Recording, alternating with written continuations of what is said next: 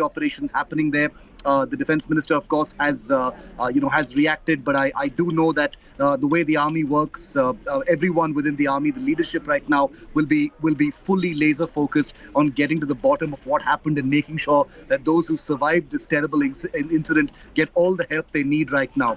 North Sikkim is a strategic front. It's a border area. It's a restive area. It has seen tensions in the recent past. So all manner of things will land upon this story in just the next few hours and minutes. China, remember, is watching closely. They've been pretty heartless in the past as far as accidents of this kind is concerned. So many levels of navigation will be required. But the Indian Army, has done this before. It's faced this kind of thing before.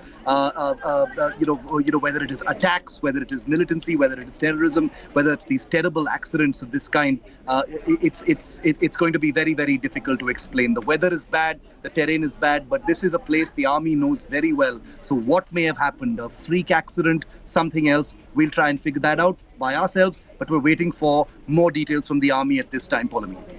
Right. Shiv, also, because you did say that you visited the area as well, if you could give us viewers a sense of the kind of role that these soldiers perform in this area, in the Zema area, North Sikkim, their critical role that they perform. North Sikkim is one of the most restive frontiers between the Indian Army and the Chinese Army, Paulami. If you remember, in June 2020, just shortly after the Galwan incident, there was a clash that took place between Indian and Chinese soldiers in North Sikkim, not very far from where this accident actually took place. Not very close, but not very far either. This entire terrain is, it's high altitude, it's rough terrain, it's forbidding terrain. In many places there's heavy equipment and snow-moving equipment required, to clear roads, especially after snowfall. This particular area near Zema, and I remember because trucks have to sometimes, there are sometimes, lines and convoys of trucks that are backed up for at least, 200 to 300 meters as a result of a very sharp curve being carefully navigated by one truck. Precipitous drops on either side. So it's a very forbidding, hostile kind of terrain. Not something that the Indian Army is unused to. They're fully used to being in this sort of terrain, deploying in this terrain. They go up and down this very, very easily. They make it look very easy actually. But like I said, accidents do happen. But there is no way of escaping the fact that this is a terrible, terrible loss. 16 soldiers dying, in an accident. We don't know the cause of that accident yet. We don't want to conjecture just yet. But to lose 16 soldiers in a road accident, it's just unthinkable. It's unpalatable for India. Absolutely, absolutely. And also, Shiv, any details about the 4 injured soldiers who've been evacuated, about their condition? Because I think you mentioned that they're critically injured. So there are prayers happening right now to make sure that the death toll does not rise any higher than 16. But the fact is that the 4 soldiers who've sustained these injuries, I'm not sure any of them are conscious. They're also critically injured, clinging on to life. All efforts are being made to save them. Remember, the army has the best combat medics, the best doctors, the best medical practitioners in service. So they've been airlifted to a location where they are being given absolutely priority treatment at this point of time. The full priority and focus of the army will be on saving these 4 brave army Jawans who were part of that convoy as well. There were 3 trucks. 16 people have lost their lives. 4 have survived, but with terrible injuries. So we'll have to wait and watch. I'm going to be having a conversation with the army in the next 15 minutes to get more details of what may happen, Parliamentary. Okay, Shiv, I'll let you, in fact, speak to your sources and get more details about what exactly happened over there. An absolutely unfortunate, heartbreaking piece of news that we're bringing to you. The Indian Army must be mourning this absolute loss that they're suffering at the moment, because 16 soldiers, as Shiv has been pointing out, that's not a small number of soldiers. We're talking about so many families that are in mourning at the moment. The Indian Army obviously trying their best to ensure that the 4 injured soldiers who've been airlifted and taken for treatment, for better treatment, they're able to save their lives at the moment. Akshay Dongre is also, of course, collecting some of those details from his army sources. Akshay, from the pictures that we're bringing to our viewers, at the moment, while of course the statement from the army does say that it kind of was navigating some sort of a sharp turn, this army truck, which was part of a 3-vehicle convoy, it slid down a very steep slope, but the sort of charred remains suggests that, is it possible the vehicle could have caught fire?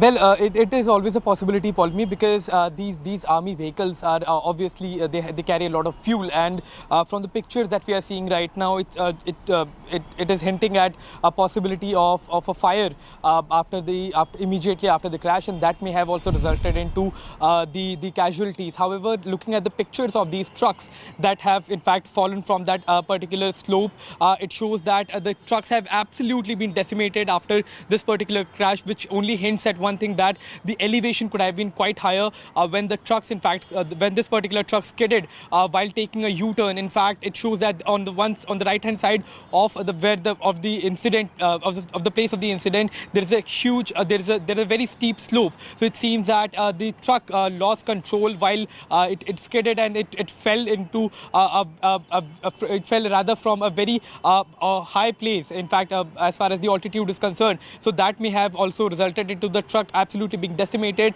and that is probably the reason for so many casualties that are being reported. And the other 4 soldiers who have been evacuated, they are also, as Shiv has been pointing it out, that they are also in bad shape. They are critical in condition, and they have been airlifted. In all probability, they could have been airlifted to Guwahati, because usually whenever there are such kind of incidents, the army base hospital in Guwahati, that is the place where the soldiers are usually evacuated from the northeastern front. But as Shiv has been pointing it out, that all of these soldiers, they have been they were deployed at one of the most harsh terrains as far as the LAC is concerned, in north of Sikkim. They were coming in from their duty, and while this incident took place, and it has rather shocked the entire country. And certainly there will be certain investigations to what exactly happened and how come the truck in fact skidded, and whether there will be some kind of an upgrade required as far as the army convoys are concerned, because there will certainly be an investigation as to know that further similar kind of incident do not take place further in the future. But our hearts are broken actually, Paulami, looking at this information coming in, and everyone is hoping and praying for only one thing, that all the 4 soldiers who have been evacuated and airlifted, they recover at the soonest. Absolutely, absolutely. Our hearts in fact go out to the families of those soldiers who are in fact recovering at a hospital, at a medical facility as we speak, and we hope that they recover at the earliest. Also, our deepest condolences to the Indian Armed Forces. We're slipping into a very short break. Coming up next, Pakistan linked to Kanhaiya beheading unravels. NIA charge sheet names 2 Pakistan-based murder accused, reveals beheading video aimed to spread terror.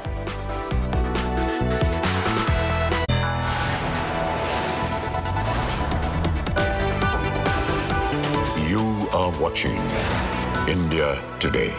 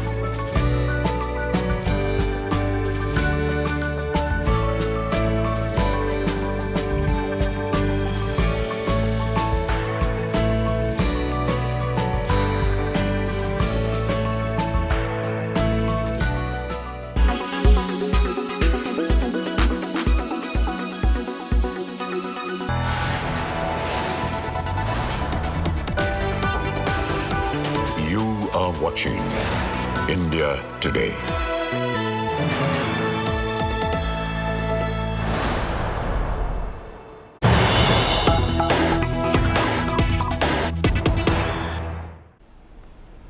News coming in right now after Panchamasali Lingayats now Vocaligas in Karnataka demand reservation. A delegation of Vocaligas submit representation to Chief Minister Bommai demanding more reservation. Vocaliga delegation meets with Chief Minister Basavaraj Bommai. Those images, in fact, from the Chief Minister's office where a delegation of Vocaligas met with Karnataka Chief Minister Basavaraj Bommai and demanded greater reservation.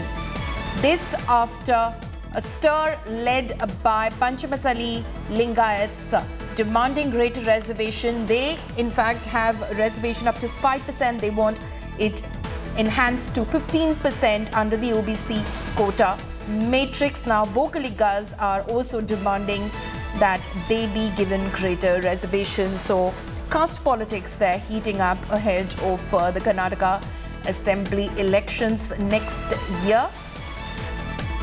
Both vote banks extremely critical in terms of determining the future of Karnataka politics.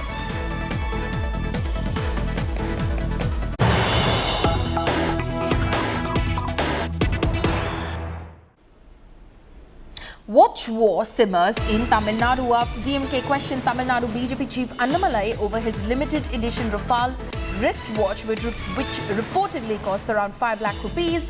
Posters have emerged in several parts of Karur district with a big picture of a watch and the image of Tamil Nadu Electricity Minister Senthil Balaji on it. The poster asks, "Afraid Malay?" mocking the BJP state president Annamalai. Recently, DMK Minister Senthil Balaji had asked Annamalai to produce a bill for his watch. So those images which have now emerged, the DMK there targeting BJP state president of Tamil Nadu, Annamalai. Watch war, in fact, now simmering in Tamil Nadu after DMK questioned Tamil Nadu BJP chief Annamalai over his limited edition Rafale wristwatch, which reportedly costs around 5 lakh rupees. Posters have emerged in several parts of Karur district with a big picture of a watch on it.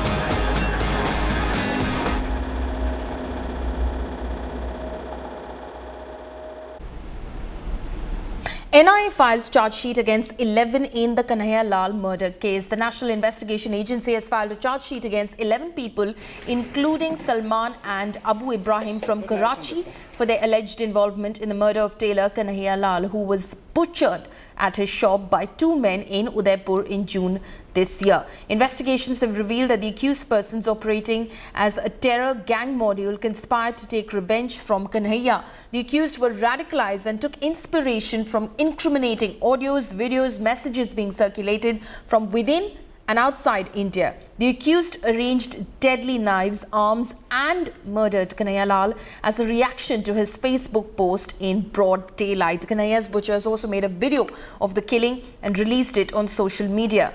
Remember, the NIA charge sheet filed in the murder of Amravati pharmacist Umesh Kole reveals that he was murdered by radicalized Islamists of Tablighi Jamaat to avenge the alleged dishonor of Prophet Muhammad.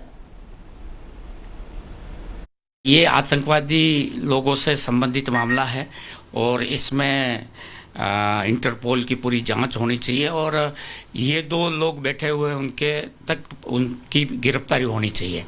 और ये जो घटना हुई है, जो हमारा राजस्थान मेवाड़, जो वागड़ मेवाड़ जो कहा जाता है, बहुत ही शांतिप्रिय इलाका है, क्षेत्र है, जिला है, संभाग मुख्यालय है। और इस तरह की घटना करना ये देश के लिए, दुनिया में भी इसका काफ़ी इसकी निंदा हुई है और ये घटना हमारे सबके लिए निंदनीय है। ये बिल्कुल देश में आतंकवाद फैलाने के प्लानिंग से ही ये सारी देश के लोगों को डराने के लिए ही और आतंकवादी गतिविधियों से शामिल रहते हुए ये घटना की गई थी। बिल्कुल, भारत में जो भी आतंकवादी घटनाएं होती हैं उसका कहीं ना कहीं तार पाकिस्तान से जुड़ा होता है। इसके पहले तो कन्हैया लाल का केस अब हुआ है, उसके पहले जो पाकिस्तान ने वहाँ की आईएसआई ने मिल करके भारत में इंडियन मुजाहिदीन बनाई थी। उस इंडियन मुजाहिदीन ने इस देश में जो बम ब्लास्ट हुए, ये जितने ब्लास्ट हुए वो इंडियन मुजाहिदीन और पाकिस्तान ने इसलिए बनाया था कि जिससे वो कह सके कि साहब ये तो इंडियन मुस्लिम है, ऐसे हमारा कोई लेना देना नहीं। तो ये पाकिस्तान का जो लिंक है, जो एनआईए ने पाया है, वो बिल्कुल सही है।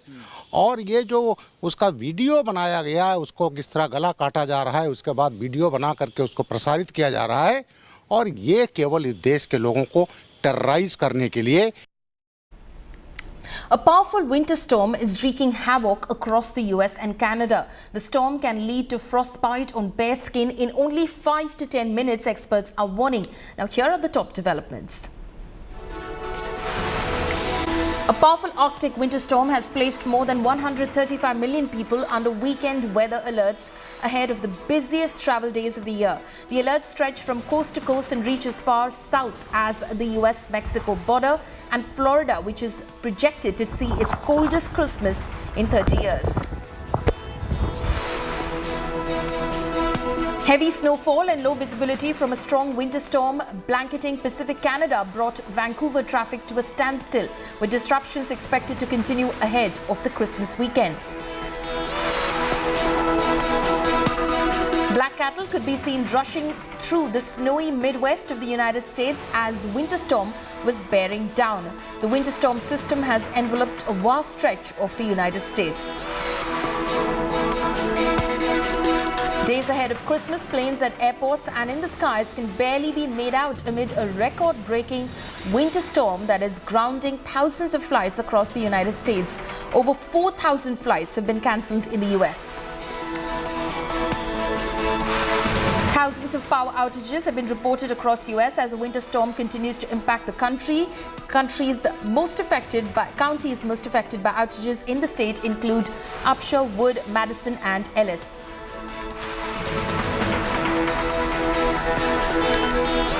And that's a wrap on this bulletin. For all the latest news and updates, you can log on to indiatoday.in. You can also download the India Today app. Thanks for watching.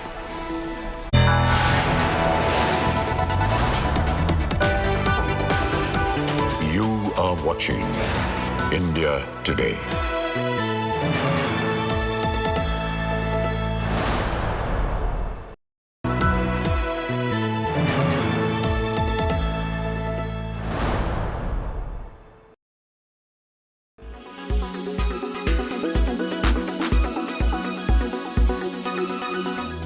Saif Ali Khan and Amrita Singh's son Ibrahim Ali Khan is all set to debut as an actor after assisting Karan Johar on his next Rocky aur Rani Ki Prem Kahani.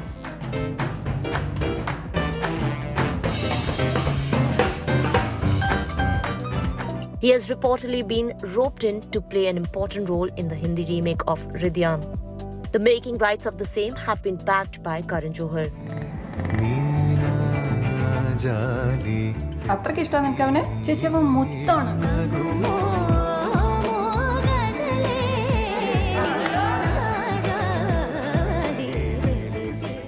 Meanwhile, visuals of Ibrahim partying, going out with friends, or just making red carpet appearances keep surfacing online.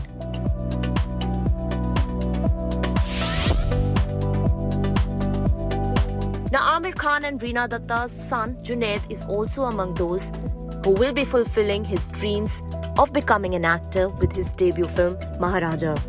It is reported that he will be romancing Bunty or Bubbly 2 fame actor Sharvari Wagh in this Siddharth P. Malhotra's film. So it surely will be an interesting year for these kids. Entertainment Bureau, India Today.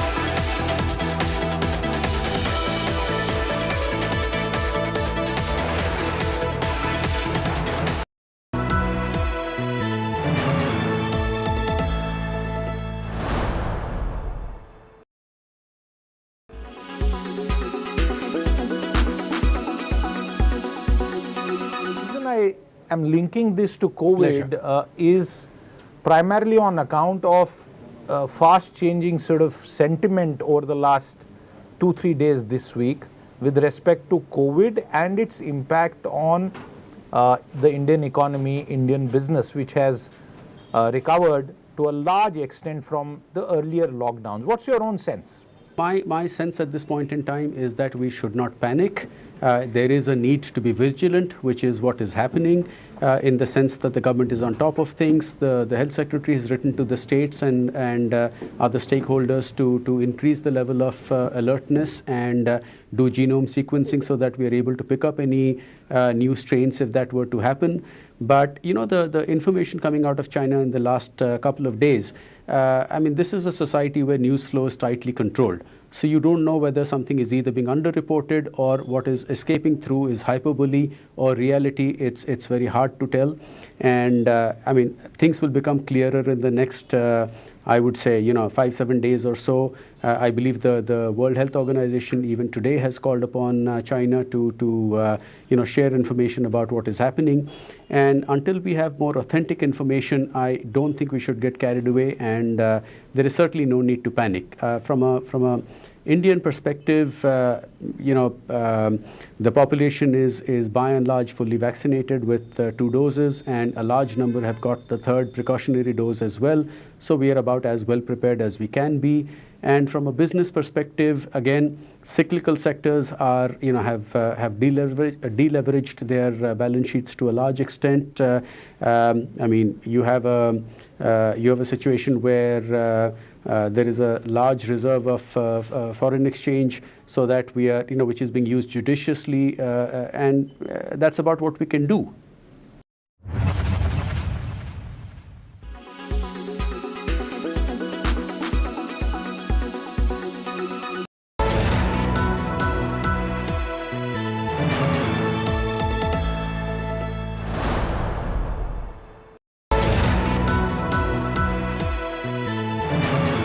Presented by धूल आए पर घर पे ना टिक पाए।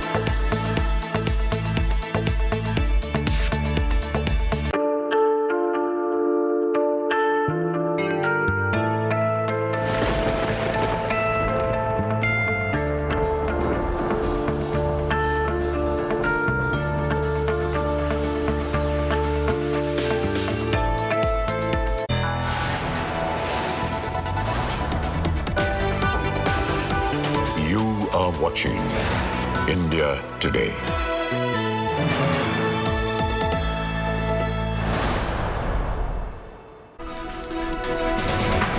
Good evening and a warm welcome to India Today. I'm Paulami Saha. These are the headlines we're tracking at the top of this hour. 16 Indian Army Jawans killed in road accident in North Sikkim's Zema. Army truck was part of a 3-vehicle convoy when it skid and fell into a gorge. Defence Minister condoles deaths.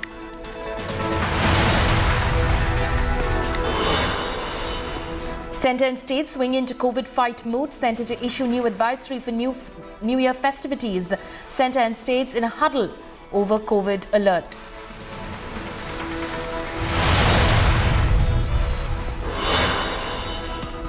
Politics over Congress Bharat Jodo Yatra. BJP slams Congress for flouting COVID norms in the Yatra.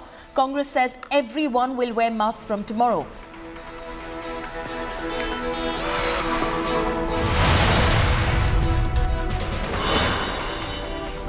Amid COVID alert in India, Bharat Biotech's nasal vaccine gets approval, will be used as a heterologous booster and will be available first in private hospitals.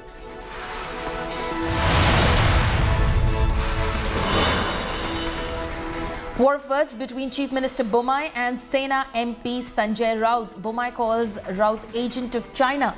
Raut hits back.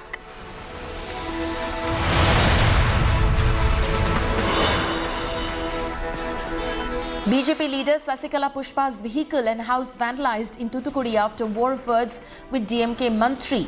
BJP workers protest outside DMK minister's house.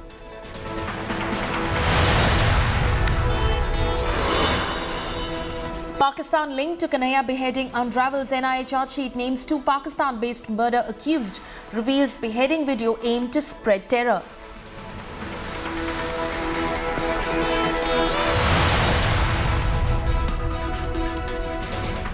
Sixteen brave hearts of the Indian Army have lost their lives in a road mishap in North Sikkim.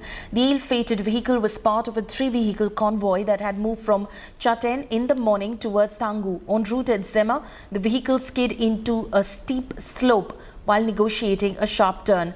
3 junior commissioned officers and 13 soldiers succumbed to the injuries sustained in the accident. A rescue mission was immediately launched and 4 injured soldiers have been air evacuated. Defence Minister Rajnath Singh condoled the loss of lives in the accident. He tweeted, and I quote over here, "Deeply pained by the loss of lives of the Indian Army personnel due to a road accident in North Sikkim. The nation is deeply grateful for their service and commitment. My condolences to the bereaved families, praying for the speedy recovery of those who are injured," unquote. Those absolutely tragic images that are coming in from North Sikkim, those pictures that have been accessed by India today, showing you the condition of the army truck that skid off a steep slope in North Sikkim's Zema and fell into a gorge. This accident has claimed the lives of 16 Indian Army bravehearts. 3 junior commissioned officers and 13 soldiers have lost their lives in this accident. An absolutely unfortunate piece of news for the Indian Army, for the nation as well. 4 injured soldiers who were immediately air evacuated from the scene of the accident are receiving treatment at the moment, and our prayers go out for them. We hope that they recover very, very soon. This happened today. It was the army truck, which you see on your screens, was part of a 3-vehicle convoy, which was in fact headed towards Thangu in North Sikkim. This is a terrain that these army trucks navigate on a daily basis. So what led to this accident will be, of course, a matter of investigation. A thorough investigation will be conducted into the same by the Indian Army. Was this a freak accident, or was it the terrain, the weather conditions in the area which led to this accident?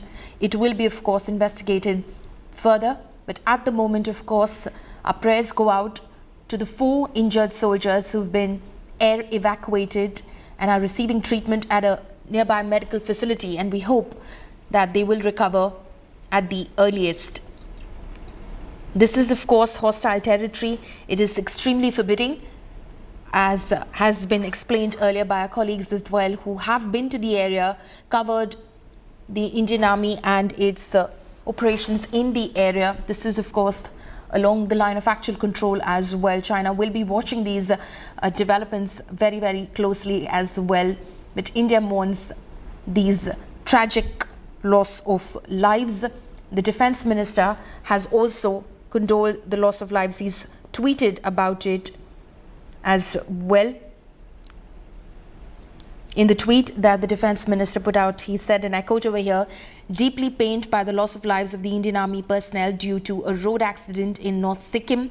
The nation is deeply grateful for their service and commitment. My condolences to the bereaved families, praying for the speedy recovery of those who are injured." In a statement which was issued by the Indian Army, it said, "In a tragic road accident involving an army truck on the 23rd of December 2022 at Zema, North Sikkim, 16 brave hearts of the Indian Army have lost their lives. The ill-fated vehicle was part of a 3-vehicle convoy that had moved from Chatten in the morning towards Thangu. En route at Zema, the vehicle skidded down a steep slope while negotiating a sharp turn. A rescue mission was immediately launched and 4 injured soldiers have been air evacuated. Unfortunately, 3 junior commissioned officers and 13 soldiers succumbed to the injuries sustained in the accident. Indian Army stands firm with the bereaved families at this hour of loss, unquote. Those are just a few pictures which have emerged from the area of the accident.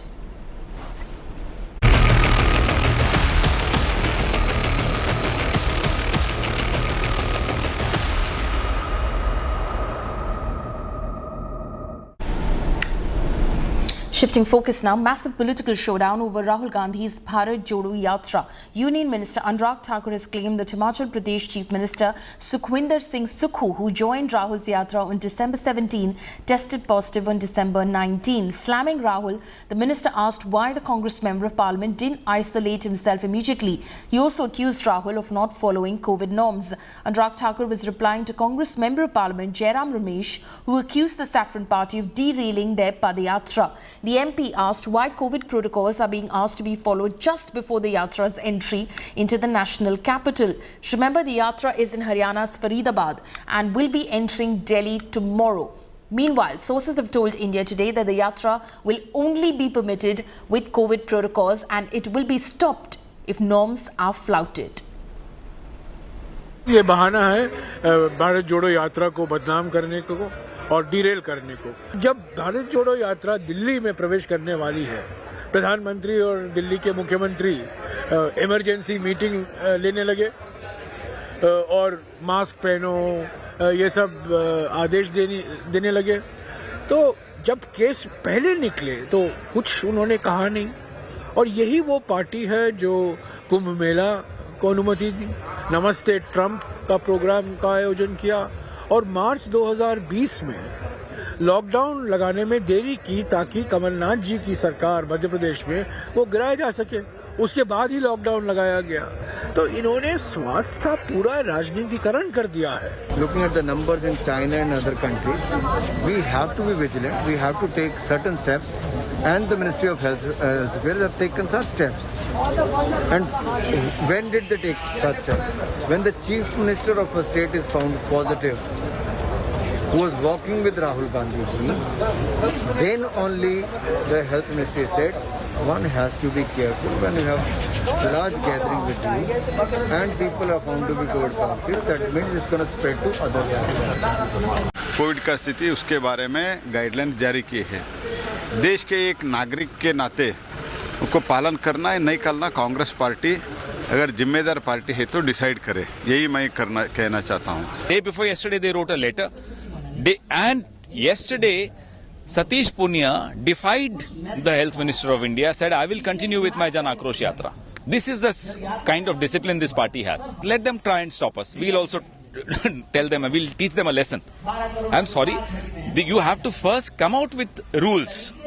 And if we don't follow those rules, then you can come and tell us. Congress party को राहुल गांधी की यात्रा को रोकने के लिए Covid नहीं आया, ये कोविड दुनिया भर में है। मैं बताना चाहता हूँ, ये राहुल गांधी जी का यात्रा रोकने के लिए हमारा कोई मनसा नहीं है। जिंदगी भर यात्रा करते रहो, हमारा कोई आपत्ति नहीं है। Just like the Congress party had initially spread rumors about the vaccines and pushed vaccine hesitancy, now Rahul Gandhi actively peddled mask hesitancy and also denied the existence of COVID and said COVID is a bahana to stop Bharat Jodo Yatra allegedly. But the question is that did Rahul Gandhi isolate himself after coming into contact with somebody who tested corona positive with whom he was in close physical proximity? Now, after backlash for flouting COVID norms, Congress assured that all yatris will wear masks. Listen in. आज मैंने mask पहना है क्योंकि कल मैंने देखा प्रधानमंत्री जो कभी राज्यसभा में नहीं आते हैं, वो आए थे राज्यसभा में, बैठे थे सिर्फ दुनिया को दिखाने के लिए कि वो मास्क पहने हैं। तो मैंने भी आज सुबह तय किया मैं मास्क पहनूंगा और सब भारत यात्री भी पहनेंगे जब फिर से भारत जोड़ो यात्रा की शुरुआत होगी। Supriya Bharadwaj is now joining me live from Faridabad, where the Bharat Jodo Yatra is presently. Supriya, this is turning out into a massive face-off between the centre and the Congress. The centre and BJP is saying that they will be stopping the Bharat Jodo Yatra from entering the national capital if norms are flouted. Well, of this flash, where we are at the moment is Faridabad. Behind me, you can see Rahul Gandhi is walking. This is Bharat Jodo Yatra, where we are actually. This is a D. Rahul Gandhi is stopping and interacting with people, and the locals are also there. And at the center, you can see as to how a large number of people are coming here. The police is already, in a way, is actually going all out and trying to manage the situation. But there's a large number of gatherings here. You see, this is how it happens. Rahul Gandhi stops, interacts with the people, and Congress party is actually going all out and saying that this is happening because of this very reason. Now the government has come up with this bahana. Rahul Gandhi said that BJP and government has come up with a bahana to stop this yatra. And reason being that Congress is citing is this, that a large number of people are coming. Meeting Rahul Gandhi. He's interacting with the people over here. And Yatra Kumari on 7th of September, and right now we are moving from Faridabad towards the Delhi border. So this is exactly following the reason which the Congress party is citing. They are saying that a large number of gathering is coming. Our yatra is super duper bumper hit, and BJP is really scared and worried. Rahul Gandhi also yesterday in New, while talking about that letter written by Union Home Minister Mr. Mansukh Mandavia, Mr. Gandhi has hit back at BJP and said that now a new bahana has been cited. Congress is already saying that let the government come up with protocols and directives. They will be going all out and following them. But as far as the entire situation is concerned of calling out the yatra, they are saying that is not happening. Pawan Khera went ahead and said that come what may, the yatra will go on. And Rahul Gandhi is already saying that yatra will actually go up till Kashmir, or if yatra ko koi nahi rok sakta. This is what is happening on the streets of Haryana at the moment. Okay, Supriya, they're of course walking along with that Bharat Jodo Yatra, covering that yatra as it is about to enter the national capital tomorrow. Thank you so much for joining us, Supriya. Now, as COVID cases explode in China, India gears up its preparation. The centre has now approved Bharat Biotech's nasal COVID vaccine as the booster dose, which will first be available in private hospitals. An India Today newsbreak that has now been confirmed. The Union Health Ministry has issued new advisory for COVID-19 due to the upcoming festive season. Meanwhile, Aviation Minister Jyotiraditya Scindia held a press conference amid increasing COVID tensions in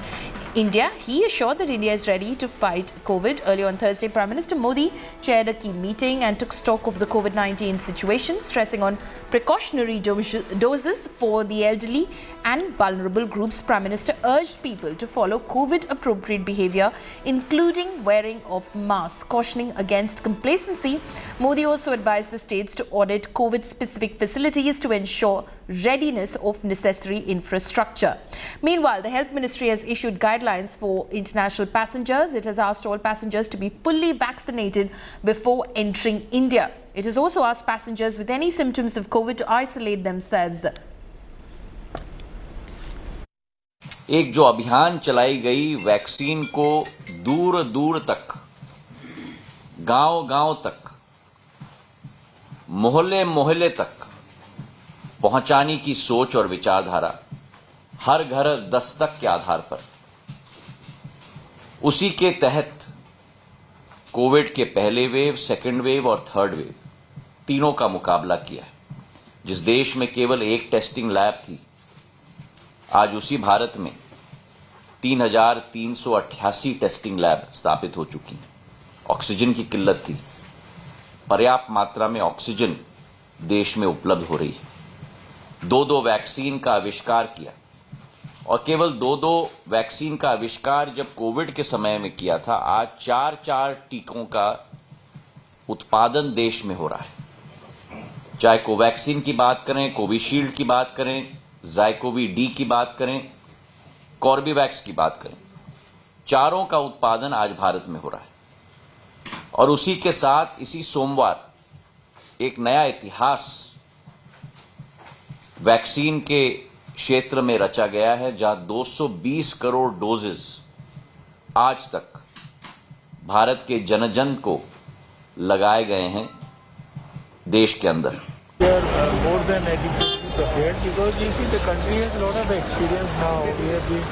We have faced it in 2020 beginning, and we were not knowing anything about how to actually manage it. We learned over the years, and with a lot of experience, we did our best, and I think our performance has probably been the best in the whole world. So right now there is nothing that we should be worried about. We have to just switch on the button and everything gets ready.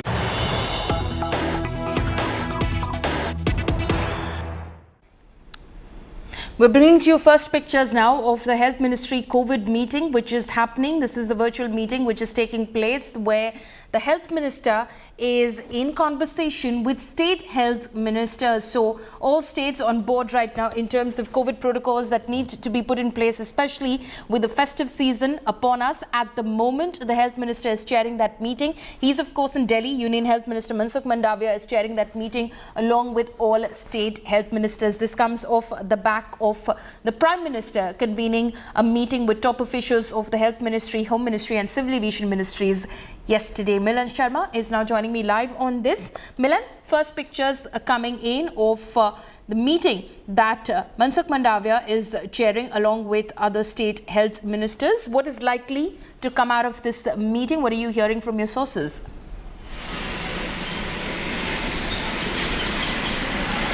Well, Paulami, it's an assessment meeting that's happening with all the state health ministers to check for the preparedness on the COVID pandemic in the light of the cases in China. Certainly, we will look at some sort of preparedness that will be given to the central government in regards to hospitals and the kind of preparedness for vaccinations, because a lot of the states need to submit data completely to the central government on how much vaccination has been done for the precaution dose as well. Most of them are vaccinated with the first and the second doses.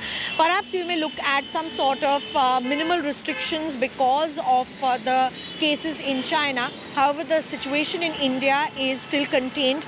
Yesterday we saw 153 new cases in the country. Today it's 163 new cases. There's not much of a difference, but there are states like Kerala that have about 1,000 active cases, and there are states that have more than 1,000 active cases. Some of them including 4 states and union territories that don't have any active cases. So these are the kind of details that will be asked from the health ministers, and of course what guidelines they can provide to various states. We can see there that the health minister from Karnataka is visible in the first pictures that have come out from the meeting, and of course there are other state representatives with their principal secretaries as well.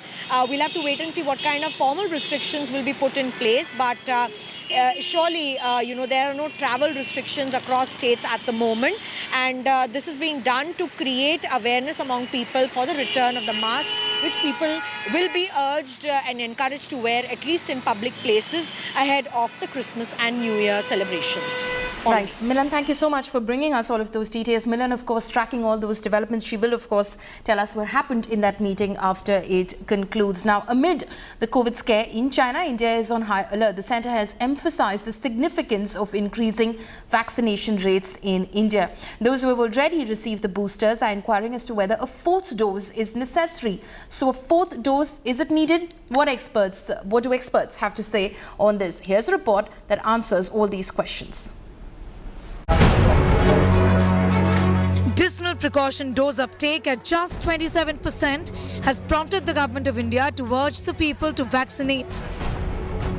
हम appeal करेंगे कि precaution dose जिसको नहीं लगी है वो ले लीजिए. ये भारत की पेंडेमिक रिस्पांस का एक पिलर है, पॉलिसी है, वैक्सीन अवेलेबल हैं, तो उसको तरफ जाइए. The question that everyone is asking is whether there is a need right now to go ahead and take the 4th dose. The government has not said yes to this. The reason is because the existing vaccines that are being used in India are not bivalent vaccines. Essentially, they are not going to be effective in keeping infection at bay, especially vis-a-vis Omicron and its subvariants and its sublineages, and that's the reason why experts say right now 4th dose using the existing vaccines is not required. There is no data also available to show that it works. Unless there is a variant-specific vaccine, Experts say taking a fourth dose in India with the existing vaccines would be futile. What then are effective fourth doses? Bivalent vaccines are effective as fourth dose. Bivalent vaccines target Omicron strain. They also target the original Wuhan strain. At present, no vaccine is being used in India as a bivalent vaccine. Outside of India, mRNA vaccines like Pfizer and BioNTech's bivalent vaccine and Moderna's vaccine are being used only from the point of view of boosting. In India, the government is appealing for quicker coverage of the third dose at a time when production has fallen and demand is at an all-time low. In New Delhi, Sneha Mordani for India Today.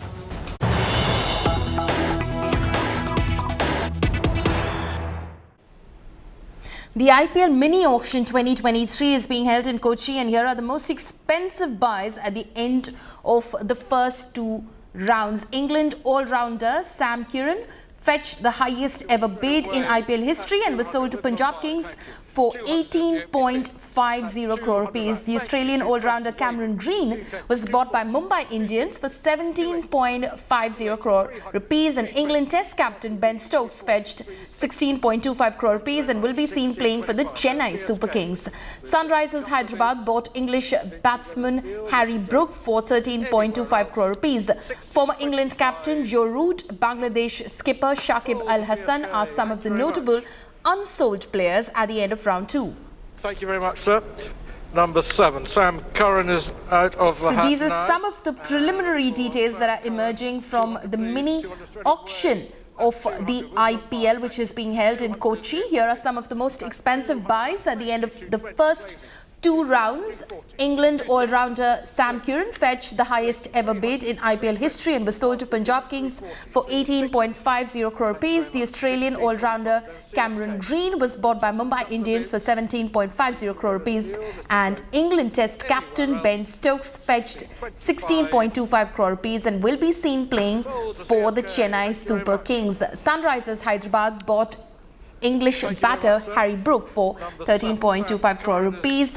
Nikhil Nas is now joining me live on this. Nikhil, give us a sense of who are the most expensive buys this season of the IPL auction.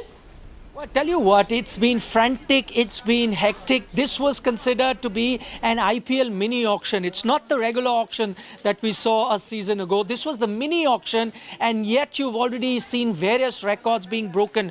Just to put it into perspective, we've had the IPL for a good 11 seasons now, but just take a look at the most expensive buys ever. And if I was to draw the list of the 5 highest bids ever in IPL auction, 4 of those bids out of the 5 have come in just this mini auction. Just gives you, some sort of perspective as to how important, how record-breaking this time the auctions have been. Just remember the name Sam Curran is going to go down in history as the most expensive buy. The young all-rounder, the left-arm fast bowler, as well as a handy lower-order batsman from England. He's got a bid of 18.5 crore a season. That's the highest ever, breaking the record that was held by another all-rounder from South Africa. That was Chris Morris. So just to sum up the 4 highest bid in the history of IPL, as I said, out of the top 5, 4 are here. One is Sam Curran, and 18.5 crore has gone to Punjab. Next comes in another young all-rounder from Australia, Cameron Green, at 17.5 crore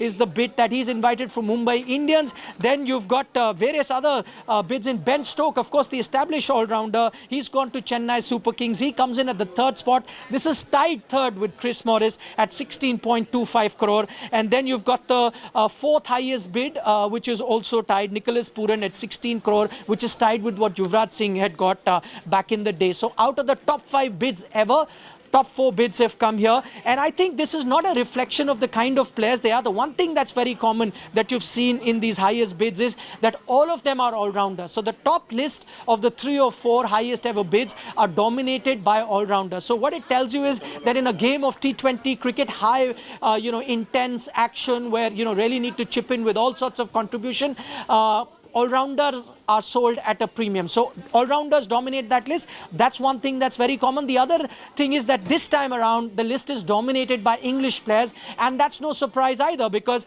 the current world champions in T20 cricket are the English team. They recently won the T20 World Cup in Australia. Sam Curran, by the way, was the man of the series in that World Cup, so he's gone for the highest bid. The list dominated by Englishmen. So that's the common theme that we've seen in this auction.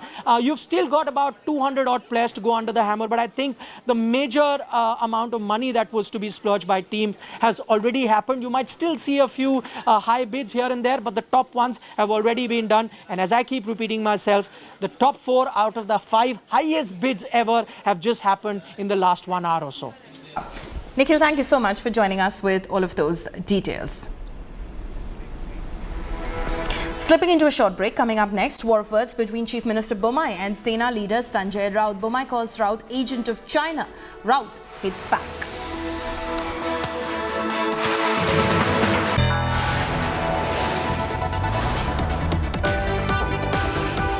You are watching India Today.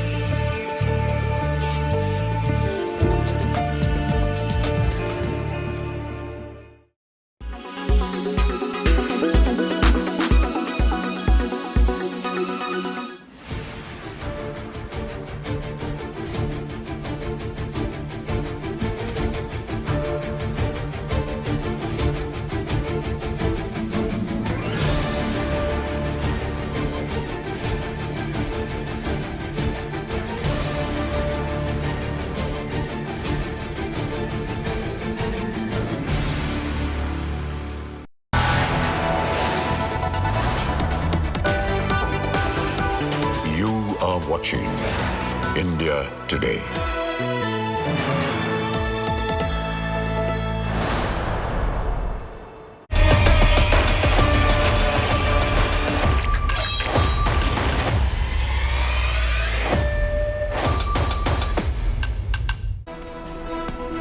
Welcome back. The political war of words continues in Karnataka. Chief Minister Bommai said that Sanjay Raut is undermining the country's integrity and unity. Basavaraj Bommai warned Sanjay Raut, saying that if he continues to make statements like these, legal action will be taken against him. Raut had said that like China has entered into India, we will also enter Karnataka. Chief Minister Bommai stated that Sanjay Raut made a significant comment and that he is a Chinese supporter, Chinese agent. He slammed Sanjay Raut and called him a traitor and a Chinese agent. The uproar was started, in fact, when Raut previously declared that they will enter Karnataka in the same way that China entered the country. The statement came when there are high tensions between Karnataka and Maharashtra over the border dispute.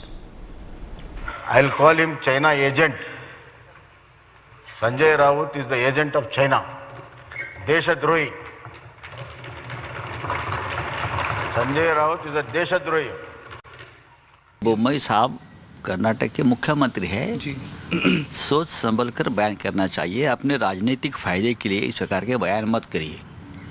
आप राज्य के मुख्यमंत्री हैं, हम मुख्यमंत्री नहीं हैं, हमारे मुख्यमंत्री अलग हैं। शुरुआत है आग लगाने की आपने की है। मामला ठंडा था, सबको मालूम है। आपने बात शुरू की, मामला न्यायालय में है। हम चुप है, आप भी चुप बैठे, लोगों को काम करने दीजिए शांति से. I think if you look at what is happening in Karnataka, I think the Karnataka Chief Minister does not stand on a very strong footing in the upcoming elections in Karnataka. Therefore, he's trying all these political stunts and circuses. But we are telling him today, the minute we win the case in Supreme Court, we will see who remains an inch there. Most importantly, why take the fight to the streets? The case is in the Supreme Court. Fight it out with dignity. Why shake the dignity of your chair also? As the Maharashtra government orders a special investigation into Disha Salian's death probe, political war feuds has erupted in the state, with BJP MLA Nitesh Rane levelling serious charges against Sena leader Aditya Thackeray. Take a look at this detailed story. She died in 2020, a week before actor Sushant Rajput was found hanging from the ceiling fan of his apartment. A year later, Mumbai police concluded the late star's talent manager Disha Salian died accidentally, a fatal fall from a high rise. पाठवले असल्यामुळे दिशा सालियांचा संशयास्पद मृत्यू होणे व त्यानंतर More than 2 years later, her passing has resonated through the Maharashtra Assembly.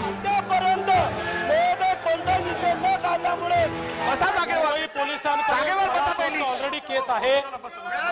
या संदर्भातली जी मागणी आहे, निश्चितपणे जे काही पुरावे ज्यांच्याजवळ असतील त्यांनी द्यावे. या संदर्भात एसआयटीच्या माध्यमातून चौकशी केली जाईल. The state government has ordered a special investigation into Salian's death.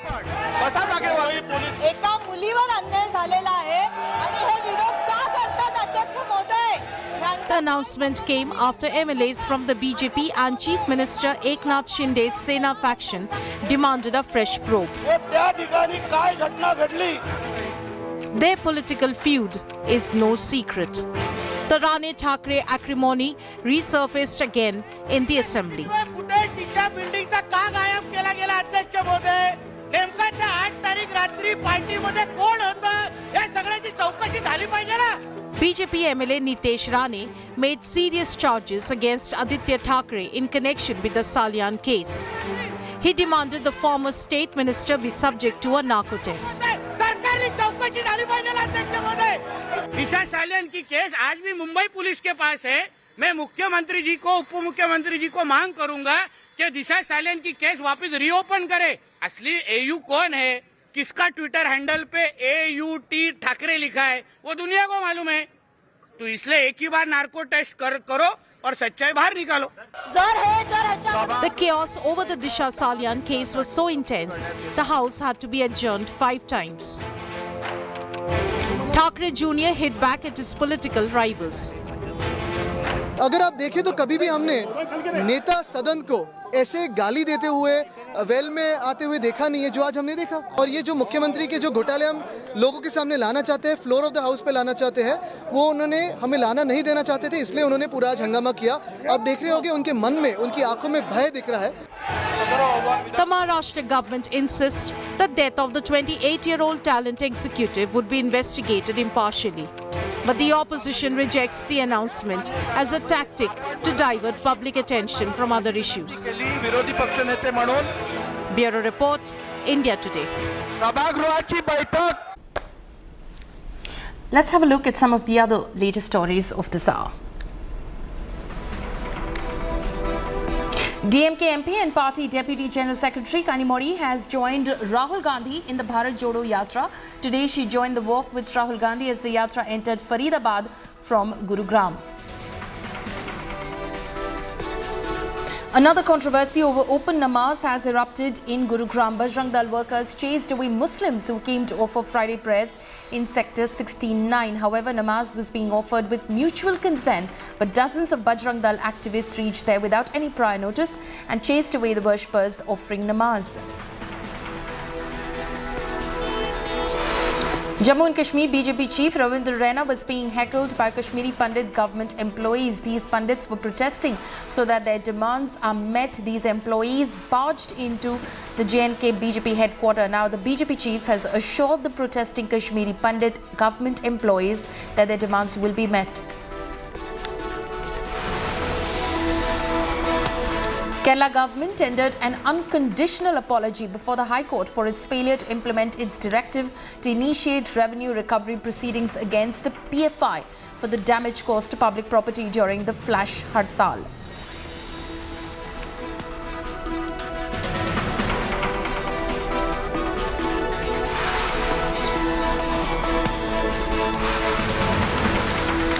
Slipping into a short break, up next, global outrage after Taliban ban on higher education for women.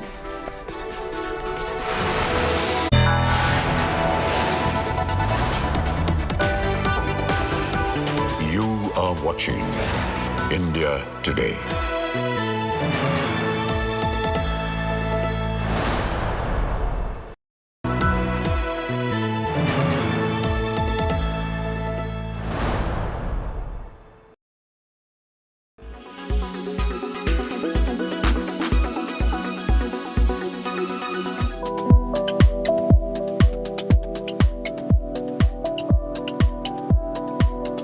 Not just Suhana Khan, Khushi Kapoor and Agastya. There will be other debutantes as well who are expected to light up Bollywood in 2023.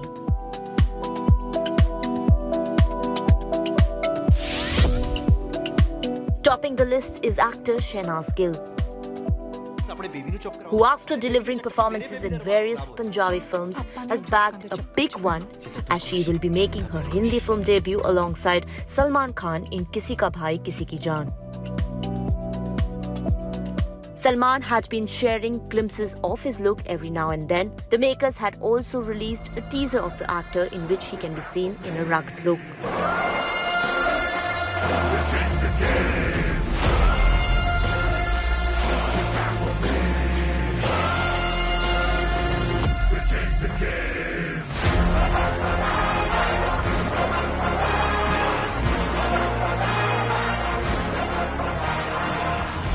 Shehnaz, who shares a special bond with the superstar from her time in Big Boss, is elated to be a part of this project.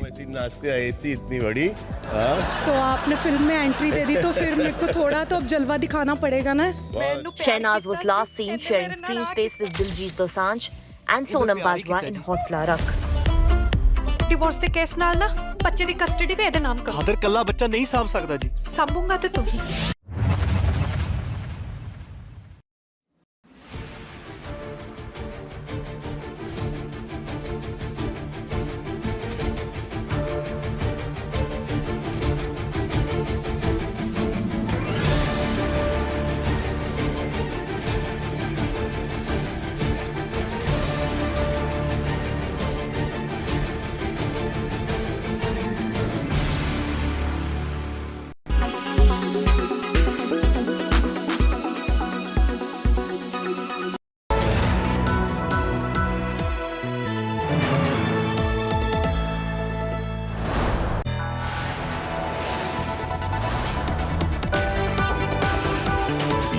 are watching India Today.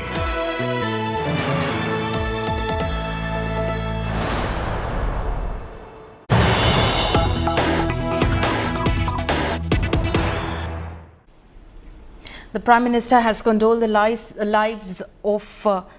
lives of our army Jawans in North Sikkim. He has tweeted, and I quote over the here, pained by the loss of lives of our brave army personnel due to a road mishap in Sikkim. Condolences to the bereaved families. May the injured recover soon. Meanwhile, President Murmu has also tweeted, and she's tweeted, I quote, anguished at the loss of lives of brave soldiers of the Indian Army in a road accident in Sikkim. My heartfelt condolences to the families of the deceased. I pray for the speedy recovery of the injured, unquote. The President and the Prime Minister, they're expressing their condolences over the loss of lives of 16 Indian Army personnel who tragically died in a road accident in North Sikkim's Zema earlier today. 4 other Jawans are currently receiving treatment. They were evacuated from the accident site. The Prime Minister has now tweeted and expressed his condolences. He has said, pained by the loss of lives of our brave army personnel due to a road mishap in Sikkim. Condolences to the bereaved families. May the injured recover soon. President Draupadi Murmu has also tweeted, and I quote her, Anguished at the loss of lives of brave soldiers of the Indian Army in a road accident in Sikkim, my heartfelt condolences to the families of the deceased. I pray for the speedy recovery of the injured, unquote.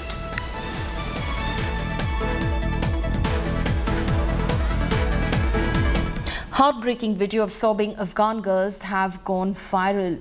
In fact, after Taliban's ban on women varsity education, this is what we're seeing. In fact, from Afghanistan, Taliban ban is witnessing global outrage led by Afghan women themselves. India Today's Disha Salian, in fact, earlier spoke to Afghan women's rights activists who are, in fact, campaigning against this ban. Listen in.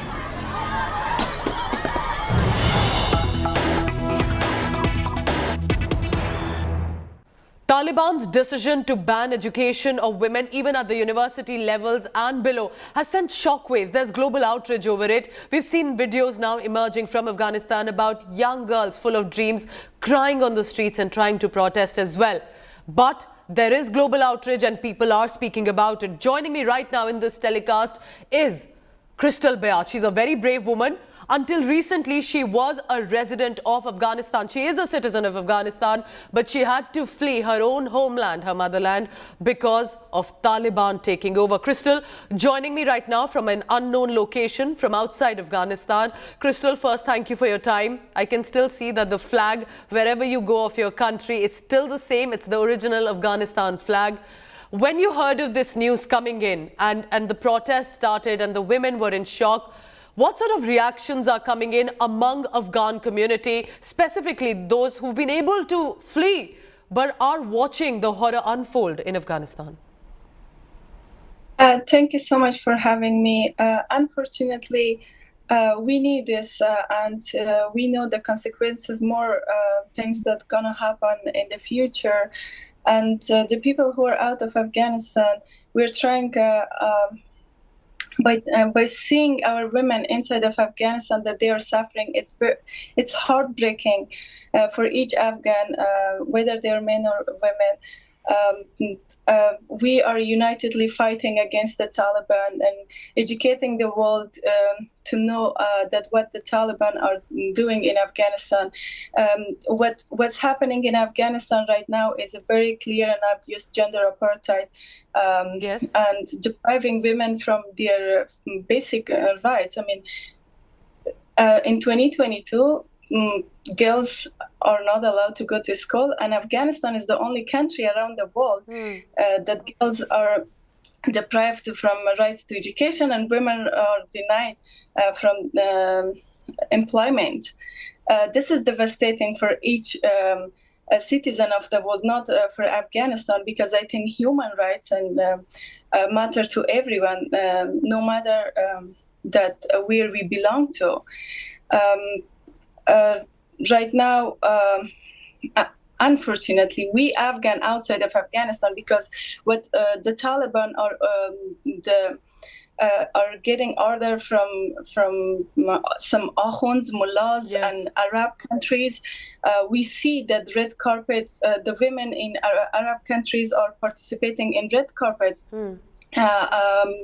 We see the women could be journalists, could be pilot, and they have full freedom in their own country for their own women. But just using some uneducated representative to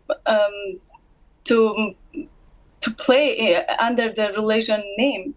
I mean, what the Taliban are saying and doing is obviously has nothing to do with religion. Yes, Crystal, tell us about the consequences. What does it mean when a whole generation almost now of women with full of dreams will not even be educated in Afghanistan? So we, everyone knows that what's the difference between an educated society or uneducated society. So I think it's very clear to everyone. What we wonder about that if the world is not taking any concrete action to or urgent action regarding this decision of the Taliban, we see a very catastrophic situation, which is right now, but more than this. And also, what the Taliban are trying to do with education, because the Taliban could see that how this educated generation is standing against them and do not allowing them to lead in Afghanistan. So they want to keep the society uneducated in order to follow them. And what is the consequences right now?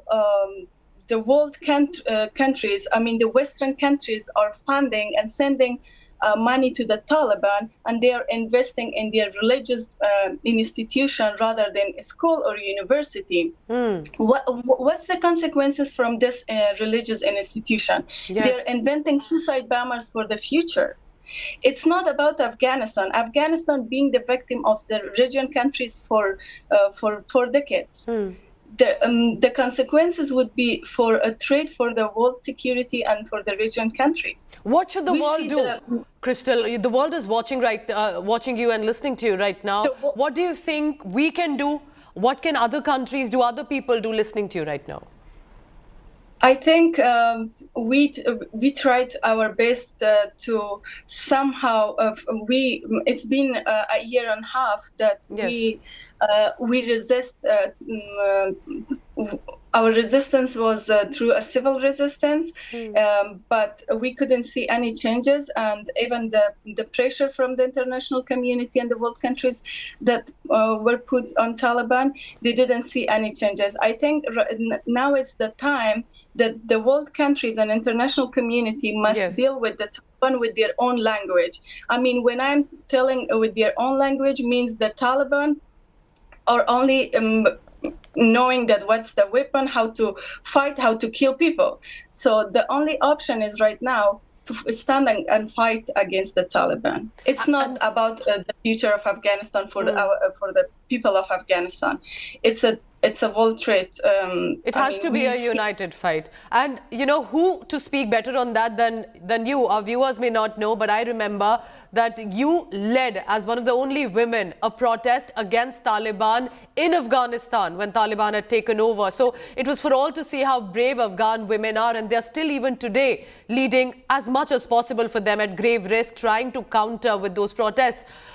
What should we say about Taliban 2.0? Because, you know, many thought they could be different this time. What can you tell us about what's happening in Afghanistan right now? Because the information is so filtered that, you know, you may have more information about what's happening there right now, Crystal.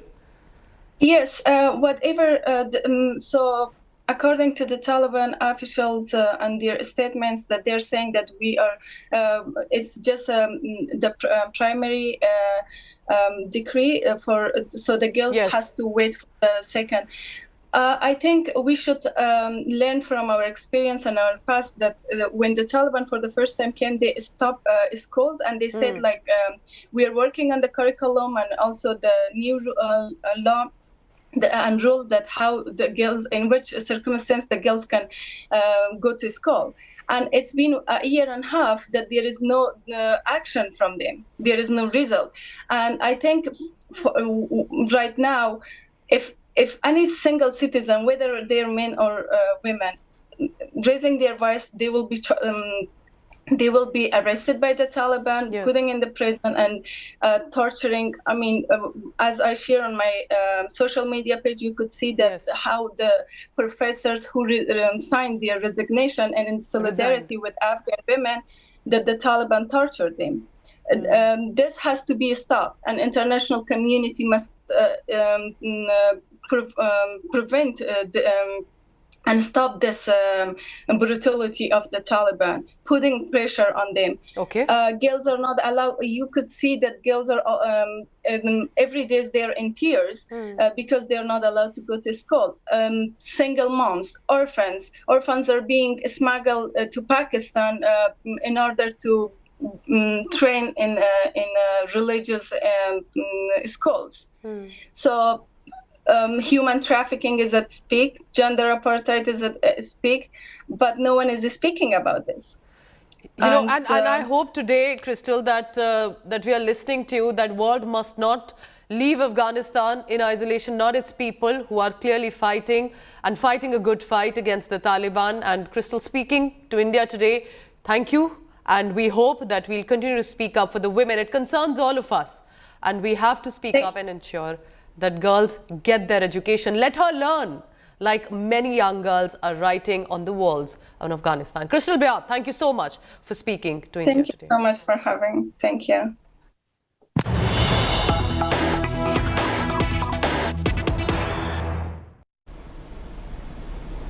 So that, of course, was an exclusive conversation that my colleague had with an Afghan women's rights activist. We're slipping into a very short break. Coming up next, Pakistan linked to Kanhaiya beheading unravels. NIA charge sheet names 2 Pakistan-based murder accused. Reveals beheading video aimed to spread terror.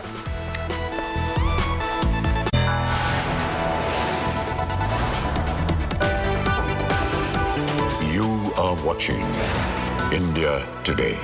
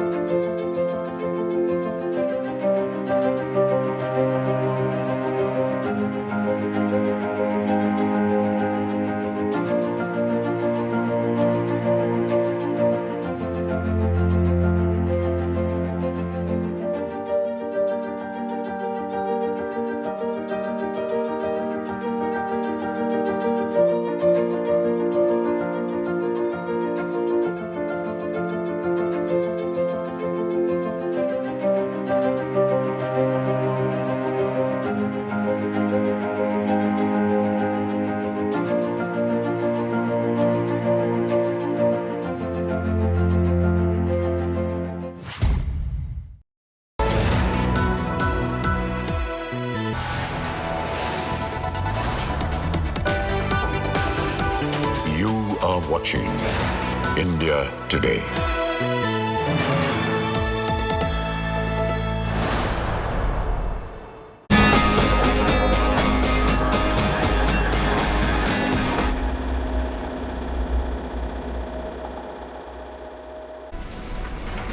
NIA files charge sheet against 11 in Kanhaiya Lal murder case. The National Investigation Agency has filed a charge sheet against 11 people, including Salman and Abu Ibrahim from Karachi, for their alleged involvement in the murder of tailor Kanhaiya Lal, who was butchered at his shop by 2 men in Udaipur in June this year.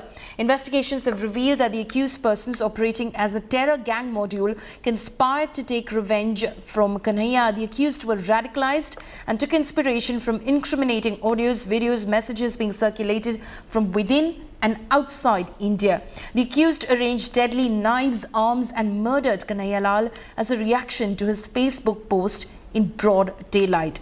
Kanhaiya's butchers also made a video of the killing and released it on social media. Remember, the NIA charge sheet filed in the murder of Amravati pharmacist Umesh Kole reveals that he was murdered by radicalized Islamists of Tablighi Jamaat to avenge the alleged dishonor of Prophet Muhammad. ये आतंकवादी लोगों से संबंधित मामला है और इसमें interpole की पूरी जांच होनी चाहिए और ये 2 लोग बैठे हुए उनके तक उनकी गिरफ्तारी होनी चाहिए। और ये जो घटना हुई है, जो हमारा राजस्थान मेवाड़, जो वागड़ मेवाड़ जो कहा जाता है, बहुत ही शांतिप्रिय इलाका है, क्षेत्र है, जिला है, संभाग मुख्यालय है। और इस तरह की घटना करना ये देश के लिए, दुनिया में भी इसका काफ़ी इसकी निंदा हुई है और ये घटना हमारे सबके लिए निंदनीय है। ये बिल्कुल देश में आतंकवाद फैलाने के प्लानिंग से ही ये सारी देश के लोगों को डराने के लिए ही और आतंकवादी गतिविधियों से शामिल रहते हुए ये घटना की गई थी। बिल्कुल, भारत में जो भी आतंकवादी घटनाएं होती हैं उसका कहीं ना कहीं तार पाकिस्तान से जुड़ा होता है। इसके पहले तो कन्हैया लाल का केस अब हुआ है, उसके पहले जो पाकिस्तान ने, वहाँ की ISI ने मिल करके भारत में इंडियन मुजाहिदीन बनाई थी। उस इंडियन मुजाहिदीन ने इस देश में जो बम ब्लास्ट हुए, ये जितने ब्लास्ट हुए वो इंडियन मुजाहिदीन और पाकिस्तान ने इसलिए बनाया था कि जिससे वो कह सके कि साहब ये तो इंडियन मुस्लिम है, ऐसे हमारा कोई लेना देना नहीं। तो ये पाकिस्तान का जो लिंक है, जो NIA ने पाया है, वो बिल्कुल सही है। और ये जो उसका वीडियो बनाया गया है, उसको किस तरह गला काटा जा रहा है, उसके बाद वीडियो बना करके उसको प्रसारित किया जा रहा है, और ये केवल इस देश के लोगों को टेरराइज करने के लिए। Slipping into a short break, coming up next, 16 Indian Army Jawans killed in a road accident in North Sikkim's Zema. Those details on the other side of the break.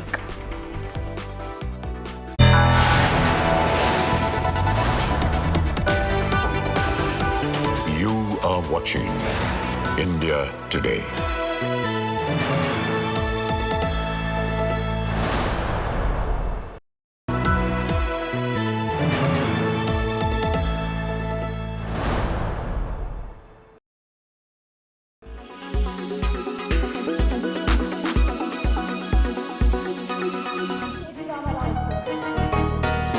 He's the sassy young face of Telangana's ruling party and son of the chief minister. And as a Neta who's become as much known for governance in the state as he is for the fiery feuds he has with his political rivals, here comes the latest chapter. And we should warn you, it involves a chappal. This time a vicious collision between KT Ramarao and the BJP state president. A man leading an aggressive campaign in the southern state ahead of next year's assembly election. KTR's anger is understandable given that his political rivals have persistently insisted on him taking a drug test, a theme that has caught on in the virality of Telangana politics. The BJP, sniffing traction in the attack, is doubling down on the drug test suggestion. While the political opposition in Telangana reserves its heaviest attacks for the Chief Minister KCR himself, the elder Neta's children have been choice targets in recent months and years.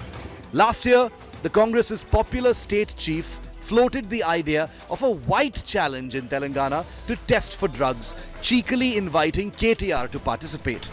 This had triggered an eruption that saw even Rahul Gandhi dragged into the fracas. 2023 is going to be a ferocious southern year for Indian politics, with Karnataka in the first half and then Telangana towards the end of the year. Expect things to escalate rapidly till then, with chappals, white powders, slaps, punches, and everything in between.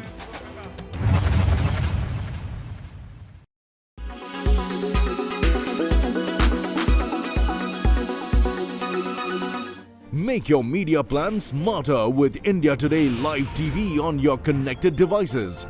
Amplify your brand with 100 million smart internet viewers. To advertise, mail us at sales@aajtak.com. by धूल आए पर घर पे ना टिक पाए।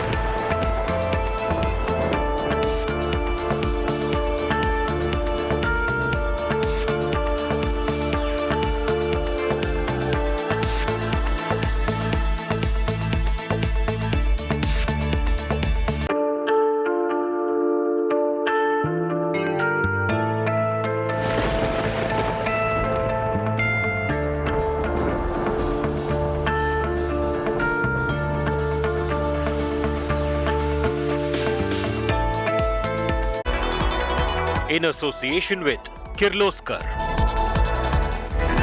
JioMart, हर घर का mart. ArcelorMittal Nippon Steel India.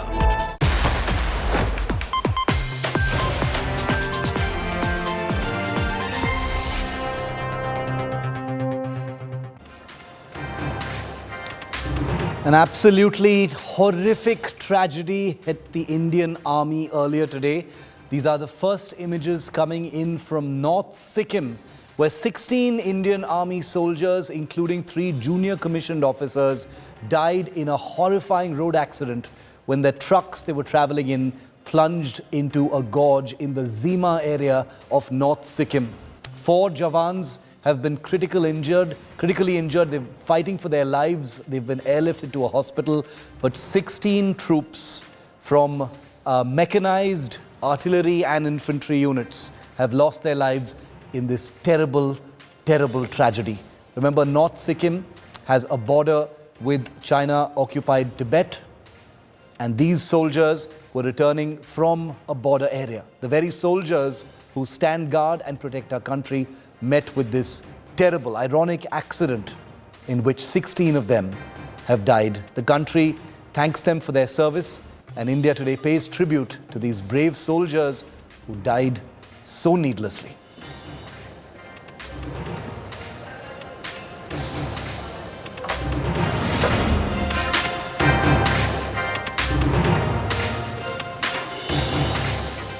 I'm Shiv Arur. I'm going to take you to North Sikkim to show you what happened and ask the big questions as always. First, the headlines. It is our top story. 16 Indian Army Jawans killed in a road accident in North Sikkim, Zema. Army truck was part of a 3-vehicle convoy when it skidded and fell into a gorge while navigating a very sharp turn. Defence Minister grieves for the departed soldiers. Politics over Congress's Bharat Jodo Yatra. BJP slams Congress for flouting COVID norms during the Yatra. Congress says everyone will wear masks from tomorrow. War of words between Chief Minister Bommai and Sena leader Sanjay Raut. Bommai calls Raut agent of China. Raut hits back. Pakistan linked to Kanhaiya Lal beheading unravels. NIA charge sheet names 2 Pakistan-based murder accused, reveals beheading video aimed to spread terror.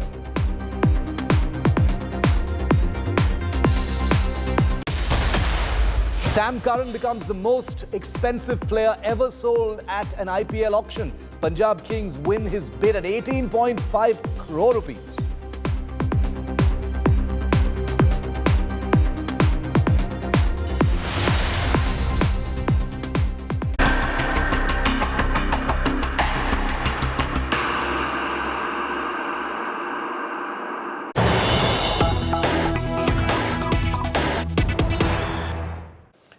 Unspeakable tragedy in North Sikkim, Zema area, where a truck carrying 16 Indian Army Jawans plunged into a gorge while travelling in a 3-truck convoy. These are first images coming in from the accident site in North Sikkim, where the 16 Jawans, that was the 13 Jawans and 3 junior commissioned officers or JCOs, lost their lives in this unspeakable road mishap. Remember that Zema is in North Sikkim, not very far from the Indo-Tibetan border.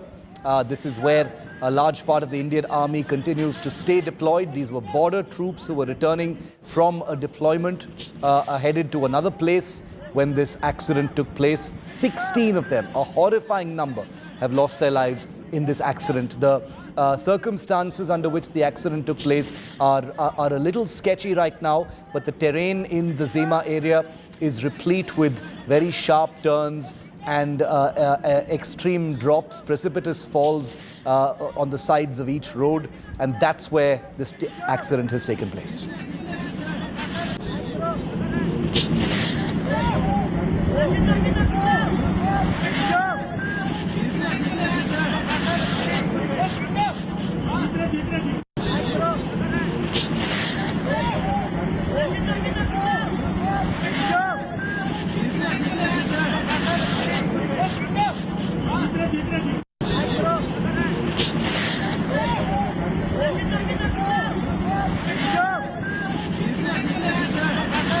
bring in India Today's Gaurav Sawant, our managing editor, who's just returned, in fact, from the border areas of Arunachal Pradesh.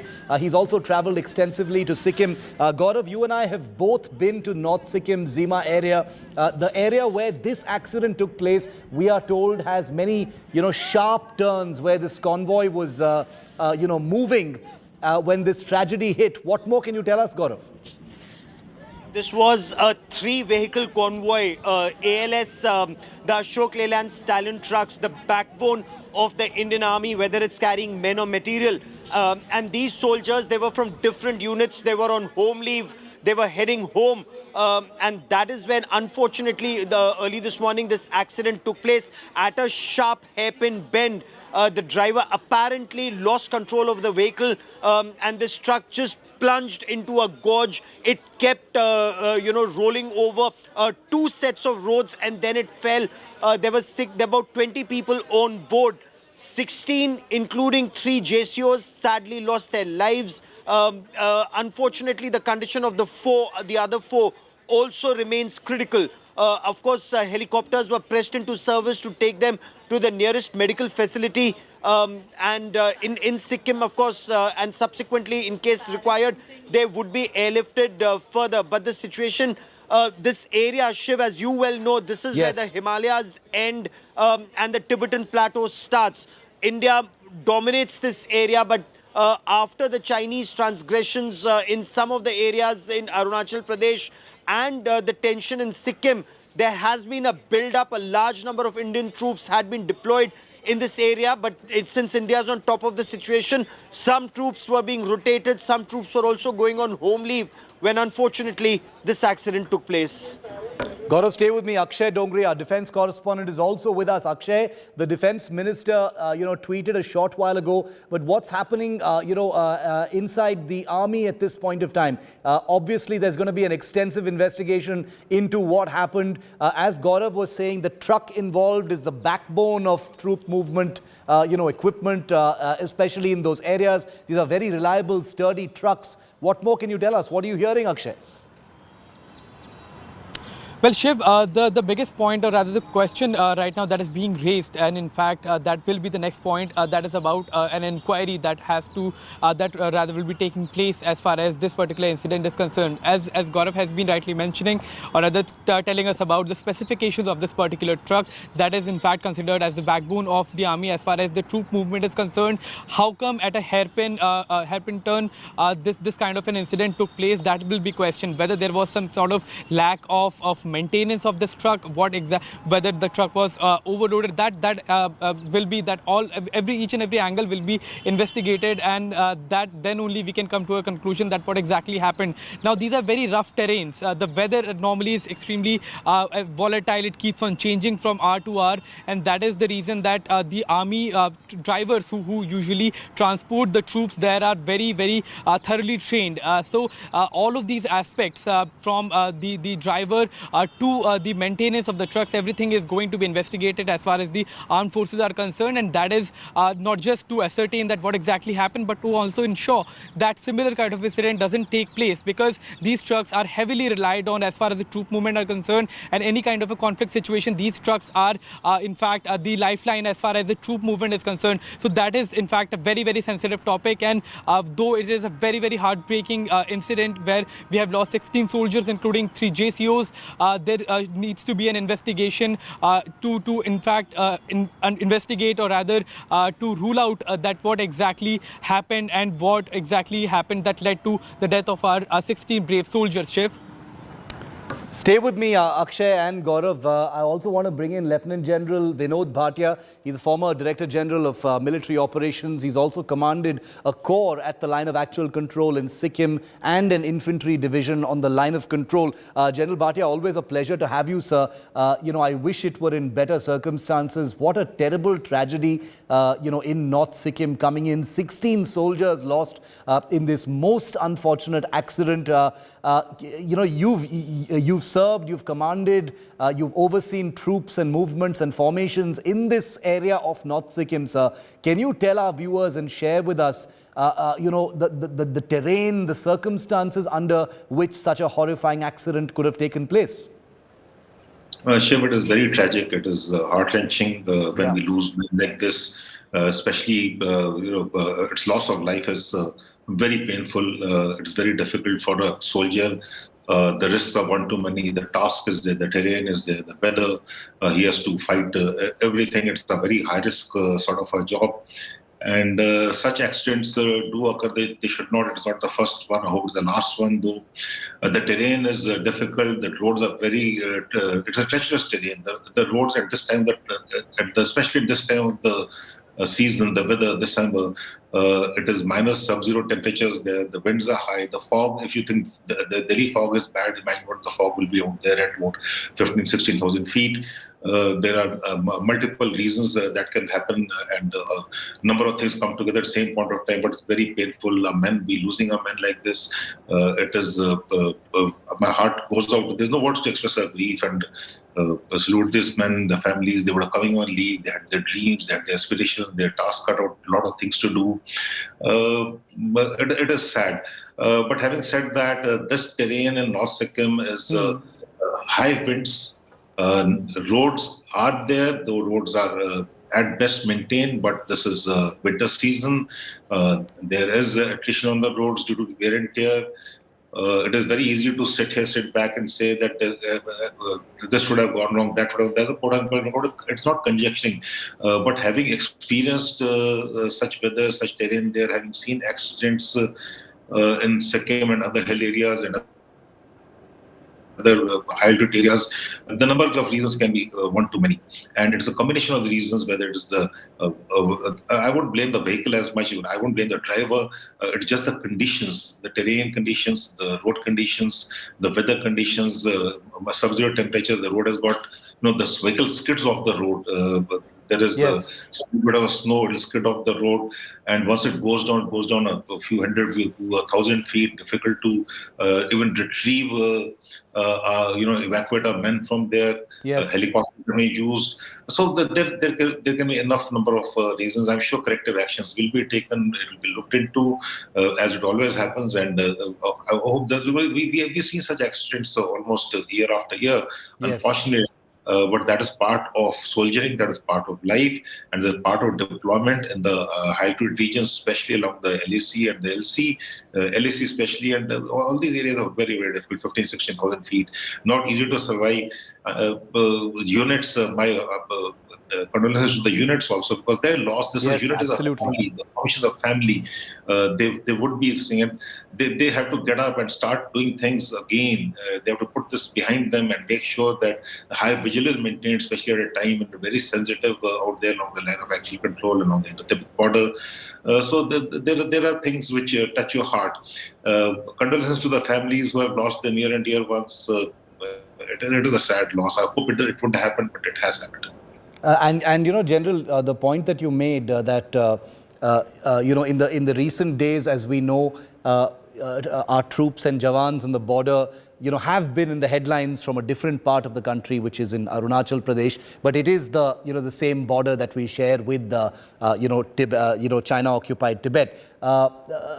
So in many ways, this feels even more emotional for those watching this story, because we've been talking about our Jawans, our troops at the border with China for the last few days. And these are troops, manning that frontier, that troubled frontier, who, as you said, were returning home, for, festive season leave, probably after a long deployment, finally getting some time to go home to spend time with their families. And that makes it even sadder, sir. Yes, it is very sad. It's very tragic, because these men would have finished the tour of duty for this particular season. They would have been there for the toughest part, patrolling the areas. The wind speeds out there at these altitudes and North Sikkim, especially the plateau, something like about 50, 60 knots on average. Night patrols, nighttime they're on duties. It is winters, severe winters, snow. Even the snow is swept away by the breeze. It is the conditions I really cannot, even try and this thing. You have to experience it. It's some of Shiv, you've been there, Gore has been there, others have been there. You have experienced it yourself. And those who are deployed there for let's say 2 years, it's not easy for them. It's a very tough life. And when they're coming back, there is a sense of accomplishment, a sense of achievement that they have done their tenure right now, and they're going to go back, spend some time with the near and dear ones. It's the festive season, rightly said. They come with, when they come on leave, they come with tasks cut out. They got that, children's education, their families to be looked after, medical care of their parents. There are a number of things, houses to be made. There's so many things. And the families back have aspirations that they're coming back, they wait. And when this happens, they are heartbroken. They are inconsolable, and rightly so. But that is a soldier's life. The soldier's life is high-risk life. It is everything is a risk. Like I said, it's a task, it's a terrain, it's a weather, it's a movement, you name it. And we have hybrid sickness in these areas. It takes a toll on your body, attrition over the years, and then in my old age, you feel it that this is what would have happened that time. So the results are now. So this is soldier's life, and we are volunteers, and we actually love being together. It is the unit which is there who will also feel the pinch of the soldiers now they're missing. They'll be long remembered, but then these are things which happen. General Bhatia, always a pleasure. And like I said, thank you for your time. I wish it were in better circumstances that we were talking about our troops. And once again, I join you in expressing our condolences from Akshay, Gaurav, General Bhatia, myself and the rest of us here on India Today to those brave soldiers, to their families. We will continue to tell the story and keep the focus. Nobody puts the spotlight on our defense forces as much as India Today does. That's not a boast, that is a fact. Gaurav, I want to come back to you now.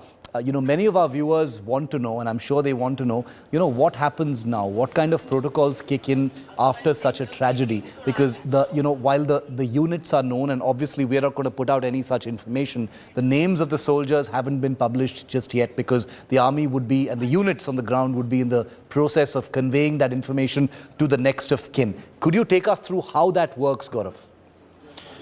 So, Shiv, we know the names of the 3 JCOs, we know the names of the 13 Jawans, we know the names of the 4 who are critically injured, but it's for the army to inform the families first. And of course, for their battalions, for their regiments, they would be doing that. So once the families are informed, the mortal remains would be taken for legal requirements, which is a post-mortem.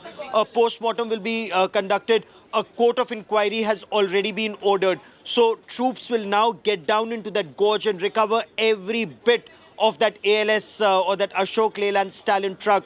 This is capable of carrying anything between 5 tons to 7.5 tons of load. So it's a very capable vehicle. Every bit would be carried for a court of inquiry. They would now go back to check when was this last serviced. Were there any problems with it? Was anything written about any issue? If not, what was the condition of the driver? When did he last drive? When did he last sleep? How long had he been through, his training? All of that, because only the most experienced military drivers are permitted to drive in hills, and more so in mountains and in extreme high altitude. This is extreme high altitude. Anything above 12 to 14,000 to 16,000 feet is extreme high altitude, and you need the most experienced drivers in this area. So after a court of inquiry, if there are lessons to be learned, they will be quickly adopted, but the mortal remains of every soldier will be sent back with a unit officer or Jawan, or a Jawan or an officer from the nearest location to their homes, and the last rites would be conducted, Shiv.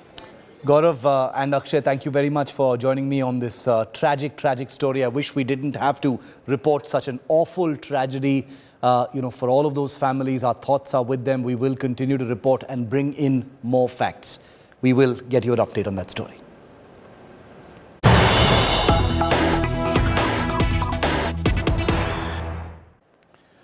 We're also receiving breaking news coming in of a shooting that's coming in from a busy tourist route in France's capital, Paris. Several feared injured. The police are said to have arrested at least one suspect. The street features several bars and restaurants. These are images coming in from Paris, the capital of France, in the Clement Lanotte area, which is a courtesy of Clement Lanotte. I beg your pardon, that's not the name of the place, that's the name of the person courtesy these images are coming in from. As you can see, lots of police in that area.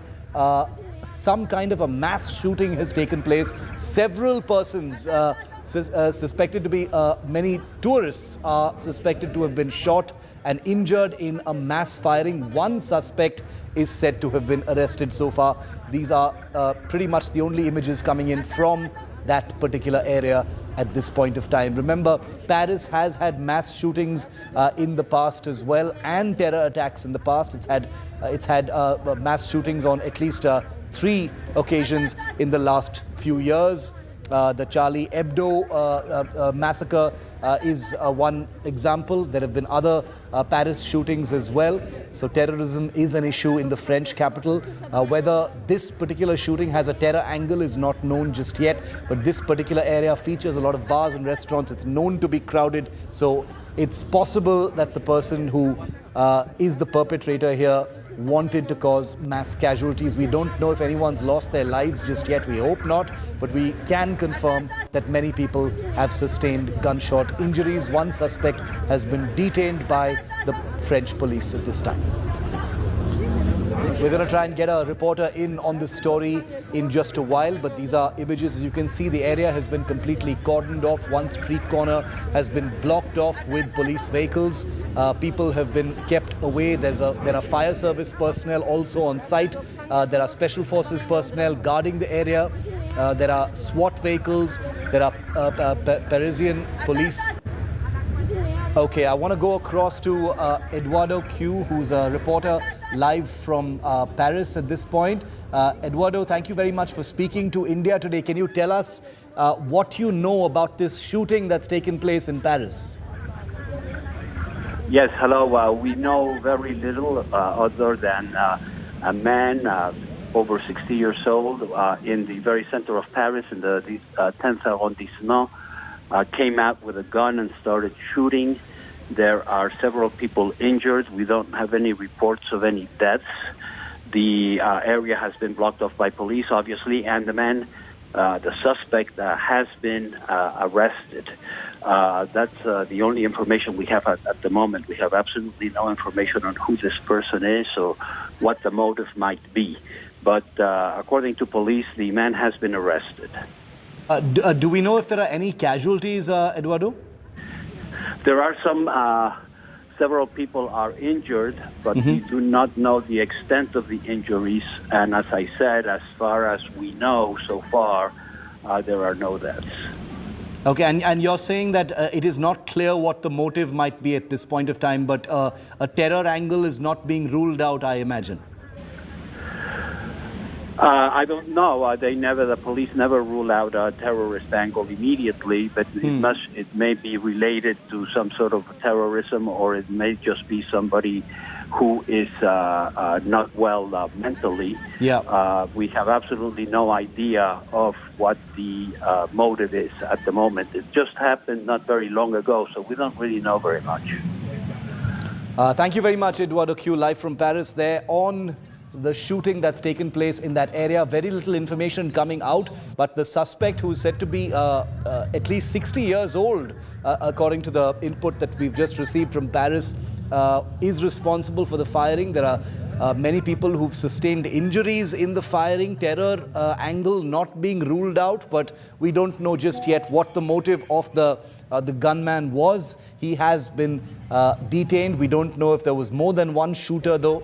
We're going to keep track of the story very, very closely. These images coming in from Paris.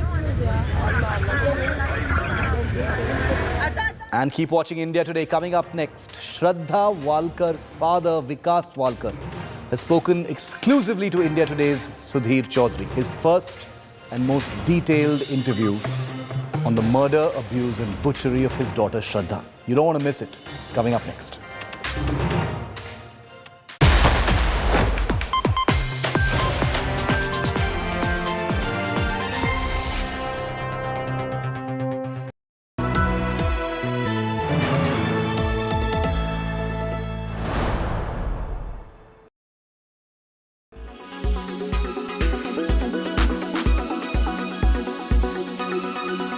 What's new? What are there waiting lines for vehicles? What are we gearing up for the new year? What are some new plans? Could you tell us like a sneak peek into that? So we couldn't supply cars this year the way people wanted. Unfortunately, we didn't do as well as some competitors do in terms of getting the chips. But now our supplies are getting improved. So, so hopefully next year should be a great year for us. We're looking forward to crossing 100,000 vehicle sales. And we are launching another EV in April, so that's interesting.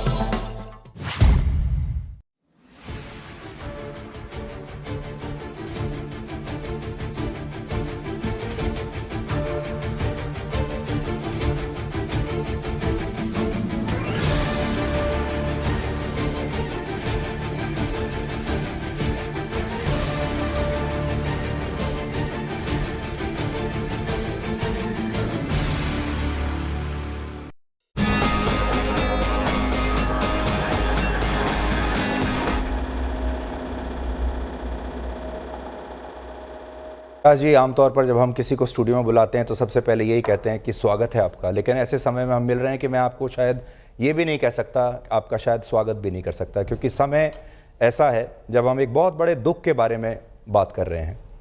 पिछले 7 महीने में ऐसा लगता है कि आपकी पहचान विकास Walker से बदलकर श्रद्धा के पिता की हो गई है। ये 7 महीने आपके कैसे बीते? मैं तो मतलब सोचा भी नहीं था ऐसा मेरे बारे में ऐसा होगा, लेकिन मुझे बहुत दुख हो रहा है जो शायद मैं खुद ही झेल रहा हूँ। ये मेरे घर में अभी और कोई बड़ा साथ देने वाले नहीं हैं, फिर भी मैं ये कोशिश कर रहा हूँ कि मेरे बेटी के लिए मुझे न्याय मिले। जी, आप क्या चाहते हैं? बस यही चाहता हूँ कि मेरे बेटी के लिए मुझे न्याय मिले, उसको कड़ी से कड़ी सज़ा हो जाए और कम से कम उसको फांसी की सज़ा होनी चाहिए और आगे चल के ऐसी घटनाएं दोबारा ना होए। जी विकास जी, जब इस तरह की घटना घर में हो जाती है अपने आसपास, तो सबसे पहले जो व्यक्ति होता है वो डिनायल मोड में होता है, उसे विश्वास ही नहीं होता कि ऐसा कुछ हुआ है। फिर धीरे धीरे वो स्थितियों को स्वीकार करने लगता है। आपके साथ भी ऐसा ही हुआ कि शुरू में आपको विश्वास ही नहीं हुआ, फिर आपने कुछ समय लगाया और अब आपको जाकर विश्वास हुआ कि आपके जीवन में इतनी बड़ी घटना हुई? जी हाँ, शुरू में तो मुझे कभी ऐसा महसूस नहीं हुआ कि ऐसा हो सकता है। जब तक मैं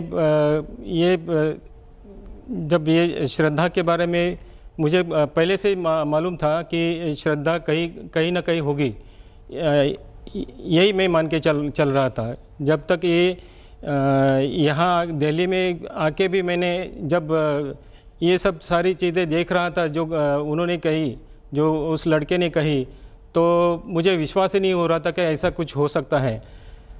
ये आखिर में जब मेरा डीएनए का सैंपल मैच हो गया, तब मुझे फिर बहुत महसूस हुआ कि मैं बहुत दुखी हो गया कि अब मेरे साथ श्रद्धा नहीं है। तो मुझे अभी भी वही दुख लग रहा है कि श्रद्धा अब इस दुनिया में नहीं है। यानी उससे पहले तक आप लगातार ये प्रार्थना करते होंगे कि भगवान ना करे कि ये श्रद्धा हो, भगवान करे ये सब झूठ हो। जी हाँ, ऐसा ही लग रहा था मुझे। ये श्रद्धा कहीं ना कहीं ज़रूर होगी, होनी चाहिए। मैं कभी ऐसा मानता ही नहीं था कि ये श्रद्धा के साथ ऐसा हुआ है करके। तो जब ये डीएनए का ही जब रिपोर्ट सामने आया तब उसी दिन मुझे मतलब मालूम हो गया कि ये श्रद्धा इस दुनिया में नहीं है। विकास जी, जब भी हम किसी घटना पर विचार करते हैं तो कई बार पास्ट में जाते हैं, जब वो पूरा घटनाक्रम होता है उसको कई बार जब रिवाइंड करके देखते हैं, क्या आपको ऐसा लगता है कि अगर आपको एक मौका लगे दोबारा घटनाओं को रिवाइंड करके दोबारा से जीने का, तो आप कुछ अलग करते, श्रद्धा को बचाया जा सकता था? जी हाँ, मैं तो मतलब जब से वो घर से चली गई थी तब से मैं कोशिश कर रहा था कि कभी ना कभी मेरे घर में वो वापस आएगी। मैं हमेशा यही सोचता था कि उसका कुछ तकलीफ़ हो जाए और मैं तुरंत उसको घर पे वापस बुला लूँ, लेकिन मुझे कभी पता ही नहीं चला कि उसको क्या तकलीफ़ें हो रही थी इन 3 सालों में। और जब ये कुछ घर से जाने के बाद 6 महीने के बाद उसको जो तकलीफ़ हुई और उसने जो वसई पुलिस में कंप्लेंट की थी कि उसको वो मारपीट करता है और उसके धमकी देता है टुकड़े टुकड़े करूँगा करके, तो इस बारे में मुझे भी नहीं पता चला कि ये ऐसा वाक़या उसके साथ हुआ था। तो मुझे वही लग रहा है कि अगर उस टाइम पे मुझे अगर पता चलता तो मैं शायद उसको बचा पाता था। और अगर वो तब भी आपके पास आने से इनकार करती तो? नहीं, मैं पूरी की पूरी कोशिश करता था कि उसको घर पे ही लाऊं, किसी भी हालत में। मैं ऐसे नहीं सोचता था कि वो मेरे साथ छोड़ दे और वापस ना आए। मैं यही मांग कर रहा था भगवान से कि ये वापस घर पे आए करके।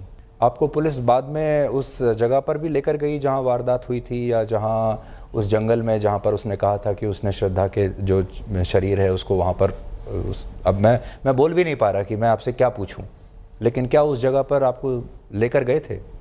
जी हाँ, मुझे एक दिन वहाँ पे लेके गए थे जहाँ वो जिस फ्लैट में रहते थे।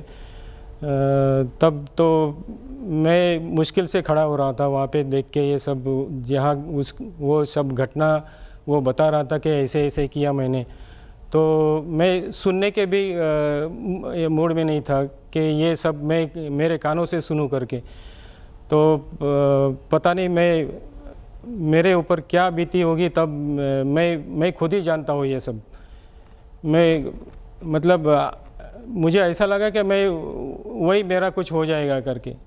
तो मैं फिर वहाँ से तुरंत बाहर जाके मैं खड़ा हो गया। तो उसने वो सब घटना वहाँ पे बताने के बाद मुझे फिर वहाँ जहाँ जंगल में उसने उसके टुकड़े फेंके थे वहाँ लेके गए थे, और वहाँ भी कुछ उसको उस टुकड़े को निकाल के उन्होंने दिखाए। तो मुझे भी तभी भी यकीन नहीं हो रहा था कि ये मेरे बेटी के हो सकते हैं। मुझे ऐसा लगा कि ये हो ही नहीं सकता, ऐसा कुछ किया होगा करके। उस वक्त भी आफ्ताब आपके साथ था? जी हाँ, वो उस वक्त वही बता रहा था पुलिस को ये सब मैंने ऐसा ऐसा किया है करके, ये टुकड़े मैंने यहाँ डाले हैं करके। तो उसी ने ये सब स्टोरी बता रहा था वो। और उस वक्त आप सुन रहे थे? जी हाँ, मैं सुन रहा था तब। मैं समझ सकता हूँ आपके ऊपर क्या उस समय बीती होगी, और उस समय बिल्कुल लगा होगा कि पूरा जीवन ही समाप्त हो गया।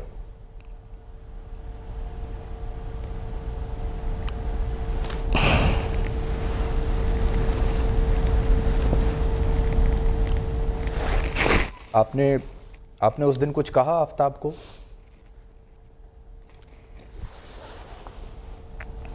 मैं तो कुछ कह नहीं पाया उसको कि ये ऐसा कैसे कर सकता है, इतना दरिंदा कैसे हो सकता है, ये इससे डाला मेरे बेटी को उसने टुकड़े करके।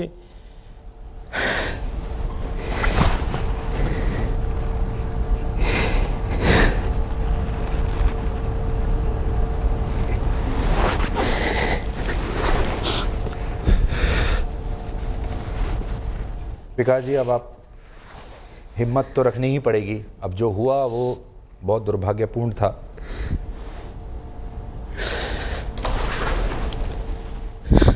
अब बता सकते हैं, खुल के शेयर कर सकते हैं हमारे साथ? नहीं, मैं कुछ नहीं बता पाऊँगा इसके बारे में आगे। ये मेरे लिए बहुत मुश्किल की घड़ी है। और विकास जी, हमने ये देखा कि बाद में मैंने आफ्ताब की कुछ तस्वीरें देखी जब उनको FSL से जब उनका लाई डिटेक्टर टेस्ट हुआ। उस लड़के की बॉडी लैंग्वेज में कोई पछतावे जैसी कोई बात आ ही नहीं रही थी। वो उसी कॉन्फिडेंस के साथ चल रहा था, वैसे ही खड़ा हुआ था, उसके कंधे झुके नहीं थे बिल्कुल भी। मैं तो हैरान हो गया हूँ कि ये ऐसा कैसे दरिंदा है, ये सब कुछ नॉर्मल जैसे बात कर रहा है, जो कुछ ऐसा लग रहा है कि वो कुछ किया ही नहीं है, बस ऐसे ही स्टोरी बता रहा है ये सब। तो मुझे ऐसे ही लग रहा था कि ये सब ऐसे बिल्कुल झूठ बोल रहा है ये सब। जब तक मुझे DNA का कंफर्म नहीं होता है तब तक मैं विश्वास ही नहीं कर पाया कि ये मेरे बेटी के साथ ऐसा कुछ किया होगा करके।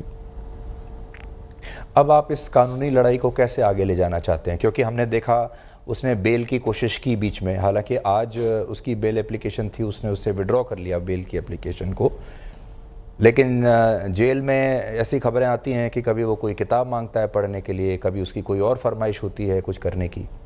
तो कुल मिलाकर उसके व्यवहार से ऐसा लगता है कि वो उसे ना तो कोई पछतावा है और वो धीरे धीरे बस किसी तरह अपना टाइम पास कर रहा है। वो तो पता नहीं, वो पुलिस को भी गुमराह कर रहा है। एक तो वो कुछ सही ढंग से बताता नहीं है, अभी भी उसको कुछ भी पछतावा नहीं है, सब कुछ किया है उसने। तो मुझे ऐसा लग रहा है कि शायद कुछ उसको कहीं से बाहर से सपोर्ट होगा, तभी ये सब वो नॉर्मल सी बातें कर रहा है। एक हमारे दर्शक हैं तुलसी जितेंद्र मलम, वो कहते हैं, उन्होंने लिखकर भेजा है कि श्रद्धा के पिताजी को क्या लगता है कि उस दरिंदे को क्या सज़ा मिलनी चाहिए, और अगर ये फैसला उनको लेना पड़े तो आप उन्हें क्या सज़ा देंगे?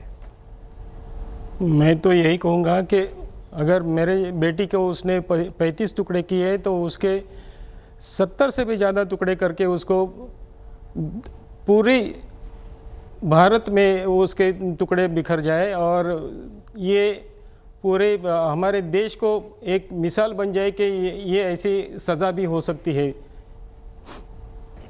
पर आपको ऐसा लगता है कि ऐसी सज़ा, या जैसे आप कह रहे हैं कि सज़ाए मौत उसे होनी चाहिए, वो उसे होगी, या ये भी आप तो जानते हैं हमारे कानून का सिस्टम क्या है, वर्षों लग जाएंगे, और जब उसे सज़ा होगी भी तो शायद तब तक 15-20 वर्ष और बीत चुके होंगे, अभी वो सुप्रीम कोर्ट तक जाएगा। जी हाँ, वो तो कोशिश करेगा वो जाने के लिए, लेकिन मुझे तो ऐसा नहीं लग रहा है कि ये ज़्यादा दिन तक ये केस चलेगी। और मेरी यही मांग है कि इसको फास्ट ट्रैक में चला के उसको जल्द से जल्द फांसी की सज़ा दी जाए, और एक पूरे भारत में ऐसी मतलब मिसाल बननी चाहिए कि ये ऐसी सज़ा उसको तुरंत मिलनी चाहिए। आपका एक बेटा भी है जो अभी इंजीनियरिंग पढ़ रहा है, बेटे का क्या रिएक्शन था? बेटा भी बहुत दुखी है, वो तो अभी पढ़ रहा है लेकिन उसका ध्यान इसी के ऊपर है। मैं हमेशा उसको समझाता हूँ कि नहीं बेटा, तेरे को आगे पढ़ना है, बड़ा बनना है, तो ये इसके ऊपर ज़्यादा ध्यान नहीं दे, मैं ये सब संभाल लूँगा। लेकिन फिर भी उसका मन यहीं पे वापस आता है और मुझे बार बार पूछता है सवाल कि पापा आज की अपडेट क्या है। रोज़ वो मेरे को फ़ोन करके पूछता है। तो मैं यही समझाता हूँ उसको कि नहीं, आगे तेरे को अभी आगे पढ़ना है, ये सब होते रहेगा और इसका जो होने वाला तो होगा ही, उसको सज़ा तो मिलेगी ही, लेकिन तुम इसके ऊपर ज़्यादा मत ध्यान दो और आगे पढ़ लो। जब ये घटना हुई थी विकास जी, तो आपको याद होगा 24 घंटे टीवी पर यही घटना के बारे में आ रहा था, लगातार अखबारों में कई पन्ने इसके ऊपर भरे होते थे। आप पढ़ते थे उस दौरान, अखबार पढ़ते थे, टीवी देखते थे? नहीं, मैं तो ज़्यादा पढ़ने के बिल्कुल कंडीशन में नहीं था। मैं बहुत ही सदमे में था तब, और मैं घर से भी नहीं निकल पाता था। ऐसा मैं सिर्फ मैं टीवी देख के कभी कभी जान लेता था कि ये श्रद्धा के बारे में ऐसे ऐसे सब बातें हो रही है करके। विकास जी, इसके दो पहलू होते हैं जब इस तरह की कोई चीज़ होती है। पहला, और दोनों सामाजिक पहलू हैं। पहली चीज़ तो ये होती है कि जब आपकी बेटी चली गई और वो एक लिव इन रिलेशनशिप में एक दूसरे धर्म के लड़के के साथ रहने लगी, उस समय समाज का रवैया क्या था? हम बहुत बार सोशल प्रेशर की बात करते हैं कि बड़ा सोशल प्रेशर हो जाता है। समाज, अड़ोस पड़ोस के लोग, रिश्तेदार, वो उनकी भूमिका जो होती है वो बड़ी इंपॉर्टेंट होती है। आपके केस में क्या भूमिका रही समाज की? ये तब की बात है जब तक लोगों को ये पता चला होगा कि श्रद्धा अब आपके साथ नहीं रहती। जी हाँ, मुझे समाज तो यही समझाता था कि ये बेटी को थोड़ा समझाना चाहिए था। तो मैं तो हमेशा समाज को भी यही कहता था कि मेरी तरफ से तो पूरी कोशिश की, लेकिन मैं क्या करूँ, अभी वो शायद नहीं मानी। तो समाज यही सोचता है कि ये बेटी ने ऐसे कैसे किया, और हमारे पूरे ख़ानदान में ऐसी घटना नहीं हुई थी। तो मुझे हमेशा यही सुनाते थे कि ये तुम थोड़ा ध्यान दो उसके ऊपर, कोशिश करो उसको समझाने की। और आपको ऐसा लगता था कि ये इसकी एक नाकामी है? लोग समझ रहे हैं कि आपकी ये नाकामी है, आप एक पिता के तौर पर नाकाम रहे। जी हाँ, आपको भी जज करते होंगे जी हाँ, जी हाँ, मुझे जज करते हैं कि वो यही सोचते हैं कि ये नाकाम रहा करके। लेकिन मैं तो कभी ये मानता ही नहीं था कि मैंने कोई कोशिश ही नहीं की। मैं हमेशा उसको वापस लाने की कोशिश करता था, लेकिन पता नहीं मैं उसमें सफल नहीं हो पाया। और जब ये घटना हो गई उसके बाद समाज का क्या रोल रहा? क्या समाज ने एक सपोर्ट सिस्टम की तरह आपके साथ आया, या फिर उसमें भी ताने और उल्हाने ही रहे? जी हाँ, वो समाज तो उनको पता है कि ये जो घटना हुई है ये हमारे लिए भी, हमारे समाज के लिए भी थोड़ी दुखद ही है। तो समाज तो यही सोचता है कि ये हमारे ख़ानदान में ऐसा हुआ है तो ये नहीं होना चाहिए था। और अभी भी मुझे तकलीफ़ हो रही है कि समाज मुझे वही एंगल से देख रहा है कि ये इसके वजह से ये हुआ है करके। बहुत बार हमने मीडिया में ये भी देखा कि इसको एक धार्मिक एंगल भी दिया गया इस पूरे मामले को। आप भी ऐसा समझते हैं? क्योंकि ये एक इंटर रिलीजन मामला था और हमारे देश में तो आप जानते हैं तरह तरह की बातें होती हैं। कोई लव जिहाद की बात करता है, कोई और किसी की बात करता है। आपको भी ऐसा लगता है कि वो बातें सही हैं? जी हाँ, मुझे तो ऐसा ही लग रहा है कि इसने जो मतलब श्रद्धा को जो ब्रेन वॉश किया था, जो हमारे खिलाफ जाने के लिए मजबूर किया था, तो उसका कोई मतलब प्लानिंग था शुरू से ही। तो मुझे यही लग रहा है कि वो धार्मिक एंगल से भी देखा जाए और उसकी पूरी इंक्वायरी होनी चाहिए। तो कहीं आपको ये भी लगता है कि धर्म का एंगल तो है ही, और जिस तरीके से परवरिश उसकी हुई होगी शायद उसमें भी कोई कमी रही हो?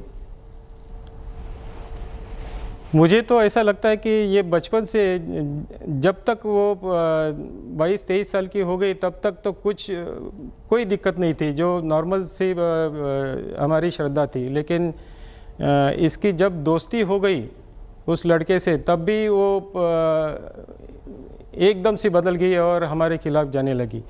तो मैं ये नहीं मानता कि हमारी परवरिश में कोई कमी रही, लेकिन शायद वो उसके आने से पता नहीं हम कहाँ कम पड़ गए जो हमारे खिलाफ गई हो। लेकिन लड़के में जो है इतनी कट्टरता जो आई, ये उसकी परवरिश का नतीजा मानते हैं आप? मैं तो यही मानता हूँ कि ये उसकी परवरिश का नतीजा है। शायद अगर उनके ये घर वालों को भी अगर कुछ समझ में आता तो शायद हमें बताते थे कि ये ऐसा हमारा लड़का है, उसको तकलीफ़ दे रहा है। तो मुझे कहीं ना कहीं ऐसा लग रहा है कि उसके परवरिश में भी कुछ कमियां हैं। आप कह रहे हैं कि ये हो सकता है कि इसमें हिंदू मुस्लिम एंगल रहा हो, लेकिन श्रद्धा तो ऐसी नहीं होगी जो इन चीज़ों के बारे में सोचती होगी। लेकिन क्या आफताब ऐसा था जो इसी एंगल पर काम करते हुए उसके मन में यही बात थी? जी हाँ, मुझे तो यही लग रहा है ये लड़का यही सोच के चल रहा था कि ये लड़की को फंसाना है उसका।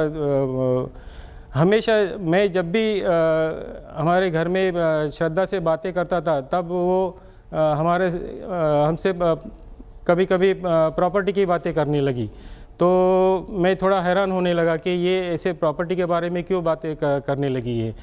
तो तब मुझे शक हुआ कि ये हमारे खिलाफ़ भड़का रहा है ये लड़का, और शायद उसको ये मेरे बेटे को वो पूरा प्रॉपर्टी लेके उसको फंसाना चाहता है, यही मैं कहता था, लेकिन वो कभी मानी नहीं हमारी बात। आपको ऐसा लगता है, मैं आपसे सीधा पूछता हूँ कि क्योंकि वो लड़का मुस्लिम धर्म से था इसलिए ये बात यहाँ तक पहुँची? शायद यही है, क्योंकि अगर वो मुस्लिम धर्म का नहीं होता था तो मैं उसको शायद उस एंगल से देखता था कि ये शायद कुछ एडजस्ट करेंगे और उसके साथ शादी करवाएंगे, लेकिन धर्म के वजह से हम कभी माने नहीं कि उसके साथ शादी कर ले करके। लेकिन देखिए विकास जी, कितनी सारी शादियां ऐसी हैं हमारे देश में जो हिंदू और मुसलमानों के बीच में हुई हैं और वो सफल हैं। बहुत सारे फिल्म स्टार्स ऐसे हैं जिन्होंने इस तरह की शादियां की, और भी बहुत सारे लोगों ने की हैं, उनकी तस्वीरें छपती हैं, लोग उन्हें एक आइडियल परिवार की तरह देखते हैं। जी हाँ, सही है, लेकिन जब ये उसके बारे में मुझे पता चला, श्रद्धा के बारे में, कि ये इनकी दोस्ती पिछले 6-8 महीने से चल रही है, तो मैंने सब पूरा जानने की कोशिश की ये श्रद्धा के साथ कैसे रहता है, क्या करता है। तो मुझे वो सही नहीं लगा तब, जो उसका जो बर्ताव होता था, और फिर हमसे भी बातें उसी तरह से करने लगी मेरी लड़की, तो मैं उसके पूरे खिलाफ था कि ये सही लड़का नहीं है करके। आपको पहली बार ये कब पता चला कि श्रद्धा गायब है और उसके बारे में कुछ पता नहीं चल रहा है? उसका दोस्त, श्रद्धा का दोस्त है, उसने हमें फ़ोन करके बताया 14 सितंबर 2022 में कि श्रद्धा का मेरा कोई कांटेक्ट नहीं हो रहा है पिछले 2-3 महीने से, और उसने शायद फ़ोन भी स्विच ऑफ करके रखे है, तो आप ज़रा कोशिश कीजिए कहाँ है ढूंढने की।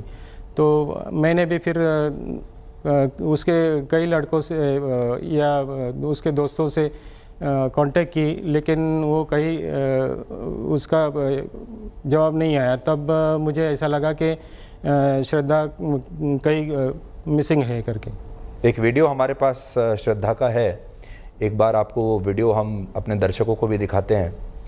ये वीडियो श्रद्धा का जब बना था, आप देखिए।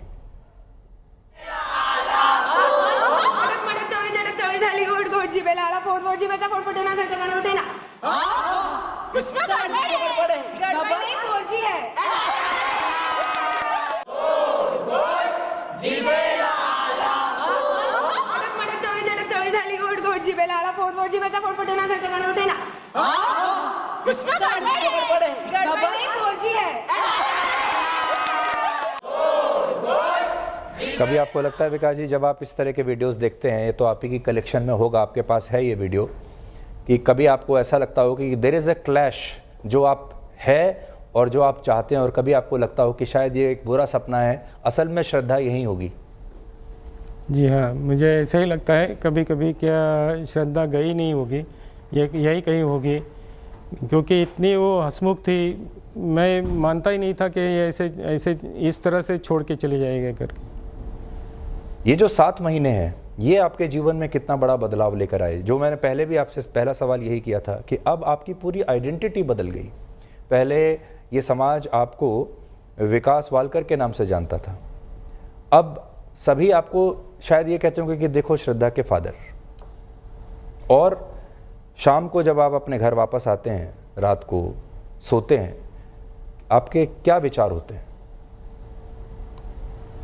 मुझे यही ऐसा ही लग रहा है कि ये शायद एक कुछ बुरा सपना जैसे ही लग रहा है। ये मैं मानता ही नहीं कि ऐसा कुछ हुआ होगा। तो पता नहीं आगे कैसे मैं जी पाऊँगा इसके बारे में। आपने अपने लिए भी, अपने बेटे के लिए भी कोई और किसी तरह की मदद लेने की कोशिश की ताकि आप इस सदमे को ओवरकम कर पाएँ?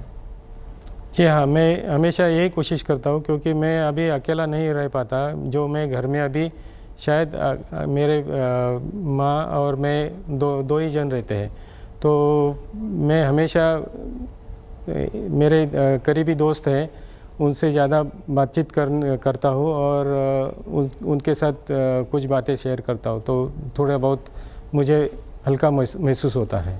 दोस्तों के साथ बिजी रहने की कोशिश करते हैं। जी। अब ये जो इतनी लंबी कानूनी लड़ाई है, ये आप कैसे लड़ेंगे? जी, मुझे तो अभी आगे चल के लड़ना ही है। उसका नतीजा भी मुझे यही होना चाहिए कि ये उसको जल्द से जल्द सज़ा होनी चाहिए। और मैं यही मानता हूँ कि आगे श्रद्धा के लिए ऐसे बहुत सारी लड़कियां हैं, उनके लिए भी ऐसा कुछ काम करूँ जो घटना हुई है ऐसे दोबारा ना हो।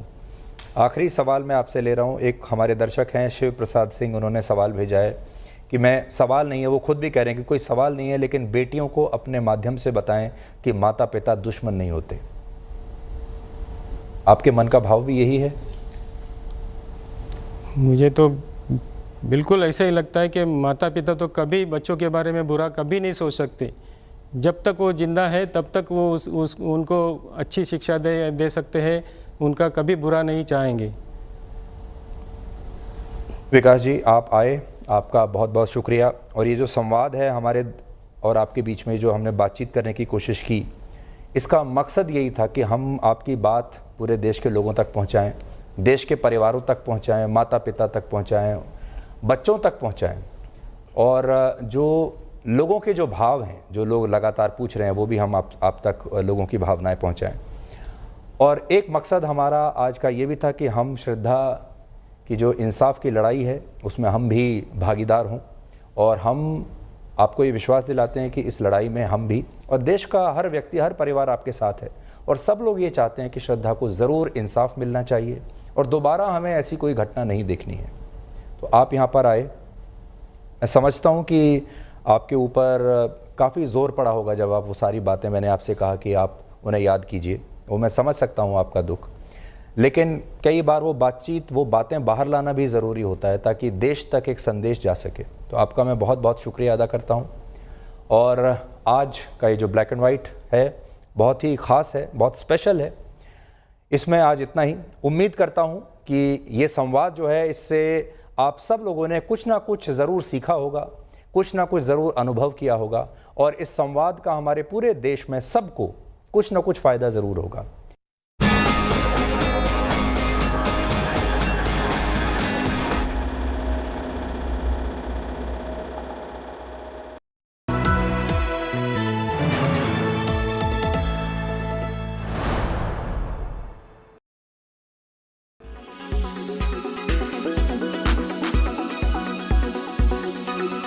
I am linking this to COVID is primarily on account of fast changing sort of sentiment over the last 2-3 days this week with respect to COVID and its impact on the Indian economy, Indian business, which has recovered to a large extent from the earlier lockdowns. What's your own sense?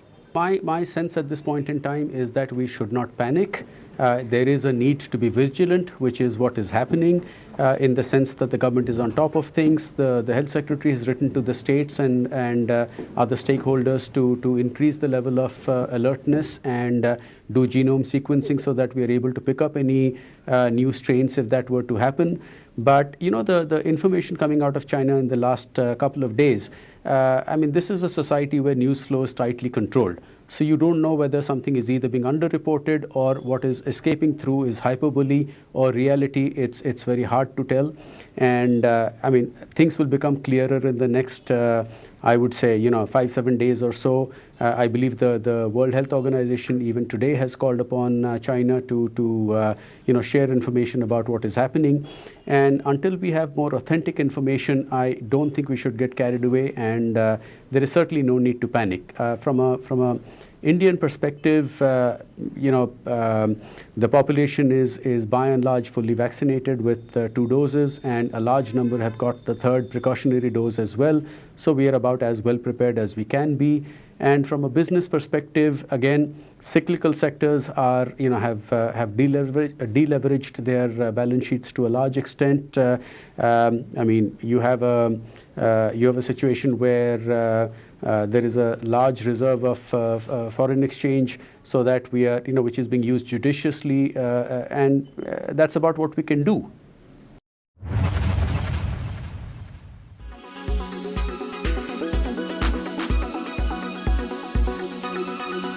Make your media plan smarter with India Today Live TV on your connected devices. Amplify your brand with 100 million smart internet viewers. To advertise, mail us at sales@aajtak.com.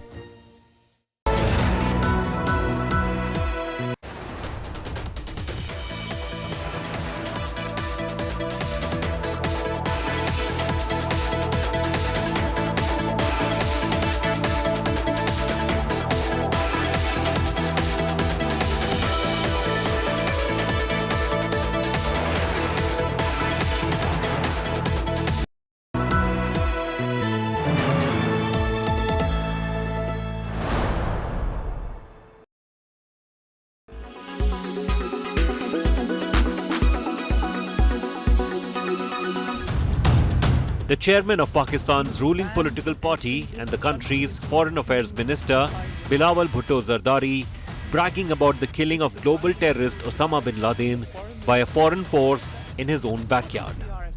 Just like all his predecessors, Bilawal too concealed the dark reality of terrorist leaders of globally sanctioned outfits like Jaish-e-Mohammed, still being nurtured under protection of his government. An undercover investigation by India Today now reveals that the group responsible for several terror attacks in India, including the hijacking of Indian Airlines plane in 1999, the 2001 attack on the Indian Parliament, and the Pathankot attack of 2016, has now renewed its annual fund collection drive, seeking to build hundreds of new mosques all over Pakistan. Working with experts, India Today was able to infiltrate the WhatsApp groups Jaish-e-Mohammed operatives have been using. We also managed to speak to one of the operatives from Peshawar, tasked with the responsibility of collecting funds. The Jaish-e-Mohammed operative provided details of an account number with Mizan Bank, Pakistan's prominent Islamic bank that offers a range of Sharia-compliant banking services. The terror operative provided us multimedia outlaying unclad details of the mega Jaish fundraiser. According to the details provided by Jaish-e-Mohammed, the banned terror outfit has set out a target of raising 1 crore Pakistani rupees for building each mosque, 16,000 rupees for a prayer carpet, and 1,800 rupees per square feet as general budget. For many years, Jaish-e-Mohammed has been carrying out mosque construction drives to collect funds for its terror activities. But now, with the threat of blacklisting from FATF withdrawn and blessings of the Pakistani leadership, the homegrown terror industry is truly blossoming in Pakistan. India has been calling Pakistan out at all global stages. But there are no signs of change from the harbourers of Osama, guardians of Hafiz, and patrons of Masood Azhar.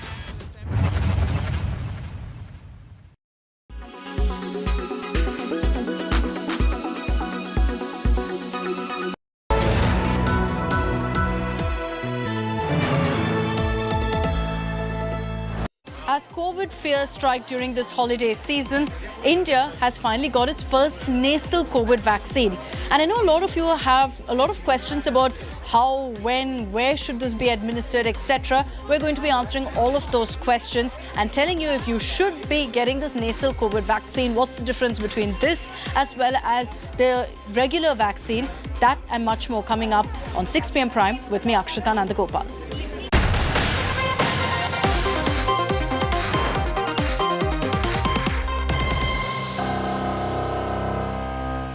Co-powered by only OLX Autos gives the best price for your car. In association with LIC, हर पल आपके साथ. Shop fashion brands at Ajio.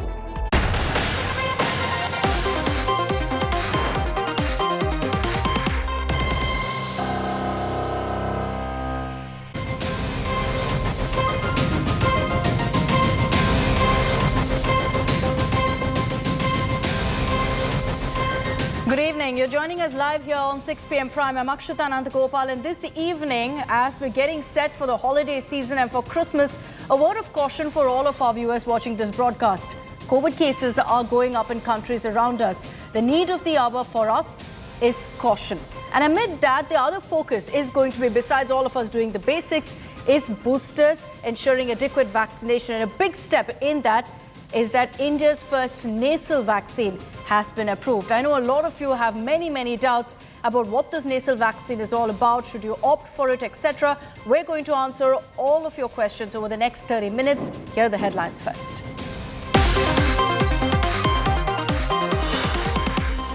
16 Indian Army Jawans killed in road accident in North Sikkim, Zema.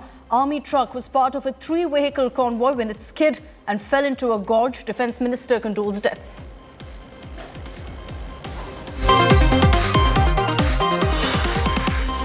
Politics over Congress Bharat Jodo Yatra. BJP slams Congress for flouting COVID norms in the Yatra. Congress says everyone will wear masks from tomorrow.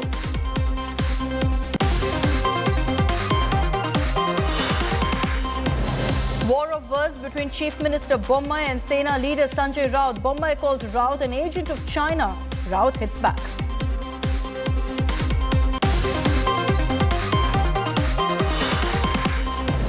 Pakistan linked to Kanhaiya beheading unravels. NIA charge sheet names 2 Pakistan-based murder accused.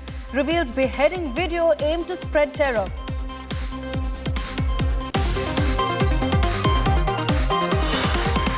Two killed, several injured after a shooting in north-central Paris. French media suggests a 69-year-old suspect has been held from the shootout spot.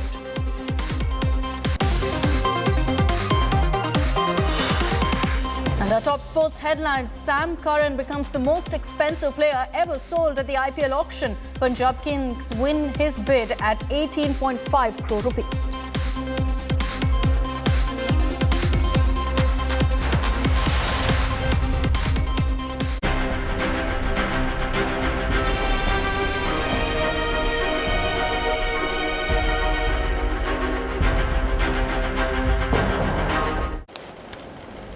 As we get you all the latest updates on the COVID front, if you were ever hesitant to take a shot in the arm and were running away from the pain and the heaviness a day after, you've got no more excuses left.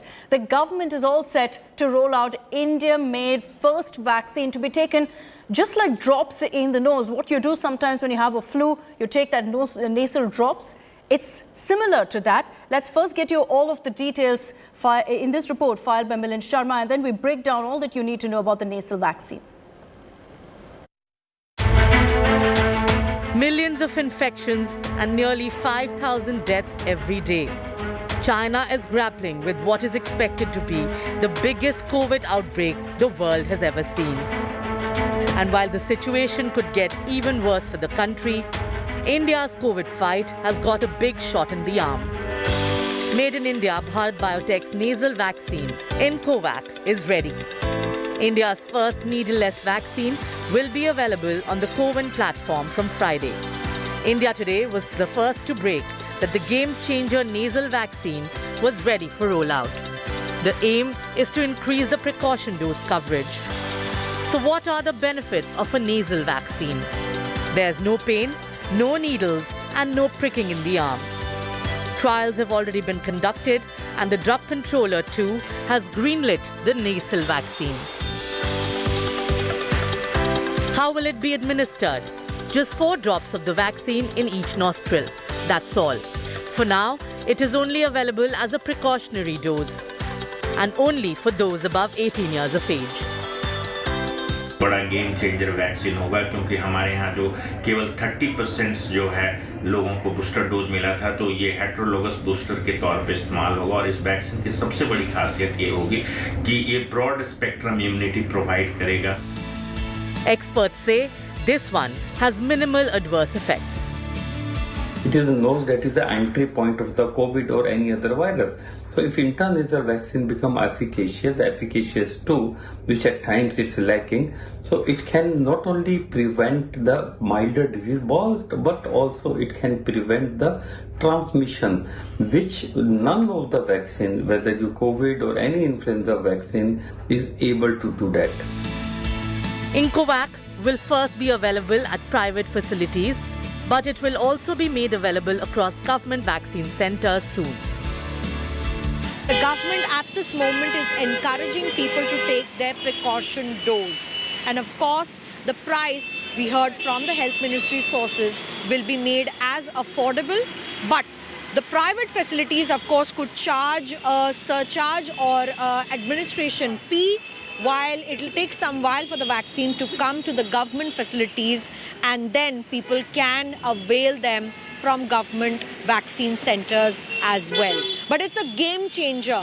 India made nasal vaccine for Indians as a precaution dose ahead of the looming China COVID scare. With Alok Das in New Delhi, Milan Sharma for India Today. So those are all the details you need to know about the nasal vaccine.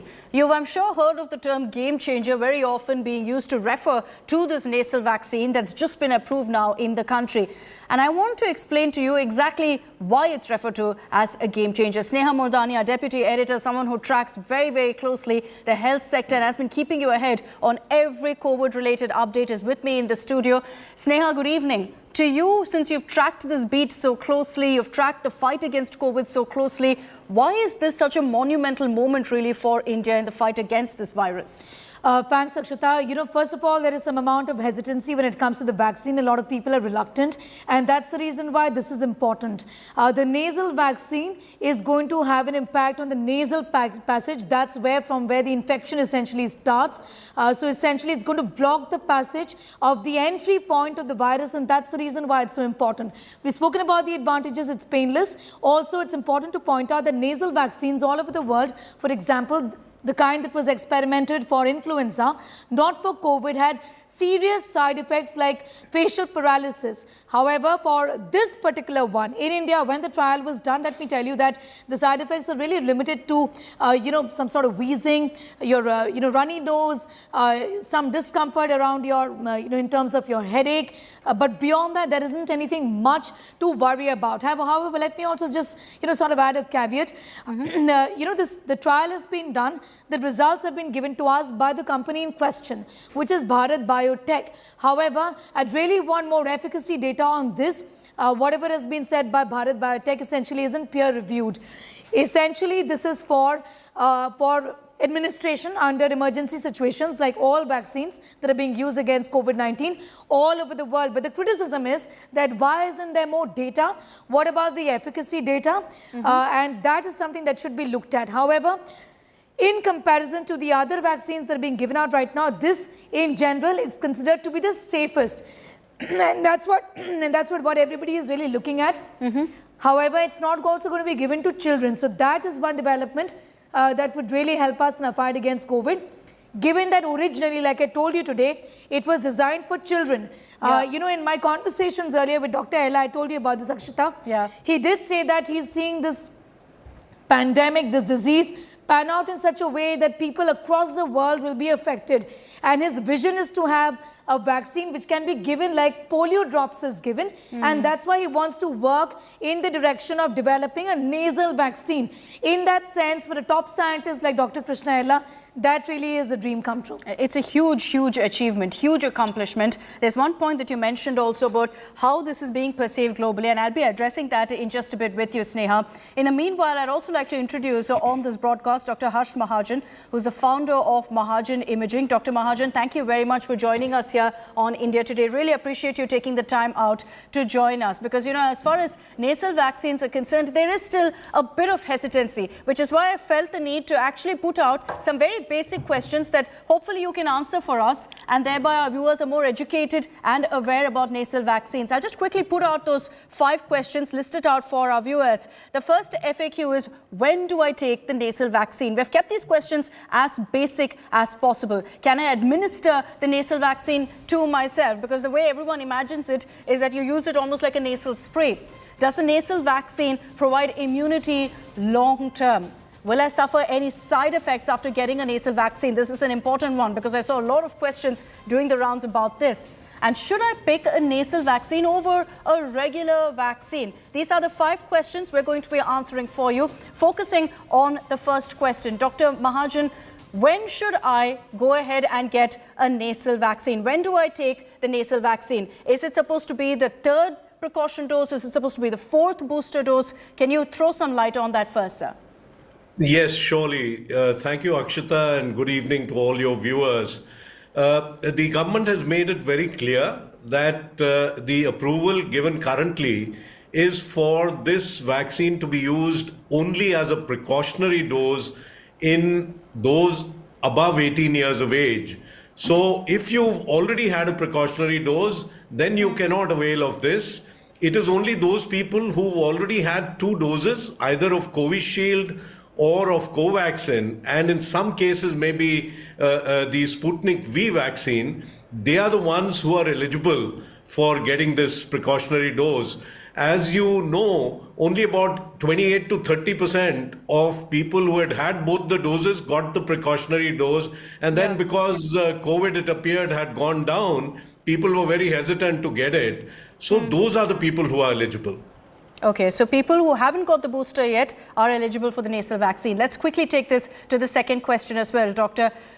Can I administer the nasal vaccine to myself? This seems like a very basic question, but when you talk about a nasal vaccine, you know, the imaging that comes in your head is that I can go ahead and use it like how we use nasal spray when we have a cold, that I can actually administer it to myself. Is that the case? That is not the case. Even though it's easy to administer, this will be only available through the CoWIN platform and in designated private and government hospitals and institutions which are on the CoWIN platform. So you will have to go to that location and get the dose. Of course, the administration is easy. Also remember, this has to be stored between 2 to 8 degrees centigrade, which is the normal refrigerator temperature, and has to be used once opened and brought out of the refrigerator within 6 hours. And during that time also, in between, it has to be kept stored at that temperature. So the answer to your question is no. Someone who wants it cannot administer it himself or herself. It would need to be taken at a designated spot. Also, you know, Akshita, I just want to come in at this point in time. For a vaccine like this one, which is a nasal one, you have to administer it right. It just can't be done carelessly also. The purpose is going to be defeated if the person just happens to swallow the vaccine, because then it's going to go to the stomach and not reach where it has to, essentially. The angle of the head has to be in a particular direction. I did speak to somebody from Bharat Biotech when this vaccine was actually first approved by the CDSCO, and we all thought that this is going to be like any other nasal spray, you know, that we use often, say if you have a blocked nose or something. Very true. But that's not the way it's going to be done. The angle of the head has to be done in such a way that it goes right where it has to. That's the nasal passage and not your stomach. Okay, that's an important point. So you have to go to a hospital. Don't think you can buy it, you know, at a pharmacy across the counter and then head home and do it yourself. The third question I'd like to ask Dr. Mahajan is, does this nasal vaccine actually provide immunity long term? There are a lot of questions about whether, you know, this has to be done every few months. How does it work? Is it the same as a normal vaccine? Well, I think, as has been pointed out by your, health editor as well, details about this vaccine we still don't know. But what we do believe is that, yes, it will provide long-term immunity just as the other vaccines have provided. But the advantage of this vaccine is that it's going to provide a very broad spectrum, immunity, and also local immunity, which is in the nasal passages itself, because of which the rate of infection of someone who's taken this vaccine will be low, as well as the rate of transmission. Even transmission, as we know, happens through the nasal passages and through the air. So even that will be lower. So in that sense, this could be more effective than the other vaccines which are given intramuscularly. And again, to answer your question, yes, this does provide broad spectrum and immunity. The length or how many months or years it will, that we still have to get the data, and we will know over time. Dr. Mahajan, fourth question on my list, and this is one that a lot of people are asking. Will I suffer any side effects after getting a nasal vaccine? And not just in the short term of 24 hours, etc., but in the long term as well? See, from the trials that have been conducted, it is known to be safe. It is known to be efficacious. There are known to be very, very rare serious side effects. The main side effects are those that are seen with any vaccine, which is fever, headache, some, watering of the nose. Those are the ones that are really there, and that too are going to be short term. We do not know of any long-term side effect. My final question to you, Dr. Mahajan, is let's say I was up for a booster. I had an option of picking between a nasal vaccine and a regular vaccine. Should I pick a nasal vaccine over a regular one? Well, that's a tough question to answer. As has also been pointed out by your health editor, the efficacy of this vaccine, we still don't know. And there are other boosters already available in the country, which include Covaxin and Covishield, which many of us who took the third dose, the precaution dose, used as a booster. But considering the fact that this is the first time in the world that we've got this vaccine, considering the fact that this will also provide local immunity in the nose and hence reduce the chance of getting infection, I think this is a good alternative that has come into being. And if I were given a choice, I would prefer this. All right, Dr. Mahajan, really appreciate you joining us here on 6 p.m. Prime. It's been extremely educational for me and sure for our viewers as well. And for anyone out there who's eligible to get that booster, they now know what their options are right there on the table as far as the nasal vaccine is concerned. Thanks very much, Dr. Mahajan. I'd like to thank Sneha Mardani also for joining us here in the studio. We're going to continue focusing on this issue of the nasal vaccine. And on the other side of a short break, I'm going to break down for you whether other countries right now have also gone ahead and given the approval for the nasal vaccine. How many countries actually are providing this to their citizens? We'll talk about that in just a bit.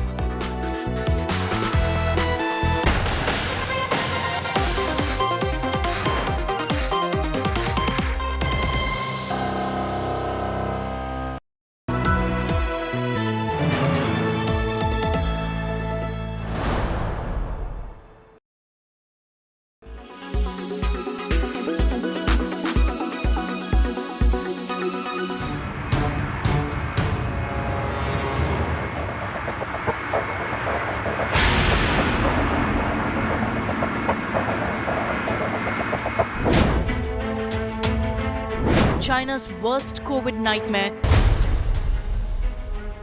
once again threatens the world.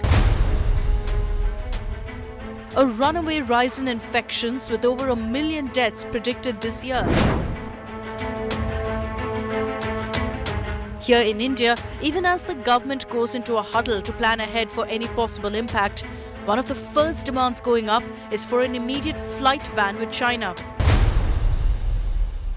इस परिस्थिति में मैंने ये मांग की है कि सबसे पहले हमको चीन से जो हवाई जहाज आ रहे हैं या चीन जा रहे हैं उनके ऊपर रोक लगानी चाहिए.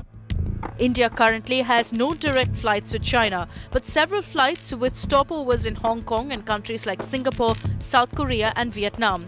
For the moment, there's no change in China-specific flight guidelines. There is no decision with regard to any change in the aviation guidelines as of now. Traditional direct flights between the big cities of both countries have been off the table since the beginning of the pandemic in 2020. And while they've always been unlikely to resume anytime soon, China's knee-jerk cancellation of flight routes when even a single passenger tests positive, now the possibility of a total Indian ban could be looming. Before the current Chinese COVID crisis exploded, India and China had been in discussions to resume at least limited direct flights. But that seems a very far cry now. According to a survey done by community social media pollster Local Circle, 87% of Indians surveyed want a total shutdown of all flights, including non-direct flights between India and China. 71% want mandatory quarantine for all passengers who've been to China in the last 2 weeks.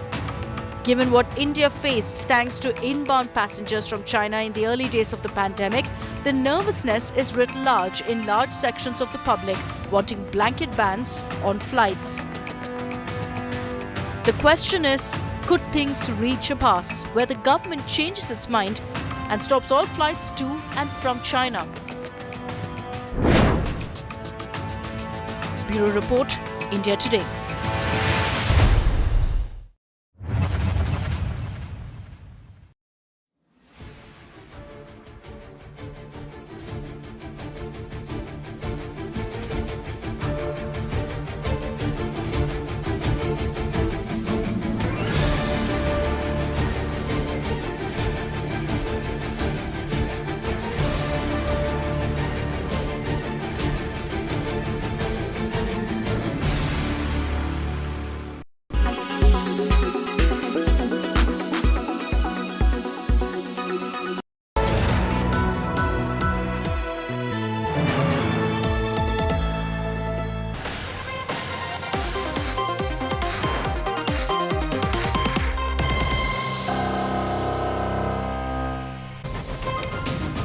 Welcome back. As India has now approved its first ever nasal vaccine, let's focus also on where else globally nasal vaccines are actually available to citizens. First, of course, in India, you now have Incovac by Bharat Biotech. This is Covaxin essentially in the nasal form.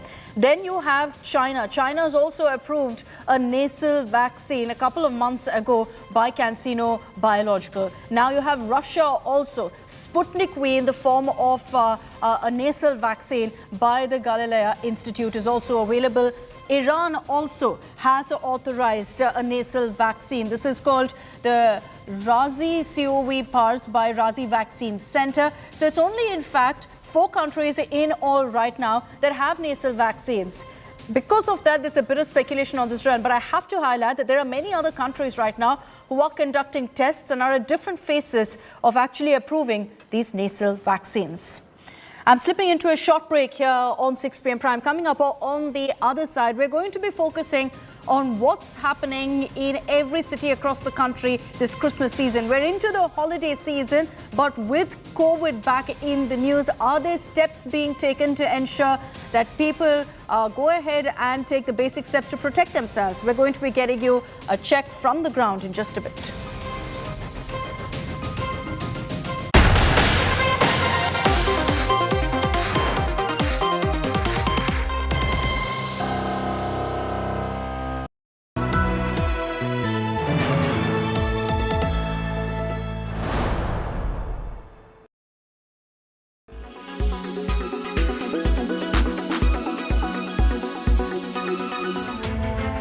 COVID emergency in China triggers an alert in India. In the middle of this, the centre has sparked off a political firestorm. Union Health Minister Mansukh Mandavia has shot off a letter to Congress MP Rahul Gandhi to follow COVID-appropriate measures. Mandavia quotes a letter from 3 Rajasthan BJP MPs, PP Chaudhary, Nihal Chand and Devi Ji Patel, claiming COVID is spreading in the state because of the yatra. The health minister has requested the Congress to ensure all yatris wear masks and use sanitizers. The government has suggested only vaccinated people be allowed to take part in the yatra. The letter further adds that the yatra be put off if adherence to norms cannot be ensured. मैं भारत सरकार का health minister होने के नाते मेरा दायित्व है कि देश में कोविड ना फैले, देश के सभी नागरिक स्वस्थ रहे, लेकिन कोई खास फैमिली के प्रोटेक्शन में आके एक देश के हेल्थ मिनिस्टर अपना दायित्व अदा करता हो, कोविड प्रोटोकॉल का पालन करके कोविड ना फैले उसके लिए कोई मार्गदर्शक सूचना जारी करे, तो उसके खिलाफ भी प्रश्न उठाना मैं मानता हूं कि ये मेरे कर्तव्य निर्वहन करने के लिए बाधा रूप है। The letter did not go down well with the Congress, which asked the health minister why he is silent on rallies being held by the BJP. इस तरह की राजनीति इन्हें नहीं करनी चाहिए। चिट्ठी लिख रहे हो, सबके लिए लिखो। यात्रा वो भी अगर नहीं निकलनी चाहिए, जन आक्रोश यात्रा, अगर भारत जोड़ो यात्रा नहीं निकलनी चाहिए तो भाजपा मान ले कि उनकी जन आक्रोश यात्रा या उनकी किसी भी यात्रा में भीड़ नहीं आ रही, इसलिए उन पर ये लागू नहीं होती चिट्ठी। सिर्फ हम पर इसलिए लागू होती क्योंकि हमारे यहाँ भीड़ बहुत आ रही है। हाँ, हम मानते हैं भीड़ बहुत आ रही है, इसमें कोई शक की बात नहीं है। लोगों का रिस्पांस बहुत जबरदस्त है पूरे भारत में भारत जोड़ो यात्रा पर, लेकिन नियम सबके लिए एक रहने चाहिए, यह सरकार को समझ लेना चाहिए। सवाल ये खड़ा होता है, क्या एक परिवार सब प्रोटोकॉल से ऊपर है? ये तो मैं मान सकता हूं कि आज भी गांधी परिवार में कांग्रेस के राष्ट्रीय अध्यक्ष को ज़्यादा एक परिवार को मान्यता मिलती है, लेकिन देश का प्रोटोकॉल, कोविड का प्रोटोकॉल तो उनको फॉलो करना पड़ेगा। The centre's letter to the Congress comes at a time when all restrictions are lifted. Air, road and train traffic have reached pre-pandemic level. So the question arises, is the government considering bringing earlier travel curbs back? With Paulami Saha in Delhi, Bureau Report, India Today.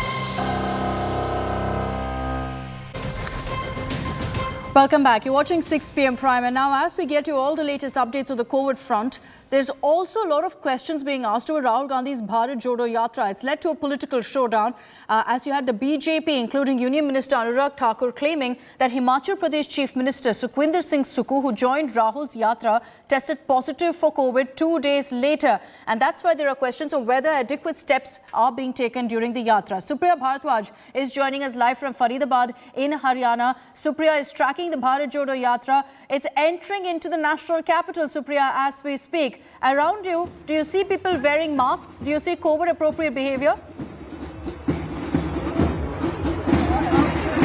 Well, first and foremost, this is what is happening in the streets of Faridabad. The Yatra has finally reached Akshata, the doorsteps, the doors of Delhi, and you can see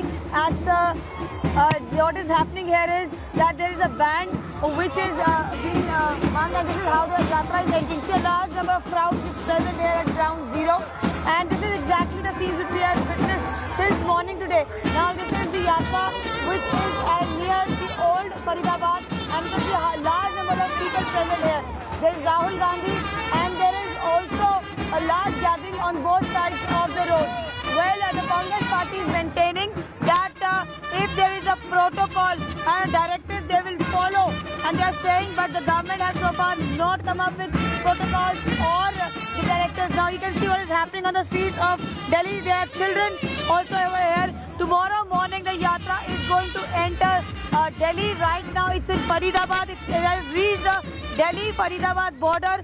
And this very band which you are witnessing is actually walking from day one from Kanyakumari along with the yatra. Behind me, you can see there is this huge gathering, a huge crowd which is coming along with Rahul Gandhi. On the side, there are people who are standing here as bystanders. The cars are being moved. This is because the yatra is almost about to end for the day today.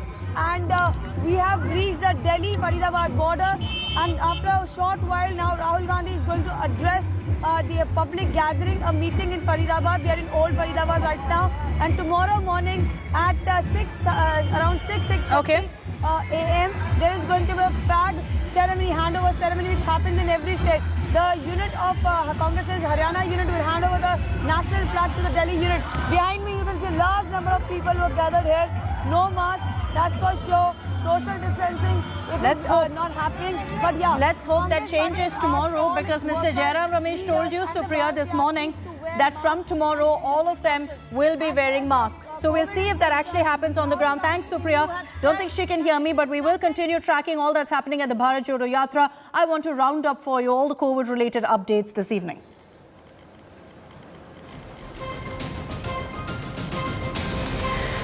You had Health Minister Mansukh Mandviya chairing a high-level meet on COVID preparedness with state representatives. The focus of the meeting was to ensure the country was fully prepared to deal with any COVID surge and also ensure adequate precautions during the holiday season.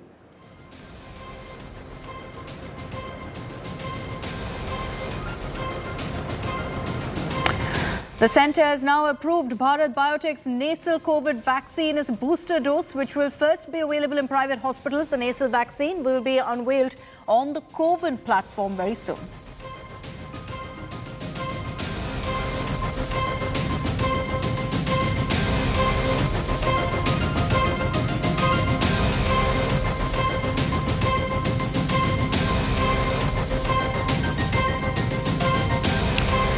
India logged 163 new COVID infections, taking the cumulative tally to 4.46 crore overall. The country's active cases declined to 3,380, with a decrease of 22 cases in a span of 24 hours. 9 deaths have been reported in the last 24 hours, out of which 6 deaths were reconciled essentially by Kerala. The 2% random testing of international passengers will begin tomorrow. The Health Ministry has issued guidelines for international passengers. It's asked all passengers to be fully vaccinated before entering India, and passengers with any symptoms of COVID to isolate themselves. The Indian Army also issued a COVID advisory with regards to the rise of cases across the world. The Army has confirmed they're tracking the evolving situation closely across the country and within the forces as well. Amid the holiday season, marshals have been deployed for mask awareness campaign in the market areas of Bengaluru. While masks are not mandatory, these marshals are focusing on spreading the word to ensure people protect themselves from the virus.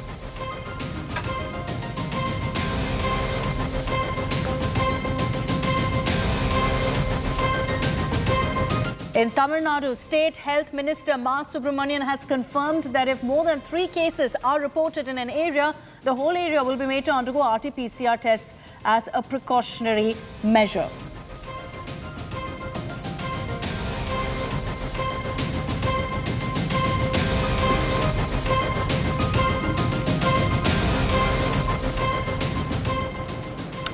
All right, let me also, in fact, introduce all of our reporters who are joining us this evening so that we can get to a sense of what the situation is across the country right now. We've got Akshay Dongre joining us live from Delhi, Mustafa Sheikh, who's getting us the latest updates from Mumbai, Suryagni Roy, who's joining us live from Kolkata. I'd like to begin with you, Mustafa. Christmas is just 2 days away. Markets are filled with people, and that's really the biggest concern, that because of the holiday season, you could see cases going up. Take us through what's the situation currently in Mumbai.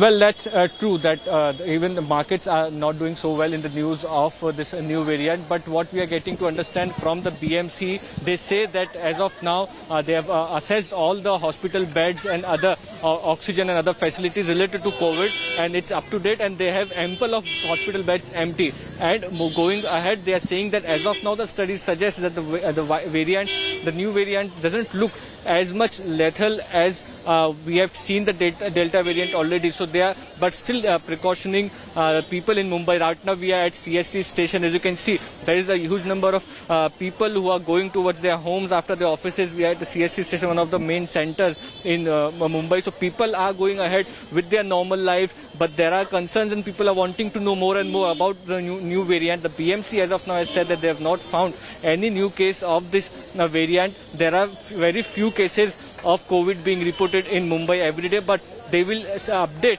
as and when there are conditions or the severity increases. Back to you. Okay, let me also take this across now to Akshay Dongre, who's joining us live from Delhi. In the national capital, Akshay, masks are not mandatory, but there has been an advisory put out, particularly because of the holiday season, that people abide by the basic rules of ensuring social distancing, of ensuring masks. None of that actually that you see on the ground. Well, Akshita, I have reported this pandemic since it started in our country, and one thing I've noted that advisories are good.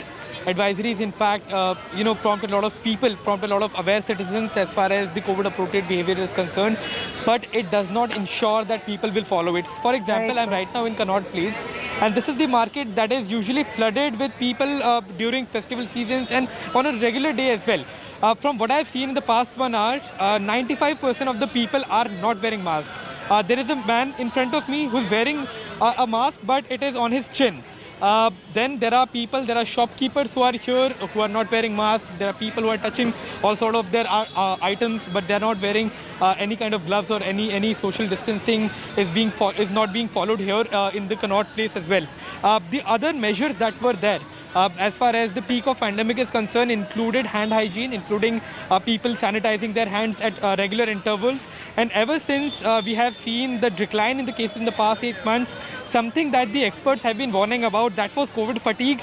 And that has in fact set in, Akshita, because people have stopped using the sanitizer on regular basis. People have stopped washing their hands on regular basis. And given the fact that this virus the biggest worry, as you're pointing out, Akshay, is that people are lax now. And they believe COVID is over. There's no reason for them to be scared. I want to bring in Suryagni Roy, who's reporting from Kolkata. Christmas is huge, Suryagni, in the city of Kolkata. It's celebrated widely. It's a big mass celebration where everyone comes together. And amid that, there are serious concerns about whether COVID norms are actually being followed. Well, Akshita, the ground realities are something that needs to be seen. Now, over here, what we have been seeing for the past 48 hours, mind you, since this news broke out of the new variant, that majority of the people are not wearing masks. Now, we cannot even blame these people because neither the state government nor has any directive come from the government of India which has made masks mandatory. So, when I spoke to many people over here, they were all, up to wear masks. But the government needs to give them a real lowdown on whether the situation is really bad or not. Now, coming back to the government's point of view for West Bengal, I spoke to the mayor of the city just a while back, Farhad Hakim. He clearly said that, everyone needs to be cautious, but there's no need to worry. They are monitoring the situation.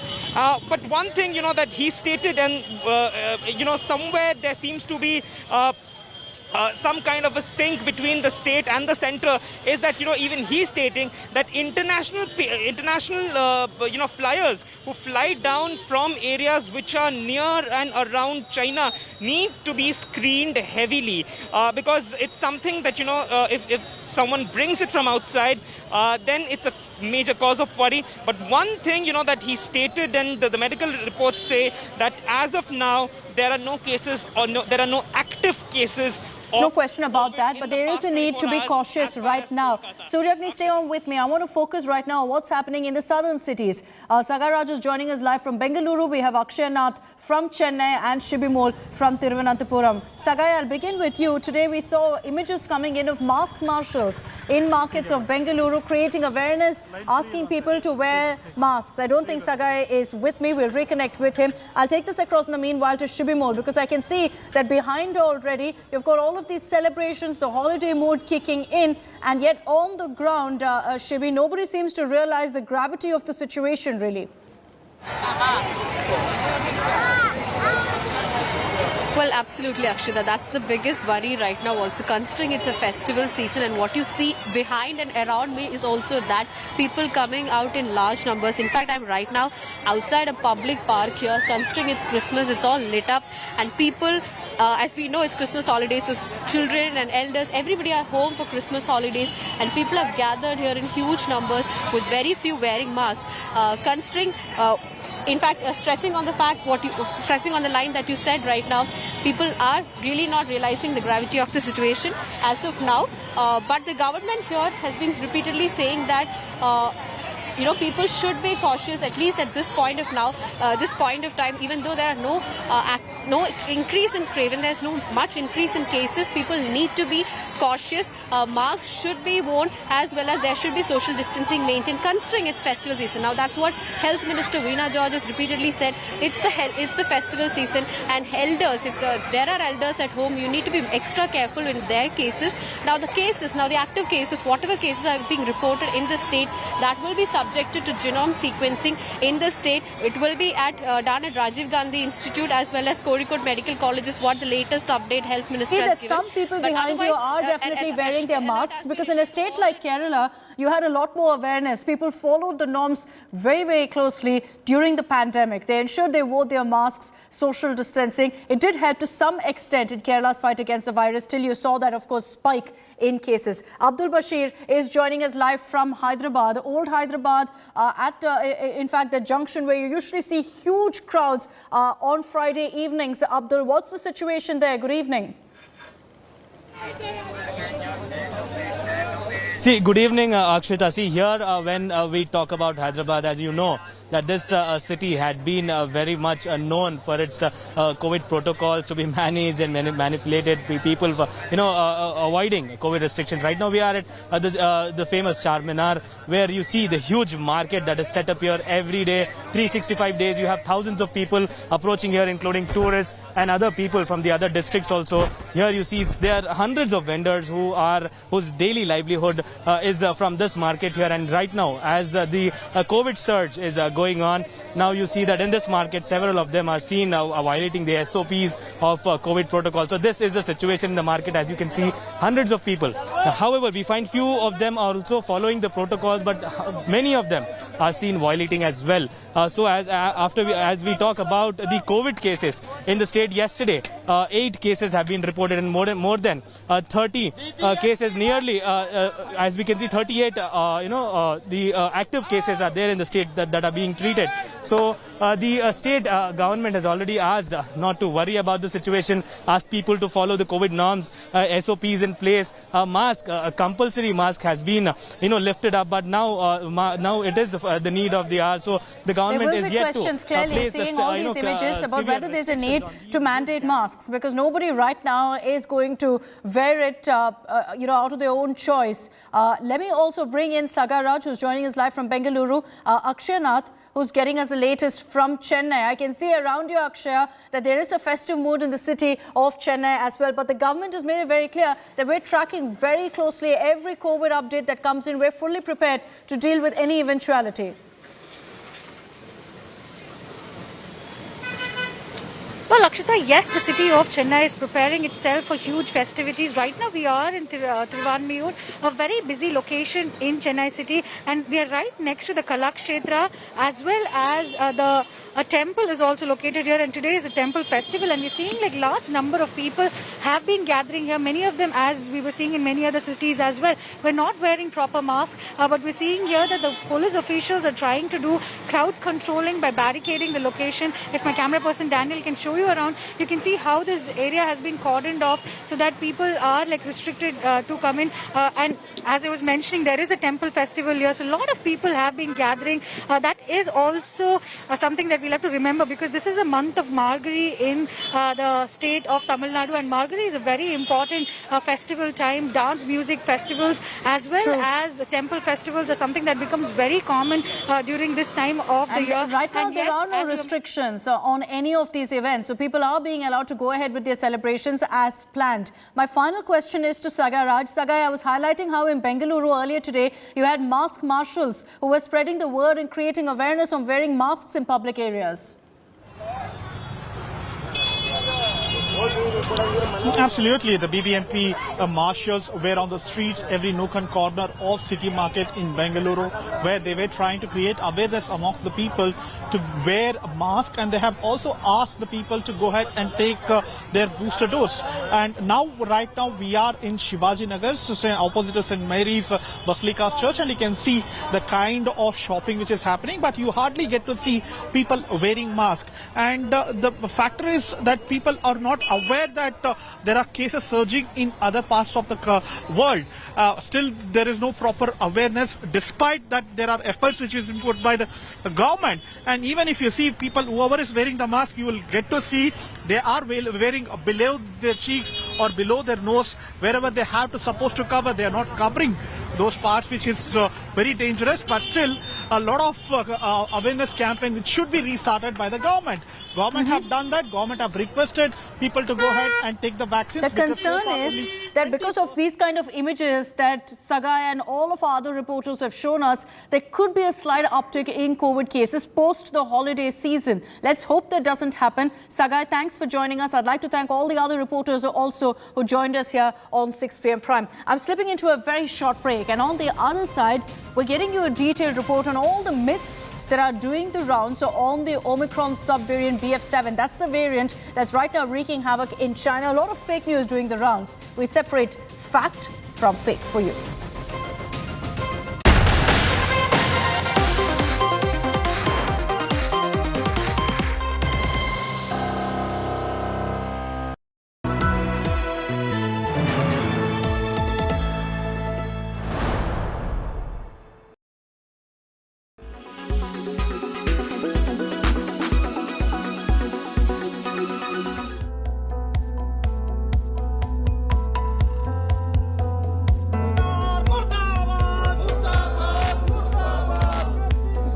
These farmers of Mansoorwala village in Punjab's Firozpur have been on the road for 5 months now.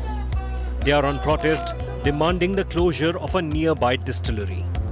The farmers claim the discharge from the industrial unit is polluting the groundwater and air and killing their cattle. ਇਹ ਜੋ factory ਜ਼ਰੀਲਾ ਧੂਆਂ ਕੱਢਦੀ ਆ ਉਹ ਜਾ ਕੇ ਜਿਹੜਾ ਪਸ਼ੂਆਂ ਦਾ ਚਾਰਾ ਸੀ ਉਹ ਸਰਦੀਆਂ ਜਦੋਂ ਓਸ ਪੈਂਦੀ ਆ ਉਸ ਦੇ ਨਾਲ ਉਹ ਪੱਤਿਆਂ ਤੇ ਜੰਮ ਜਾਂਦਾ ਸੀ ਉਹ 60 ਦੇ ਕਰੀਬ ਪਸ਼ੂ ਇੱਕ ਪਿੰਡ ਚੋਂ ਨੁਕਸਾਨੇ ਗਏ ਆ Weeks back, the locals led a protest after they allegedly found contaminated water in a tube well nearby a religious place. जब से ये आई है तब से यहाँ का पानी और यहाँ के जीवन के ऊपर जो असर है वो उसका पै रहा है सोशल इम्पैक्ट है हर तीसरे घर में कैंसर है ठीक और पानी जो यहाँ से जो नीचे से सैंपलिंग हुई है पानी पीने के लायक नहीं है अनेबल है वो ड्रिंकिंग वाटर नहीं है वो पोल्यूटेड वाटर है We are in Mansoorwal village and behind me is the distillery which has become a protest hotspot from last 5 months. The local people from nearby villages are protesting here against this distillery and have been demanding closure of this industrial unit which according to them have not only polluted their water sources but also resulted in waterborne diseases. Earlier this week, protesters clashed with the police in Zira. The Kisan Union has alleged the Aam Aadmi Party government in the state is trying to crush their peaceful agitation. Attendant ਤਾਂ ਇੱਥੇ ਮਤਲਬ ਇੱਕ ਤਰ੍ਹਾਂ ਜੰਗ ਵਾਲਾ ਮਾਹੌਲ ਬਣਾਇਆ ਬਸ ਜਿਵੇਂ ਜੰਗ ਹੋ ਰਹੀ ਹੈ ਹਿੰਦੁਸਤਾਨ ਪਾਕਿਸਤਾਨ ਦੀ ਉਹ ਹਾਲਾਤ ਬਣਾਇਆ ਬਸ ਇਸ ਏਰੀਏ ਨੂੰ ਘੇਰਨ ਲੋਕ ਬਾਣਾ ਵਿੱਚ ਦੀ ਆਏ ਆ ਲੋਕ ਰਸਤਿਆਂ ਨੂੰ ਛੱਡ ਕੇ ਵੱਟਾਂ ਤੋਂ ਦੀ ਆ ਕੇ ਇੱਥੇ ਧਰਨੇ ਨੂੰ ਕਾਇਮ ਰੱਖਿਆ ਲੋਕਾਂ ਨੇ The High Court has stepped in, directing the local administration to settle the dispute. While the government has proposed to form different committees to study the impact of the alleged pollution caused by the factory, the protesters refused to lift the dharna till the factory is closed permanently. Bureau Report, India Today.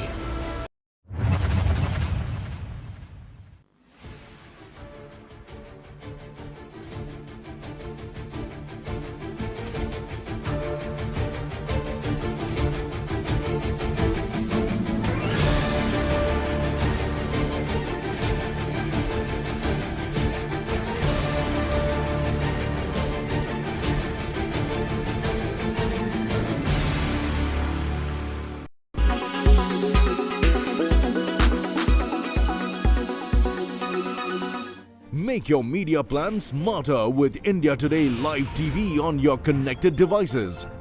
Amplify your brand with 100 million smart internet viewers. To advertise, mail us at sales@aajtak.com.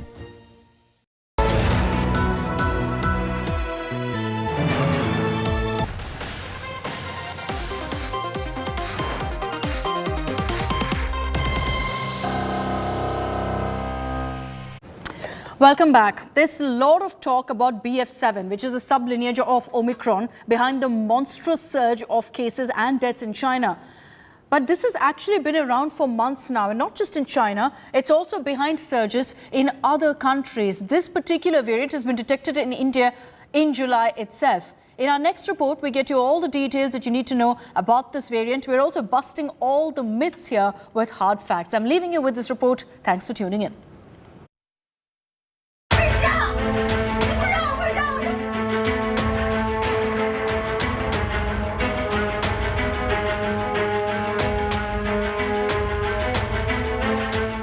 BF.7, the sublineage of Omicron, is behind this mess in China. You would have heard about this being a new coronavirus variant, but that is far from the truth. Here is all that you need to know about BF.7.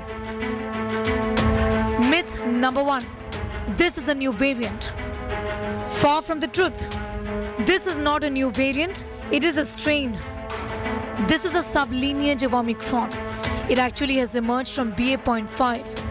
So first came Omicron, then BA.5, and then this sublineage, BA.7. The full name of the strain is BA.5, .2, .1, .7. Myth number 2. This has just been found in China. The fact is, this strain was identified 22 months ago. Myth number 3. This new strain is only confined to China. The fact is, it has made an entry into 91 countries already, including India. It was first seen in India in September early this year. Myth number 4. Only China has seen surges owing to this strain. The fact is, it has accounted for surges in the UK. BF.7 accounted for more than 5% of cases in the US and 7.26% of cases in the UK in October.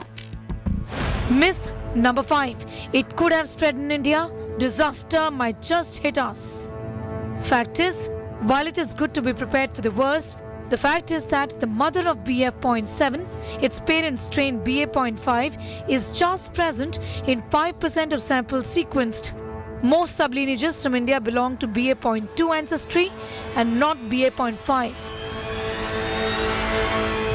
As per the data from November, just about 2.5% of the positive samples were indicative of BA.5, like I said, the parent of BF.7. The most dominant strain right now in India continues to be the recombinant XBB. The larger concern really is that if infections continue in such a way, it will give an opportunity for the virus to evolve even further, to mutate even further. And that really is the big concern. In New Delhi, Sneha Mordani for India Today.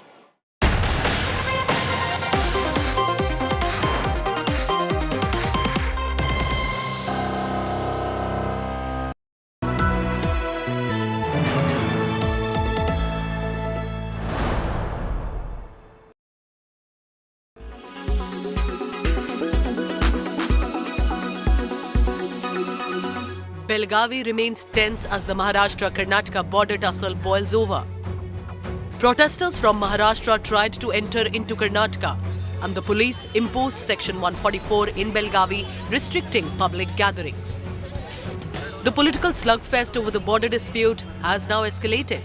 Basavaraj Bommai government is planning to adopt a resolution in the State Assembly, rejecting Maharashtra's claims on several villages in Karnataka.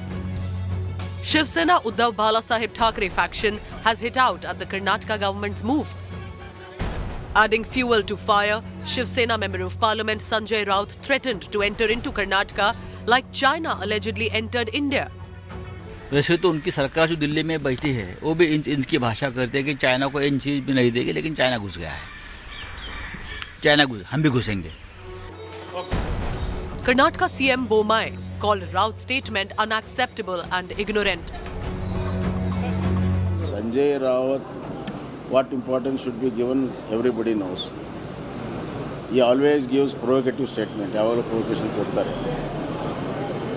ಈಗ ಅವರು China ತರ ಬಂದ್ರೆ ಭಾರತ ಸೈನ್ಯ ತರ ಕನ್ನಡಿಗರು ಅದನ್ನು ಹಿಮ್ಮೆಟ್ತಾರೆ. Maharashtra opposition has also raised the dispute in the State Assembly, mounting pressure on Chief Minister Eknath Shinde, accusing him of inaction on the matter. Comments by Raut has started a political slugfest. ये सुलझाया जा सकता है, हालांकि वो matter सब जुडाइस है, मगर फिर भी इस प्रकार का वातावरण बनाया जा रहा है कि जैसे दो दुश्मनी देश आपस में लड़ रहे हो. ये तो एक ही देश के दो प्रांत है, एक कर्नाटक है और महाराष्ट्र है, और इसमें अगर केंद्र सरकार चाहती है तो इसको सुलझा सकती है. केंद्र सरकार के इशारे पे जिस तरह से कर्नाटक के मुख्यमंत्री बोम्मई जी जो महाराष्ट्र को बार बार इशारा कर रहे हैं, महाराष्ट्र की जनता को मारपीट कर रहे हैं, महाराष्ट्र की गाड़ियों को वहां रोका जा रहा है, तोड़फोड़ किया जा रहा है, अगर सांसद हो या विधायक हो वो जाने को देख रहे तो उनको रोका जा रहा है. क्या हमारे देश के हम एक राज्य से दूसरे राज्य नहीं जा सकते? केंद्र सरकार इसमें हस्तक्षेप क्यों नहीं कर रही है? हम सीएम साहब को ये बात कहेंगे और सीएम साहब को ये भी बताएंगे, अगर तुम चाहते हो तो हम हमारे तरफ से हम इसके खिलाफ में पुलिस स्टेशन में भी एफआईआर दर्ज करेंगे. With both states being governed by the Bharatiya Janata Party, border controversy has opened a Pandora's box for the BJP. Opposition is using this as an opportunity to corner the state governments. Karnataka Congress leaders claim Home Minister Amit Shah's truce meeting with the two chief ministers failed to ensure law and order at the border. The border issue dates back to 1957, when states were reorganized on linguistic lines. Maharashtra claims 865 villages in Karnataka are theirs. The dispute pending in the Supreme Court. Bureau Report, India Today.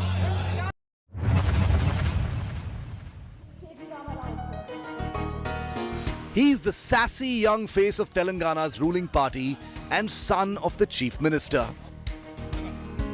And as a Neta who's become as much known for governance in the state as he is for the fiery feuds he has with his political rivals, here comes the latest chapter. And we should warn you, it involves a chappal. This time a vicious collision between K.T. Ramarao and the BJP state president. A man leading an aggressive campaign in the southern state ahead of next year's assembly election. KTR's anger is understandable given that his political rivals have persistently insisted on him taking a drug test, a theme that has caught on in the virality of Telangana politics. The BJP, sniffing traction in the attack, is doubling down on the drug test suggestion. While the political opposition in Telangana reserves its heaviest attacks for the Chief Minister KCR himself, the elder Neta's children have been choice targets in recent months and years. Last year, the Congress's popular state chief floated the idea of a white challenge in Telangana to test for drugs, cheekily inviting KTR to participate. This had triggered an eruption that saw even Rahul Gandhi dragged into the fracas. 2023 is going to be a ferocious southern year for Indian politics, with Karnataka in the first half and then Telangana towards the end of the year. Expect things to escalate rapidly till then, with chappals, white powders, slaps, punches and everything in between.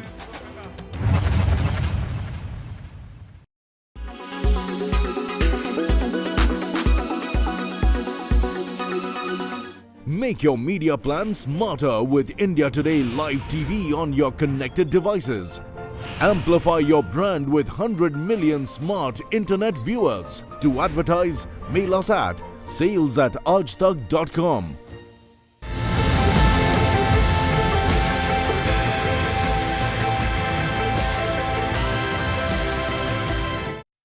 Hello and welcome to India's only democratic newsroom. I cannot believe the fact that the year started with COVID and we were really hoping that we never needed to report on COVID again. But here we are once again on the foothills of what could be, I'm really praying that it isn't, guys, but it could be another COVID crisis. We are constantly prepared. And the reason it's become a big story now, guys, is that an advisory was suddenly issued to the Congress party, which is in the middle of this big COVID yatra, and it's become totally political. Absolutely, yes, because the meeting held yesterday spoke nothing about restrictions, just about masking up, not even, avoiding gatherings, avoiding these parties or religious gatherings or weddings. It spoke nothing about that. It only spoke about masking up and being cautious. Getting your test done if you're having symptoms, because genome sequencing, it can only be done if there are RT-PCR positive samples. So that's the only thing. Apart from that, the advisory that was sent to Ashok Gehlot and Rahul Gandhi in the morning was totally baseless, because the BJP in different states is going ahead with its own functions, its own gatherings. Today they've cancelled a couple of things. Yes, but at least to begin with. Rally that they've cancelled because they're saying that we're being responsible at the end of the day. Yes. Even if it is political, should we look at it from a non-political eye? Because at the end of the day, you're sending out the right message, right? You're saying, look, COVID cases are on the rise and we're issuing an advisory. What's wrong with an advisory? We're not saying shut down the yatra. Either way, I think the health minister said that follow social distancing, wear your mask. So that's not wrong to say that to a yatra he's not saying disbanded. And 3 years later, netas have no excuses. The government will have no excuse. If the netas cannot lead this time, who will you blame now? Let them walk the talk. They've cancelled one program today. Let's see how what I will agree with ahead look like. Also, experts have been saying, and we've spoken to Dr. Guleria yesterday, Shiv, who clearly said that there is no need to do it right now.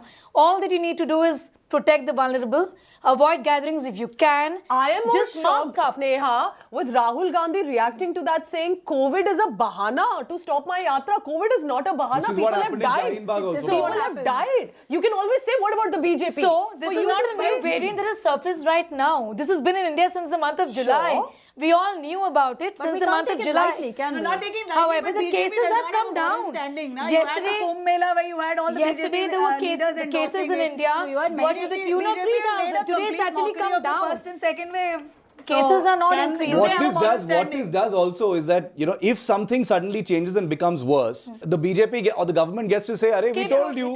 Scapegoat. Humne bola tha." It's like an intelligence alert saying that if things go wrong now, it's like that. That's the reason why it's political. Because will you see the BJP cancelling political rallies when there are assembly elections down the corner? Look, I will say that they didn't haven't do done it it for West before. Bengal. They've not done it before, and every political party was guilty of it. My only point is this, that while we've seen all that and we can call out the hypocrisy, etc. of the BJP, right now, when there is a concern and an advisory, let me again highlight that this is an advisory that's been issued. Not a ban.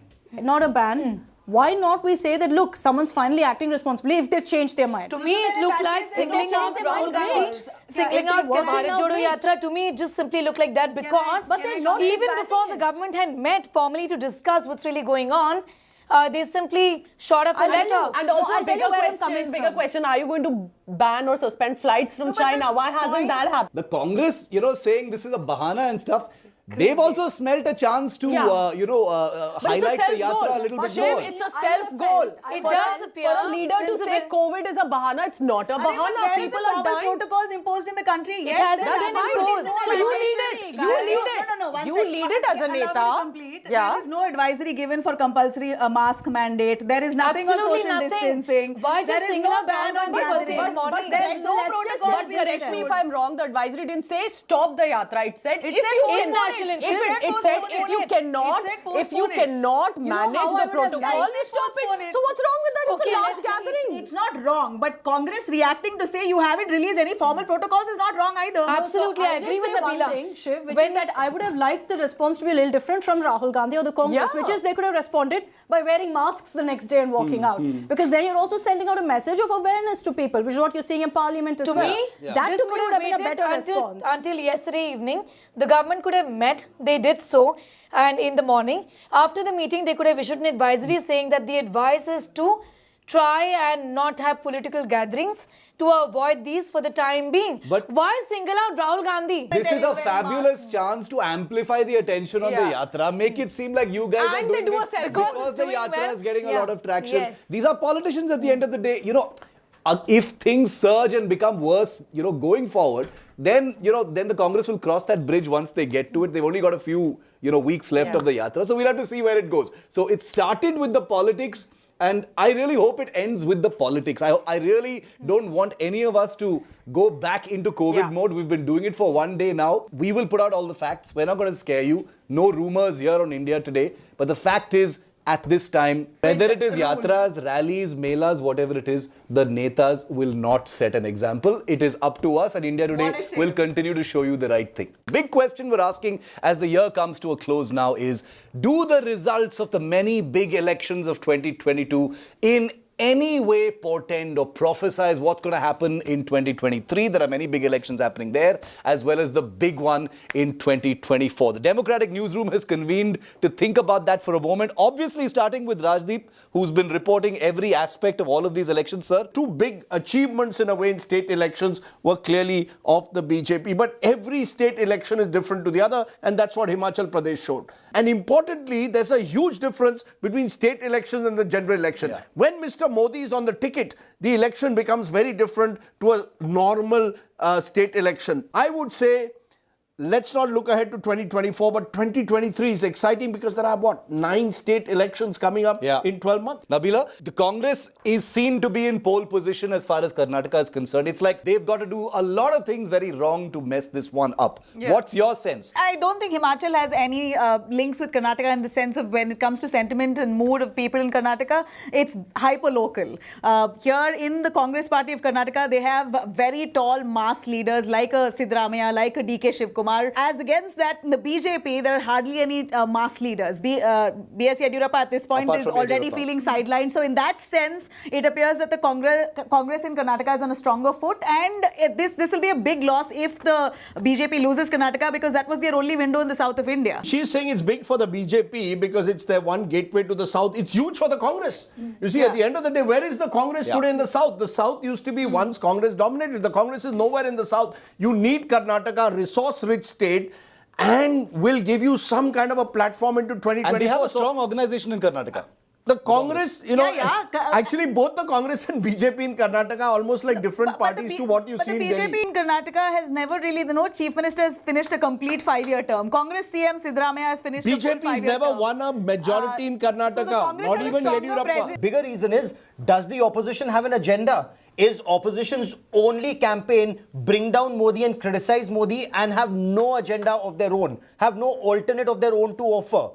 Then it's for the voter to decide what does he want to go with, 10 years of seeing somebody's work or 10 years of constant bickering and trying to bring down something. And as the opposition, Shiva, I'd like to come in. The Pay CM campaign, for example, in Karnataka really paid off. The BJP was fairly rattled. Nabila would want to come in. It became really popular. And Basavaraj Bommai, as the Chief Minister of the state, isn't very popular. There isn't fighting even within the BJP if there isn't fighting in the Congress. I did a straw poll of 10 people in a village in Gujarat. 7 to 8 of them hadn't heard the name of the Chief Minister. They only knew of Modi. Now, that can work in Gujarat, but it didn't work in Himachal. So I think the BJP's challenge is, can you simply use the Modi brand name to win state elections if your state chief ministers or your state units are seen to be ineffective, or in the case of Karnataka, your government is accused of serious corruption? But Himachal, the difference of votes was very small, in comparison to previous elections. Jo jeeta wo Sikandar. Jo jeeta wo Sikandar at the end of the day. But margin is still important. It was quite a turnaround.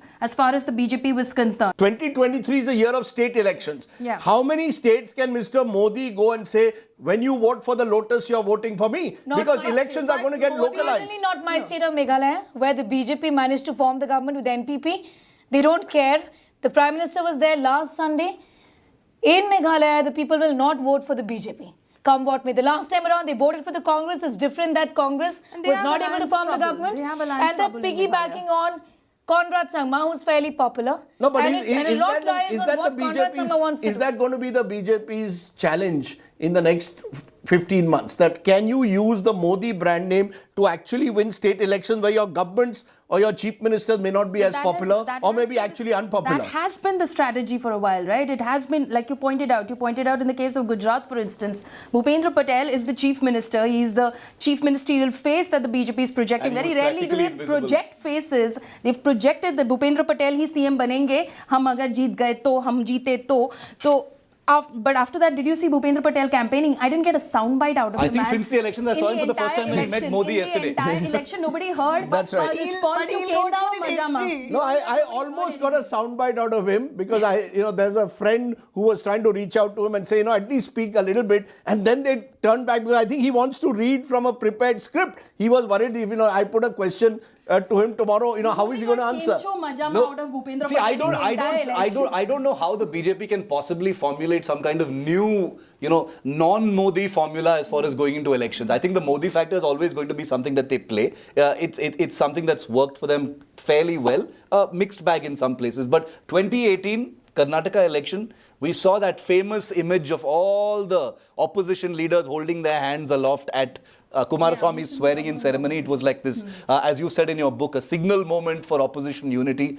But then we saw what happened in 2019. Of course, there are other factors. But I'm saying, is the Mahagathbandhan going to be a reality? Look, whether there's a Mahagathbandhan or not, you need a narrative. Yeah. I tend to agree. Gaurav Sawant and I don't agree on most issues, but I agree with him that you can't have an agenda that is based purely on anti-Modism. Yeah. You're going to have to tell me, what do you stand for? You can't have a gaggle of leaders on one platform and believe that this Mahagathbandhan will overnight be enough to take on the BJP. You're going to have to perhaps Mahagathbandhan is also headless. Yeah, is the Mahagathbandhan going to be a reality in 2024? No, I don't think so. They don't even agree in Parliament. Yeah. If the Congress calls the meeting, TMC says, "Hum nahi jayenge." Why have they called the meeting? Who gave them the leadership of the opposition? No, in fact, one of the stories of 2022 is AAP. Remember, they won Punjab, right? But by the time they came to Gujarat, they realized their limitations. But when I was looking at the numbers just now, in tribal constituencies, AAP has got 22% of the vote. That's a huge amount. So in Karnataka, suppose the AAP targets urban Karnataka. And they're planning to apparently. And that's what they're planning to. So I don't think there's going to be any Mahagathbandhan this time.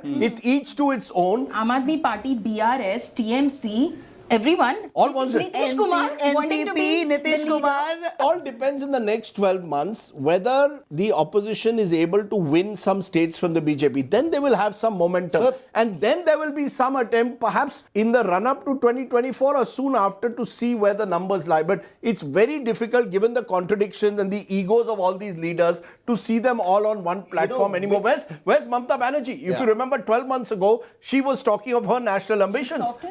She softened her stance. You've got suddenly KCR playing this role of a national leader, but his basic aim is to protect Telangana.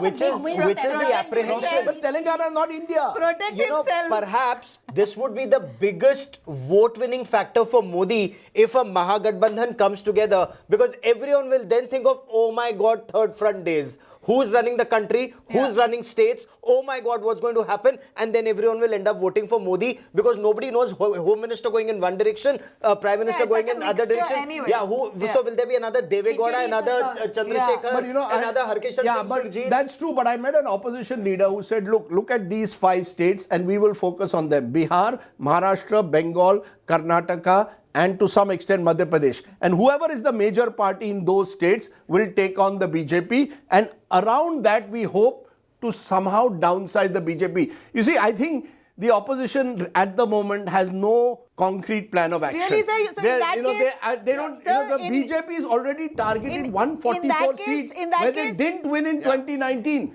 They've already targeted those. The opposition is still sort of looking for a solution. You're saying BJP has done everything right in terms of policy and management in the last few years. No, I'm saying they're vulnerable in the states. Remember also there's the elephant in the room, which is Rahul Gandhi. He's on a Bharat Jodo Yatra. Now we don't know what he's going to do next. This Bharat Jodo Yatra, are people wrong in feeling like this Bharat Jodo Yatra, is raising important issues and stuff, but it's kind of feeding into the BJP's, trap of making this presidential, like a Rahul Gandhi versus Modi kind of thing. This is about Rahul Gandhi. Shiv, it's enthused Congress. The Congress party, that's for sure. See, at the end of the day, I need to enthuse my own party. So it's mobilized Congress workers, given them a sense that their leader is there amongst themselves. Them for sure. And interestingly, Rahul Gandhi is virtually sort of disassociating himself from Congress's party politics. He doesn't want to get involved in that. He's saying, I'm going to be some kind of a mascot ideologue.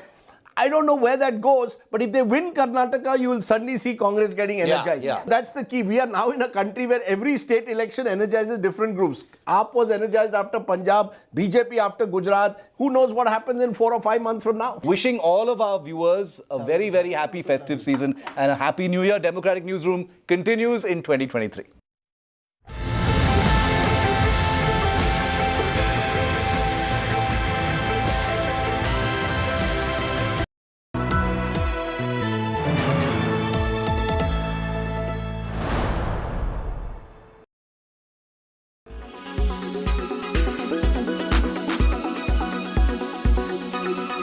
To start with you, Savita, क्योंकि एक video viral गया है. There's a video that's gone viral. आप लोग नाच रहे हैं champion song के लिए. ये कहाँ से शुरू हुआ? How did that start? Everybody is talking about it. Congratulations. Thank you, sir. Thank you so much. Yeah, definitely कि जब मैच जैसे विन किया था उसके बाद जो सेलिब्रेशन ग्राउंड में था वो तो था, बट उसके बाद में हमारे कोच ने बताया कि ओके ठीक है, बट तुम इस सॉन्ग को, इवन उन्होंने हमारे साथ कि हमें वो गाना बोला भी, उन्होंने खुद ने सुनाया कि आप इसको नेक्स्ट टाइम, ये भी तुम्हारा एक तरफ से होमवर्क है, सबको आना चाहिए. तो गाना कोच ने प्ले करवाया था और सबने उसको बहुत एंजॉय किया क्योंकि सबके अंदर वो एक सेलिब्रेशन तो चल ही रहा था और उस जब वो प्ले हुआ तो डेफिनेटली एक अलग सी ही एनर्जी थी सब में. ये गाना या नाचना दोनों, कोच ने कहा कि गाना भी गाओ और नाचो भी, क्योंकि ये Dwayne Bravo West Indian cricketer का गाना है चैंपियंस, तो उसी तरह से आप डांस कर रहे हैं. राइट, डेफिनेटली, क्योंकि नाचना तो शायद आपने पहले भी जब कॉमनवेल्थ में भी थे तब मेडल आया तब भी आपने वो एक वीडियो वायरल हुआ था, चेंजिंग रूम में सब डांस कर रहे हैं. वो तो हमारी टीम में है 2-3 प्लेयर्स हैं, नवनीत है, नेहा है, तो ये तो बस ऐसा टाइम वेट करते हैं कि कब मौका मिले और कब डांस स्टार्ट करें. तो वो so you're not only good hockey players, you're also good dancers certainly. I don't know how good your Hindi is, Janek, but they seem to be suggesting that you encourage them to do this, to dance and sing to the song. Is that true, Janek? Well, it's sort of true because, well, if you win, you have to celebrate, right? And they played the song at the podium, and I know that song very well. We Are the Champions from Queen, and they weren't singing it, and they said, we don't know this song. So then I encouraged them in the bus, and when we got to the hotel, well, you tell me then, what is the song you play in India when you win? And then they started playing their songs and dancing, and that was amazing. So I really enjoyed that. Is that something that you believe as a coach is necessary to allow the players to express themselves, particularly after winning? It's not just enough to celebrate in the privacy of your room, but also make it a public event in a way.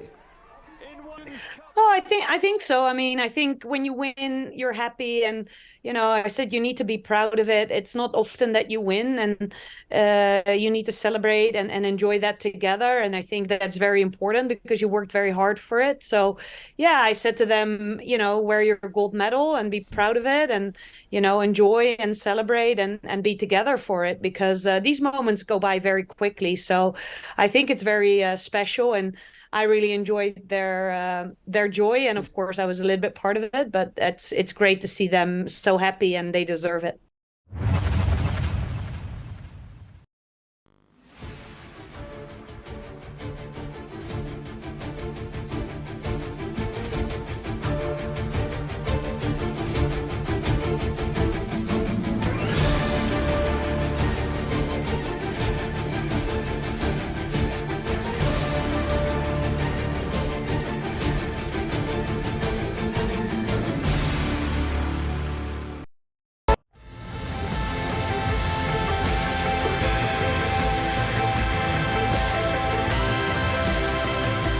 If there was one theme coming out of Bollywood in 2022, it was the entire boycott brigade. From Lal Singh Chaddha to Adi Purush to Brahmastra to practically everything in between. We're looking at boycott calls over Pathan right now and the whole virality over Besharam Rang. The year is also ending with a little bit of a pushback by not some small fry in Bollywood, but two of literally the biggest stars in Bollywood. Akshita, did he say anything else about this whole boycott thing? When I did ask him about it, he was there. Rohit Shetty was also there. Yeah. So I asked both of them about the boycott culture one and about this whole, intolerance, etc. and all. So Ranveer gave me a very diplomatic answer, I would say, for Ranveer, because he said that, I'm happy, audience is accepting me, I have my freedom of expression. The PRs must be like, you will not say a word. I got that standard response. Rohit Shetty said that this is a lull that we faced before, that Bollywood has faced before. Many years back, most people are not talking about it. You should be talking about how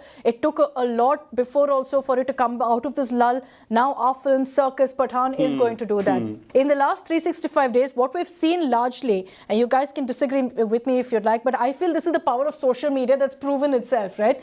That some of the biggest superstars like Amir Khan faced a complete boycott, and what was the result of that? His film did flop. So as much as you call it trolls, loonies, etc., it's a real thing. I think hashtag boycott culture does not work if a film is good. On the other side, I saw RR being attacked a lot with a lot of hate, that it was some sort of a Hindutva project, but it's done well. It's shortlisted for the Oscar. There was not a boycott call, but people are sudden. The heightened tempers for films this year has been to another level. I've never seen it. But I have seen that people have been asking questions, but if a film is good, Brahmastra did well. There was boycott against it. But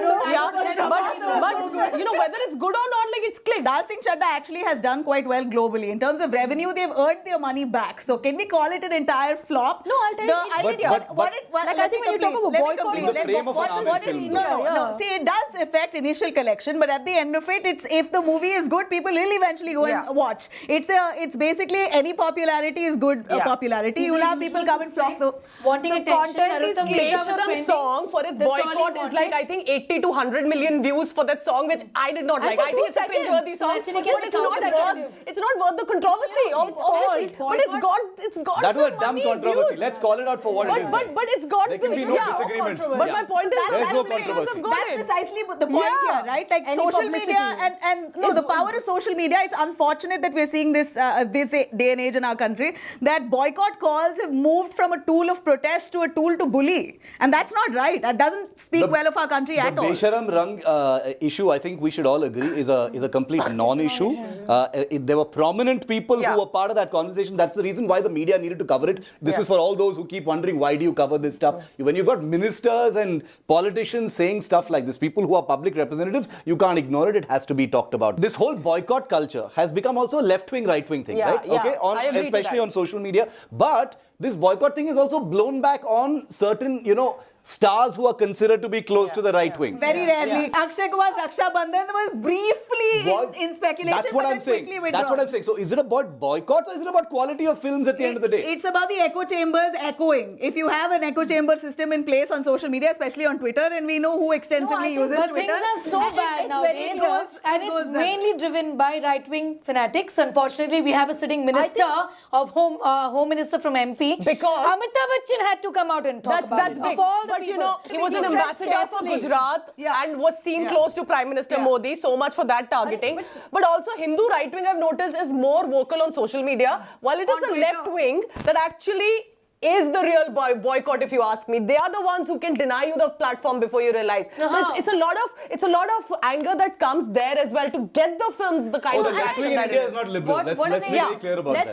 There's nothing liberal about it. Kashmir Files. That was not liberal in any way, right? When you went out and said you should boycott this film. And the hate it got unnecessarily. No, I don't think the left wing said that. Of course they did. Of course they did. But they had a whole campaign. They created a whole campaign against saying that this is exaggerated. That's the same as the boycott culture. If you're speaking of Kashmir Files, which other film in history of India was backed by the government? The government backed the movie entirely. But much after... So obviously Nabila, not defending the film. Nabila, I'm not here to defend any film, but that happened. Okay, for that, Arvind Kejriwal is known of making tax-free so many films. So A lot of them in the past few years. Again, you say this is a good film. Here is Look, a government, the BJP government much after making it tax-free in every state of the country. Not before. Nobody called for the boycott of the Kashmir files. But it's the Nobody campaign. did. There was an extensive. It is exaggerated. No, but it wasn't a boycott call, but there was a campaign against Yes, there was a campaign against it. It's very different from much more organized. from a group of people saying nobody is going to go for this movie. How can you say that? The campaign is not unfounded. It has hurt religious sentiments and it is not unfounded. So if it's on the other side, you would say by that logic, how can you say it was unnecessary? You're saying that Kashmir files hurt religious sentiments. Of course, it showed one-sided opinion entirely. How did it show one-sided opinion? That's what you think. That's what you think. Okay, Nabila, all of these are documented incidents. If you're talking about this one film, by that logic, if you're heightening sentiments on one end, by that logic, Nabila, every film will hurt some sentiment. That's the whole point. So then agree to disagree. No, but why would how can you back it completely saying it was absolutely based on facts and records? Because it was. Vivek Agnihotri is going to be happy all over again that his movie is still being talked about. Okay, his movie got another big lease of life when that Israeli fellow, said stuff about his film. So he's going to be very happy that Kashmir Files is still being talked about. And I think that he's making some movie about COVID now. Vaccine war. So, oh God, more COVID in our lives. Thanks to Vivek Agnihotri. So let's see what Bollywood's going to give us in 2023. They've had a pretty bad year as far as hits and misses are concerned in 2022. So we'll have to see where it goes. PR machineries, publicity, machineries around these films are very clever. They also know that a little bit of tadka, a little bit of masala as far as boycott is concerned. I would say that even Adipurush is guilty of that. Add a little something that will spark anger and stuff. And therefore, everyone knows what Adipurush is now, even though I don't know how many of us will actually watch it. So, good luck to Bollywood. Let's see what 2023 is going to look like.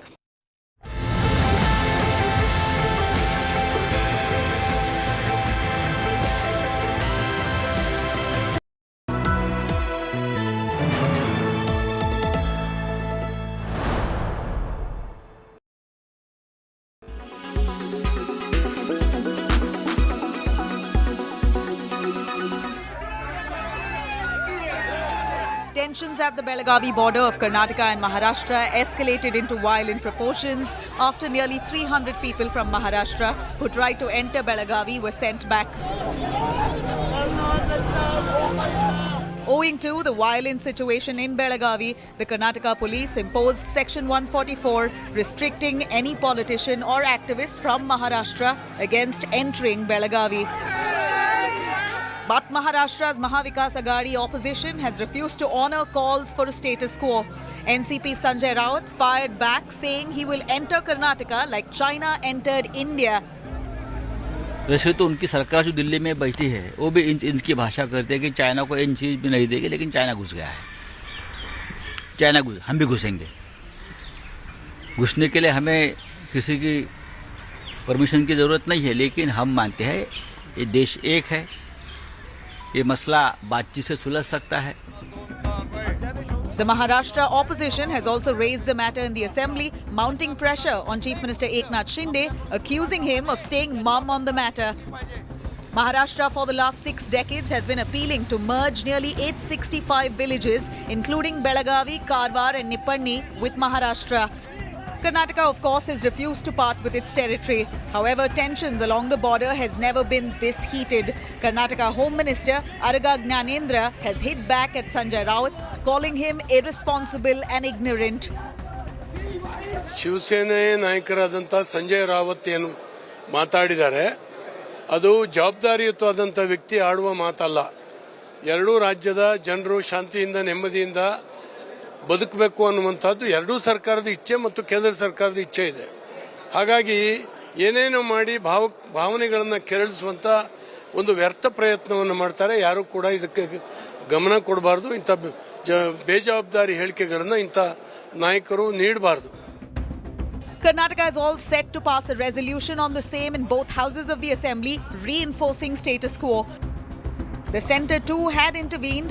Home Minister Amit Shah tried negotiating truce between the neighbours, asking states not to stake claim to any territory until the Supreme Court decides on the matter. Nonetheless, the matter has certainly become difficult for the centre too, as both states are governed by the BJP. The opposition is now visibly using this as opportunity to impose their demands. Bureau Report, India Today. What's new? What are there waiting lines for vehicles? What are we gearing up for the new year? What are some new plans? Could you tell us like a sneak peek into that? So we couldn't supply cars this year the way people wanted. Unfortunately, we didn't do as well as some competitors do in terms of getting the chips. But now our supplies are getting improved. So, so hopefully next year should be a great year for us. We're looking forward to crossing 100,000 vehicle sales. And we are launching another EV in April. So that's interesting.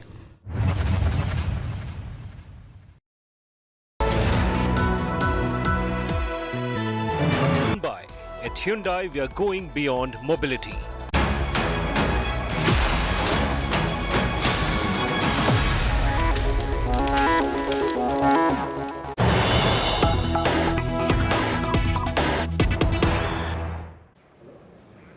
Well, welcome viewers, you're watching To The Point. Let's quickly cut into the latest news break that is coming in from Faridabad, Haryana, where Rahul Gandhi, addressing the cadre at the Bharat Jodo Yatra, has now touched upon the issue of the BJP and the health minister, saying that COVID protocol needs to be followed by the Bharat Jodo Yatra and the Bharat Jodo Yatris.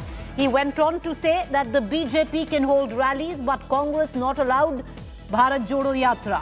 Is there COVID threat only at the Congress Yatra is a question that Rahul Gandhi has posed while he was speaking to the Yatris in Sona, Haryana. The Bharat Jodo Yatra, viewers, is passing through Haryana. It's going to pass through Haryana in two segments. It's going to enter Delhi tomorrow morning, and then there will be a break and will once again reconvene from Haryana post the new year. But let's cut across to what Rahul Gandhi said. Rahul ji, corona वापस आ गया है, Covid वापस आ गया है। यात्रा को बंद कीजिए, यात्रा को बंद कीजिए। अच्छा, बाकी हिंदुस्तान में पब्लिक मीटिंग जितनी करानी करा लो, बीजेपी करा सकती है, मगर जहां भारत जोड़ो यात्रा चल रही है, वहां पे कोरोना और Covid. All right, so that was Rahul Gandhi speaking to the cadre at the Bharat Jodo Yatra. I'm going to bring in my colleague Supriya Bhardwaj, who's tracking Rahul Gandhi through Haryana. The Bharat Jodo Yatra enters Delhi tomorrow morning. But Supriya, as we come to you, try and get us a few reactions as well. I want to just play across, that reaction of Rahul Gandhi where he was speaking to the Congress cadre. Let's listen in, and we cut across to Supriya, who's standing in a very, very cold evening in Faridabad, Sona. Let's listen in to Rahul Gandhi first. Rahul ji, corona वापस आ गया है, Covid वापस आ गया है। यात्रा को बंद कीजिए, यात्रा को बंद कीजिए। अच्छा, बाकी हिंदुस्तान में पब्लिक मीटिंग जितनी करानी करा लो, बीजेपी करा सकती है, मगर जहां भारत जोड़ो यात्रा चल रही है, वहां पे कोरोना और Covid. All right, I want to cut across right now to my colleague Supriya Bhardwaj. Supriya, it's very windy where you're standing. Cold evening at that. Bharat Jodo Yatra going in from Haryana, entering Delhi tomorrow morning. But the first time Rahul Gandhi addressed, what has been the demand of the health ministry that COVID protocol now be followed by the Bharat Jodo Yatra. It is really very cold as far as Faridabad is concerned, Preeti, but the politics around the COVID and Bharat Jodo Yatra is really very hot. Now, Rahul Gandhi has fired a fresh salvo at BJP as well as the central government. Yesterday in New also he said he targeted the health minister, but today he has gone two steps ahead. He's saying that across the country BJP rallies can take place. But as far as Bharat Jodo Yatra is concerned, then the government as well as BJP remembers only Corona and COVID. He has gone ahead and said yesterday in New that the new latest bahana to target the Bharat Jodo Yatra is nothing else but COVID. Well, where we are standing at the moment, just 1 kilometer behind us from the other side, is where the Bharat Jodo Yatra camp is. The campsite is, and from here where we are, the Badarpur border, the Delhi-Haryana border is just 5 to 6 kilometers away. Tomorrow morning from this very place we are standing, the Yatra will start and head towards Delhi. At Delhi, they are going to enter around 6:30 a.m. and we are expecting that more such salvos can be fired at BJP by Rahul Gandhi, because there is going to be a flag handover ceremony. Certainly, yes, Rahul Gandhi is playing on the front foot. He is saying, as far as the COVID is concerned, along with Congress party, and whatever your protocols are, please tell us. We will follow it. But as far as the Yatra is concerned, Yatra will continue and they will hoist the flag in Srinagar. All right, okay.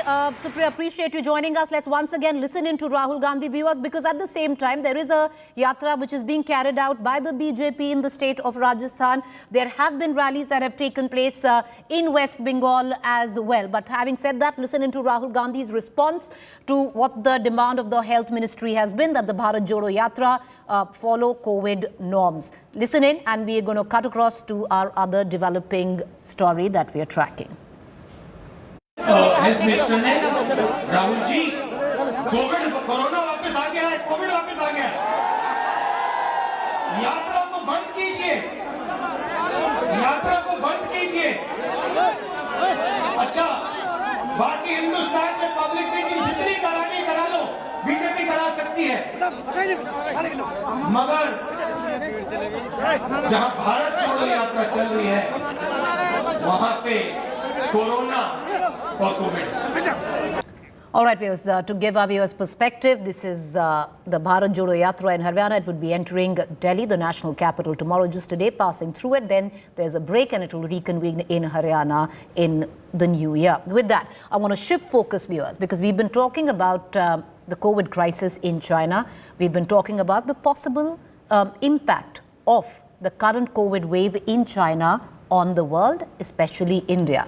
Now, in the context of India, many would suggest what we saw, the horrific visuals of the second wave, are now being depicted in what is happening in China, which prompts many of us back home in India to ask, should India now get the fourth dose? What does really the fourth dose mean? Many of us who've been vaccinated and then had the booster shot, it's been over 6 months that they have had the booster shot. Is the booster shot still effective, or is it time, keeping in mind the context that we are seeing where China is concerned, our neighbor, and we saw what happened the first time around?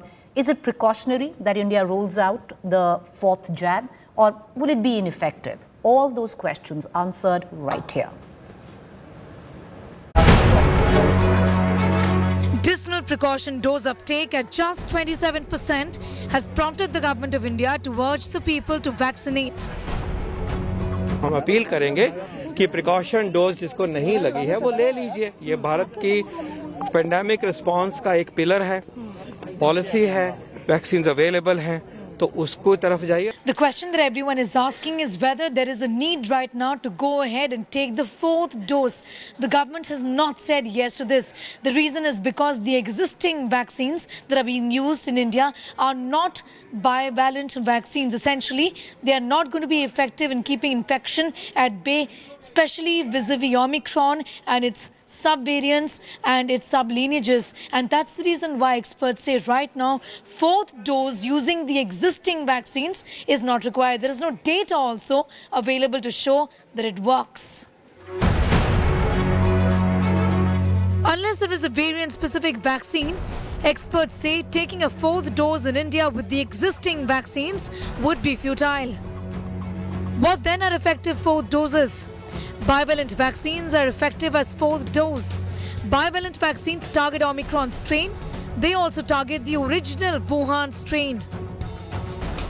At present, no vaccine is being used in India as a bivalent vaccine. Outside of India, mRNA vaccines like Pfizer and BioNTech's bivalent vaccine and Moderna's vaccine are being used only from the point of view of boosting.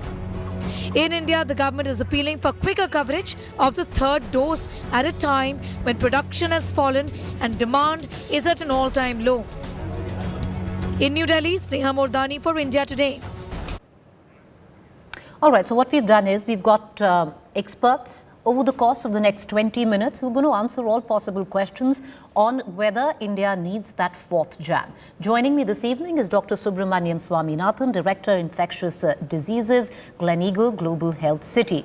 I also have with me Dr. Trupti Gilada, Infectious Diseases Physician, Unison Medicare, Mumbai. Dr. Neeraj Tulara, Infectious Diseases Specialist at the LH Hiranandani Hospital, Mumbai.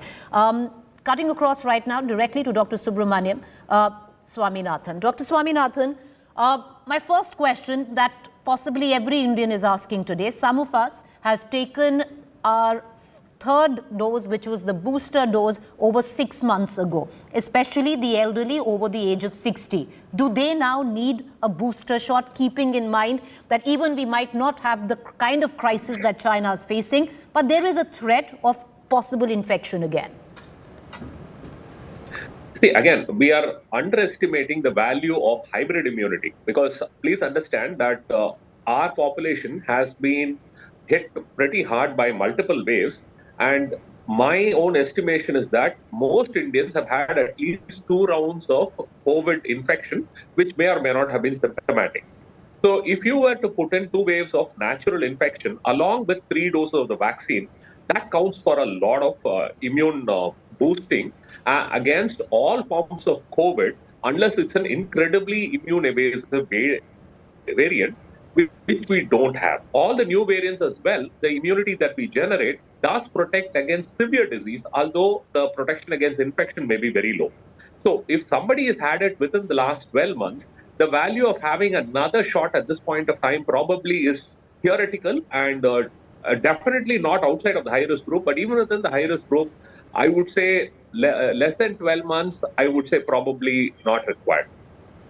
All right, Dr. Trupti, do you concur? Do you feel that, if somebody, even though they're a high-risk group, have taken the vaccine in less than 12 months, they don't quite need the fourth jab?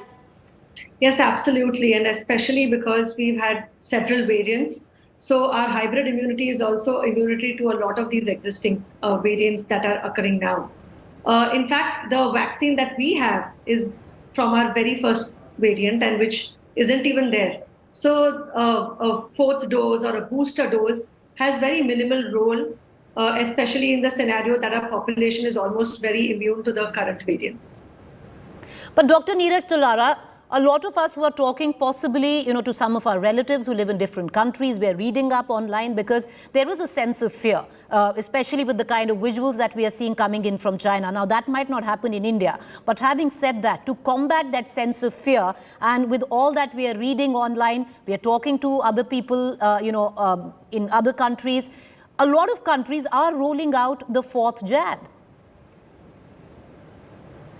Yeah, so see, a lot of countries are rolling out the fourth jab, but as my fellow panelist has already said, that in India, because of our, the youth population, most of the population have already had once or twice infection, natural infection, which has not happened in many of the countries. And also, most of the people have been vaccinated. More than 70%, 80% of the population has been vaccinated.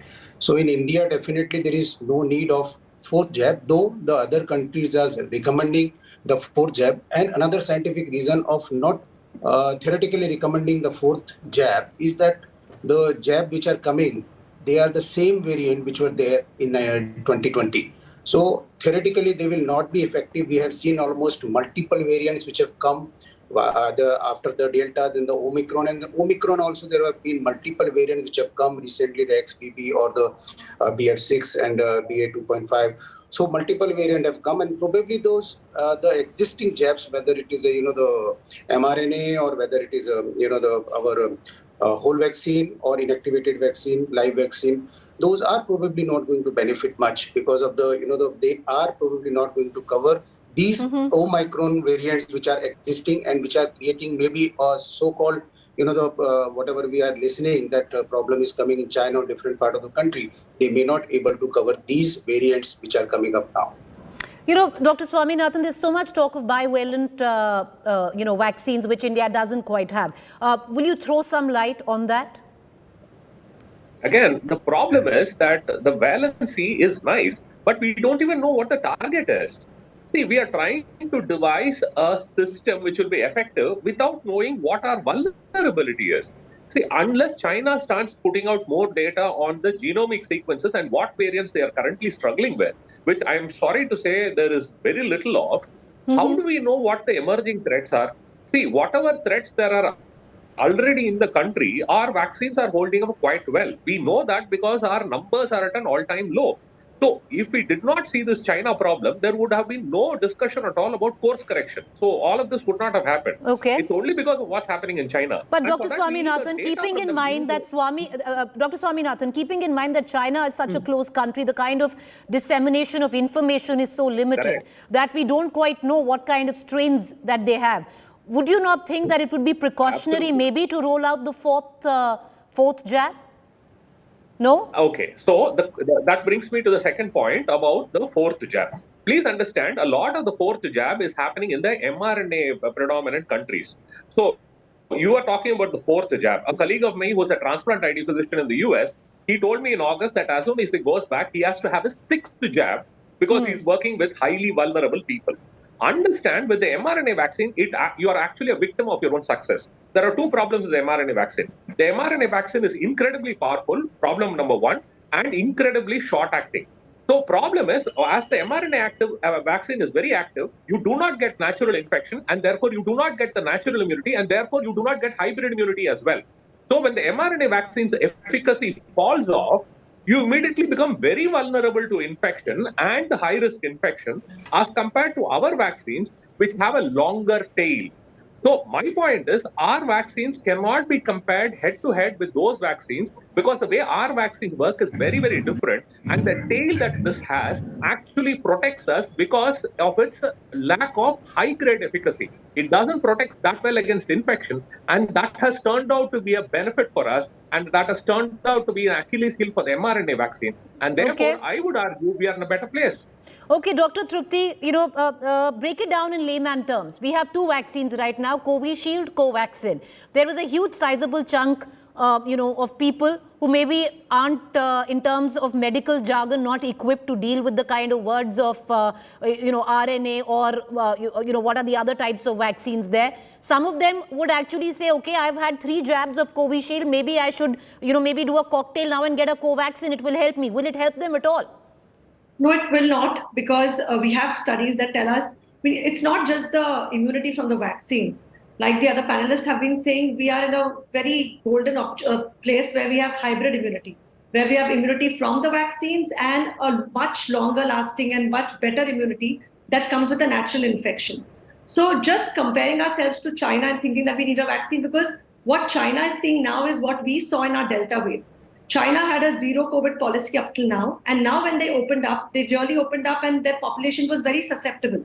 So Omicron, which cannot cause a problem in our country, since we have immunity, that population was very susceptible. And therefore they're seeing that many infections and that many deaths. So we really cannot compare our population with Dr. Neeraj Chawara, I'll take the same question to you because, I'll take the same question to you because even as I'm anchoring right now, the kind of, even on Twitter, and these are layman questions and a lot of people have these questions as well, that, there's somebody saying, I've had 3 jabs of Covaxin. Should I be now taking a Covishield to better my immunity? I am immunocompromised. No, so if you have taken the precaution dose, whether it is a 2 Covishield and the third Covishield or the 2 Covaxin and another Covishield, okay. But now the question whether if you crisscross these vaccines, there may be a slight improvement. But what we are talking about today, that whether we will able to, tackle this situation if we are dealing with the new variants, then I think this answer is no. And as the panelists have said that we don't need to compare at all with the China, because what the China is seeing, we have seen in 2020 and 2021. So because they had a zero COVID policy, the people have not come out of their houses since last 2 years. And but, we have been out, we have been developing infection. I understand. We are stressing repeatedly on hybrid immunity. Dr. Swaminathan, you wanted to talk about maybe the cocktail theory of mixing, 3 and then do... Yes, go ahead. there is some amount of data about cross-matching vaccines, and overall it seems that cross-matching of vaccines could probably give you better benefit, although the data is still very, very slim. But experts in immunology are suggesting that the order of vaccines would be a protein vaccine above an adenovirus vaccine above a inactivated vaccine, meaning Corbevax above Covishield above Covaxin. But this is the opinion of an immunologist, and I would probably rate the nasal flu vaccine much higher than all of these. So in my mind, my first option would be the nasal flu vaccine, next option Corbevax, next option Covishield, next option Covaxin. That would be my rank order of, if I had to take the vaccine, that's how I would take it. That's how you would take it as a fourth dose? No, I would take, if I had the nasal vaccine, I would take that. If I can't get the nasal vaccine, I'd go for the protein vaccine, Corbevax. If I can't get that, I will go for Covishield. If I can't get that, I will go for Covaxin. But you will do this even if you are vaccinated thrice over? Well, I have to apologize and say I haven't had the chance to get the third dose simply because I've been holding out for Corbevax. Okay, so you've been waiting for Corbevax. Okay. But, the question I want to ask all three of you, because we're stressing so much on hybrid immunity, we're also stressing on the fact that, yes, what we see in China could possibly what we saw in the Delta wave. But there's a larger question to that, because at this stage, the kind of level of infection, the numbers that we're talking about, could it lead to a mutation as well? Of, we're talking about the B7 virus here. Dr.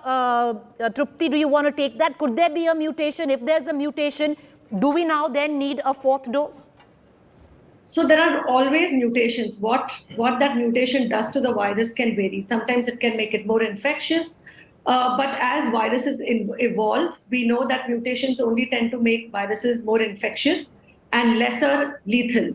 So we cannot just think of a fourth dose without even knowing what the mutation is. So what's important right now is just keep watching, do genome sequencing for a public health perspective, and then take a call based on whether we really see rising numbers. But as of now, there isn't a need of a fourth dose, nor is there any need to panic.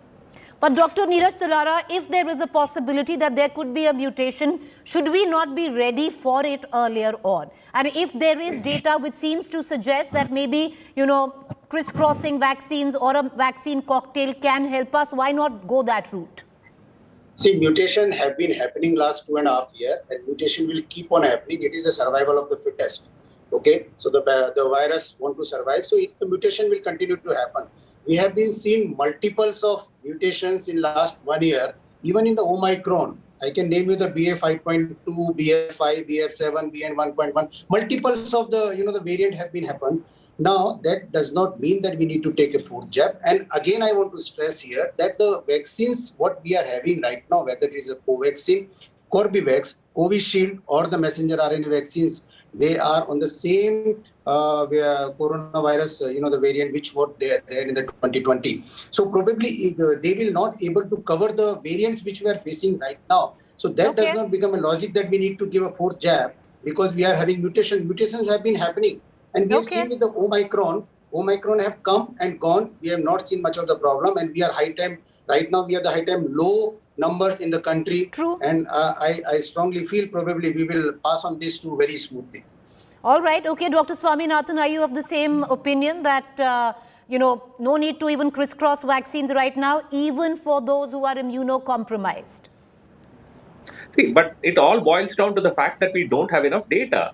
So what we need is data to try and figure out what needs to be done. So obviously we need to start collecting lots of data, not just from within our country, but from our neighborhood and across the world to try and find out what the new emerging variants are and see how much of a threat they represent to us. If it is not a threat as it is right now, there is absolutely no reason to panic. But again, the situation remains fluid and we need to keep recalibrating. Before I, I'm going to thank all of you, but Dr. Swaminathan, I'll take a quick answer from you on the fact lots of questions now being asked. If I take a third dose, will it lead to clots? Because there's so much going on right now, where you're talking about heart attacks. So if you could quickly answer that and I'll close the show. Well, the risk comes down with every dose. So people who had it with the first dose didn't seem to have it with the second dose and so on. So actually, if you've tolerated the Covishield in the past, then the probability is very, very low that you'll have a problem. I wouldn't worry about it. You wouldn't worry about it. All right, okay. I appreciate all three of you doctors for joining us. Thank you there. Lots of questions that you put to rest. So right now, viewers, I would reckon net, we don't need a fourth dose. There's hybrid immunity, even if you're immunocompromised. There is limited data to suggest that maybe crisscrossing vaccines might help. But till now, hold on. Wait for more information to filter in. Don't go in for the fourth jab. A quick break. Up next is Rahul Gandhi.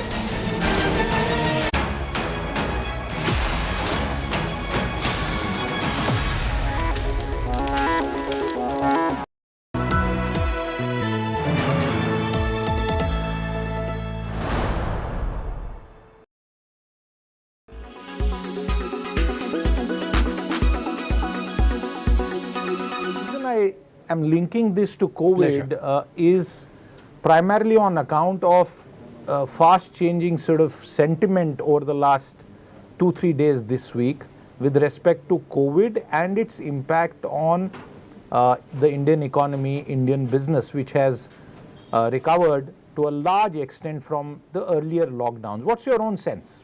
My sense at this point in time is that we should not panic. There is a need to be vigilant, which is what is happening in the sense that the government is on top of things. The health secretary has written to the states and other stakeholders to increase the level of alertness and do genome sequencing so that we are able to pick up any new strains if that were to happen. But you know, the information coming out of China in the last couple of days, I mean, this is a society where news flow is tightly controlled. So you don't know whether something is either being underreported or what is escaping through is hyperbole or reality. It's very hard to tell. And I mean, things will become clearer in the next, I would say, 5-7 days or so. I believe the World Health Organization even today has called upon China to share information about what is happening. And until we have more authentic information, I don't think we should get carried away. And there is certainly no need to panic. From a Indian perspective, the population is by and large fully vaccinated with 2 doses, and a large number have got the 3rd precautionary dose as well. So we are about as well prepared as we can be. And from a business perspective, again, cyclical sectors are, have deleveraged their balance sheets to a large extent. I mean, you have a situation where there is a large reserve of foreign exchange, so that we are, which is being used judiciously, and that's about what we can do.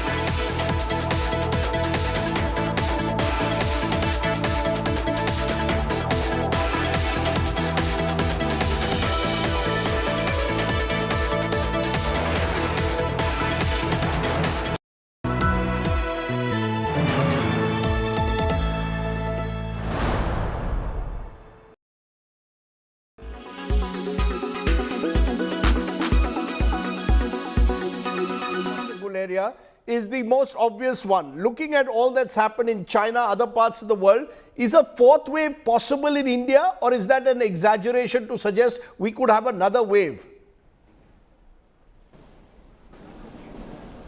So there are 2 parts of this. One is, are we going to see more cases, or are we going to see a wave with more hospitalization and deaths? I think what we may see is increase in number of cases with mild illness, but I don't think that we're going to see an increase in hospitalization or deaths, because we have our immunity is high, and we've already seen that this variant causes more of upper respiratory tract involvement and doesn't lead to pneumonia like we saw with the Delta wave. So we may have increase in number of cases, but no increase in hospitalization or deaths. That's reassuring in a way. What you're saying is more infections possibly, but not hospitalizations, particularly like we saw in the first two waves. Therefore, the next question that's coming to you, Doctor, our frequently asked question is BF7 or BF.7. The variant has been here since July. There are at least 4 cases that have been detected. Is this the one that can trigger a wave? Or is it much like Omicron, a sub-variant which will increase infections but will not result in major hospitalizations?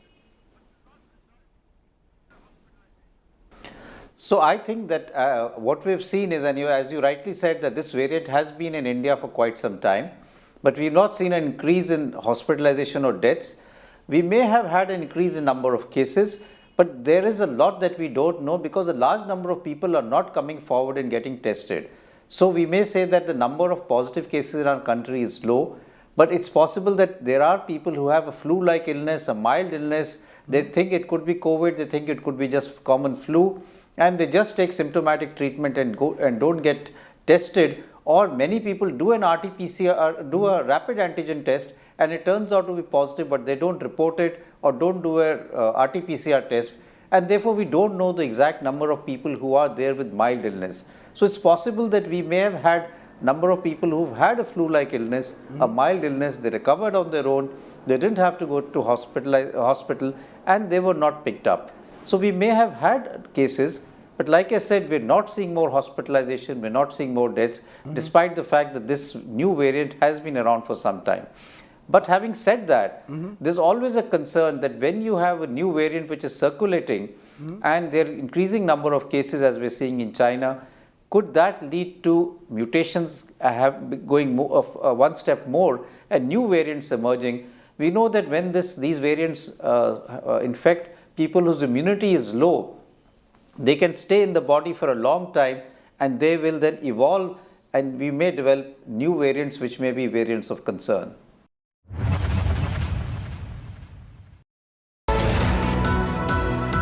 Presented by RP Sanjeev Goenka Group, Growing Legacies. Co-presented by Century Ply, Aag Se Bachai. Co-presented by Macho Hint, Fashion Bade Aaram Se. Co-powered by Sera, This Is Your Space, Play It Your Way.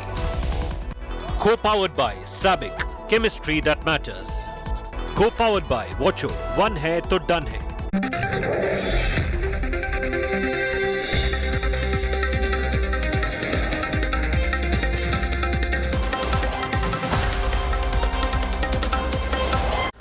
Is India's political class guilty of hypocrisy on the issue of COVID, each party wanting the other to clamp down on activities but refraining to do so themselves? That's my top focus on the news track.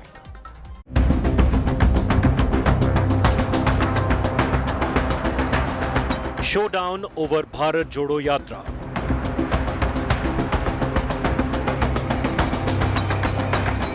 After COVID protocol alert,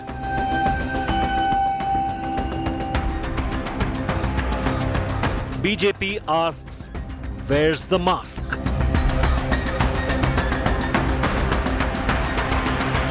Congress calls it an attempt to derail Yatra.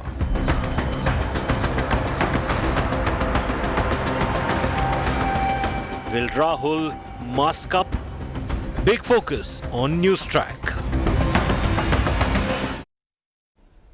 Rahul Gandhi and his Bharat Jodo Yatra are set to enter the national capital, and the political fight is escalating.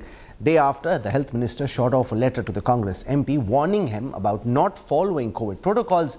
The Yatra has been red flagged yet again. This time, the BJP is asking, shouldn't Rahul mask up?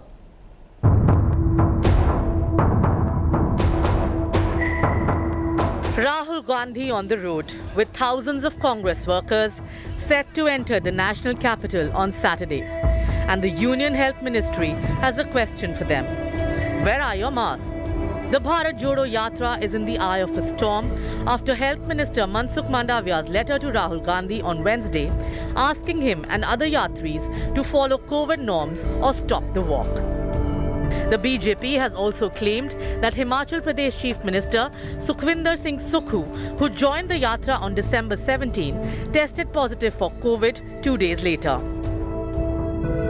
ये बहाना है भारत जोड़ो यात्रा को बदनाम करने को और डिरेल करने को। जब भारत जोड़ो यात्रा दिल्ली में प्रवेश करने वाली है, प्रधानमंत्री और दिल्ली के मुख्यमंत्री इमरजेंसी मीटिंग लेने लगे और मास्क पहनो ये सब आदेश देने लगे, तो जब केस पहले निकले तो कुछ उन्होंने कहा नहीं।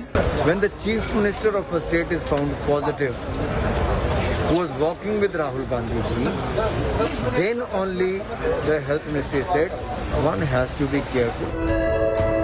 The Congress is crying foul. It is accusing the BJP of going ahead with its political campaigns while putting curbs on others. The reference is to BJP's Jan Akrosh Yatra in Rajasthan, which continues without a stop. हमारी जन आक्रोश सभाएं यथावत रहेंगी। ये जरूर है कि कोरोना की सावधानी हमें रखनी है, कोविड के प्रोटोकॉल का पालन करना है और इस लिहाज से इन सभाओं को हमें आगे तक इसी तरीके से जारी रखना है। Satish Punia defied the health minister of India, said I will continue with my Jan Akrosh Yatra. This is the kind of discipline this party has. Let them try and stop us. We'll also tell them, we'll teach them a lesson. Sources in the health ministry say it is keeping a close eye on the Bharat Jodo Yatra. They claim the Yatra could face action if norms listed by the ministry are flouted. The Congress, though, has assured the Yatris will mask up. कल मैंने देखा प्रधानमंत्री जो कभी राज्यसभा में नहीं आते हैं, वो आए थे राज्यसभा में, बैठे थे सिर्फ दुनिया को दिखाने के लिए कि वो मास्क पहने हैं। तो मैंने भी आज सुबह तय किया मैं मास्क पहनूंगा और सब भारत यात्री भी पहनेंगे। The Congress, though, has assured the Yatris will be masked up. The Congress is adamant it will go ahead with the Yatra. But will Rahul Gandhi give in and mask up? With Paulami Saha and Supriya Bharadwaj in Delhi, Bureau Report, India Today. Is the political class guilty of hypocrisy on the question of political yatras? Parties want to push ahead with their yatra, but want to find a way of cancelling their opponent's yatra. The BJP calling for Rahul Gandhi's yatra to be suspended if they can't follow COVID protocols. But there's a Jan Akrosh yatra going on in Rajasthan. Multiple rallies happening in places like Nizamabad, in West Bengal. Joining me on this broadcast, Shazia Ilmi, national spokesperson of the BJP. Anshu Laviji joins us from the Congress. Dr. Sanjeev Bagai joins us. He is the chairperson of Nephron Clinics. Now, you've got the Jan Akrosh Yatra, which the BJP is taking out in Rajasthan. First, the state president Satish Punia tweeted to say we are suspending the yatra. Later, just a few hours later, he says that no, the yatra is not being suspended because there is no COVID advisory from the centre or from the state, and therefore we'll just go ahead. In Asansol on the 14th of December, the BJP does a big rally. In the Vivekanand ground in Tripura, the BJP is doing a big rally. In Nizamabad, the BJP is doing a rally. And yet somehow you seem to have a problem with Rahul Gandhi's Bharat Jodo Yatra. The health minister wants it suspended if they can't follow COVID protocols. Is the party guilty of hypocrisy? Shazia Ilmi. Not true at all. The Jan Akrosh Yatra in Rajasthan was indeed called off, and clear, and even it was never resumed. And the fact of the matter is that they were told to follow the COVID protocols, and which they agreed with. And not just that, even in Tripura, the rally that you're talking about happened much before the threat loomed large, and a global advisory was out there for everybody to see. So I don't think and even where Bharat Jodo Yatra of Shri Rahul Gandhi ji is concerned, nobody asked for its suspension. All effort, there was a letter, and a very polite letter written, that any efforts in any congregation must be looked at with caution, and we should be more discerning. And the fact of the matter is, COVID protocols must be maintained. So this I say not just as a spokesperson of a party, but as someone who would want the new variant of COVID to be restrained and not to impact more people. So it is more to do with that than anything else. And you can see that the Prime Minister follows what he talks about, practices what he preaches. You saw the Parliament session, how whether it's the speakers and President presiding in the chair, and the leaders, they were all masked up. Even the aarti that was performed in Banaras, I was watching some visuals. They took care. So it's an important message to give at this point of time. Anshul, it is not so much about the Prime Minister BJP leading and from the Congress. front, And he's being cautious, careful. He's masked up, Piyush Goyal masked up, other ministers in Parliament masked up.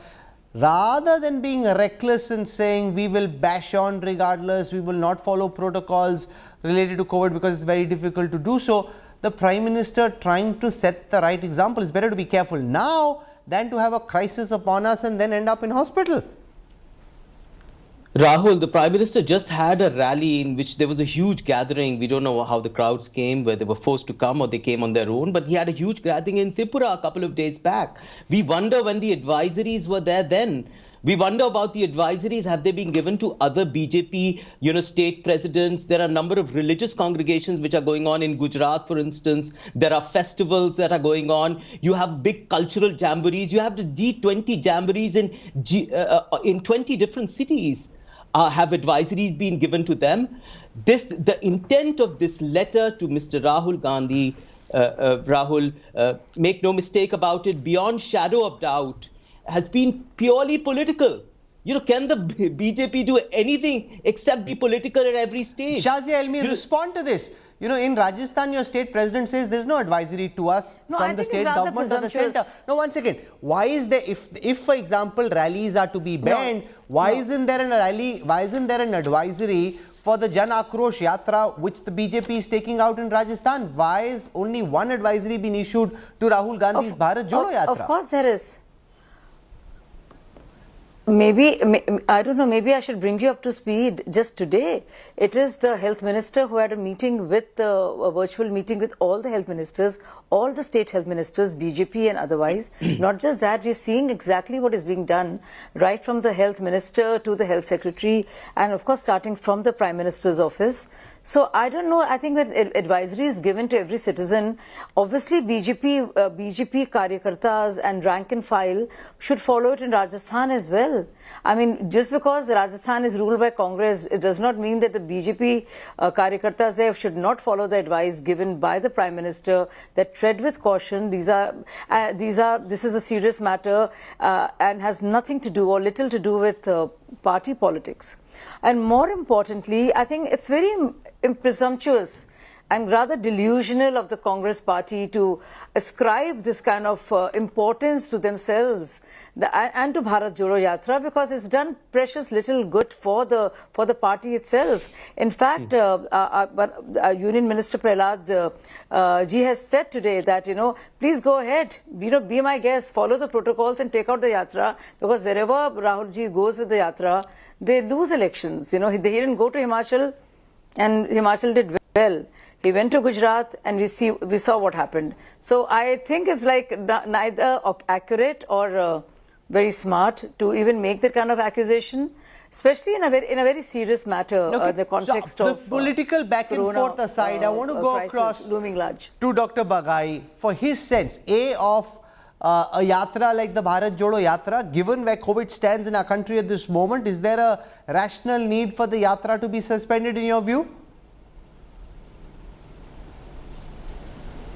Hi, good evening, Rahul. So I think let's just purely base our discussion on medical facts. Correct. The entire basis of all what is happening in India, in most parts of the world, is because of the story which has come out from China, which was exactly 72 hours back. It was storming on Twitter. We saw videos. The strains over there are very unique. They are called as convergent mutations, which are very different from the earlier original Omicron. Let me just bring everyone up to speed. Omicron split into BA.1, BA.2, and what we are seeing now are the sublineages of that, which is XBB. We are seeing CH.1, we are seeing BQ1.1, and we are seeing the dreaded BF.7. What these mutations have done is they are binding on to the human cells even quicker, making it more contagious. Why is it more contagious? The R0 has moved from 5 going up to 10 to 18.6. That means within 10 layers of 10 days, one person can infect more than 18, and if you in binary fission you count it in a period of 10 to 15 days, you will have more than 1 lakh of people infected. That's not fair for the country. We also know what has happened in Delta, We can't let our guard down at the present moment. Any yatra, any political gathering, any social gathering for that matter, any other religious gathering is definitely not a potential but a real super spreader event. Super spreader means even if one person who's asymptomatic or with mild infection, subclinical infection, can infect the entire crowd in a period of few hours. We also know that this virus can linger on in the air up to 9 hours. It can travel up to 60 feet. Now, for any politician to say that someone is scared, therefore they are saying to stop it, will be very, very reckless and very irresponsible. Let's just face it, we can't let the Indian citizens suffer the way we have in the last 2 years. I think what the government is doing now is appropriate, it is correct, it is medically accurate, it is better to be safe than sorry. Let us be totally, comprehensively ready, prevent for every eventuality, prepare for the worst but hope for the best. And in the end, I would like to say, India is in a much better place position than China ever was. Sorry, and the simple reason is that Chinese vaccines to begin with, even initially when they were launched in the international market, was substandard. We know that. Now with the immune escape mechanism of the new substrains of Omicron, the efficacy in their vaccines has dipped close to around 20. A large segment of the population is unvaccinated or partially vaccinated with a substandard vaccine. Sudden opening of restrictions, you have exposed an entire community, entire province. Anshula Vijit, respond to what Dr. Bagai is saying. The R0, which is the rate of spread of infection of this particular variant of the Omicron, much higher than what India dealt with, and the fact that this variant seems to demonstrate traits of escaping the immunity that we've built. That is very serious reason for everyone to be wary. So this is not about politics. This is about, as Dr. Bagai says, hope for the best, prepare for the worst, and you're better safe than sorry. Therefore, you can't dismiss this as the BJP doing politics. There's a very real reason for us to be on guard. Absolutely, Rahul. I mean, sound medical advice, which is coming from Dr. Bagai, which came earlier from Dr. Ganga, absolutely sound advice is good. I mean, nobody's undermining how vicious this virus is. I mean, we've seen through it in India. They didn't order vaccines. We saw the devastation in the second wave. We saw the differential pricing, all the politics over it. We saw the havoc it caused. Nobody's undermining it. In fact, we were the ones, Mr. Rahul Gandhi's statement, it was prophetic when he said that, listen, the government is not doing enough, it's there. He used the metaphor of the tsunami, said this is the calm before the storm, so be warned. We were the ones who suspended in the last election, if you remember, on the behest of this government, the Election Commission has an 8-phase election when the second wave was imminent. And we said, no, we're not going ahead with this. This is too great. Election. We are talking about here and now. And we are talking about the you can't say no, but Shazia Elmi, the point for the BJP to respond to. But Shazia, just one second. Anshul, one second. No, there is no point. Shazia, the point for the BJP to respond. One second, ma'am. Hear me. My point is, no, just listen to my question. Shazia ji, just listen to my question. The Prime Minister's messaging, the messaging of senior ministers, spot on. But on the ground, in Rajasthan, in Telangana, in West Bengal, in Tripura, your leaders don't seem to have got that message. They're not listening to what the PM is saying either. They're doing their own rallies and yatras. So the Tripura rally happened before the advisory in India was set into motion, one. So let's not just spread canards because it's factually incorrect. Two, the Jan Akrosh Yatra that he just spoke about earlier, I talked about it. It was called off. And if some BJP workers are not following it, they're clearly wrong, and I would not say go ahead with it. Similarly, I would like to say that the letter and what the intention behind the letter written by the Health Minister to Rahul Gandhi ji at the behest of 3 other MPs was just follow the COVID protocols. Who is vaccinated, who is not, and how can we contain it, and is there a distance being... Why didn't you send it to the Prime Minister's office? If need be, he would have done that. Office even now? Does the Prime Minister know that he's not supposed to go and there shouldn't be any rallies? Have the other You BJP really are functionaries deluded. of various states Something sent is, advisories something is even not now? all right Have with your they been? reasoning. No, Something is not all have they right been with said? you, and you're Look, nobody's thinking undermining Prime the Minister's threat of the office is the virus. one issuing this advisory. It is the Prime Minister on top of it. It is the Health Minister of India. But that's what It's a I'm saying. concurrent Why subject, this which cheap is why he political had a point meeting with the scoring? state health You've ministers. got a health Do you not crisis. get it? Why the What cheap is so political difficult point for you scoring? to Why single comprehend? out the Congress party? That's you've what got a we're health asking. crisis. So it's not about political points exactly at all. our point. We were You are forward the scoring health political crisis points last year. because you're We thinking know that how to have a act virtual responsibly. meeting or go ahead. No, not at all. I think you're really deluded. First of all, because Bharat Jodo, everybody knows it doesn't really help the Congress. It doesn't really harm the BJP. You may be skeptical of the Bharat Jodo. That's neither here nor there. The success. No, we're not discussing at this moment whether the yatra is a success or not. That's not the point of this debate. But Dr. Bagai, where does COVID go from here in your view? Given what's happening in China, given the fact that this strain seems to be escaping immunity, given everything that you said in your initial answer, where do you think we're headed next? Okay, so just basing our discussion within the Indian subcontinent, I think India is well placed. We need to push on two things, apart from the masking and taking precautions. And I must say that any political gathering, religious gathering is a big no-no at this time. We can't change the past, but we can learn from it. If we make our mistakes habitual, then we are wrong. We will suffer. Indian citizens will die. We can't allow that to happen. Going forward, I think it's important to understand that these sublineages will continue to evolve. There are more than 623 Omicron sublineages. Some are more nasty and some are a little lesser. But the fact is, it's a balance between contagiousness, that means transmissibility, and lethality, that is pathogenicity. So more contagious it is, more it spreads, ultimately more number of people will get very, very sick. Our vaccination drive needs to be enhanced on three fronts. Get the boosters running immediately. Within 30 days, with the infrastructure India has, we can easily do it. Point number two is get the bivalent vaccine as an enhancement for a heterogeneous trial, a heterogeneous regime. And point number three, the intranasal is going to be our wonder vaccine as far as the Indian subcontinent. Quick, easy to administer, very, very cheap. It protects the nasal barrier in terms of mucosal immunity. It protects the lung because it gives you T-cell resident immunity, and it pushes your memory recall immunity back. So on all four fronts, it works very well. I think India is safe, but I will still give my message, precaution, precaution, precaution. Shazia Elmi, Dr. Bagai, Anshula Vijit for joining me on the news track. Thank you very much. Mansukh Mandavia, the health minister, chaired a meeting with state health ministers on the COVID preparedness. India is on alert. The strategy is to strengthen surveillance with a focus on genome sequencing and increased testing. States have been asked to ramp up hospital infrastructure. Here's a look at India's COVID battle plan.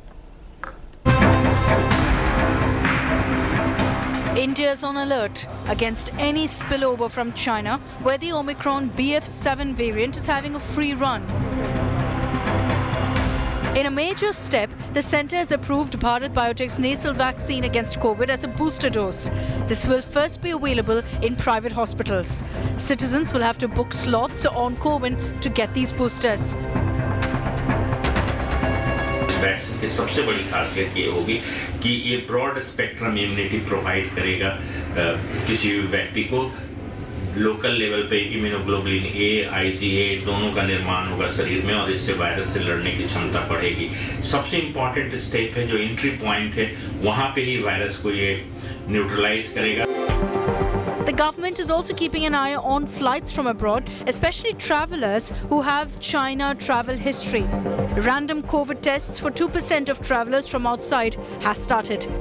The Union Health Ministry is set to issue a new advisory for COVID-19 in view of the festive season. Sources say masks won't be made mandatory. Government will stress on precaution doses. Currently, only 27% eligible people have taken these boosters. Earlier on Thursday, Prime Minister Narendra Modi chaired a high-level meeting and took stock of the COVID-19 situation. Stressing on precaution doses for elderly and vulnerable groups, the Prime Minister urged people to follow COVID-appropriate behaviour, including wearing of masks. Cautioning against complacency, Modi also advised states to ensure readiness of necessary infrastructure. Many states are already on their toes to stop any spread.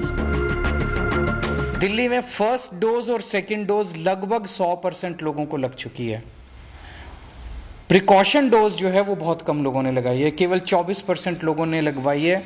मेरी हाथ जोड़ के सब लोगों से अब निवेदन है कि दिल्ली सरकार, आज ये मीटिंग में भी मैंने सबको कहा कि हमें दोबारा एक एक्सरसाइज करनी चाहिए कि घर घर जाके प्रिकॉशन डोज लगाई जाए।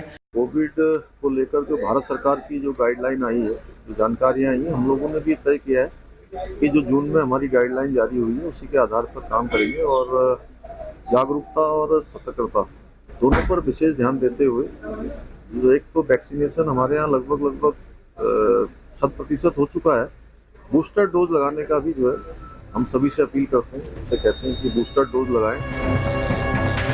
The message from the Narendra Modi government is, don't panic, be careful. India currently has the lowest number of infections since the pandemic began. Bureau Report, India Today. India Today was the first to report that the Made in India nasal vaccine was ready for rollout. Today, our news break was confirmed. Bharat Biotech's Incovac is now available on the CoWIN platform. The needle-less vaccine is only available as a precautionary dose for now. Milan Sharma, our health correspondent, with the details. Millions of infections and nearly 5,000 deaths every day. China is grappling with what is expected to be the biggest COVID outbreak the world has ever seen. And while the situation could get even worse for the country, India's COVID fight has got a big shot in the arm. Made in India, Bharat Biotech's nasal vaccine, Incovac, is ready. India's first needle-less vaccine will be available on the CoWIN platform from Friday. India Today was the first to break that the game-changer nasal vaccine was ready for rollout. The aim is to increase the precaution dose coverage. So what are the benefits of a nasal vaccine?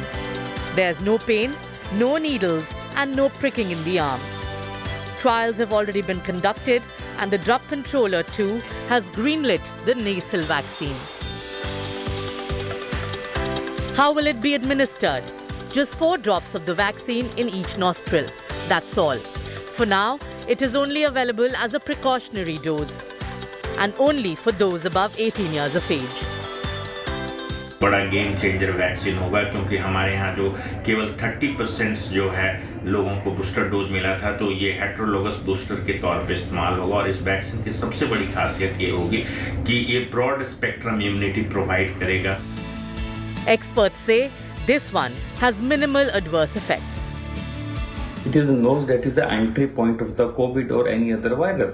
So if intranasal vaccine become efficacious, the efficacious too, which at times is lacking, so it can not only prevent the milder disease, but also it can prevent the transmission, which none of the vaccine, whether you COVID or any influenza vaccine, is able to do that.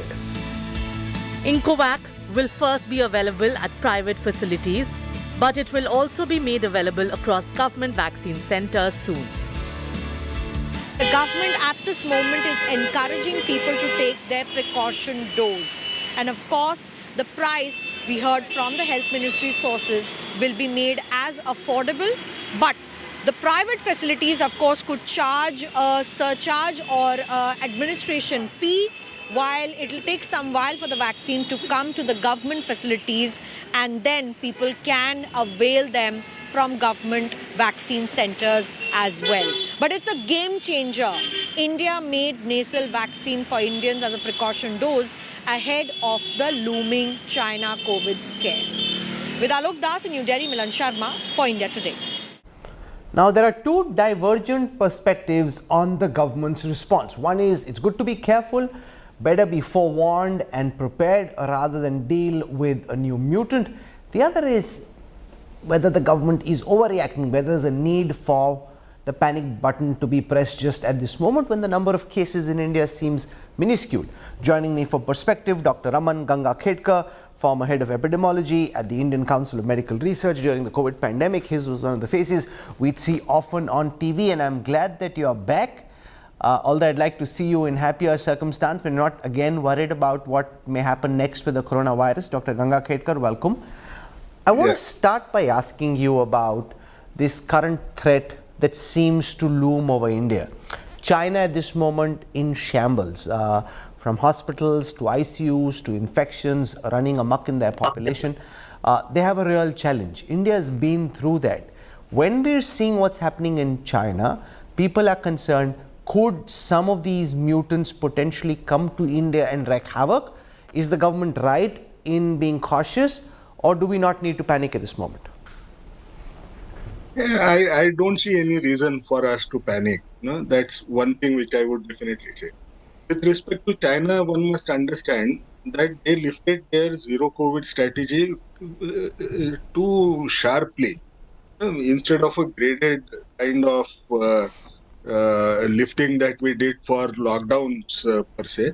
And the result is the entire vulnerable population which has received vaccine which is suspected to be having low efficacy per se, because they used a traditional adjuvant compared to what was even used for Covaxin, which was even one of the most novel adjuvant which gave better efficacy for Covaxin.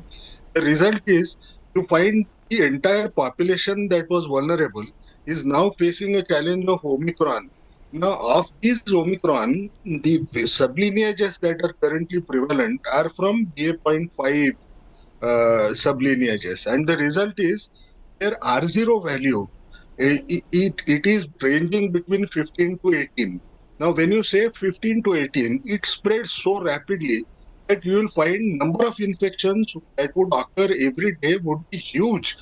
But the number of deaths, which otherwise were happening in lesser numbers, or hospitalizations that were occurring in lesser numbers in India, perhaps are not going to happen in China, mainly because their population size is very large. Everybody is on, as of now, is vulnerable. And what is also important is they have more old age population has also not been vaccinated completely. But this has evoked a visual imagery of China when those videos used to circulate in January or February of 2020. And that visual imagery comes back to Indian people, and the result is you tend to get worried whether we are going to face similar Delta-like wave in India. Is that likely to happen? Perhaps not. One must remember that for last 11 months, the Omicron virus is putting in different mutant chassis. The variants are coming up, new and newer ones, but they're still closely related to one another. The entire evolution is occurring in that BA.5 as of now. There is nothing that has happened beyond that. Okay. We call that as convergent evolution. The one concern that people would have, who would be watching you at this time, Dr. Ganga Khetkar, is whether I need another booster. Now, I remember my last booster was in March this year. Do you think that given that 8-9 months would have passed since, there's need for another booster? Am I fine? And that, I suppose, is a question that many would have when they're watching you. No, I'm going to give my own personal opinion. I think one of the reasons why these sublineages are able to develop escape mutants is because of mutations that occur. But one of the most important things which we are also forgetting is if you want to stop this particular virus, you should have adequate levels of antibodies that should be present at the time when the virus is planning to enter in our own body, when we are exposed to it. Unfortunately, the antibody levels tend to drop. And therefore, you find that these vaccines tend to protect you from hospitalization and death much better compared to infections, because after some time those levels will drop. Now, taking these boosters repeatedly is not going to be an answer for fourth dose, as my personal opinion. I think what is important is, people who may have had missed it, if you actually think in terms of taking even a precautionary dose, the nasal vaccine that is being talked of will be far more protective because it evokes mucosal immunity. Since you are taking taking it from the nose, and you will find that the virus will find it difficult to enter inside the cells. Therefore, it may remain little protective. But for fourth dose, we also know if you take the same traditional vaccine that we have been receiving, one must remember that it was based on Wuhan virus. The virus was the original virus that had come up. It is not based over any other virus, and even the Americans have developed those vaccines based on the Wuhan virus as well as the BA.5 virus. They are also not going to remain protective because of escape mutants that are going to come. Is there a need, Dr. Ganga Khedkar, to ban political rallies, big gatherings, the Bharat Jodo Yatra, questions about whether that should be suspended also in the context of people who might be traveling for the New Year, whether they should avoid crowds on Christmas and New Year's Eve?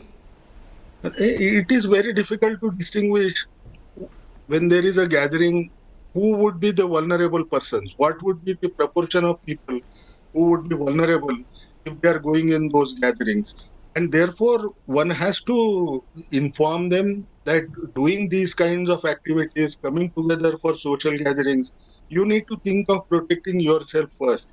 If you are older, if you have chronic morbidities, and you have not taken the precautionary dose, there could be a worry. How would anybody know what would be the proportion in any social gathering? So most of the guidelines that would emerge would always talk of protecting the population, because government is supposed to do the same.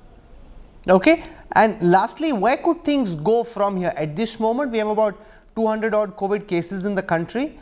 Cases in China, data suggests there could be about 5,000 deaths, up to 5 lakh daily cases. Now, that's a very serious caseload. Where is the COVID count likely to go in your estimate for India? For India, honestly talking, I don't see those numbers would increase dramatically. The reason is very simple. Even if there could be infections that may be occurring, because they have milder kind of manifestations, people like we saw in Omicron, people don't come forward to test, or they resort to going for home testing. And the result is you never get a true estimate of daily new infections. So essentially, to give any kind of an estimate is going to be something which could be challenged by the truth, which we will see every day. Okay, we leave it over there. You're holding out a voice of optimism, saying that because we've been through the worst, while COVID cases may rise on a low base, but they won't come anywhere close to the kind of scenes that we saw during the second wave or during the Omicron wave. Dr. Raman Ganga Khedkar, for joining me on the news track, thank you very much. Appreciate your time, sir. Thank you. Death, distress and misery. Mismanagement writ large over China's handling of the COVID crisis. Even as the caseload surges, unwell health workers are handling patients and bodies, while the Chinese leadership is trying to play down the crisis. Estimates suggest that China is seeing over 1 million COVID cases every single day. A live man being taken into a hearse for burial. Patients losing their mental balance. Patients quarreling with doctors. Inundated hospitals. Bodies lining up in morgues. The China story is that of horror, pain and mismanagement. Medical staff are overloaded to the extent that infected staff continue to work because of scarcity of personnel. Shortages of drugs and testing kits and logistical disruptions are upending daily life. The country spent big on quarantine and testing facilities over the past 3 years rather than bolstering hospitals and clinics and training medical staff. Hospitals full of bodies, and all the crematory in Beijing are operating 24 hours now, but still cannot handle all the bodies. Those under mandatory quarantine are showing signs of extreme distress. Inundated hospital rooms accommodate both patients and bodies. It is no secret that China has played down this crisis in a big way, hiding the actual numbers of cases and deaths from the entire world. The World Health Organization finally has spoken about it, although in a subtle fashion, asking China to provide information and data on hospitalizations and cases and deaths so that the World Health Body can step in and help the country. In order to make a comprehensive risk assessment of the situation on the ground, WHO needs more detailed information on disease severity, hospital admissions, and requirements for ICU support. WHO is supporting China to focus its efforts on vaccinating people at the highest risk across the country, and we continue to offer our support for clinical care and protecting its health system. Airfinity Limited, a London-based research firm that focuses on predictive health analysis, says that China is seeing about 5,000 deaths and 1 million cases every single day as it continues to play down the crisis. Experts agree.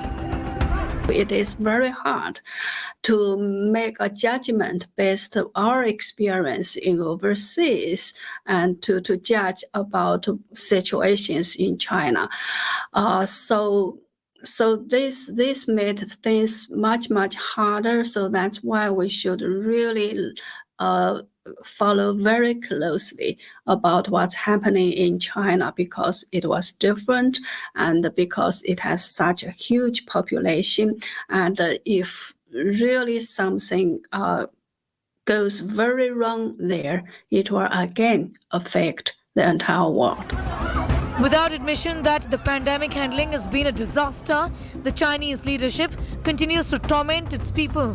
First, it did with a zero COVID policy, and now with the sheer lack of preparedness that has brought the country to this mess. With Bureau Inputs, Sneha Murdani in Delhi for India Today. BF7 is the Omicron variant that is behind the monstrous surge in China. But the variant has been around for months now, and the 4 cases that were detected in India were reported way back in September-October. Sneha Murdani busts the myth around this variant.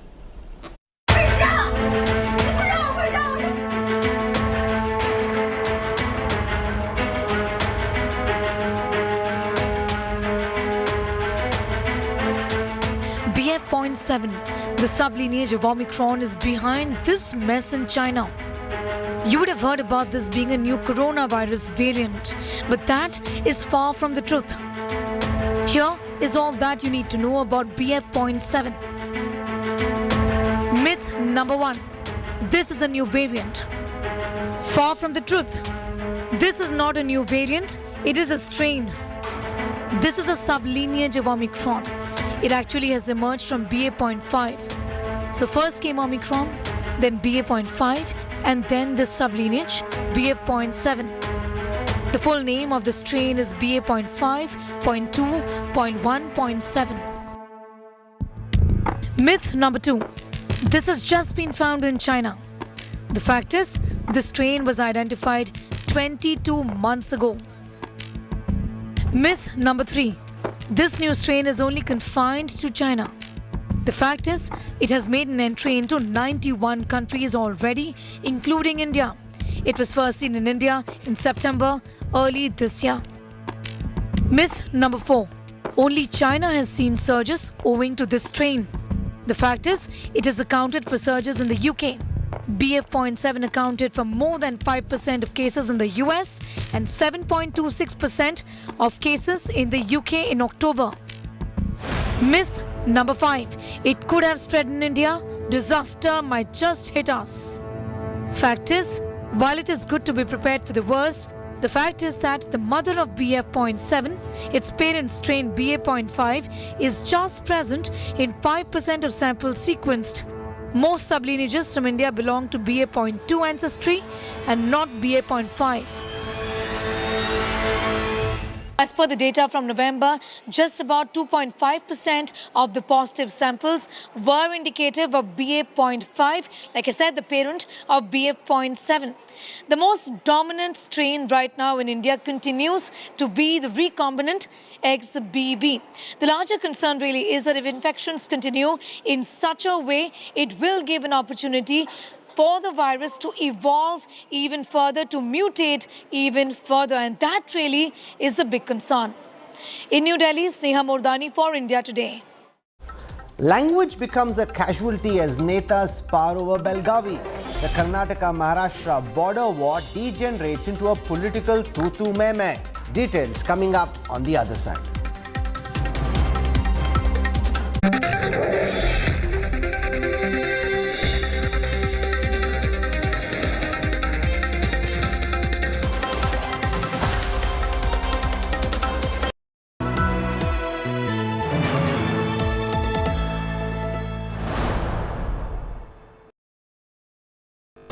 भैया जी हमला। भैया जी 10 गोलियां ले ले। गोलियां नहीं रज्जा, गोली।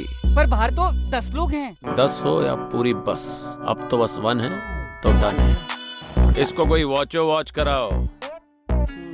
जब वॉचो मिले ढेर सारे ओटीटी ऐप्स एक ही प्लान में तो हर कोई बोलेगा वॉचो 1 है तो डन है। Watcho plan starting at just 42 rupees per month. आज ही सब्सक्राइब करें और पाएं सिलेक्ट प्लान्स पर 1 महीना complementary.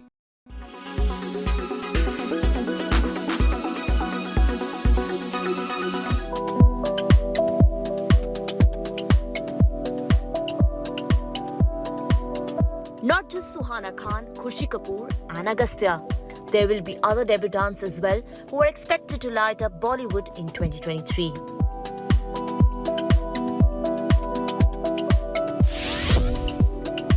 Topping the list is actor Shehnaz Gill, who after delivering performances in various Punjabi films has bagged a big one as she will be making her Hindi film debut alongside Salman Khan in Kisi Ka Bhai Kisi Ki Jaan. Salman had been sharing glimpses of his look every now and then. The makers had also released a teaser of the actor in which he can be seen in a rugged look.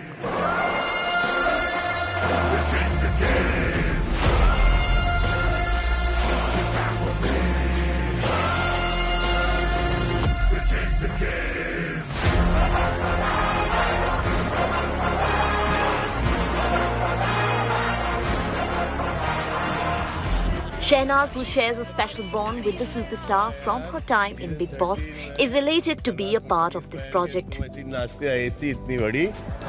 तो आपने film में entry दे दी तो फिर मेरे को थोड़ा तो अब जलवा दिखाना पड़ेगा ना। Shehnaz was last seen sharing screen space with Diljit Dosanjh and Sonam Bajwa in Hausla Rakh.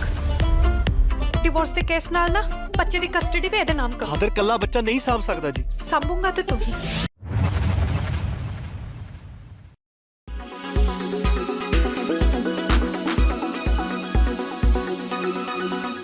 Make your media plan smarter with India Today Live TV on your connected devices. Amplify your brand with 100 million smart internet viewers. To advertise, mail us at sales@aajtak.com.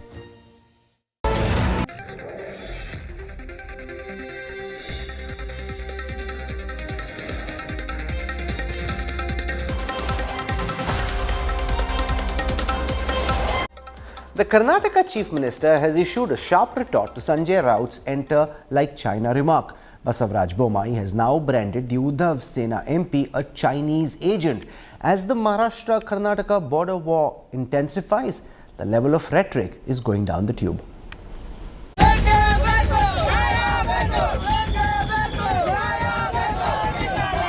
A protest ingrained in language. Transport vandalized. Maharashtra and Karnataka have long claimed several territories along their boundaries on linguistic grounds since the 1960s. As the protracted dispute flared up this month on the streets and in the legislature, language itself became a casualty, ironically.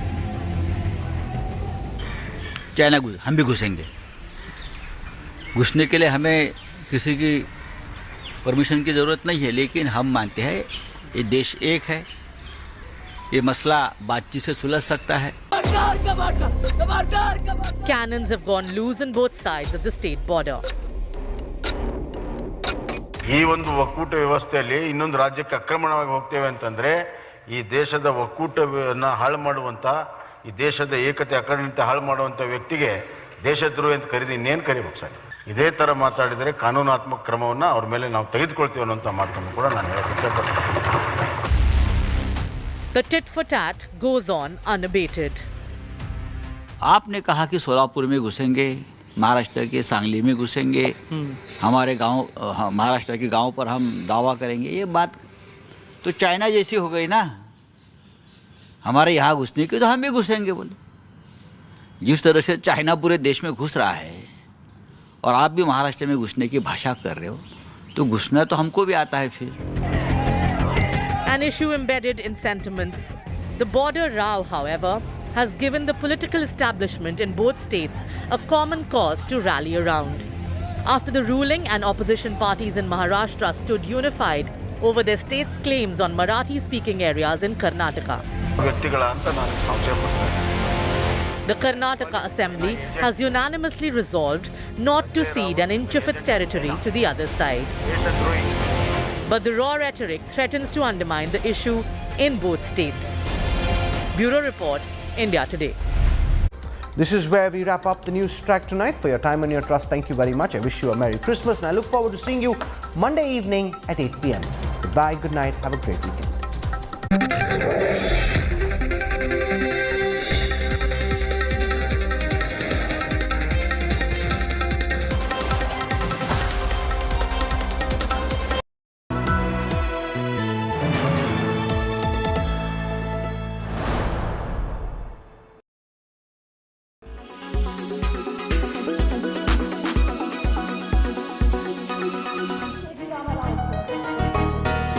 He's the sassy young face of Telangana's ruling party and son of the chief minister. And as a Neta who's become as much known for governance in the state as he is for the fiery feuds he has with his political rivals, here comes the latest chapter. And we should warn you, it involves a chappal. This time a vicious collision between K.T. Ramarao and the BJP state president. A man leading an aggressive campaign in the southern state ahead of next year's assembly election. KTR's anger is understandable given that his political rivals have persistently insisted on him taking a drug test, a theme that has caught on in the virality of Telangana politics. The BJP, sniffing traction in the attack, is doubling down on the drug test suggestion. While the political opposition in Telangana reserves its heaviest attacks for the Chief Minister KCR himself, the elder Neta's children have been choice targets in recent months and years. Last year, the Congress's popular state chief floated the idea of a white challenge in Telangana to test for drugs, cheekily inviting KTR to participate. This had triggered an eruption that saw even Rahul Gandhi dragged into the fracas. 2023 is going to be a ferocious southern year for Indian politics, with Karnataka in the first half and then Telangana towards the end of the year. Expect things to escalate rapidly till then, with chappals, white powders, slaps, punches, and everything in between.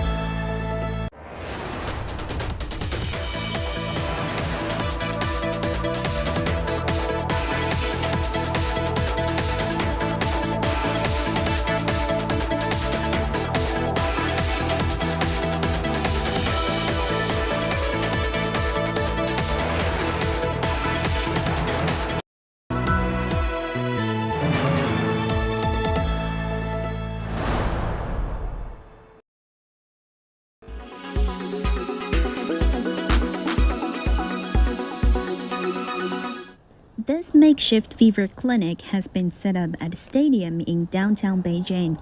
Since starting operation on December the 14th, it provides medical services every day from 10 a.m. to 10 p.m. Most of the medical workers here are from local public hospitals. Some are from Shandong province who came to support Beijing amid this wave of COVID-19 resurgence. 主要面对的对象呢，患者呢就是16岁到65岁之间的。 We mainly receive patients aged from 16 to 65 who suffer from respiratory tract infections.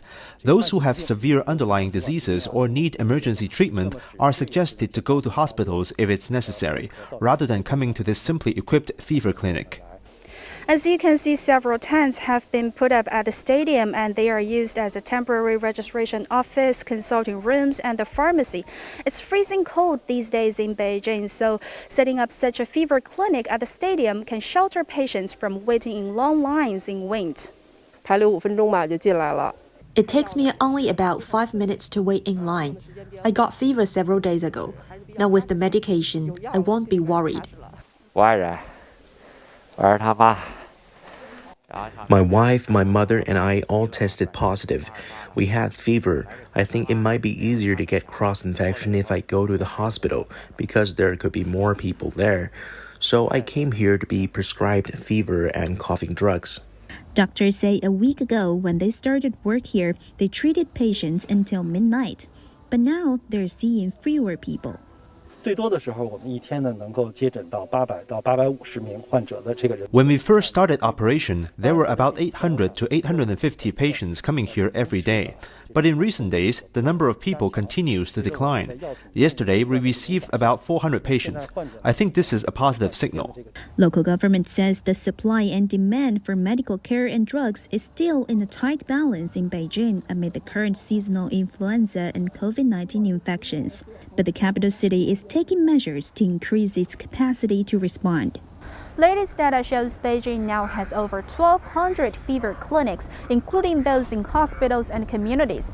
So far, 8 districts in Beijing have transformed public facilities such as theaters and stadiums into makeshift fever clinics to help relieve the burden at hospitals. And all the community health service centers have also set up diagnosis areas for residents who show symptoms such as fever and coughing to seek medical help near their home. Huang Yue, CGTN, Beijing.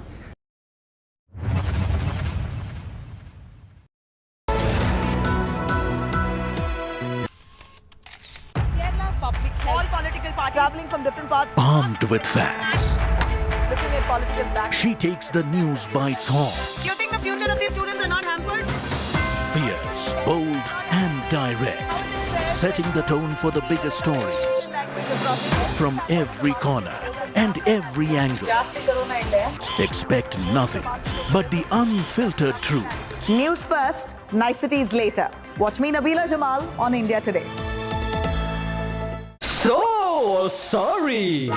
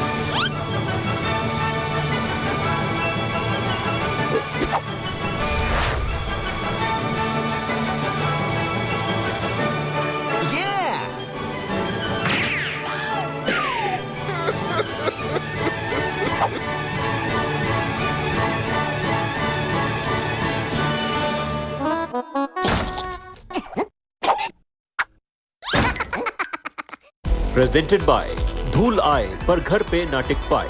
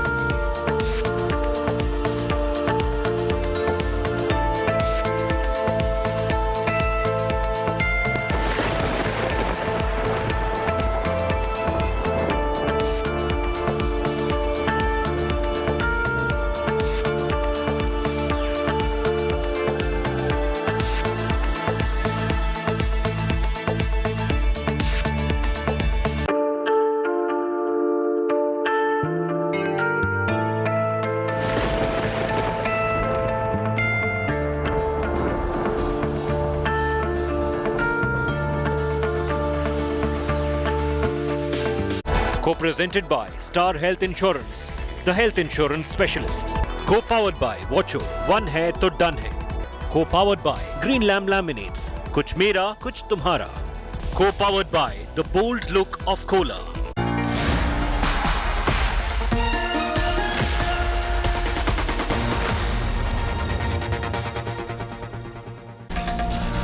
Warm welcome, viewers. You're watching News Today at 9 p.m. I'm Preeti Chaudhary. Let me quickly take you through the top stories.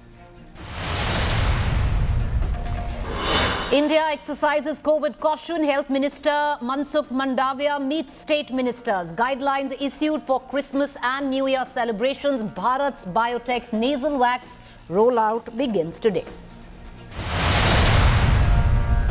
Politics over. Congress Bharat Jodo Yatra. BJP targets Congress for flouting COVID norms. Rahul Gandhi hits back, says BJP attempt to block only Bharat Jodo. Asks if COVID threat imminent only in his yatra. 16 Indian Army Jawans killed in road accidents in North Sikkim's Zema. Army truck was part of a 3-vehicle convoy when it fell into a gorge. Prime Minister and Defence Minister condoled deaths. War of words between Chief Minister of Karnataka and Sena's Sanjay Raut over Belagavi border fight. Bammai calls Raut agent of China. Sena MP retaliates, says Karnataka government escalated dispute. In midst of reservation clamour by Lingayat sect, Vokaligas demand inclusion of 3 subsects in OBC list in Karnataka. Infamous bikini killer of the 70s, Charles Shobraj, freed from Nepal jail 2 years before completing his 20 sentence. Serial killer deported back to France. Kerala-based journalist Siddiqui Kappan finally granted bail in a PMLA case where he was accused of illegally obtaining funds and acting against interests of the nation. Will walk out of jail after 2 full years. 3 killed, several injured after shooting in north central Paris. French media suggest a 69-year-old suspect held for the shooting. Sam Curran becomes the most expensive player ever sold at the IPL auction. Punjab King wins his bid at 18.50 crore.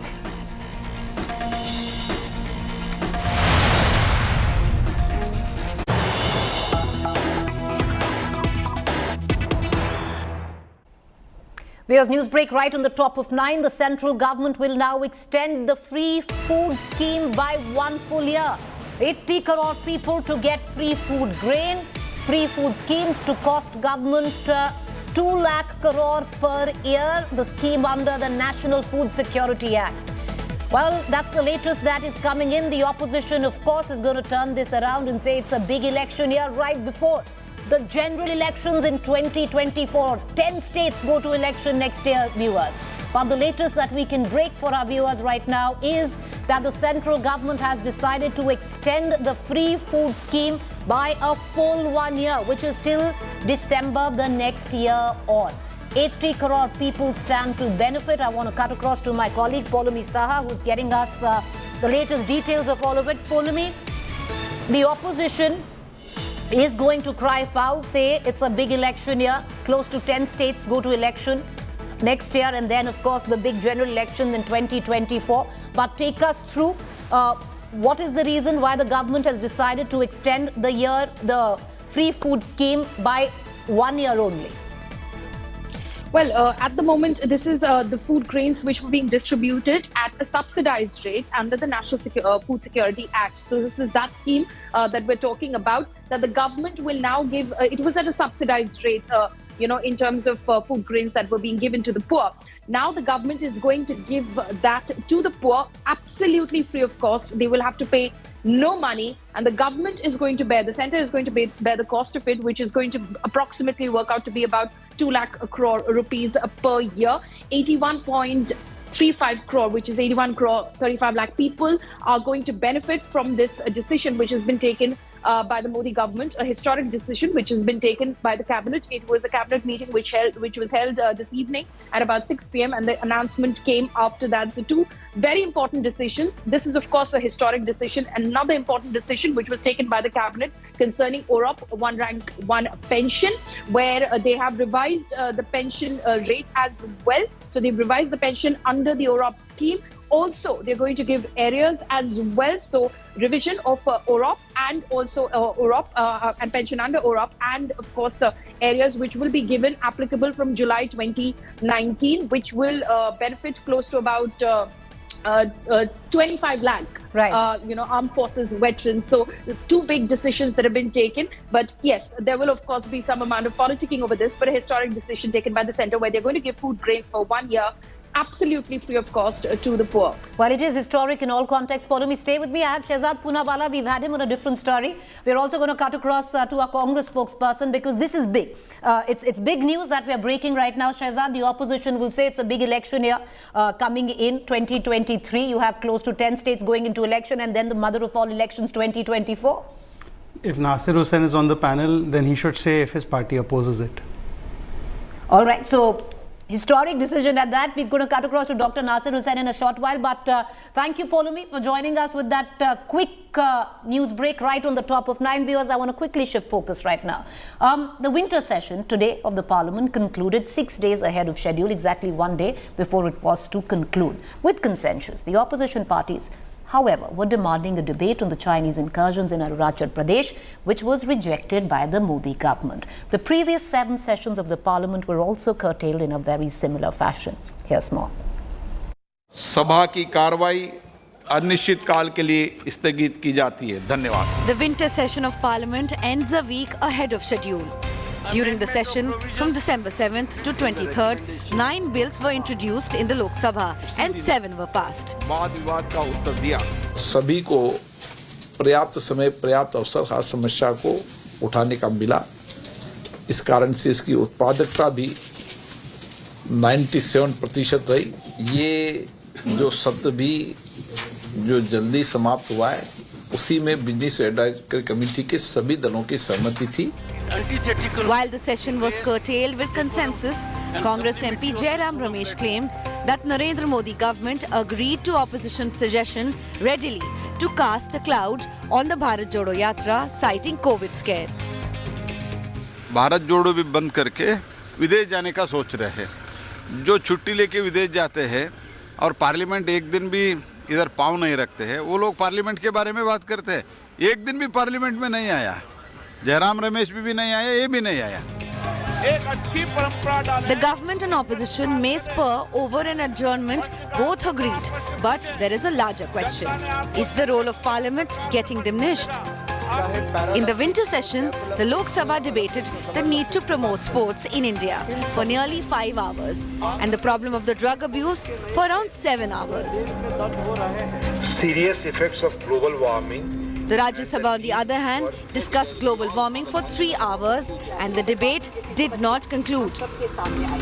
The session probably would be remembered more for what was not discussed than what was discussed. तो शायद वो अपनी पराली जलाए नहीं, उसका एक समाधान निकल सकता है. The opposition demanded a debate on Chinese incursions in Tawang that were foiled by Indian soldiers, but there was no common ground. The session, barring a tit-for-tat between Mahua Moitra and Nirmala Sitharaman during the debate on supplementary demands for grants, saw more friendly fire than the fiery debates. The principal opposition party, the Congress, was focused on making the Bharat Jodo Yatra a success. Rahul Gandhi skipped the entire session. Now, a closer look. According to PRS legislative research, the winter session was the shortest in the current Lok Sabha. For the last 8 consecutive sessions, Parliament has adjourned ahead of schedule. 36 planned sitting days have been lost due to the early adjournment in the Lok Sabha. The 17th Lok Sabha has so far passed 130 bills, 94 of them in the same session. Fewer bills are being referred to parliamentary committees for detailed scrutiny. The number was 60% in Manmohan Singh's first term and 71% in his second term. This has come down to 27% in Narendra Modi's first term and 23% in the current Lok Sabha. The government basically has any respect for the democratic institutions. You know how many times Prime Minister of this country comes to Parliament. He is supposed to come once in a week at least, but he doesn't turn around. But he never used to discuss bills in the Parliament. He never answered any question in the Parliament. Is Parliament simply more productive and efficient now? Or has it become a rubber stamp for the Modi government? And is the opposition complicit in it? Bureau Report, India Today. All right, so the big questions that we ask at the back of the news report that you just saw, are our MPs working less? Is the Parliament simply getting more productive because there's a dichotomy there? Less number of debates, but high number of bills that are passed. The Parliament a rubber stamp for the Modi government is another question, as opposition failed in its duties as well. I want to cut across to our guest this evening. I have with me Jai Prakash Narayan, founder, Lok Satta Movement, Shehzad Poonawala, Bharatiya Janata Party spokesperson in the studio with me, Syed Nasir Hussain, Dr. Hussain, Congress spokesperson as well, and Rahul Srivastava, National Affairs editor. I also have Saket Gokhale, TMC spokesperson. I want to cut across to our National Affairs editor. Rahul Srivastava, you've covered many seasons of the Parliament. What's really interesting is if you look at the fine print, it seems that the Parliament's become insanely productive of late, but the debates are at an all-time low, which prompts me to ask, is it that, the Parliament now really not needed, becoming more or less a rubber stamp, understanding the brute majority that the government enjoys and the passage of bills that it has seen, without some of them without any debate, or the fact that the opposition is just not doing its job? No, Preeti, Parliament is needed. Parliament is needed to ensure that the salaries of MPs, ministers go up, the president's, vice president's salary can be fixed, the judge's salary can be fixed, the budget can be passed, supplementary grants taken, and a lot of other things. If you see the number of sittings in terms of total sittings, the sittings have been going down. In the mid-50s, it was 150 for Lok Sabha sittings in a year and 120 odd for the Rajya Sabha.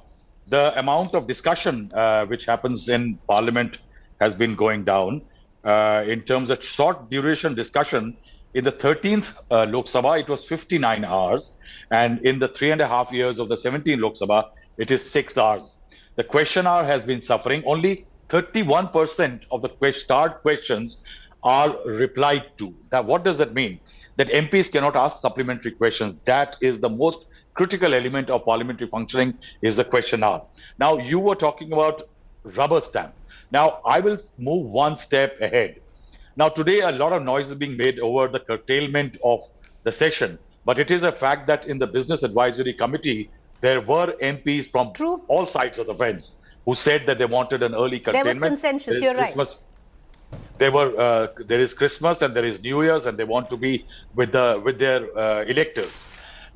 Now, in that scenario, the fact is, I will say, to open this debate, largely to add an element, is that the issue of rubber stamp, the Parliament is becoming increasingly a rubber stamp for the government, MPs, in terms of MPs, and also the opposition. There are too many destruct buttons now that MPs don't have any say. As far as the issue is concerned, it is eventually they are tied to a party line now. The MP as an entity is largely over, and that is why Parliament is suffering, because no member of Parliament can go beyond the party line, go with an issue. Say, for example, on the issue of China. Now, on the issue of China, yes, there have been instances in the past where party MPs have stood up and said, let's not discuss it, primarily because this is an issue which will impact the diplomatic relationships and the diplomatic negotiations. But it is also a fact that Parliament has passed resolutions. Say, for example, 14th of November 1962, when Parliament got together against an aggressor. Those things are getting over largely because the MP no more has a say, be it in the government or be it in the opposition.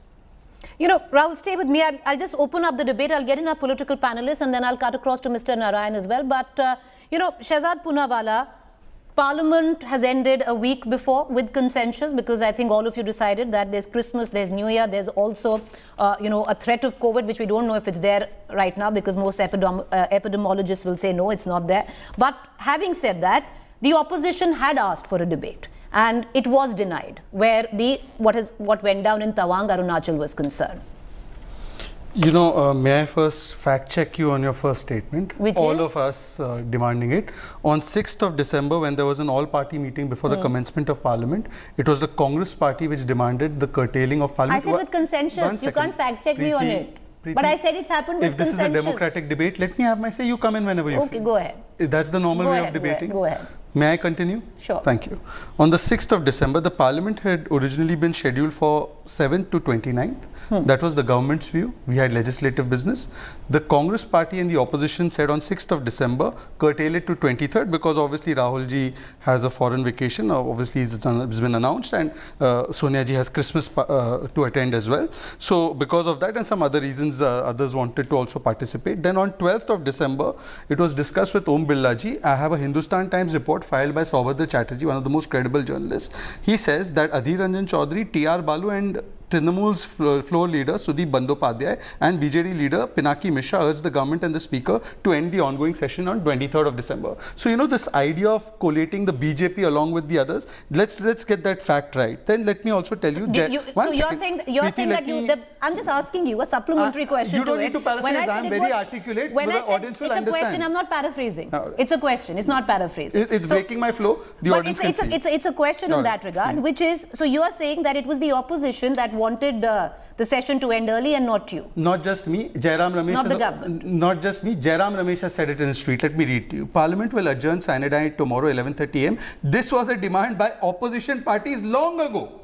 Since there weren't many bills to be passed. Why did you object? You have brute majority. Why didn't you object and say you wanted to continue with the Parliament? Because Parliament works on consensus. It doesn't work on brute majority. Now, therefore, I'll give you another it's figure. unfair to your audience if you don't give me a full say. Go ahead. Now, let me come back to the idea of what Rahul ji spoke about Parliament being a rubber stamp. Between 1952 to 1970, Parliament on an average sat for 121 days per year. Since 2000, both governments and everybody responsible, it's down to 68 per year.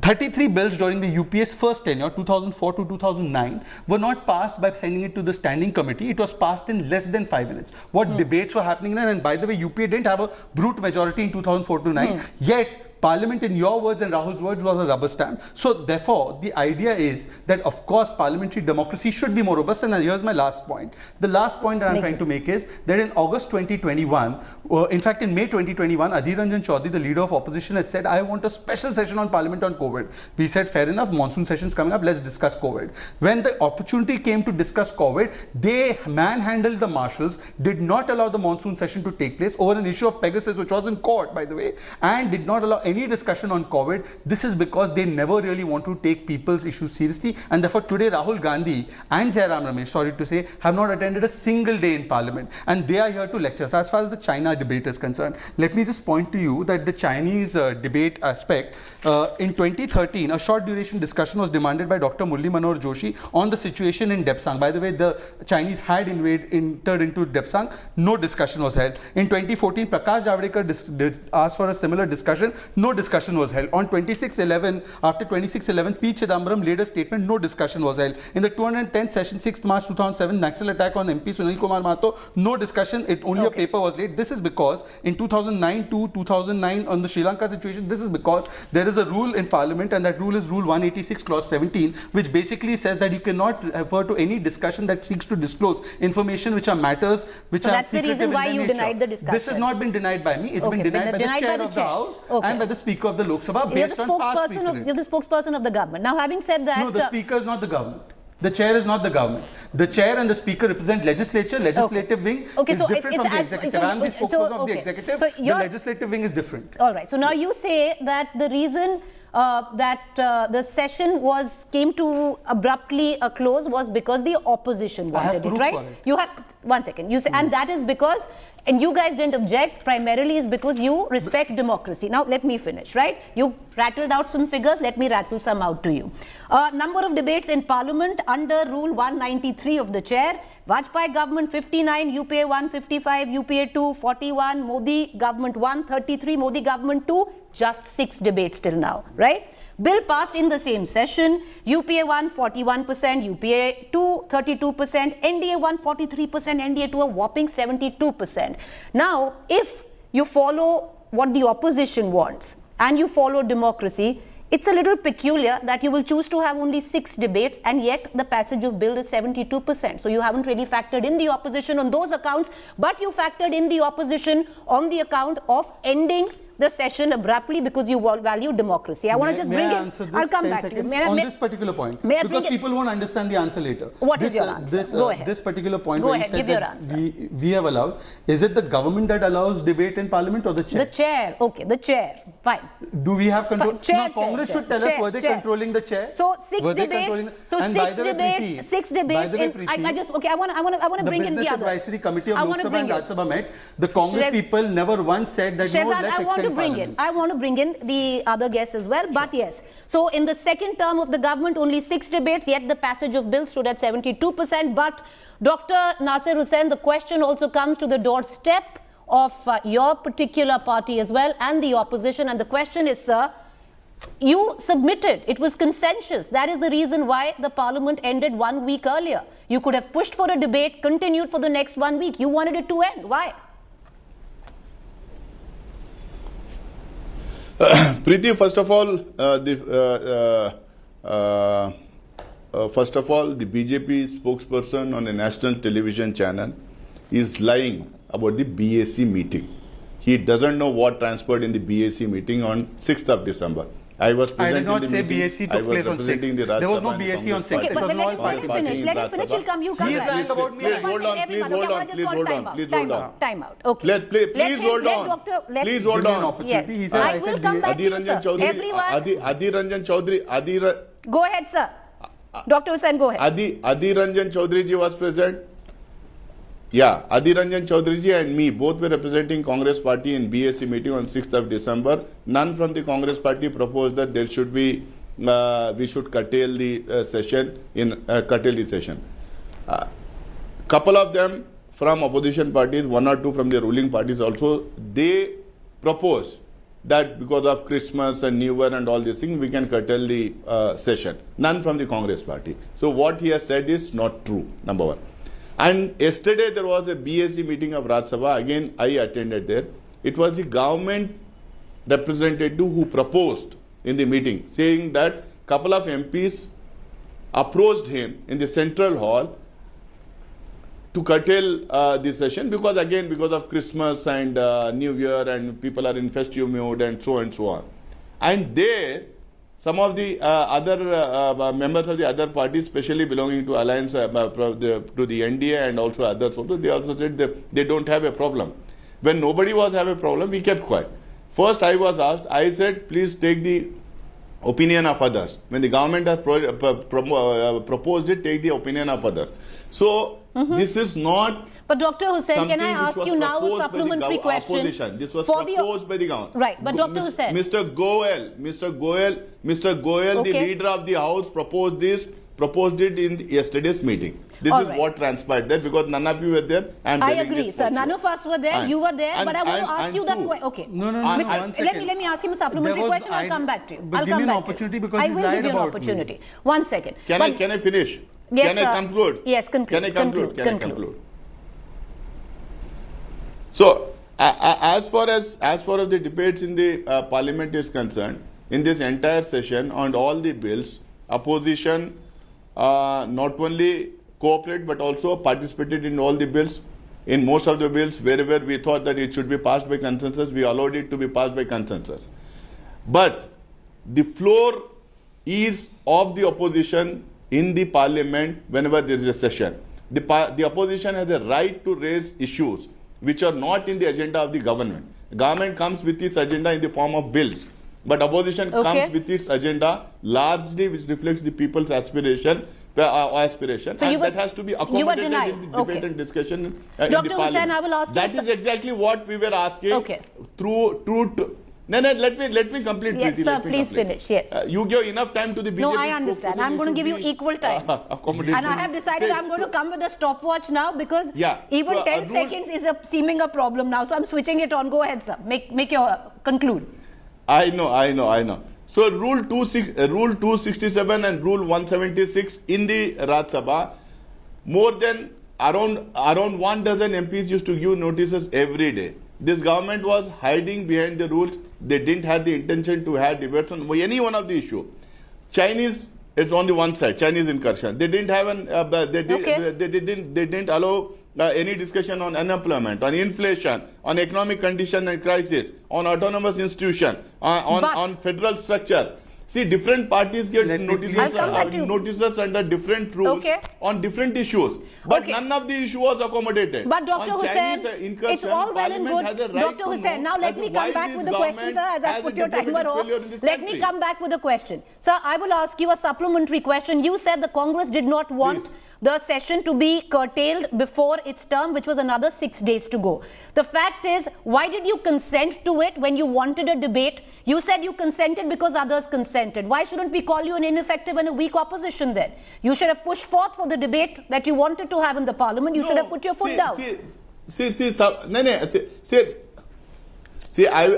Preeti, I would say that many of the opposition parties also wanted. So then we said that when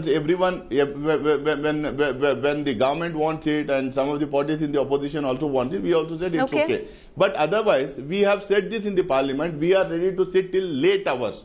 See, instead of 6, we said that we'll sit till 8 o'clock, 9 o'clock in the night. Please bring your bills. We are ready to debate, discuss, participate in the discussion and also help the government to pass those bills wherever it is necessary. All right. So, Shahzad, Dr. Hussain says you were lying. You were lying. It was Dr. Gore. It was Mr.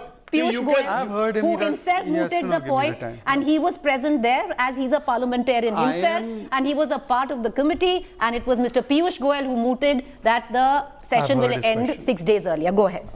First of all, on 6th of December, and even on 6th, you reiterate, he reiterates, you reiterate. See what is going on. There can't be 2 in 1. It's a question. You're reiterating, he's reiterating you, then my time is getting wasted. Let me answer. You're getting enough time. Yeah, okay, let me answer. Go ahead, start. Firstly, the first line Nasir Hussain spoke was a lie. I said 6th of December, there was an all-party meeting, not a business advisory committee meeting. I've served in Parliament, so I therefore know the difference between one and the other. So he's lied on my name. Secondly, on 16th of December, the Hindustan Times, courtesy Saubhadra Chatterjee, has published a story with 3 names, Mr. Bandopadhyay, Mr. Adhir Ranjan Chaudhary and Mr. Balu, saying that they were the ones who demanded on 12th of December in front of the Speaker Om Birla that look, we want the session curtailed. And apart from that, there was a BAC 2-3 days ago for Lok Sabha and Rajya Sabha. None of these Congress people objected and said, okay, let's continue it. And today Sonia Gandhi was sitting in the when the session gets over, everyone sits together. If they were opposing the fact that the session is getting curtailed, why didn't they once resist in any of these forums? Secondly, the second lie they are saying about China. Look, who is advising us about discussion on China? This is their past and they will again deny this. Here is a report of 2009 when China discussion was taking place. Journalists were threatened that do not report on this, otherwise we will file FIRs against you. This was the report of Hindu that has been done, and this is another stand that their government took. In 2013 when the incursion was taking place, this is an Aaj Tak report. Media bada chada kar dikha rahi hai. तूल मत दीजिए Chinese घुसपैठ को. This was Manmohan Singh's statement. These people are talking to us about discussion over the China situation. Those who are threatening journalists and saying that don't file reports, otherwise we'll file FIR against you. And let me also show you the stand of Mr. Salman Khurshid, which was taken when there was incursion inside Depsang. At that time, Salman Khurshid says that this is nothing but a little bit of acne. Here is his statement. Salman Khurshid says this is nothing but acne.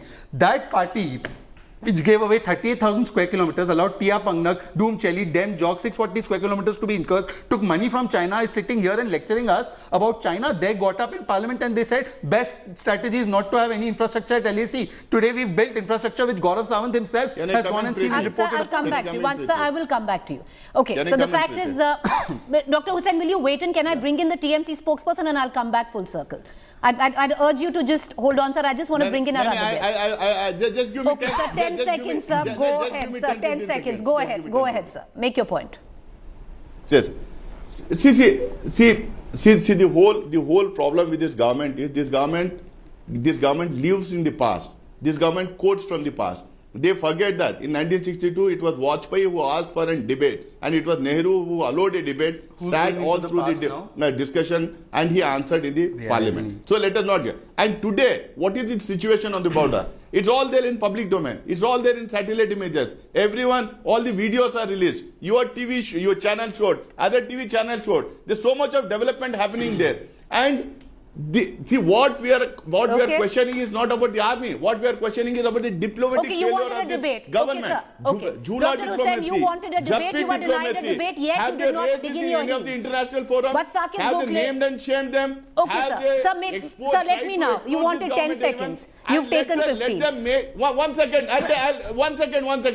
Can they make PM Cares donations public? Okay. That's a separate debate. Chinese companies Saket Gokhale from the TMC. Can they make that there's public? so much, okay, What Dr. are they hiding? Sir, please show equal empathy empathy to your co-panelists. Some of them haven't spoken yet. But Saket Gokhale, if there was so much angst on wanting a debate on what's gone down in Tawang, Arunachal, why is it that the TMC didn't dig in their heels? Most of your parliamentarians have gone back to their various constituencies already to celebrate Christmas and New Year, sir. No one's gone back to celebrate. I mean, in fact, this parliament session's been interesting. Our parliamentarians had to miss the first 2 days because the BJP government arrested me in Gujarat. But let's not get into that. What has happened in this debate is what happens every time. There are 30 minutes of this debate since the debate started. It's the BJP pointing fingers at the Congress pointing fingers at the BJP. Let me correct the BJP spokesperson who referred to Adhir Ranjan Chaudhary as the leader of opposition. No, the Lok Sabha does not have a leader of opposition. We are again going in circles about what Nehru did and what this did and what that did. Let's focus on the point at hand, which is Parliament. Rule 267 notices. Please check the number of notices that have been raised to the chair on critical issues, as the Congress spokesperson said, on issues including inflation, unemployment, in addition to China, a lot of other issues. Not a single Rule 267 debate has been allowed. Let me come to the Prime Minister's office. Because we are rattling off statistics here in a flow, between 2004 to 2014, the PMO under Dr. Manmohan Singh answered 85 questions in Parliament. How many has the PMO under Narendra Modi answered since 2014? 7 questions. The Prime Minister himself thinks of himself as being over and above the Parliament.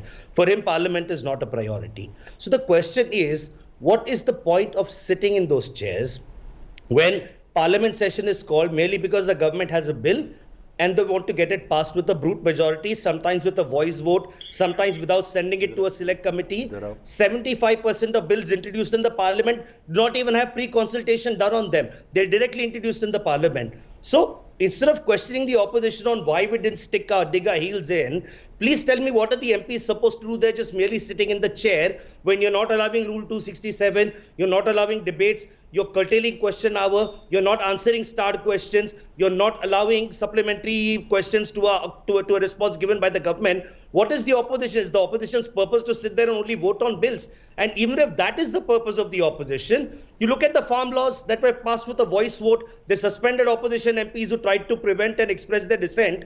They suspended them, passed them with a voice vote. What happened eventually? They didn't listen to the opposition. The people of India 1 year later made them withdraw those farm laws. Very shamefully, they had an egg on their face and the Prime Minister himself had to withdraw those laws. Had they listened to us in Parliament, the government would not have to have faced an insult at the hands of 1.3 billion people. So the question is not, what are we sitting digging? Why are we not digging in our heels? The question is, you're not allowing us to do our job in the Parliament. Are we just supposed to sit there and smile at the government and go like vision of Modi ji, wah, wah, wah, Modi ji's leadership, Modi ji's vision? Is that what Parliament has been reduced to now?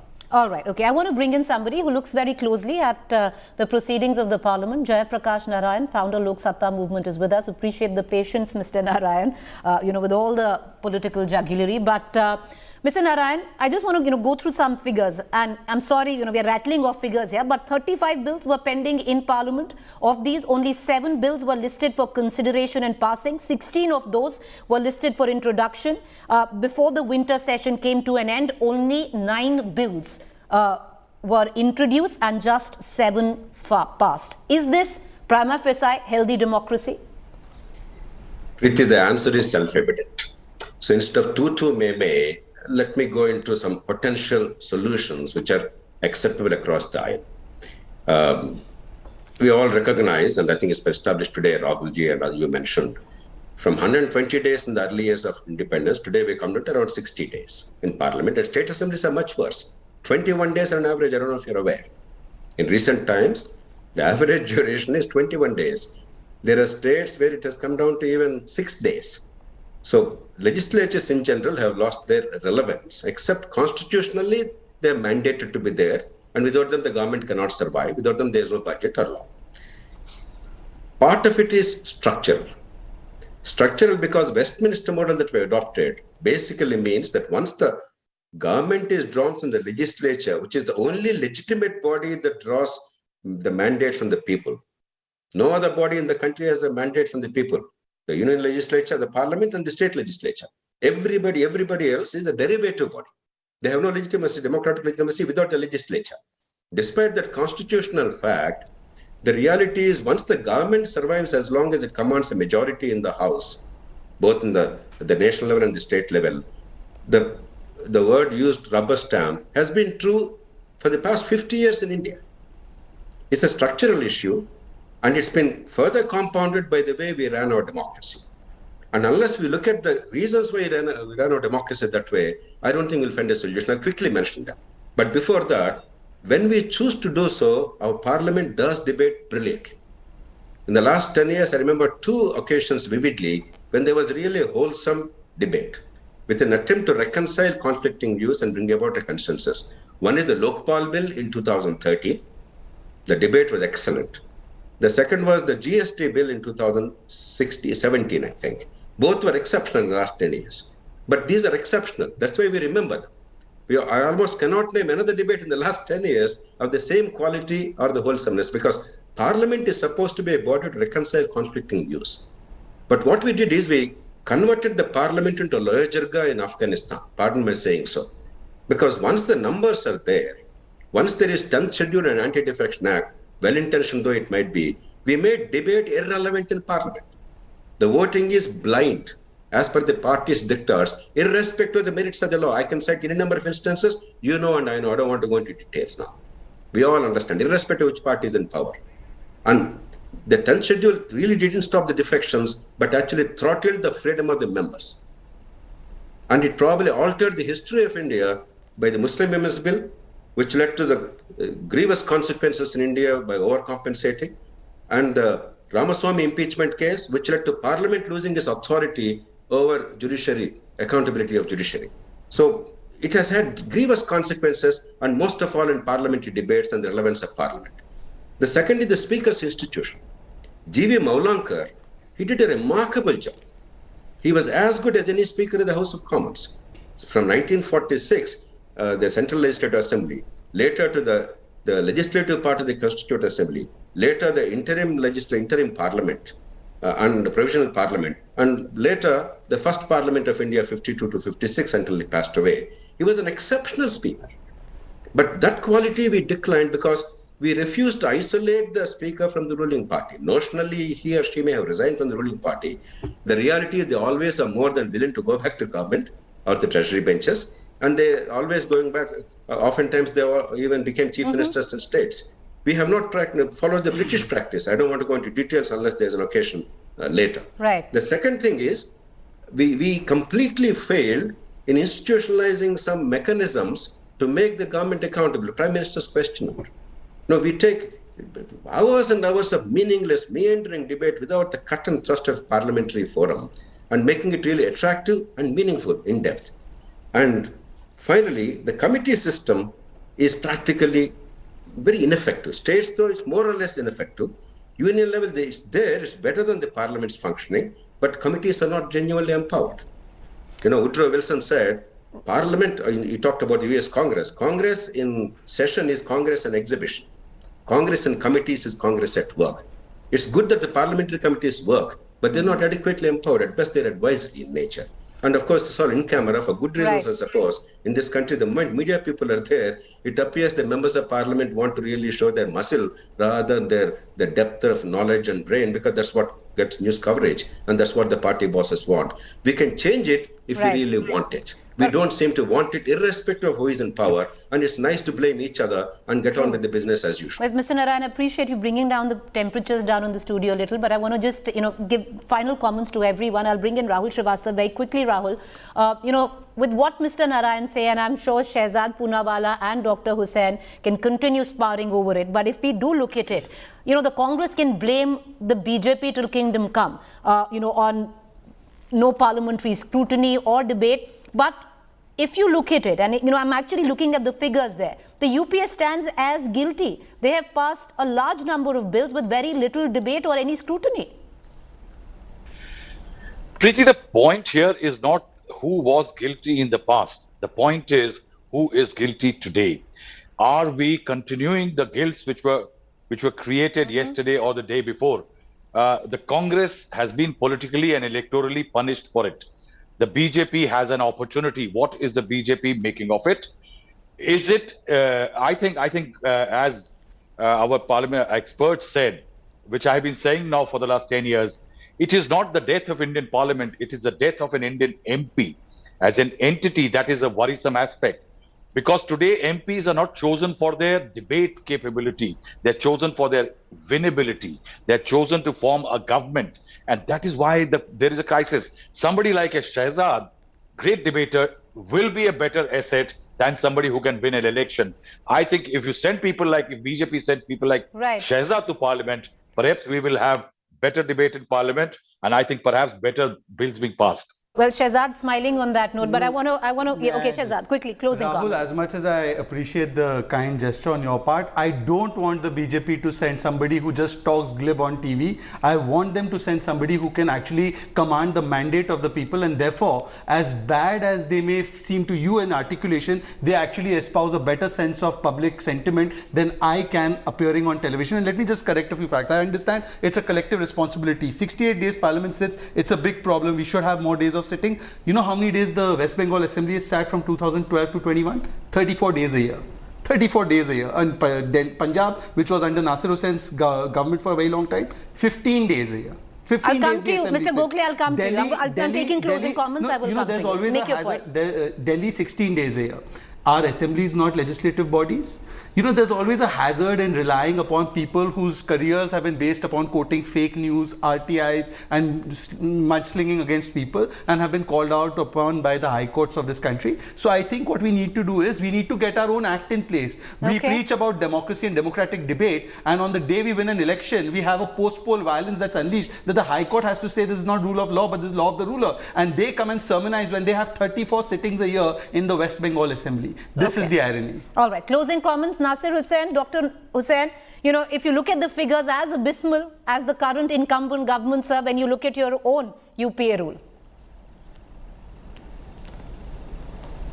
See, it is always the responsibility of the government to run the parliament. We have been saying this in the parliament time and again. This government doesn't want any debate and discussions in the parliament. That is the reason why they don't want to accept any of the notices and the issues raised by the opposition.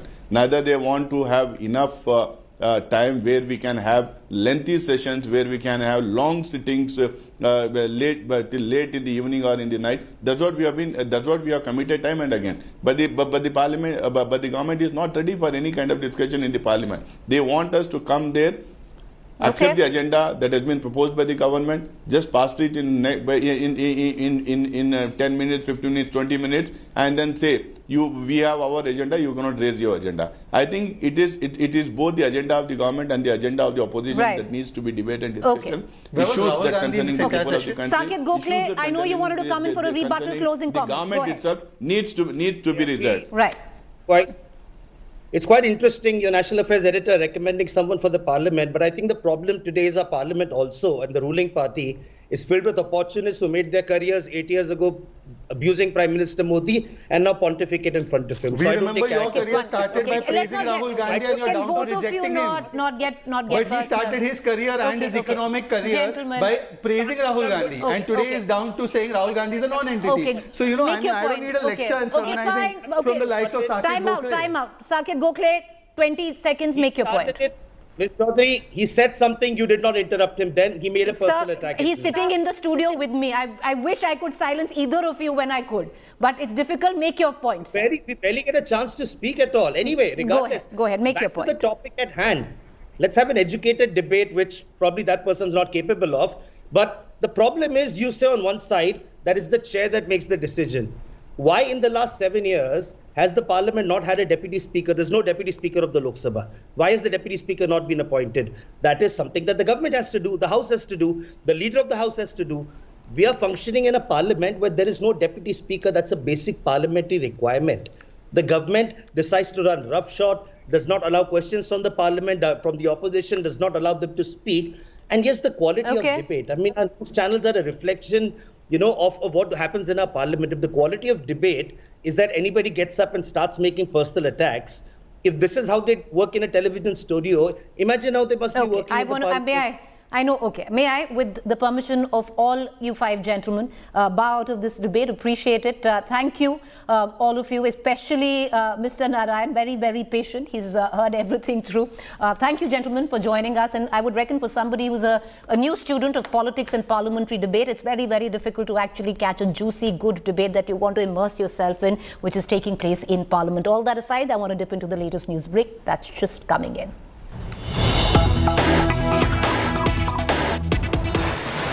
All right, the latest news is that the Central Bureau of Investigation has arrested the former Managing Director and Chief Executive Officer of ICICI Bank, Chandra Kochar, and her husband, Deepak Kochar.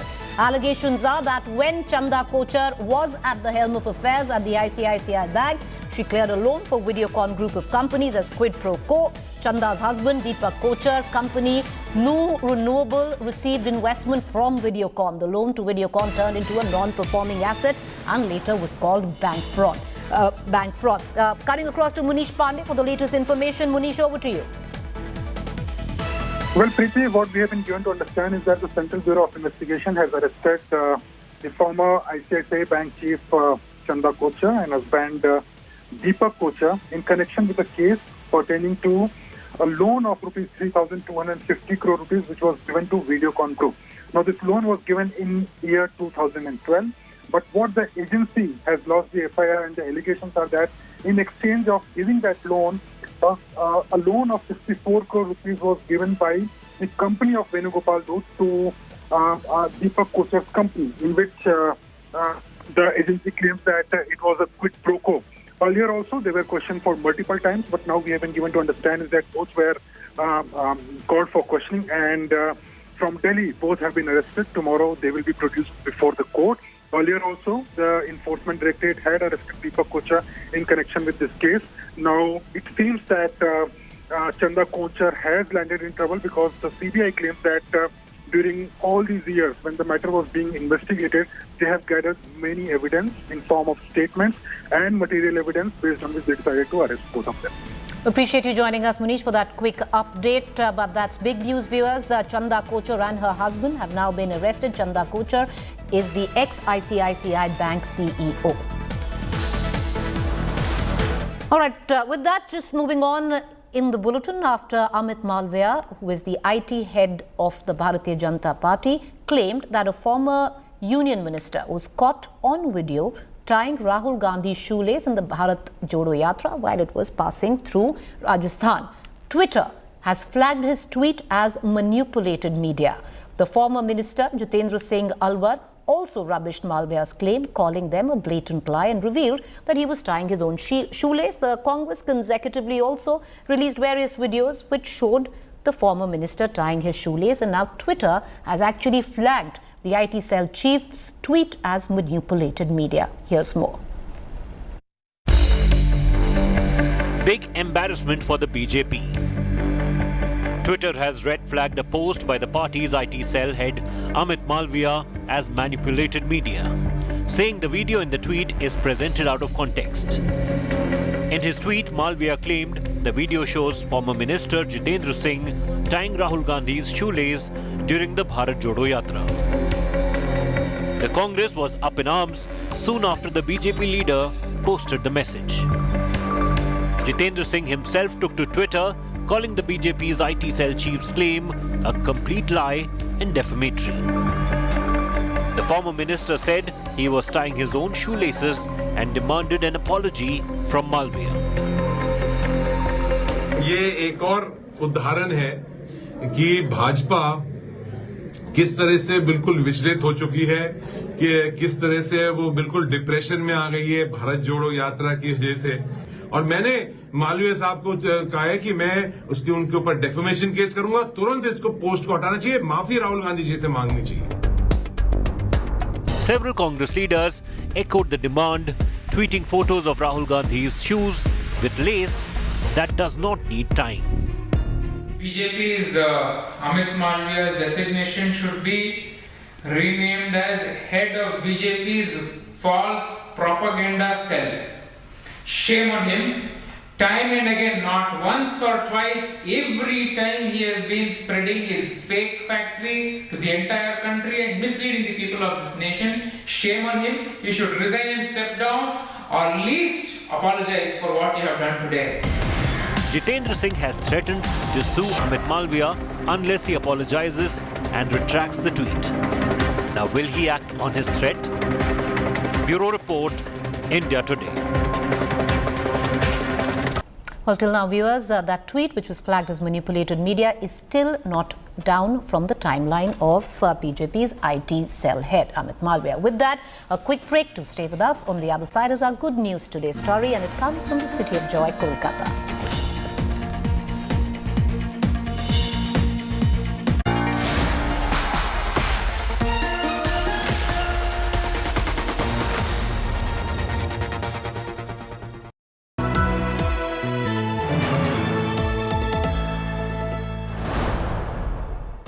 भैया जी हमला। भैया जी 10 गोलियां ले ले। गोलियां नहीं रज्जा, गोली। पर बाहर तो 10 लोग हैं। 10 हो या पूरी बस, अब तो बस 1 है तो डन है। इसको कोई वॉचो वॉच कराओ। जब वॉचो में मिले ढेर सारे OTT ऐप्स एक ही प्लान में, तो हर कोई बोलेगा वॉचो 1 है तो डन है। Watcho plan starting at just 42 rupees per month. आज ही सब्सक्राइब करें और पाएं सिलेक्ट प्लान्स पर 1 महीना complementary.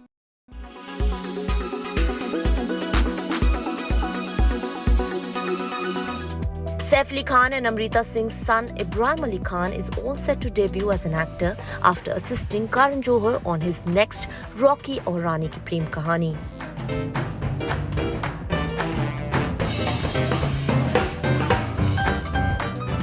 He has reportedly been roped in to play an important role in the Hindi remake of Ridyam.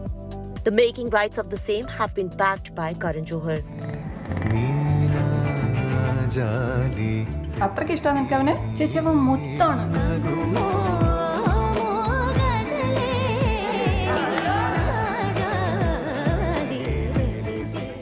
Meanwhile, visuals of Ibrahim partying, going out with friends, or just making red carpet appearances keep surfacing online.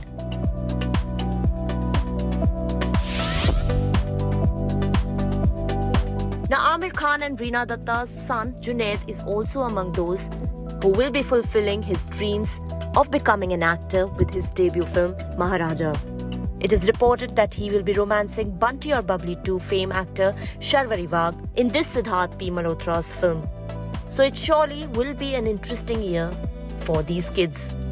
Entertainment Bureau, India Today.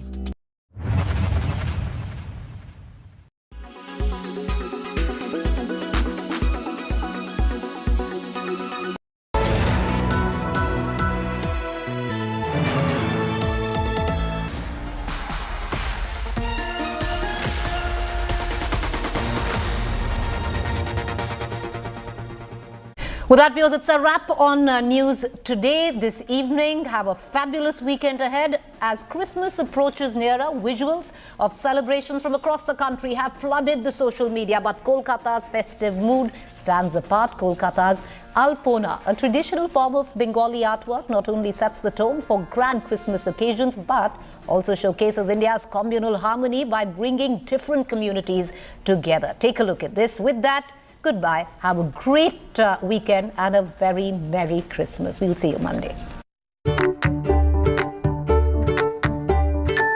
Kolkata is decked up for Christmas celebrations. Alpona, a traditional form of Bengali artwork, has brought together Muslims and Hindus to take part in the festivities. This artwork fuses motifs of all religions. The message of harmony is loud and clear in this Catholic parish. Mother Pataria approached me that, can we work something out together? I approached the parish priest, and so then he thought it was a very welcome idea, to bring these cultures together. I think it is time to bring inclusivity and try to find common places where we can agree on. These paintings were done by Alpona artists Ratnaboli Ghosh, Lipika Mukherjee, along with Prashun Sen. It was Mudar Patharia. He was the inspiration. He was everything behind this. He said, and Prashanto and I both agree with that, is that Alpona has no caste, creed, religion, nothing. It's just an expression of joy, decorating a place to tell people that there is something happy happening here. At a time when fights over religion have become a common sight, the City of Joy's unified spirit is celebrating inclusivity. This is the first time, and that too in Calcutta, that a church is being painted with Alpona, which is something that is very much predominantly associated with pujas over here in Bengal. And the reason why we are talking about it is it symbolizes unity and brotherhood. It's been conceived by a Muslim man, painted by Hindu artists, and is happening in a church for the 25th of December. The only message that this gives out is that religion and festivities are for everyone if they want to share it and be happy about it. With camera person Orko, this is Suryagni Roy for India Today, Kolkata.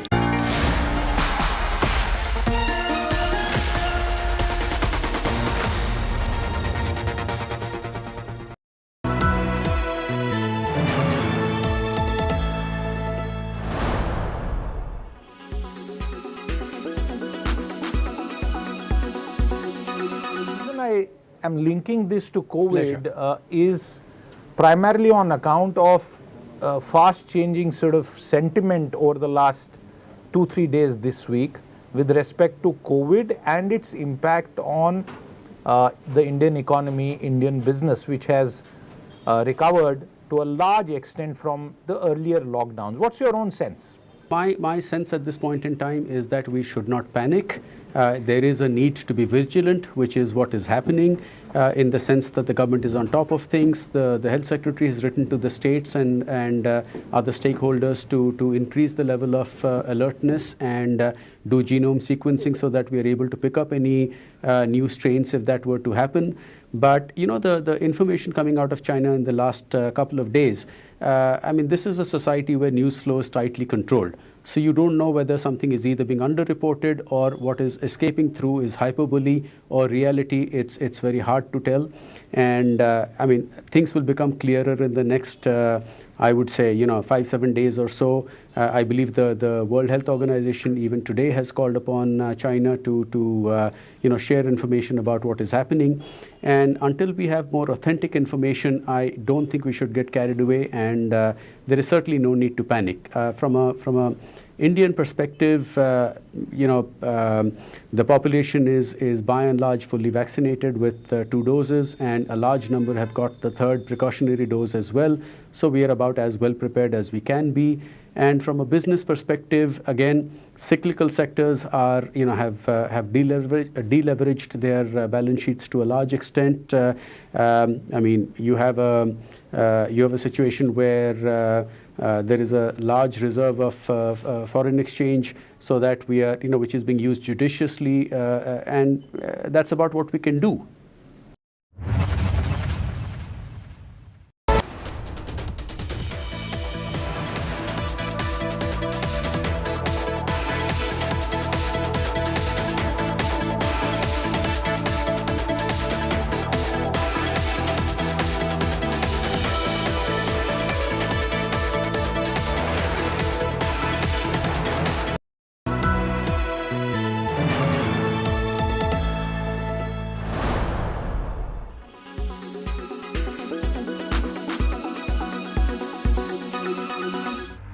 Scroll, scroll, scroll. Is that what you do all day? A study says that excessive use of social media can develop depression in young adults. The study was published in the Journal of Affective Disorders Reports. It says that young adults who use social media more are likely to develop depression within 6 months, and this is regardless of their personality type. Previous research has linked depression with many other factors, including social media. This study addresses the important research questions, finding strong and linear associations of depression across all personality traits. In 2018, the study took a sample of more than 1,000 young adults from America aging between 18 and 30.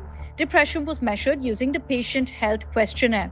Social media was measured by asking participants how much daily time was spent using popular social media platforms, and personality was measured using the Big Five inventory. This assessed openness, conscientiousness, extroversion, agreeableness, and neuroticism. The authors suggest that social comparison can enhance negative feelings in one. This could explain how depression increases with prolonged use of social media. Another reason could be indulging in negative content. Finally, engaging more on social media reduces opportunities for in-person or social interactions. The study was published by Renee Merrill. She said findings from the study are important during a time of technology expansion and integration. Connecting to people virtually may increase the risk of miscommunication or misperception that leads to relationship difficulties and potential risk for developing mental health problems.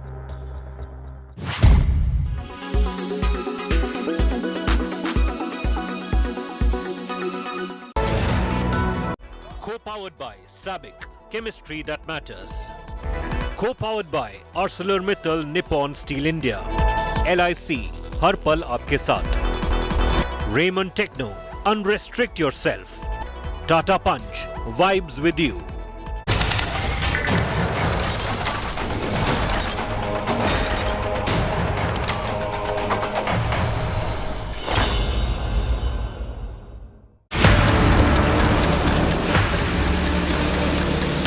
Light tanks for the army at the line of actual control.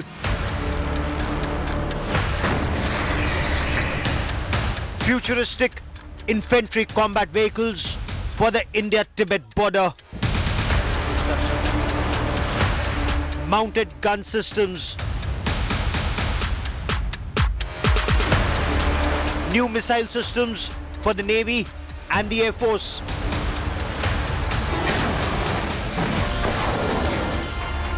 ₹84,000 crore projects cleared.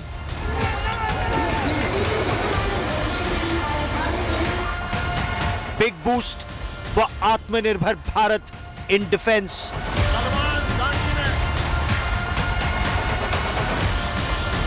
Make in India weapons to defend India. That's our top focus on India First. Hello and welcome. You're watching India First. I'm Gaurav Sawant.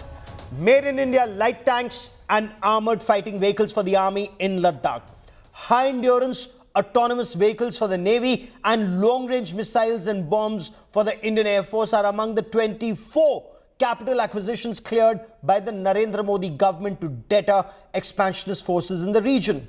Now, of the 24 items, 24 capital acquisitions cleared, 21 are to be made in India, worth over 82,000 crore rupees. The light tanks are aptly named Project Zorawar after the legendary Dogra General Zorawar Singh. As India-China standoff continues for over 2.5 years, the Ministry of Defence has approved the acquisition of light tanks and futuristic infantry combat vehicles for soldiers at the India-Tibet line of actual control in Ladakh. The need for advanced light tanks, aptly named Project Zorawar, was felt in response to Chinese actions along the LAC. The T-72 tanks of the armoured corps are considered much heavier than the 25-ton light tanks under Project Zorawar. General Zorawar Singh was a brave Dogra general under Maharaja Gulab Singh and had successfully carried out military campaigns both in Gilgit-Baltistan, Ladakh and Tibet. Bharat को आत्मनिर्भर भारत हम रक्षा के क्षेत्र में बनाना चाहते हैं, उद्देश्य यही है। और भारत एक इंपोर्टिंग कंट्री के रूप में पूरी इंटरनेशनल कम्युनिटी में रिकॉग्नाइज न किया जाए, बल्कि हम एक्सपोर्टिंग कंट्री के रूप में हम भारत को रिकॉग्निशन एक मिले, ये हमारी कोशिश है।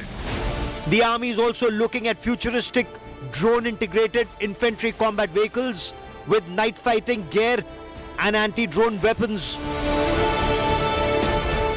The Indian Air Force has got clearance for new missile systems and long-range guided bombs along with advanced surveillance systems.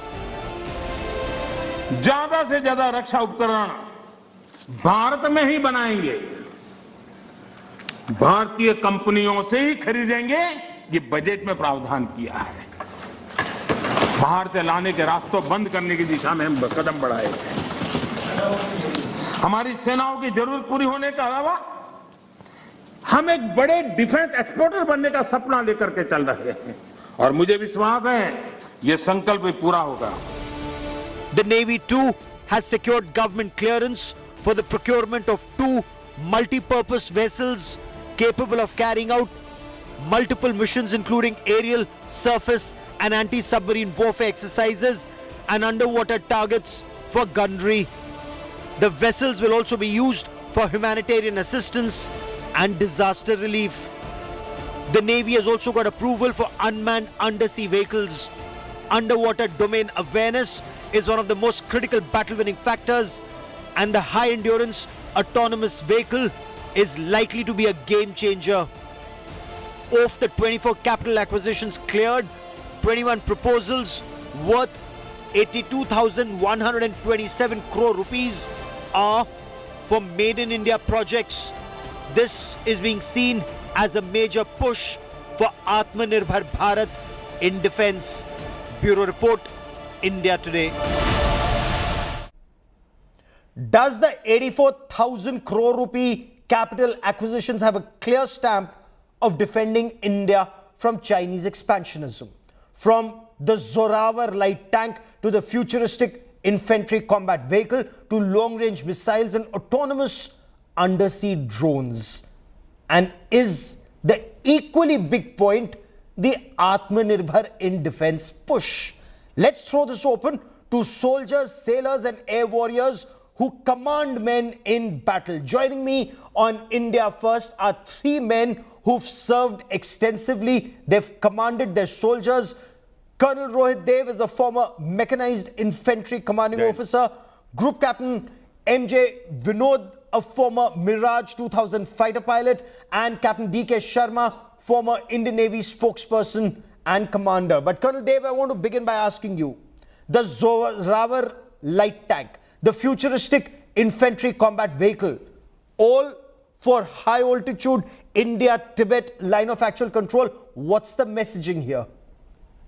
Gaurav, I'm very happy. And personally, if you ask me, the moment I read about the FICV getting clearance, I go back to my days in the tank technology course when I first made the GSQR as an individual for the FICV, and which got a little bit of promotion through our directorates, and today it's seeing the light of the day. So for the light tank, because I was also part of the study for the light tank in the Armored Corps Center and School when I was posted there. So both are very close to heart.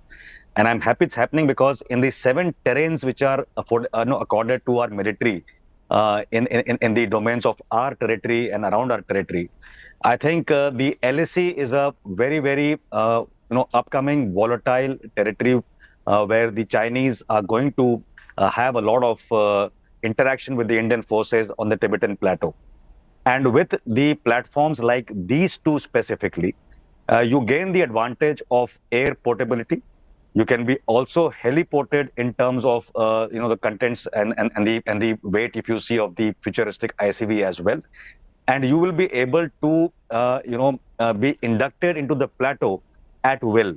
So as India is going ahead, and I'm quite sure the other two gentlemen here will also talk about their arm, I see a very good synergy developing between the Indian Army, the Indian Air Force in particular, for the LAC sector, where you will have everything from somewhat, I will not use the word predator drones, but striker drones, coming down to mobile elements inside, coming on to AD, which is much more portable. Okay. And that's the way the warfare is going to be fought along the LAC. That's a very interesting point you make, sir. You're talking about India not fighting defensive, but taking the battle into the adversary's camp. Group Captain Vinod, after the Balakot airstrikes, did India really miss having a longer range beyond visual range missile and long-range guided bombs? What do you make of the IAF demand, especially given the nature of the threat? Gaurav, as you can see, I'm standing virtually right in front of Raksha Mantralaya, and I'm extremely happy for this 82,127 crores or whatever the number is, where the acceptance of necessity has been given by the Defense Acquisition Council, also known as DAC.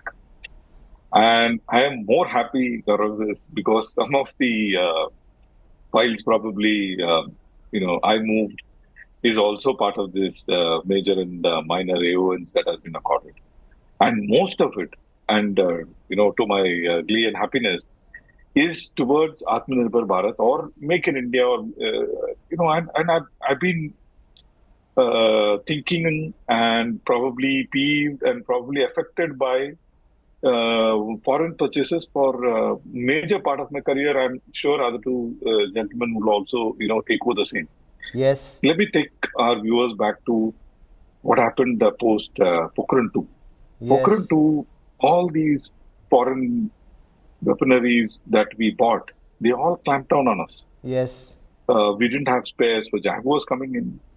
We didn't have spares for Mirage 2000 coming in. Yes. Even, Russia for a while did not give us spares for our many aircraft, including the transport aircraft. Yes. That is the time, and I was probably slightly ignorant at that time, but I had faced the brunt. I mean, at that time, our country had faced the brunt, our services had faced the brunt of the military sanctions that was put on us, including China and Australia.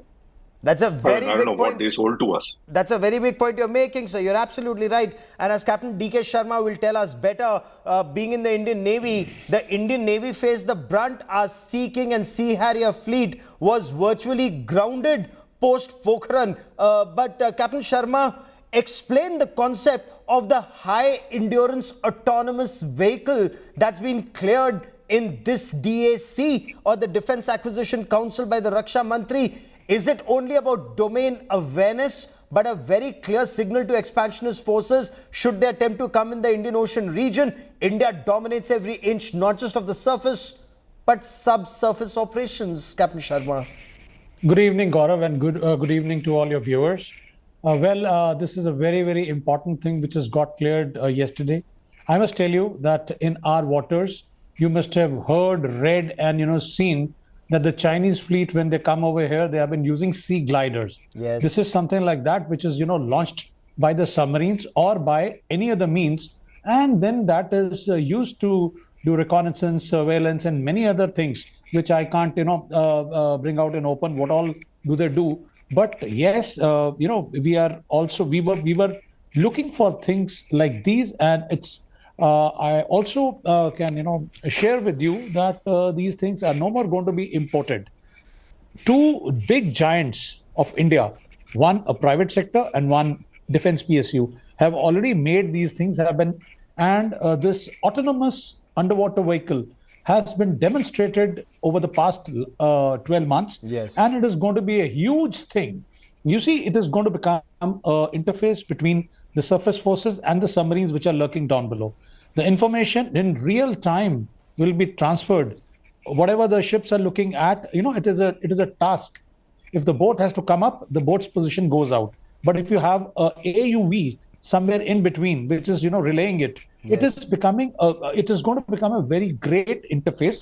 And apart from this can also do the reconnaissance operations for you before any landing is going to take place. And this is in the concept of amphibious operations, that should there be a requirement to go and survey a beach, or find out the gradients and various other things and what is a suitable landing point.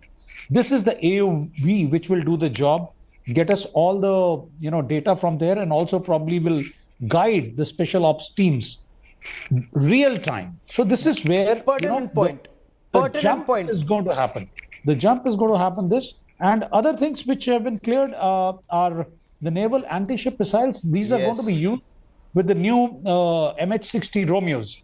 And also these missiles will be used, and Gaurav, in your show only you explained in May 22 when they were first time fired from ITR Chandipur. So they have now been cleared and the AON goes out now. Now it's only time is to sign the contract and take it in your inventory and keep it ready. And so that's the big point. How quickly will they become a part of our armed forces? Now, remember, that's exactly why we have 3 officers who've commanded men on ground, in the air and out at sea, because they are the ones who've given orders in battle on ground. Now, Colonel Dev, what about timelines? Let's talk about main battle tank Arjun. That took forever to make.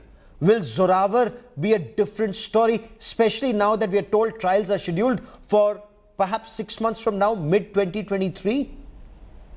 I don't see major delays, Gaurav, in the Zorawar, because the DRDO organization has been working on it for a little time now.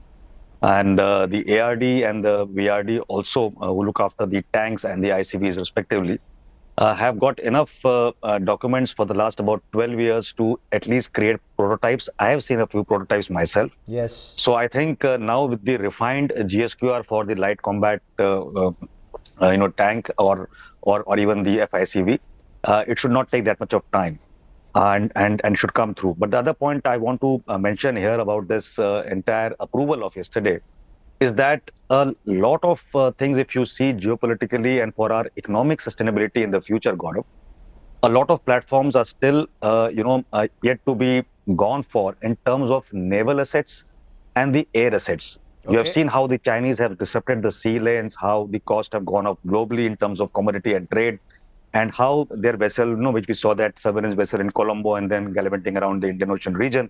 I think the day has come to peg, and that is where I come at, that the overall ambit of our planning for what our capability should be developed as a strategic design. And from that, we should flow all these aspects. I'm very happy that last 1.89 lakh crores of the approvals for the last 2 years, we have seen utilization of nearly 1.19, which is a very good thing to happen with our military, because earlier we were surrendering funds. And in the Atmanirbhar route, I think India has to pursue very intelligently to get the niche technologies in. So buy global and make in India is one concept where I think we should pester more harder and get these people to come and manufacture. If we need to spend more money, given the nature of the threat, perhaps we need to save money elsewhere, divert funds for elsewhere, and protect our borders. Because once we have protected borders, at least we have a country. Group Captain Vinod, is Make in India actually delivering on ground to the satisfaction of the armed forces? As a concept, it's a great idea. Made in India weapons to defend India it sounds very beautiful, but does it translate into weapons that will deter the enemy on ground? It's a great question, Gaurav, and with all humility and responsibility, I answer this question. And I understand the importance that you're placing on this particular question. Behind me, I put, if you take me into slightly bigger frame. Yes. Behind me, I put this range extension kit, the bomb range extension kit. Now, the center portion is the bomb. It's called the dumb bomb or an unguided bomb. Yes. But I want the viewers to notice the front side of this particular dumb bomb where you connect few veins. These veins are alpha beta veins, basically pitch and yaw veins. And on the rear, you have a stabilizing mechanism. And behind that is some kind of a booster. It is a rocket booster. Imagine thousands of such bombs we have. And they just go and drop like a rock. And depending on the aeroplane and the pilot's capability, it goes and hits the target.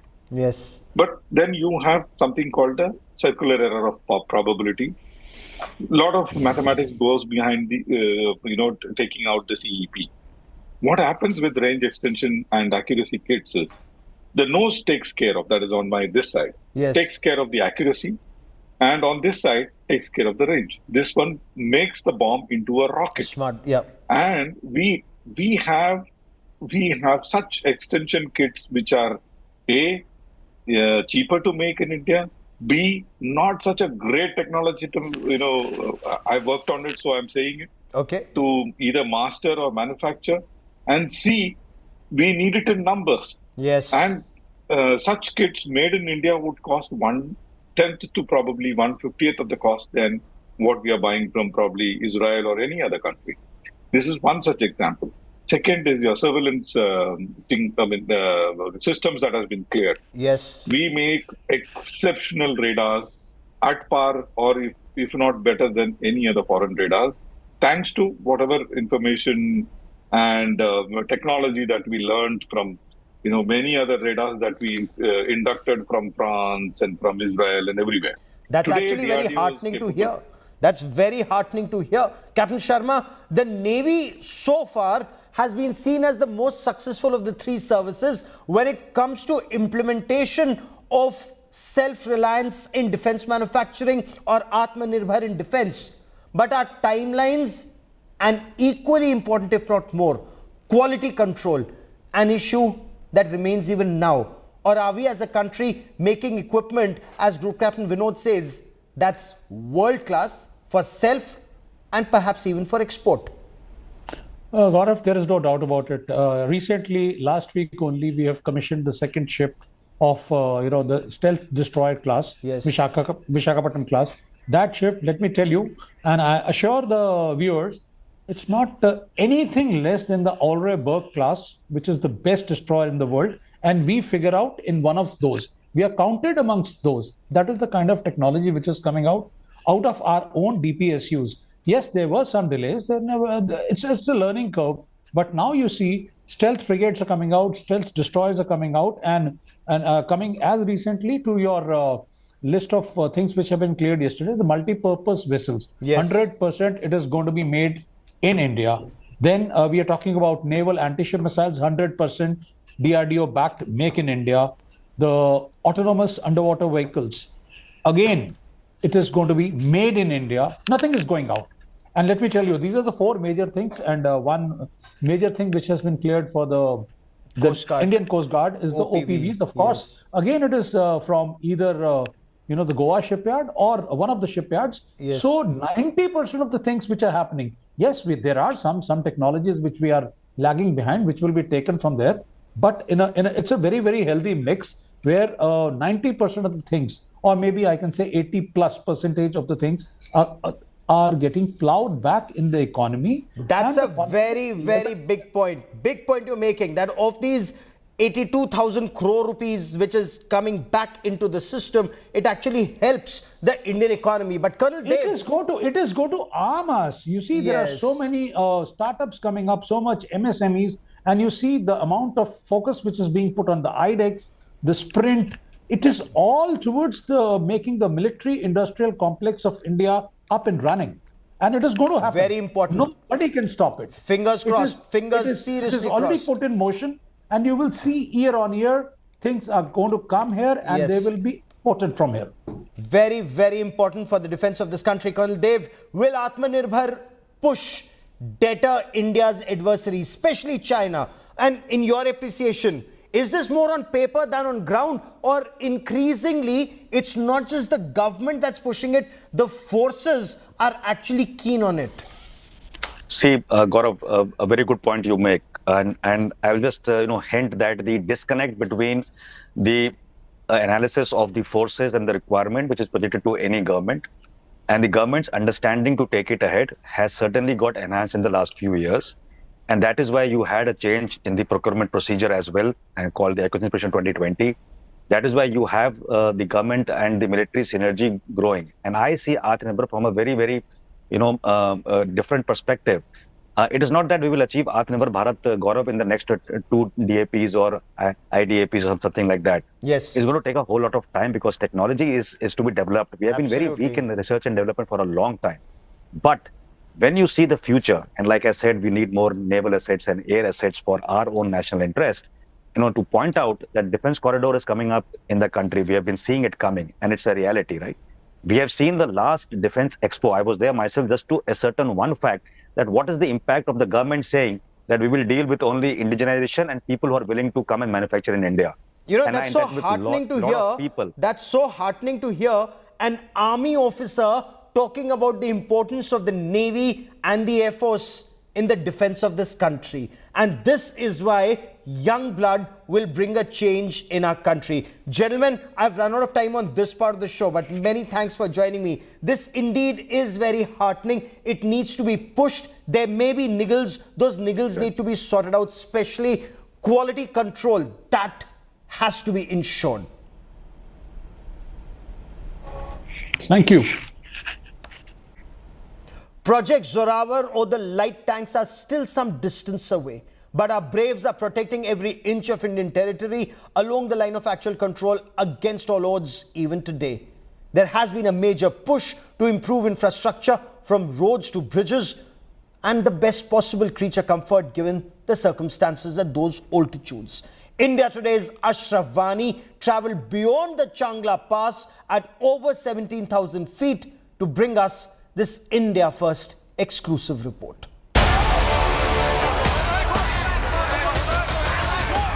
15th June 2020. The day a scuffle broke out between Indian and Chinese troops in the Galwan Valley. The clash that erupted over almost 4 decades led to the supreme sacrifice of Colonel Santosh Babu and his men. These images were a reminder of the importance of infrastructure in border regions. But what has changed since the Galwan clash? India Today hit the ground for a reality check. Over 17,000 feet above sea level, at minus 25 degrees Celsius temperature, the Changla Pass is the connecting link to eastern Ladakh. Few years back, this was a single road. Now, by the Border Road Organization, this road has been developed into 2 lanes. In fact, after the Galwan incident, large movement of troops was made towards the eastern Ladakh on line of actual control, which included the movement of the Bofors guns as well as the high-end mountain tanks. Those all were taken through this road only towards the eastern Ladakh. From roads connecting crucial strategic locations to double-lane bridges, the region has witnessed massive transformation in infrastructure. This is the Durbuk-Davlat Beg Oldie Road. 260 kilometer long, this road was built during last 5 years by the Border Road Organization, and it has changed completely scenario and the system of the armed forces on line of actual control. India Today also visited Shok, the last village of northern Ladakh, situated over 12,000 feet above the sea level. This is the winter season and the flow of water in the Shok River is very low, in fact nil. But despite that, you can see there is lot of water which is flowing in the Shok River here in the Ladakh. Shok River is very significant in connectivity between Leh, Durbuk and the Davlat Beg Oldie Road. In fact, this is the road after few kilometers where Galwan Valley starts. कितना बदला है पिछले 2 साल के दौरान पूरा जो infrastructure है, सुविधाएं हैं इंडो टिबेटन बॉर्डर पुलिस के लिए, क्योंकि आप काफी समय से LEC पर तैनात हैं। पहले तो सर रोड भी नहीं था, अब धीरे-धीरे रोड हो गया सर। अब रोड आने जाने का सब चीज हो गया। from building infrastructure to enhancing capabilities in the border region. India's message is loud and clear. We will not stand any aggression from anyone. With Ashraf Wani, Bureau Report, India Today. Well, that is all we have time for on India First this evening. Many thanks for watching. News and updates continue on India Today. Stay with us.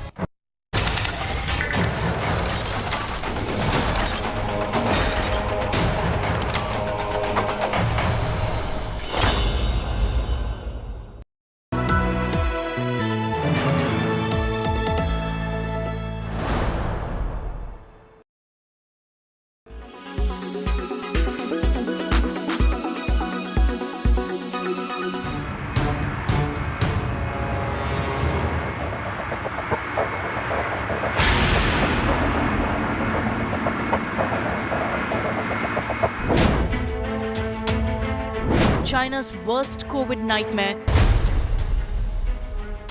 once again threatens the world. A runaway rise in infections with over 1 million deaths predicted this year. Here in India, even as the government goes into a huddle to plan ahead for any possible impact, one of the first demands going up is for an immediate flight ban with China. इस परिस्थिति में मैंने ये मांग की है कि सबसे पहले हमको चीन से जो हवाई जहाज आ रहे हैं या चीन जा रहे हैं उनके ऊपर रोक लगानी चाहिए.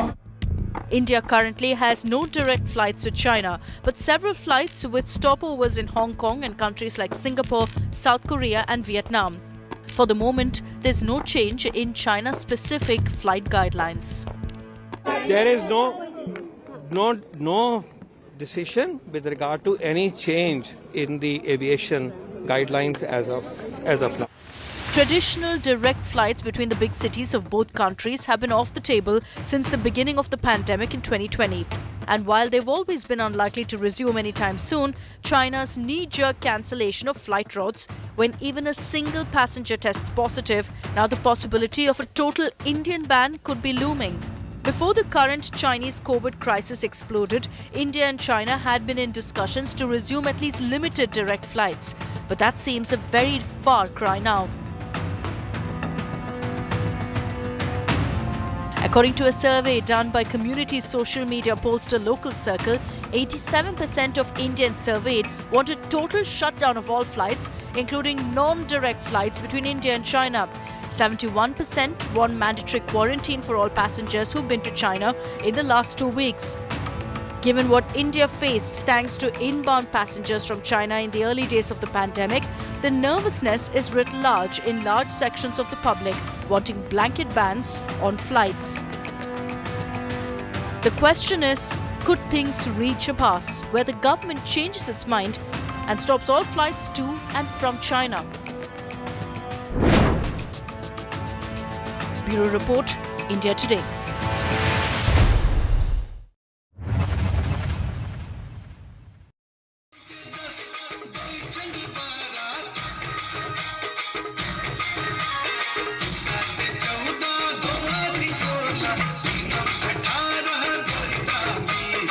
This is the government secondary school in Betul's Kelapur village. And this is a new method of teaching designed by social worker Disha Salian. The children are learning multiplication tables presented in the form of a tribal folk song. Teachers say the song and the dance routine make studies more interesting for kids. मैंने सोचा क्यों ना बच्चे लोगों के लिए हम लोग एक आदिवासी धुन के ऊपर पहाड़ बनाएं ताकि बच्चे बगैर मानसिक तनाव के झूमकर नाचकर पहाड़ याद कर सकें और साथ ही साथ सभी शिक्षकों का इसके अंदर बहुत अच्छा सहयोग मिल रहा है. इसमें हमको सरियान जी का एक और अच्छा वो मिला, उससे हमने बच्चों को बहुत अच्छे पहाड़े सिखाने की योजना बनाई और इस योजना के आधार पर बच्चों ने बहुत अच्छे दस्तक पहाड़े बनाए.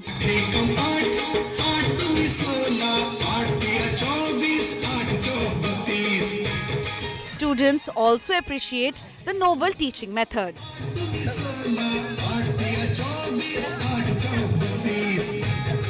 पहले हम पहाड़े भूल जाते थे, अभी मोबाइल के अनुसार डांस कर कर पहाड़े याद कर लेते हैं। याद हो जा रहा है? Yes sir. Learning is fun is a catch line often used by schools. And at the Kelapur Government School, learning is quite literally fun. Bureau Report, India Today.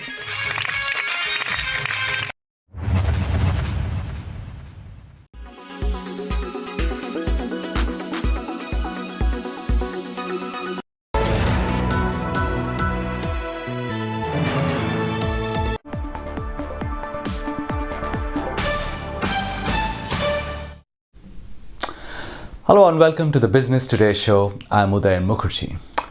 They say India will be the third largest stock market in the world by the turn of the decade. That will be quite an achievement. And these days there are all kinds of foreign institutions crawling all over the place, from FIIs to private equity investors to venture capitalists to angel investors to foreign direct investors, all trying to get a piece of the action. But it wasn't always like this. In fact, back in the 80s, India was hardly an investment destination for the world. You could rarely find a foreign player in the Indian market, and there were a band of young men, young then, the likes of Hemendra Kothari, Nimish Kampani, Uday Kotak, Vallabh Bansali, who were trying to cobble up something of an investment destination for a status for India.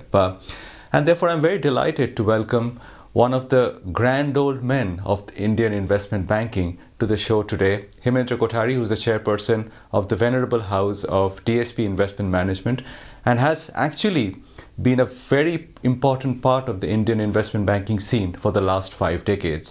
Mr. Kothari, it's a pleasure having you on the show, and great to see you again after a long time. Thank you, then. I'm very happy to be on the show. Ask me any questions. Otherwise, I can say that India today is doing much better than most of the countries in the world, and I'm proud to be here in India. Thank you. I want to start with the episode with BlackRock, because today you're DSP Investment Managers, but just a few years ago you were known to everybody as DSP BlackRock, and then 4 years ago, they offered to buy a large part of your stake and own 76% in the company. And they even offered to make you lifetime chairman of the company. But you walked away from that and you instead bought their stake back, BlackRock stake back, and now you're fully owned DSP Investment Managers. Why did you pass up that opportunity? Why did you not sell that stake to BlackRock? No, BlackRock has been a good partner, and Mr. Larry Fink, who still remains a good friend. I was very impressed, in fact, in the year when I sold to Merrill Lynch my majority stake, or I kept 10%. They insisted to tell me to keep 10%, and they thought I still had value to them. So a couple of years was a restriction for me to sell the shares. But when we were doing the transaction, BlackRock, Merrill Lynch had sold their business on asset management to Merrill Lynch. And with that, my 40% stake was, I had a right, of course, even that time, to buy 100% stake.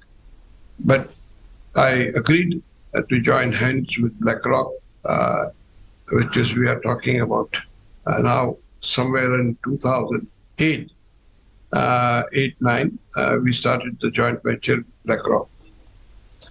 After over 10 years or so, BlackRock and we had a good relationship. We continued the relationship without, they are having more directors on my company than my representative from my side. But the question which was there, BlackRock offered to buy 76% stake from me, which, well, that's their philosophy to manage the business, where my family business has started somewhere in 1866, much before the stock exchange started. And my great-grandfather was one of the pioneers on the stock, creating the stock exchange. And he was then vice president and first signatory of the stock exchange. So I think to some extent emotional angles, and there is no logic for me to sell. And I feel India was going to grow, and we kept the shares, and I bought the shares from BlackRock. But do you think an Indian institution today, there are these Morgan Stanleys and Templetons and Merrill Lynches all over the place. Do you think a standalone Indian institution without a foreign brand name can actually stand tall and maintain market share in such a competitive investment banking landscape today? Well, why not? That said, that doesn't mean in future we will not be open to something, thinking differently. But at this moment, I feel, yes, we are doing it since the last few years, and we'll continue to do that, I believe. We raise money also from international investor ourselves. Before even BlackRock came, we were a joint venture with Merrill Lynch. We learned basically the systems, etc., from Merrill Lynch those days. And then BlackRock improved on us, our various aspects of our business. In spite of that, there are mistakes there. So the question is not that just because you have a joint venture partner, you will do well, but you can do it on our own selves. DSP is a well-known brand, I feel, and I believe that we can grow the business from here. It depends on getting the right quality people, don't make mistakes, and give positive, good returns to the investors. That's what it matters, and have confidence of the investors that we don't do anything wrong with their money. Right. I also want to ask you, because, while you had these global partnerships, there was also this episode of the iShares ETF, which could have come into the joint fold at some point. And therefore, I want to ask you about active versus passive investing, because, there is a view that maybe passive investing will grow. ETFs will grow much larger in size, which are not so large in India today. But globally, ETFs are very, very large. Do you think passive investing over time will become more popular in India than active investing, which is where bulk of the funds come in for mutual funds like DSP? I personally feel both will thrive, active and passive. People will realize that active will have to show better performance. Passive funds of various kinds will come out. People will come out with passive funds of different kinds, and they can create portfolio out of that. Many people who are managing the portfolio management for the family offices, for them, they can create a portfolio of passive funds, and they can create also have an active funds.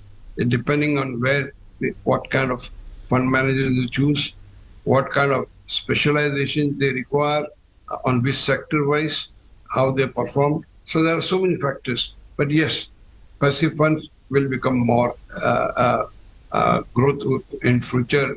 You see the growth in passive funds. That said, people today, what's happened in past, the passive funds, the margins were too small, and today they are getting reasonable.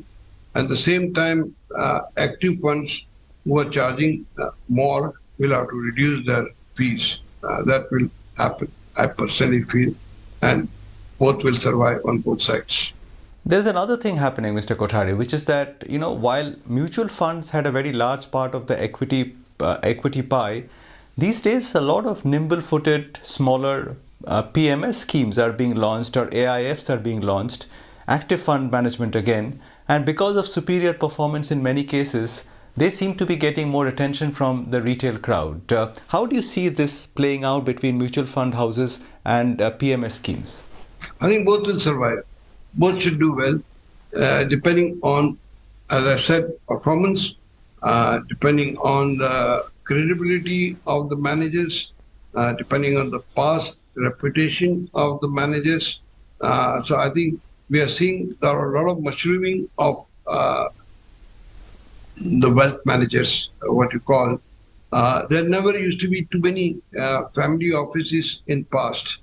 Only in last few years, the family offices have started. And this is going to have further growth of that.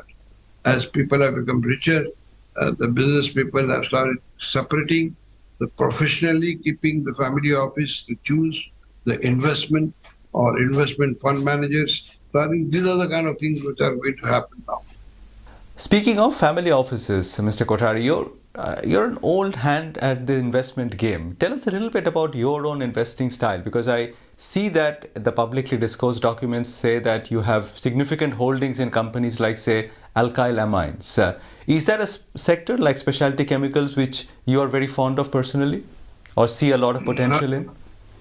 Alkyl amine is my brother, who is the major shareholder and the promoter.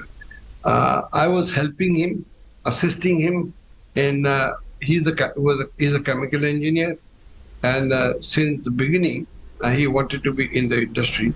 And today also he has a majority stake in alkyl amines. I was initially, we were holding shares, that is myself and my side of the family, that is my family, my daughters and myself. And we, in 1992, we decided in half an hour's time what we want to do. He wanted to be in the industry. I wanted to remain in finance. So this is a long-term history. I was the chairman for many years and a director till only a few years back. So my friendship and I would say my relationship with my brother has remained very close. And he is in the chemical, not myself. I am not in the chemical industry or understand the chemical side of the business. But what about East India Hotels then? I mean, that's something that you personally would have picked and you've been a holder for many years. No, it is a small stake. It's not much stake. So that is a mistake on your part. I don't think I have more than even 1% stake there. So that's not true. Yes, I knew Mr. Gore from many years, since 1984 or 83, 84, and has been a good friend, though he's very old now.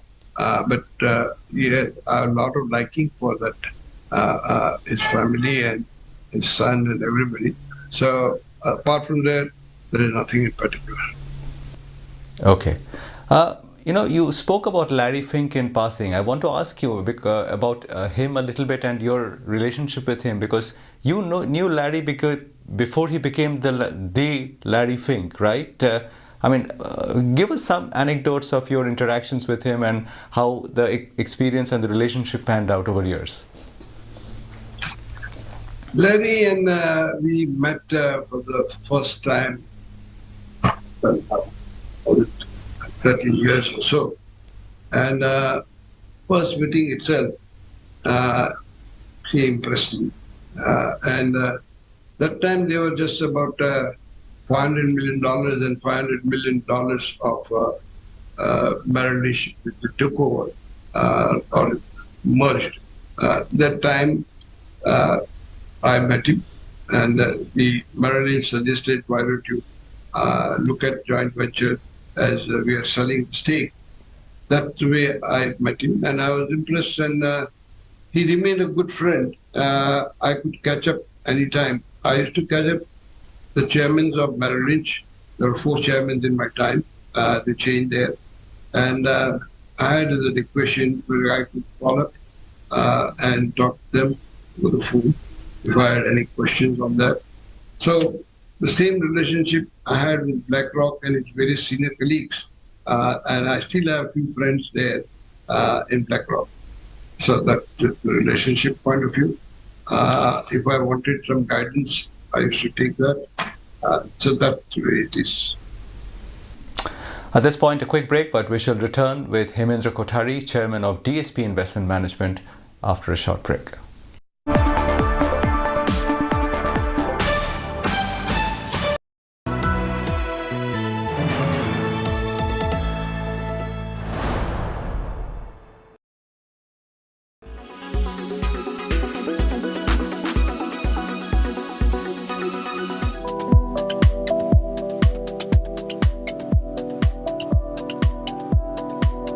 Not just Suhana Khan, Khushi Kapoor and Agastya. There will be other debutantes as well who are expected to light up Bollywood in 2023.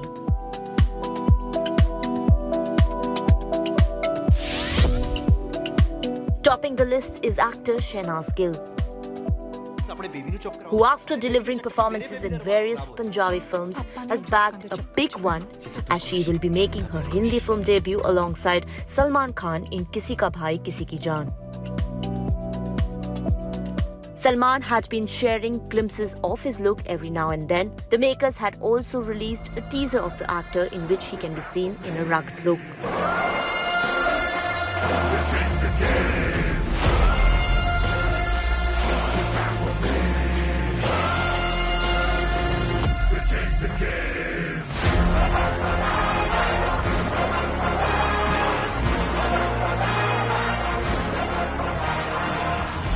Shehnaz, who shares a special bond with the superstar from her time in Big Boss, is elated to be a part of this project.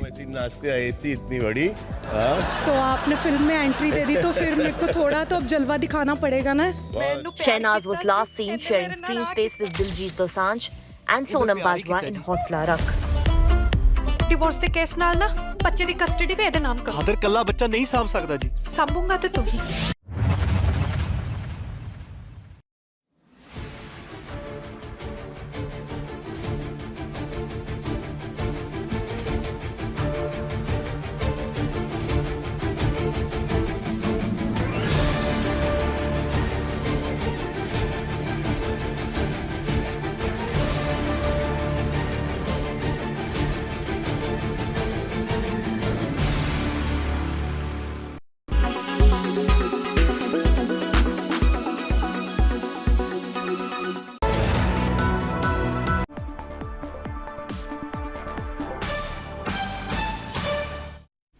Welcome back. You're watching the Business Today show. I've been in conversation with one of the grand old men of Indian investment banking, Hemendra Kothari, chairman of DSP Investment Managers.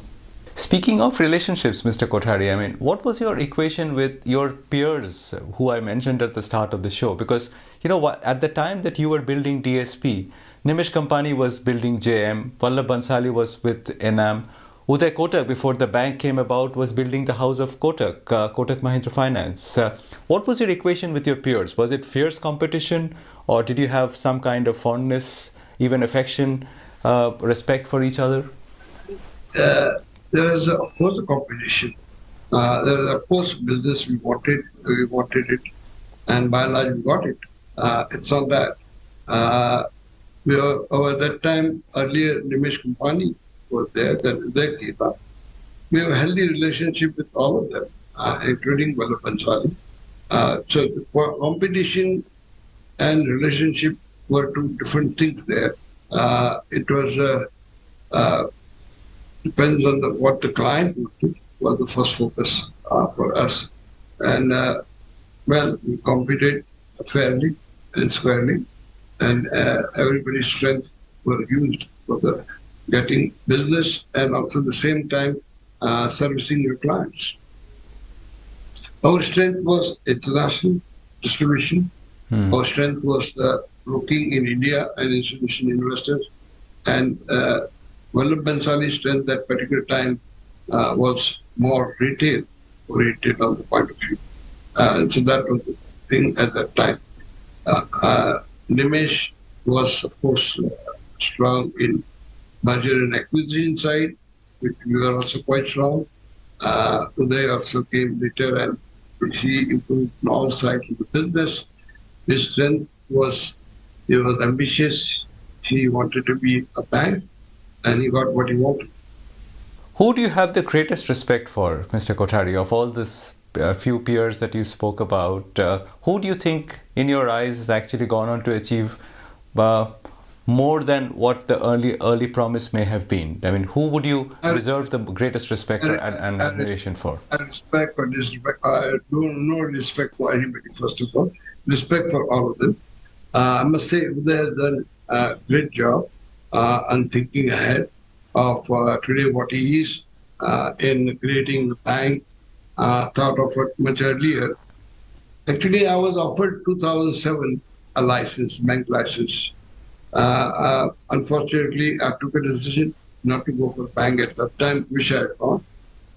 To some extent, it was a no competition clause coming in with Merrill Lynch, which I could have asked them, and maybe they would have joined. on the side. But then in my family, there was unfortunate thing. My wife had passed away just a couple of years, 1 year back. And I thought I will more focus on philanthropy those days and asset management side. In fact, slowly my daughter was coming up over here and we had a good CEO and it will run. So I think few years my attention was on more philanthropy than wanting to do business, which I did in my, I had always interest in conservation, wildlife. And from there, I started understanding what is it happening in the this particularly in conservation side. Today, I'm a chairman of.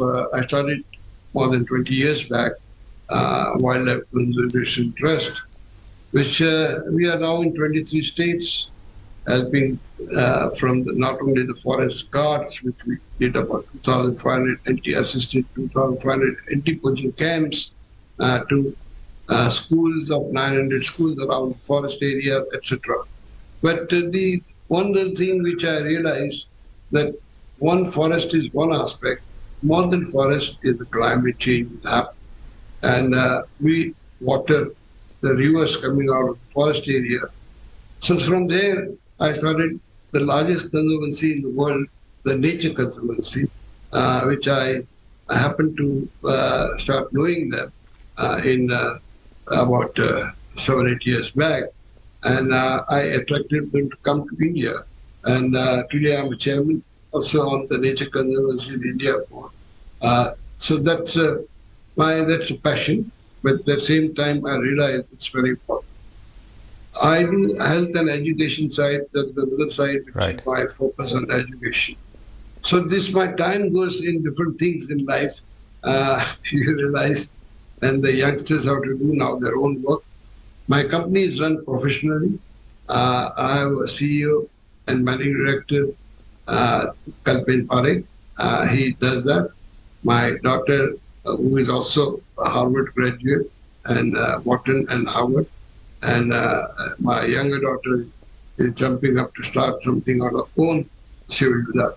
So it's a way the life comes. Only thing which we have focused, in fact, is don't do something which is not ethical. Don't do something which is you feel that you are doing wrong, and remain on the right path. Right. So what's the future for DSP Investment Management, Mr. Kothari? I mean, what direction do you see it moving in? Because right now there are many avenues. Your core strength is fund management at this point in time. But, there's private equity which is coming up in a big way, particularly with reference to the kind of capital raising which the new digital enterprises are doing. There is microfinance, which is growing quite fast across the country. Do you want to take DSP in or lead or guide with the help of the management, DSP in any of these areas, or do you want to stick to your knitting of core fund management? We invest ourselves into private equity investments. We learning and the question of private equity is something which is long-term, very long-term investment. Horizon should be there, investors. Where mutual fund is an open-ended funds, most of them, and your private equity exit is not that easy. It can be very profitable, but that's the way to be seen by the investors. Yes, we may go into private equity as a separate business in future. Maybe one of my son-in-law, who is very keen to start his renewable, is, according to me, is one of the expert in the basically renewable side. So he will go where his passion is. So I think we are a family office. They will take a decision in what business we want to be in future. Yes, we can be doing even lending business as we are large capital. I was surprised, but except 1 year after Marilyn joined in 95 or so, we gave one dividend, but we have never distributed dividends, nor we have borrowed money. So I think that's the way we operate. And we are conservative, and we'll remain to be conservative, little bit opening up for doing different businesses. Well, I wish you great luck, Mr. Kothari. It's very nice to have caught up with you after so many years, and my compliments on a spectacular career that you've had. and I wish you all the best for the future. Thank you. Then it was nice talking to you. Thank you.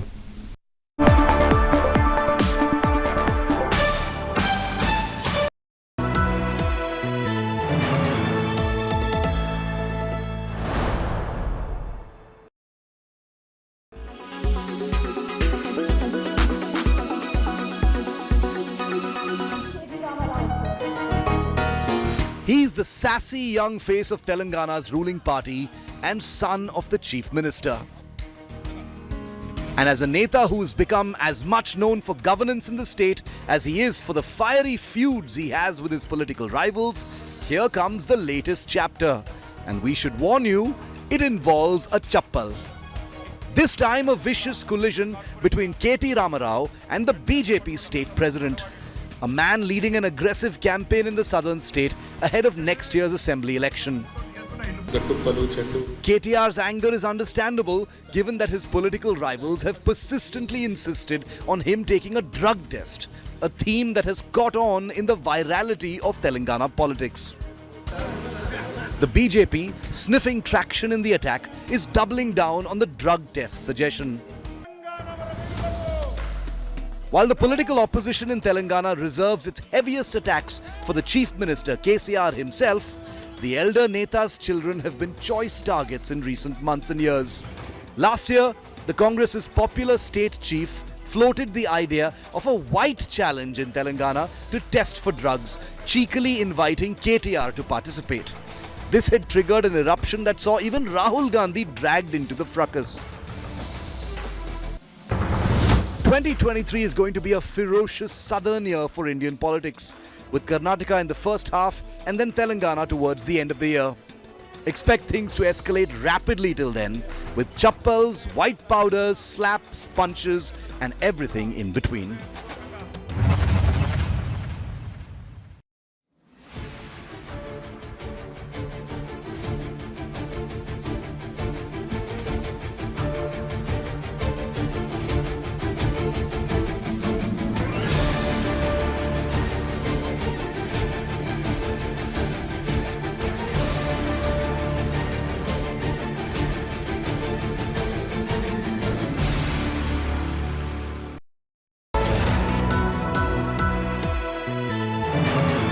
Presented by धूल आए पर घर पे ना टिक पाए.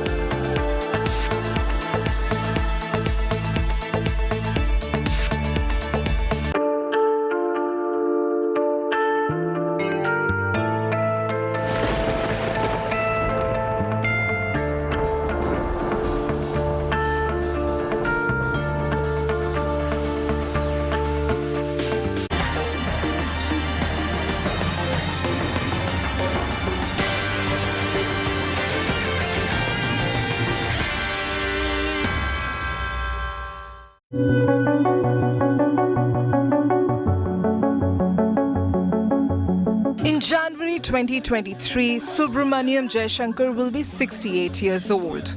A career diplomat, today he leads India in global platforms with elan that very few thought he would be able to.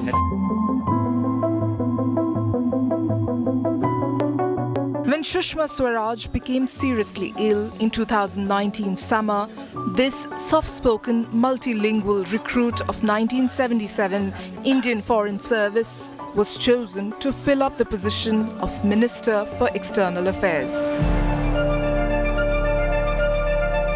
BJP, led by Narendra Modi, had just come back to power with a thumping majority for the second term, and many dismissed Jaishankar as a poor attempt to fill in the stalwart Sushma Swaraj's shoes. 3 summers later, critics are quiet, and the only voice that fills the vacuum is cheering Jai Jaishankar.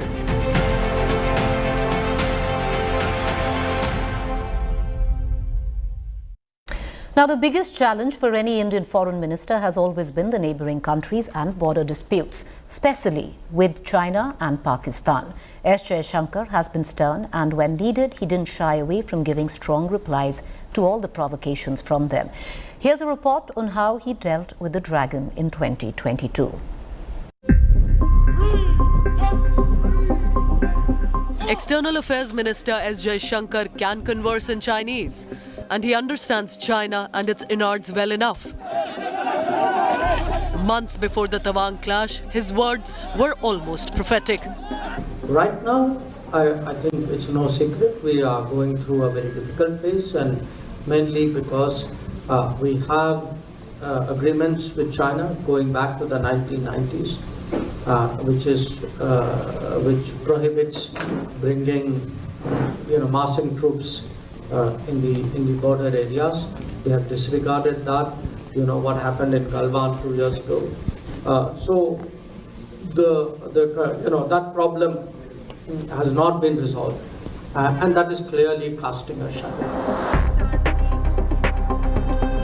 The bureaucrat turned politician, Jaishankar led the pushback against Chinese leadership's contention that the standoff on the line of actual control should be put in its appropriate place, while the two countries take forward relations in other areas such as trade. He in fact maintained that the overall relationship cannot be normalized till there is peace and normalcy in the border areas. Thank you, Madam. And with that mindset at the UNGA summit in New York, he took a swipe at China for not blacklisting the terrorists. The United Nations responds to terrorism by sanctioning its perpetrators. Those who politicize the UNSC 1267 sanctions regime, sometimes even to the extent of defending proclaimed terrorists, they do so at their own peril. Believe me, they advance neither their own interests nor indeed their reputation. That wasn't his only point of attack on China. In September, China's aggressive posturing in Taiwan and the Indo-Pacific was the topic of hot debate. The Indian foreign minister made an oblique but a pointed comment at the global platform. The Indo-Pacific too witnesses fresh concerns about its stability and its security. I bring to you. And when it came to India's neighborhood, without mentioning China, he made his point on debt trap diplomacy clear. Madam President, even while India contributes to global betterment, we recognize the sharp deterioration in the international landscape. The world is already struggling with challenges of post-pandemic economic recovery. The debt situation of the developing is precarious. He was referring to Sri Lanka's peril to drive his point home while alerting the world of the dragon's devious designs. When it came to Pakistan, the current Indian External Affairs Minister has been very pointed in his rebuttal. Whether in global forums or in public addresses, he's always been outright and very tongue-in-cheek in his warnings and criticism. Listen in to this report. Hina Rawani Khan was a minister at that time, and I think standing next to her, Hillary Clinton actually said that if you have, I'm giving you the sense, it's not an exact quote, that if you have snakes in your backyard, you can't expect them to bite only your neighbors. Eventually, they will bite the people who keep them in the backyard. With these scathing remarks, External Affairs Minister S. Jaishankar exposed and shamed Pakistan on the global stage, hitting out at Pakistan Minister Hina Rawani Khan for linking India to the recent Lahore blasts. Jaishankar reminded them of former US Secretary of State Hillary Clinton's advice to Islamabad. But as you know, Pakistan is not great on taking good advice, and you see what's happening there. in terms of what they are saying, look, the truth is everybody, the world today sees them as the epicenter of terrorism. Now, I know we've been through 2.5 years of COVID, and a lot of us have brain fog as a result. But I assure you, the world has not forgotten, where does terrorism, who has their fingerprints over a lot of activities in the region and beyond the region. Speaking to the media at the United Nations, Jaishankar put the onus on maintaining calm and peace in the region. So my advice is, please clean up your act. Please try to be a good neighbor. Please try and contribute to what the rest of the world is trying to do today, which is economic growth, progress, development. So I hope through your channel that message goes through. We stand ready. Jaishankar had earlier exposed Pakistan in the front of world leaders, putting the spotlight on Islamabad's role in terror attacks across the globe.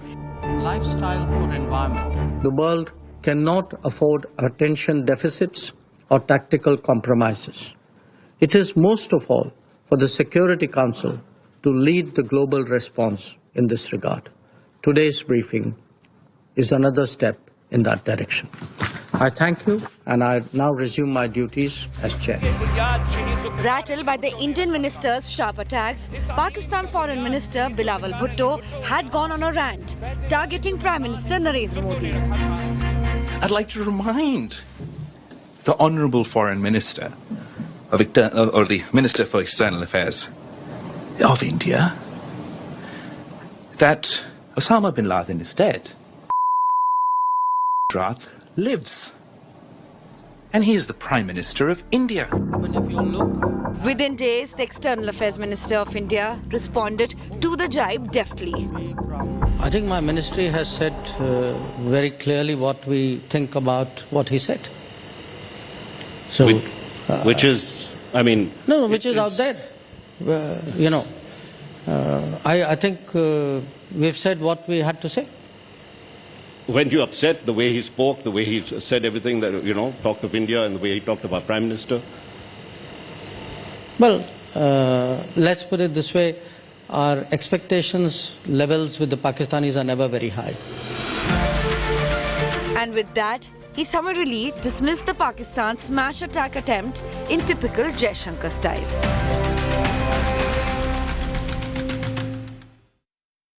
But the one that really went viral was S. Jaishankar's defense of India's decision to buy Russian oil when Ukraine was invaded. Since March last week of 2022, repeatedly at different platforms, Indian External Affairs Minister continued to defend Indian decisions without bowing down to global pressures or criticism.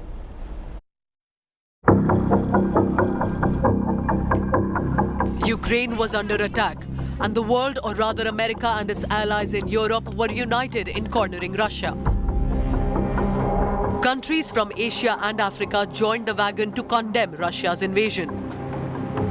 Other than the economic sanctions, there was very little that the West could do to push Vladimir Putin to back down. Because Putin had the key power to maneuver: energy.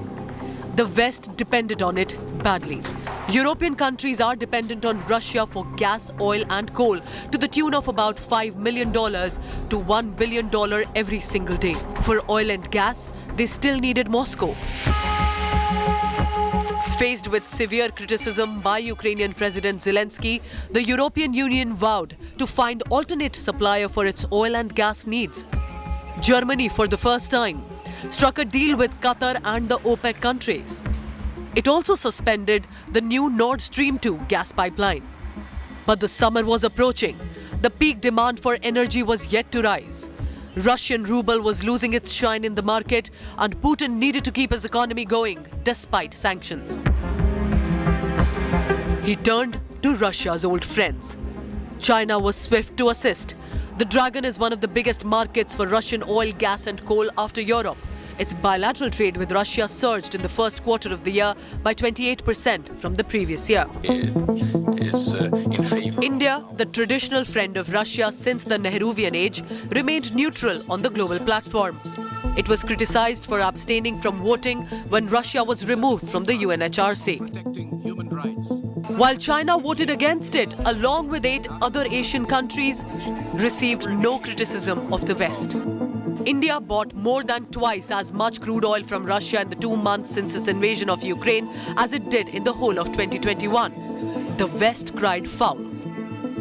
Deputy National Security Advisor was just in India recently in the last few weeks, conveying clearly what the consequences of violating sanctions would be and what the mechanisms are, and also making clear that that we do not think India should accelerate or increase imports of Russian energy and other commodities, even as obviously those decisions are made by individual countries, and also making clear that we stand ready to support India as in any efforts to diversify its imports and serve as a reliable supplier, even as they're only importing about 1 to 2% of their oil from India. So we have a range of ways to communicate and engage, and obviously sending our Deputy National Security Advisor is an example of that, but clearly our preference would be to have a confirmed ambassador in place. Indian Foreign Minister S. Jaishankar did not mince words to defend his country's decision. What looks almost like a campaign on this issue. Now, I was just reading a report today that in the month of March, Europe has bought, I think, 15% more oil and gas from Russia than it did the month before. If you look at the major buyers of oil and gas from Russia, I think you'd find most of them are in Europe. We ourselves get the bulk of our energy supplies from the Middle East, about 7.5%, 8% of our oil from the US. In the past, maybe less than 1% from Russia. When oil prices go up, I think it's natural for countries to go out into the market and look for what are good deals for their people.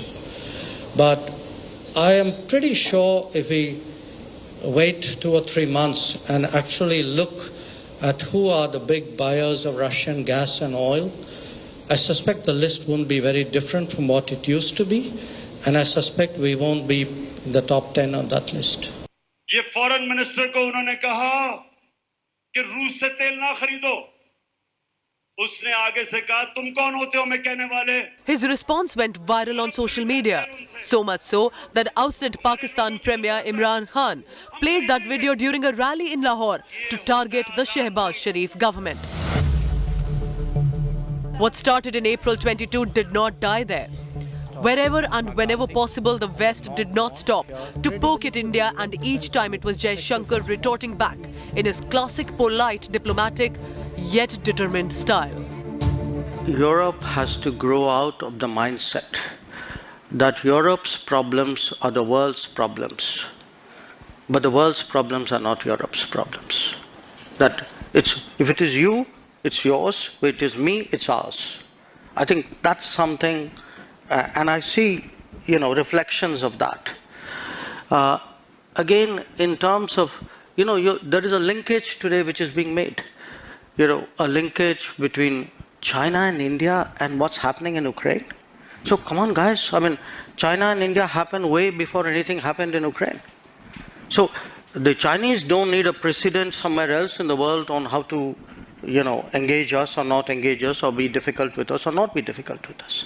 So, as I said, I just see this as frankly a not very clever argument, a very self-serving one. India continues to condemn Russian invasion of Ukraine, but when it came to its own domestic interests, Jaishankar and his team ensured that India First policy was true in every sense of the word, without bowing down to anyone or any country.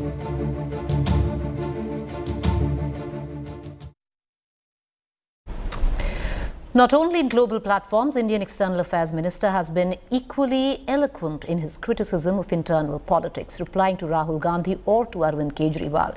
He not only sounded factual, but a seasoned politician as well. If we were in denial, how is the army out there? Because the army didn't go there because Rahul Gandhi asked them to go. The army went there because the Prime Minister of India ordered them to go. Amid the raging Tawang tussle, External Affairs Minister S. Jaishankar gave a stern reply to Congress MP Rahul Gandhi over his barbs on the government allegedly being soft on China. It was India Today's Indo-Japan conclave and Jaishankar set the account straight, saying that only the Modi government has been tough in countering China.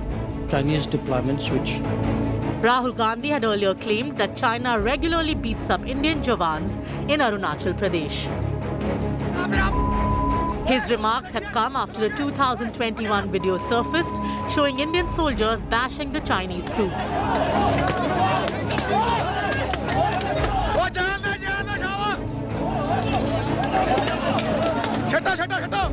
जो China का threat है और मुझे तो वो clear और मैं इसको अब 2-3 सालों से कह रहा हूं वो बिल्कुल क्लियर है और सरकार उसको छुपाने की कोशिश कर रही है सरकार उसको इग्नोर कर रही है मगर उस थ्रेट को ना छुपाया जा सकेगा और ना इग्नोर किया जा सकेगा उन्होंने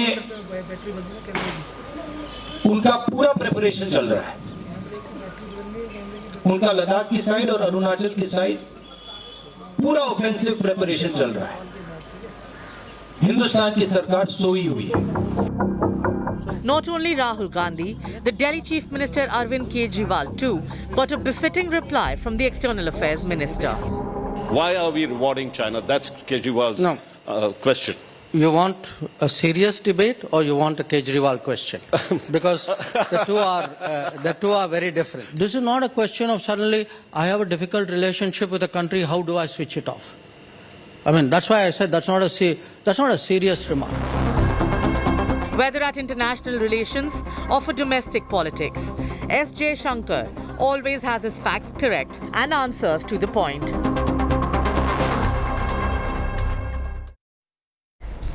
"2022 was certainly the year of the Indian External Affairs Minister. Decisively left his mark in international forums. That's all we have for you in this special edition. News and headlines continue on the other side. Do stay with us.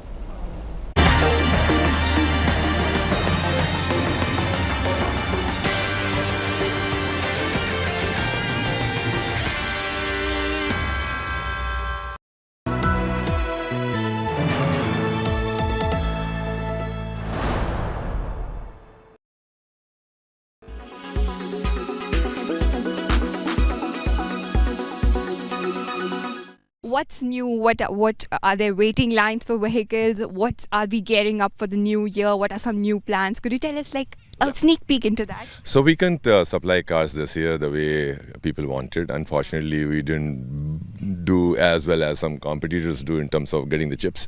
But now our supplies are getting improved. So, so hopefully next year should be a great year for us. We're looking forward to crossing 100,000 vehicle sales. And we are launching another EV in April. So that's interesting.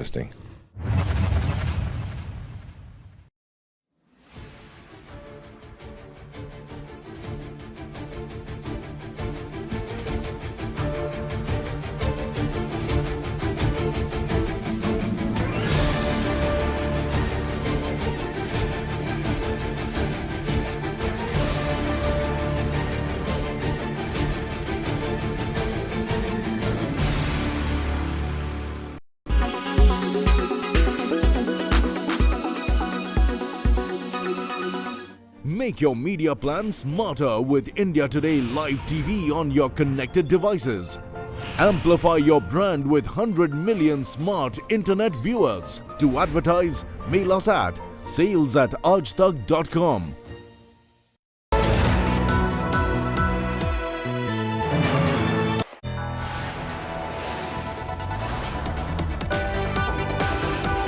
You are watching India Today.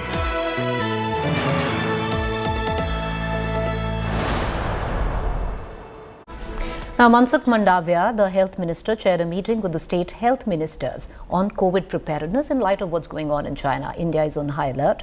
The strategy is to strengthen surveillance with a focus on genome sequencing and increasing testing. States have now been asked to ramp up hospital infrastructure. Here's a look at India's COVID battle plan. India is on alert against any spillover from China, where the Omicron BF7 variant is having a free run. In a major step, the centre has approved Bharat Biotech's nasal vaccine against COVID as a booster dose. This will first be available in private hospitals. Citizens will have to book slots on CoWIN to get these boosters. Vaccine की सबसे बड़ी खासियत ये होगी कि ये broad spectrum immunity provide करेगा किसी भी व्यक्ति को लोकल लेवल पे इम्यूनोग्लोबुलिन ए, IgA दोनों का निर्माण होगा शरीर में और इससे वायरस से लड़ने की क्षमता बढ़ेगी। सबसे इम्पोर्टेंट स्टेप है जो एंट्री पॉइंट है वहाँ पे ही वायरस को ये न्यूट्रलाइज करेगा। The government is also keeping an eye on flights from abroad, especially travellers who have China travel history. Random COVID tests for 2% of travellers from outside has started. The Union Health Ministry is set to issue a new advisory for COVID-19 in view of the festive season. Sources say masks won't be made mandatory. Government will stress on precaution doses. Currently, only 27% eligible people have taken these boosters. Earlier on Thursday, Prime Minister Narendra Modi chaired a high-level meeting and took stock of the COVID-19 situation. Stressing on precaution doses for elderly and vulnerable groups, the Prime Minister urged people to follow COVID-appropriate behaviour, including wearing of masks. Cautioning against complacency, Modi also advised states to ensure readiness of necessary infrastructure. Many states are already on their toes to stop any spread. Delhi में first dose और second dose लगभग 100% लोगों को लग चुकी है। Precaution dose जो है वो बहुत कम लोगों ने लगाई है, केवल 24% लोगों ने लगवाई है। मेरी हाथ जोड़ के सब लोगों से अब निवेदन है कि दिल्ली सरकार, आज ये मीटिंग में भी मैंने सबको कहा कि हमें दोबारा एक एक्सरसाइज करनी चाहिए कि घर घर जाके प्रिकॉशन डोज लगाई जाए।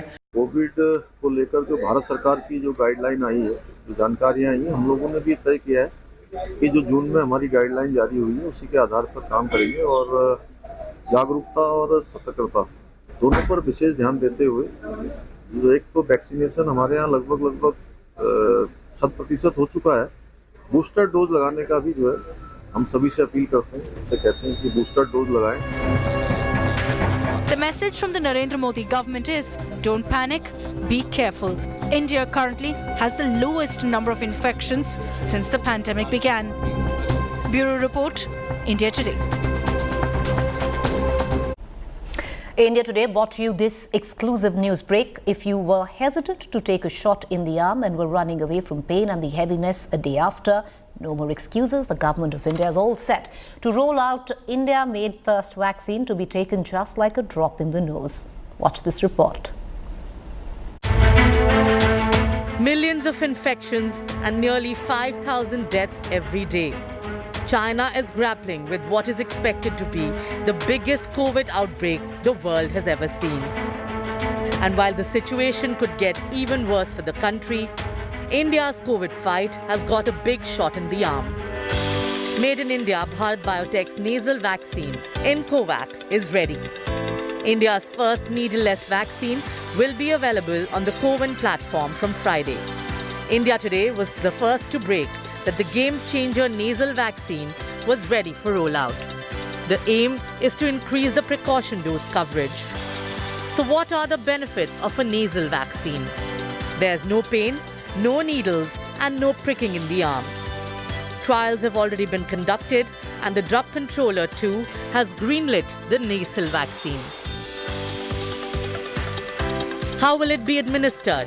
Just 4 drops of the vaccine in each nostril. That's all. For now, it is only available as a precautionary dose and only for those above 18 years of age. बड़ा game changer vaccine होगा क्योंकि हमारे यहाँ जो केवल 30% जो है लोगों को बूस्टर डोज मिला था, तो ये हेट्रोलोगस बूस्टर के तौर पे इस्तेमाल होगा और इस वैक्सीन की सबसे बड़ी खासियत ये होगी कि ये ब्रॉड स्पेक्ट्रम इम्यूनिटी प्रोवाइड करेगा। Experts say this one has minimal adverse effects. It is the nose that is the entry point of the COVID or any other virus. So if intranasal vaccine become efficacious, the efficacious too, which at times it's lacking, so it can not only prevent the milder disease but also it can prevent the transmission, which none of the vaccine, whether you COVID or any influenza vaccine, is able to do that. Enroute will first be available at private facilities but it will also be made available across government vaccine centres soon. The government at this moment is encouraging people to take their precaution dose. And of course, the price, we heard from the Health Ministry sources, will be made as affordable. But the private facilities, of course, could charge a surcharge or administration fee, while it will take some while for the vaccine to come to the government facilities, and then people can avail them from government vaccine centers as well. But it's a game changer. India made nasal vaccine for Indians as a precaution dose ahead of the looming China COVID scare. With Alok Das in New Delhi, Milan Sharma for India Today. Now, the BF.7 is the Omicron variant that is behind the monstrous surge in China, but the variant has been around for months now. And the 4 cases detected in India were reported in September and October. Colleague Sneha Murdani busts all the myths around this variant.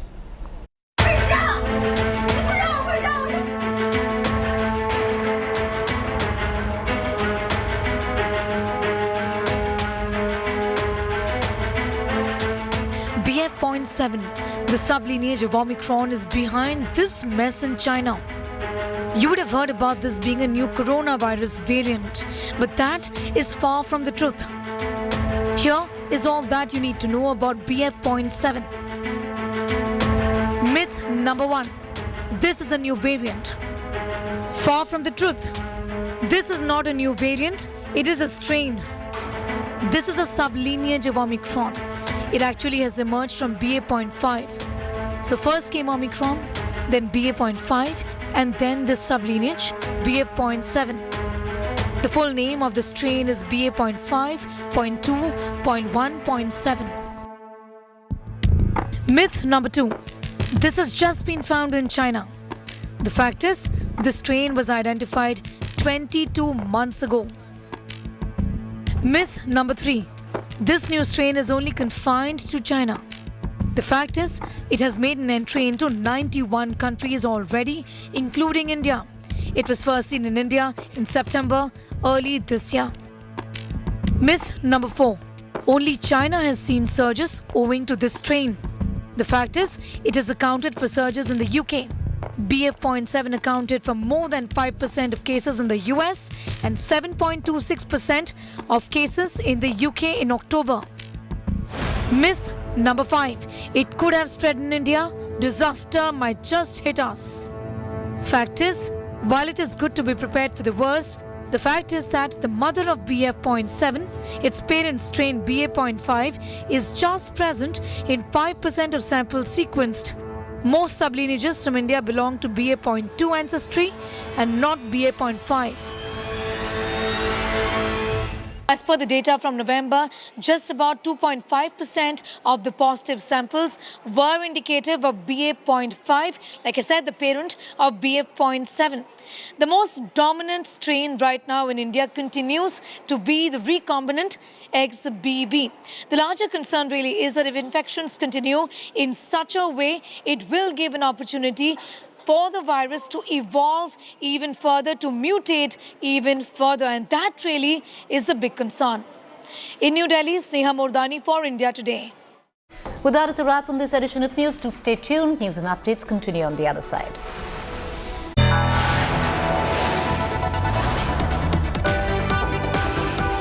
You are watching India Today.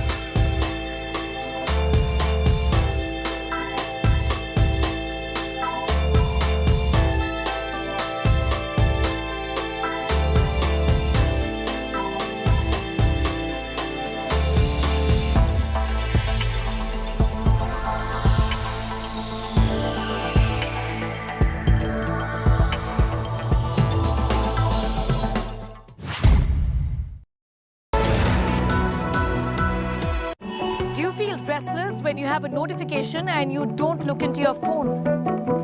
Or are you feeling anxious when your phone is discharged and you don't know where to charge it? Is your child's online gaming habit ruining your peace of mind? Is doom scrolling exhausting you? On the show, we are talking digital addiction and also detox. Watch Health 360 at these times only on India Today.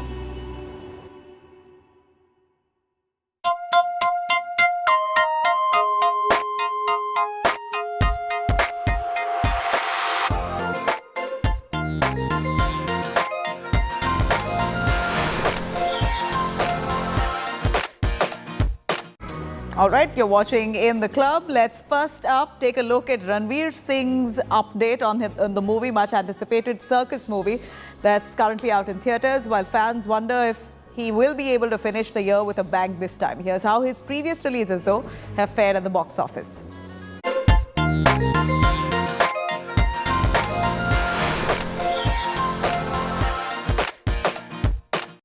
और अब दोस्तों वो वक्त आ गया है जिसका आप सबको इंतजार था।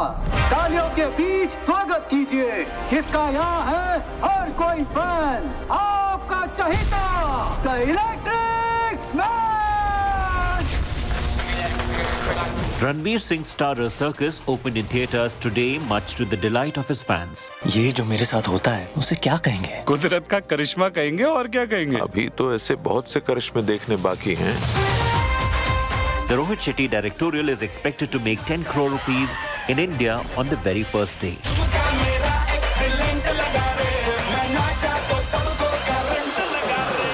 As COVID cases are rising, it could play spoil sport and affect the box office collections of the film. Contractor बनते हैं तो जनरेटर बन गया। Circus is an adaptation of William Shakespeare's classic play, Comedy of Errors, and is billed as a period comedy drama, and it features Jacqueline Fernandez, Pooja Hegde, and Johnny Lever, among others. अपना पैर जो खुद का, अपना पैर, इसको बोलते हैं सेल्फ रिस्पेक्ट। मैं नाचा तो सबको करंट लगा रे, करंट लगा, करंट लगा, करंट लगा रे, मैं नाचा तो सबको करंट लगा रे। This is the third collaboration of Rohit Shetty and Ranveer Singh after Suryavanshi and Simba. मन्ने थारे को कहीं देखा से? मैंने भी आपको कहीं देखा है। आप पहले कभी ऊटी आए हैं? नहीं तो, I'm sorry मैंने आपको पहचाना नहीं। पहचाना नहीं? Ranveer has had a lukewarm run at the box office lately.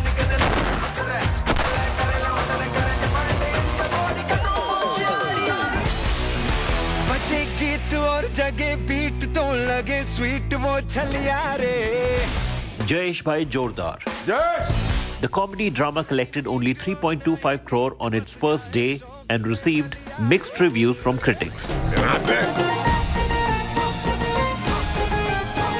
The film was shot on a budget of 86 crore rupees and collected merely 15.6 crore. इनका सिर हिला तो लड़का और नहीं हिला तो मजाक की भी हद होती है।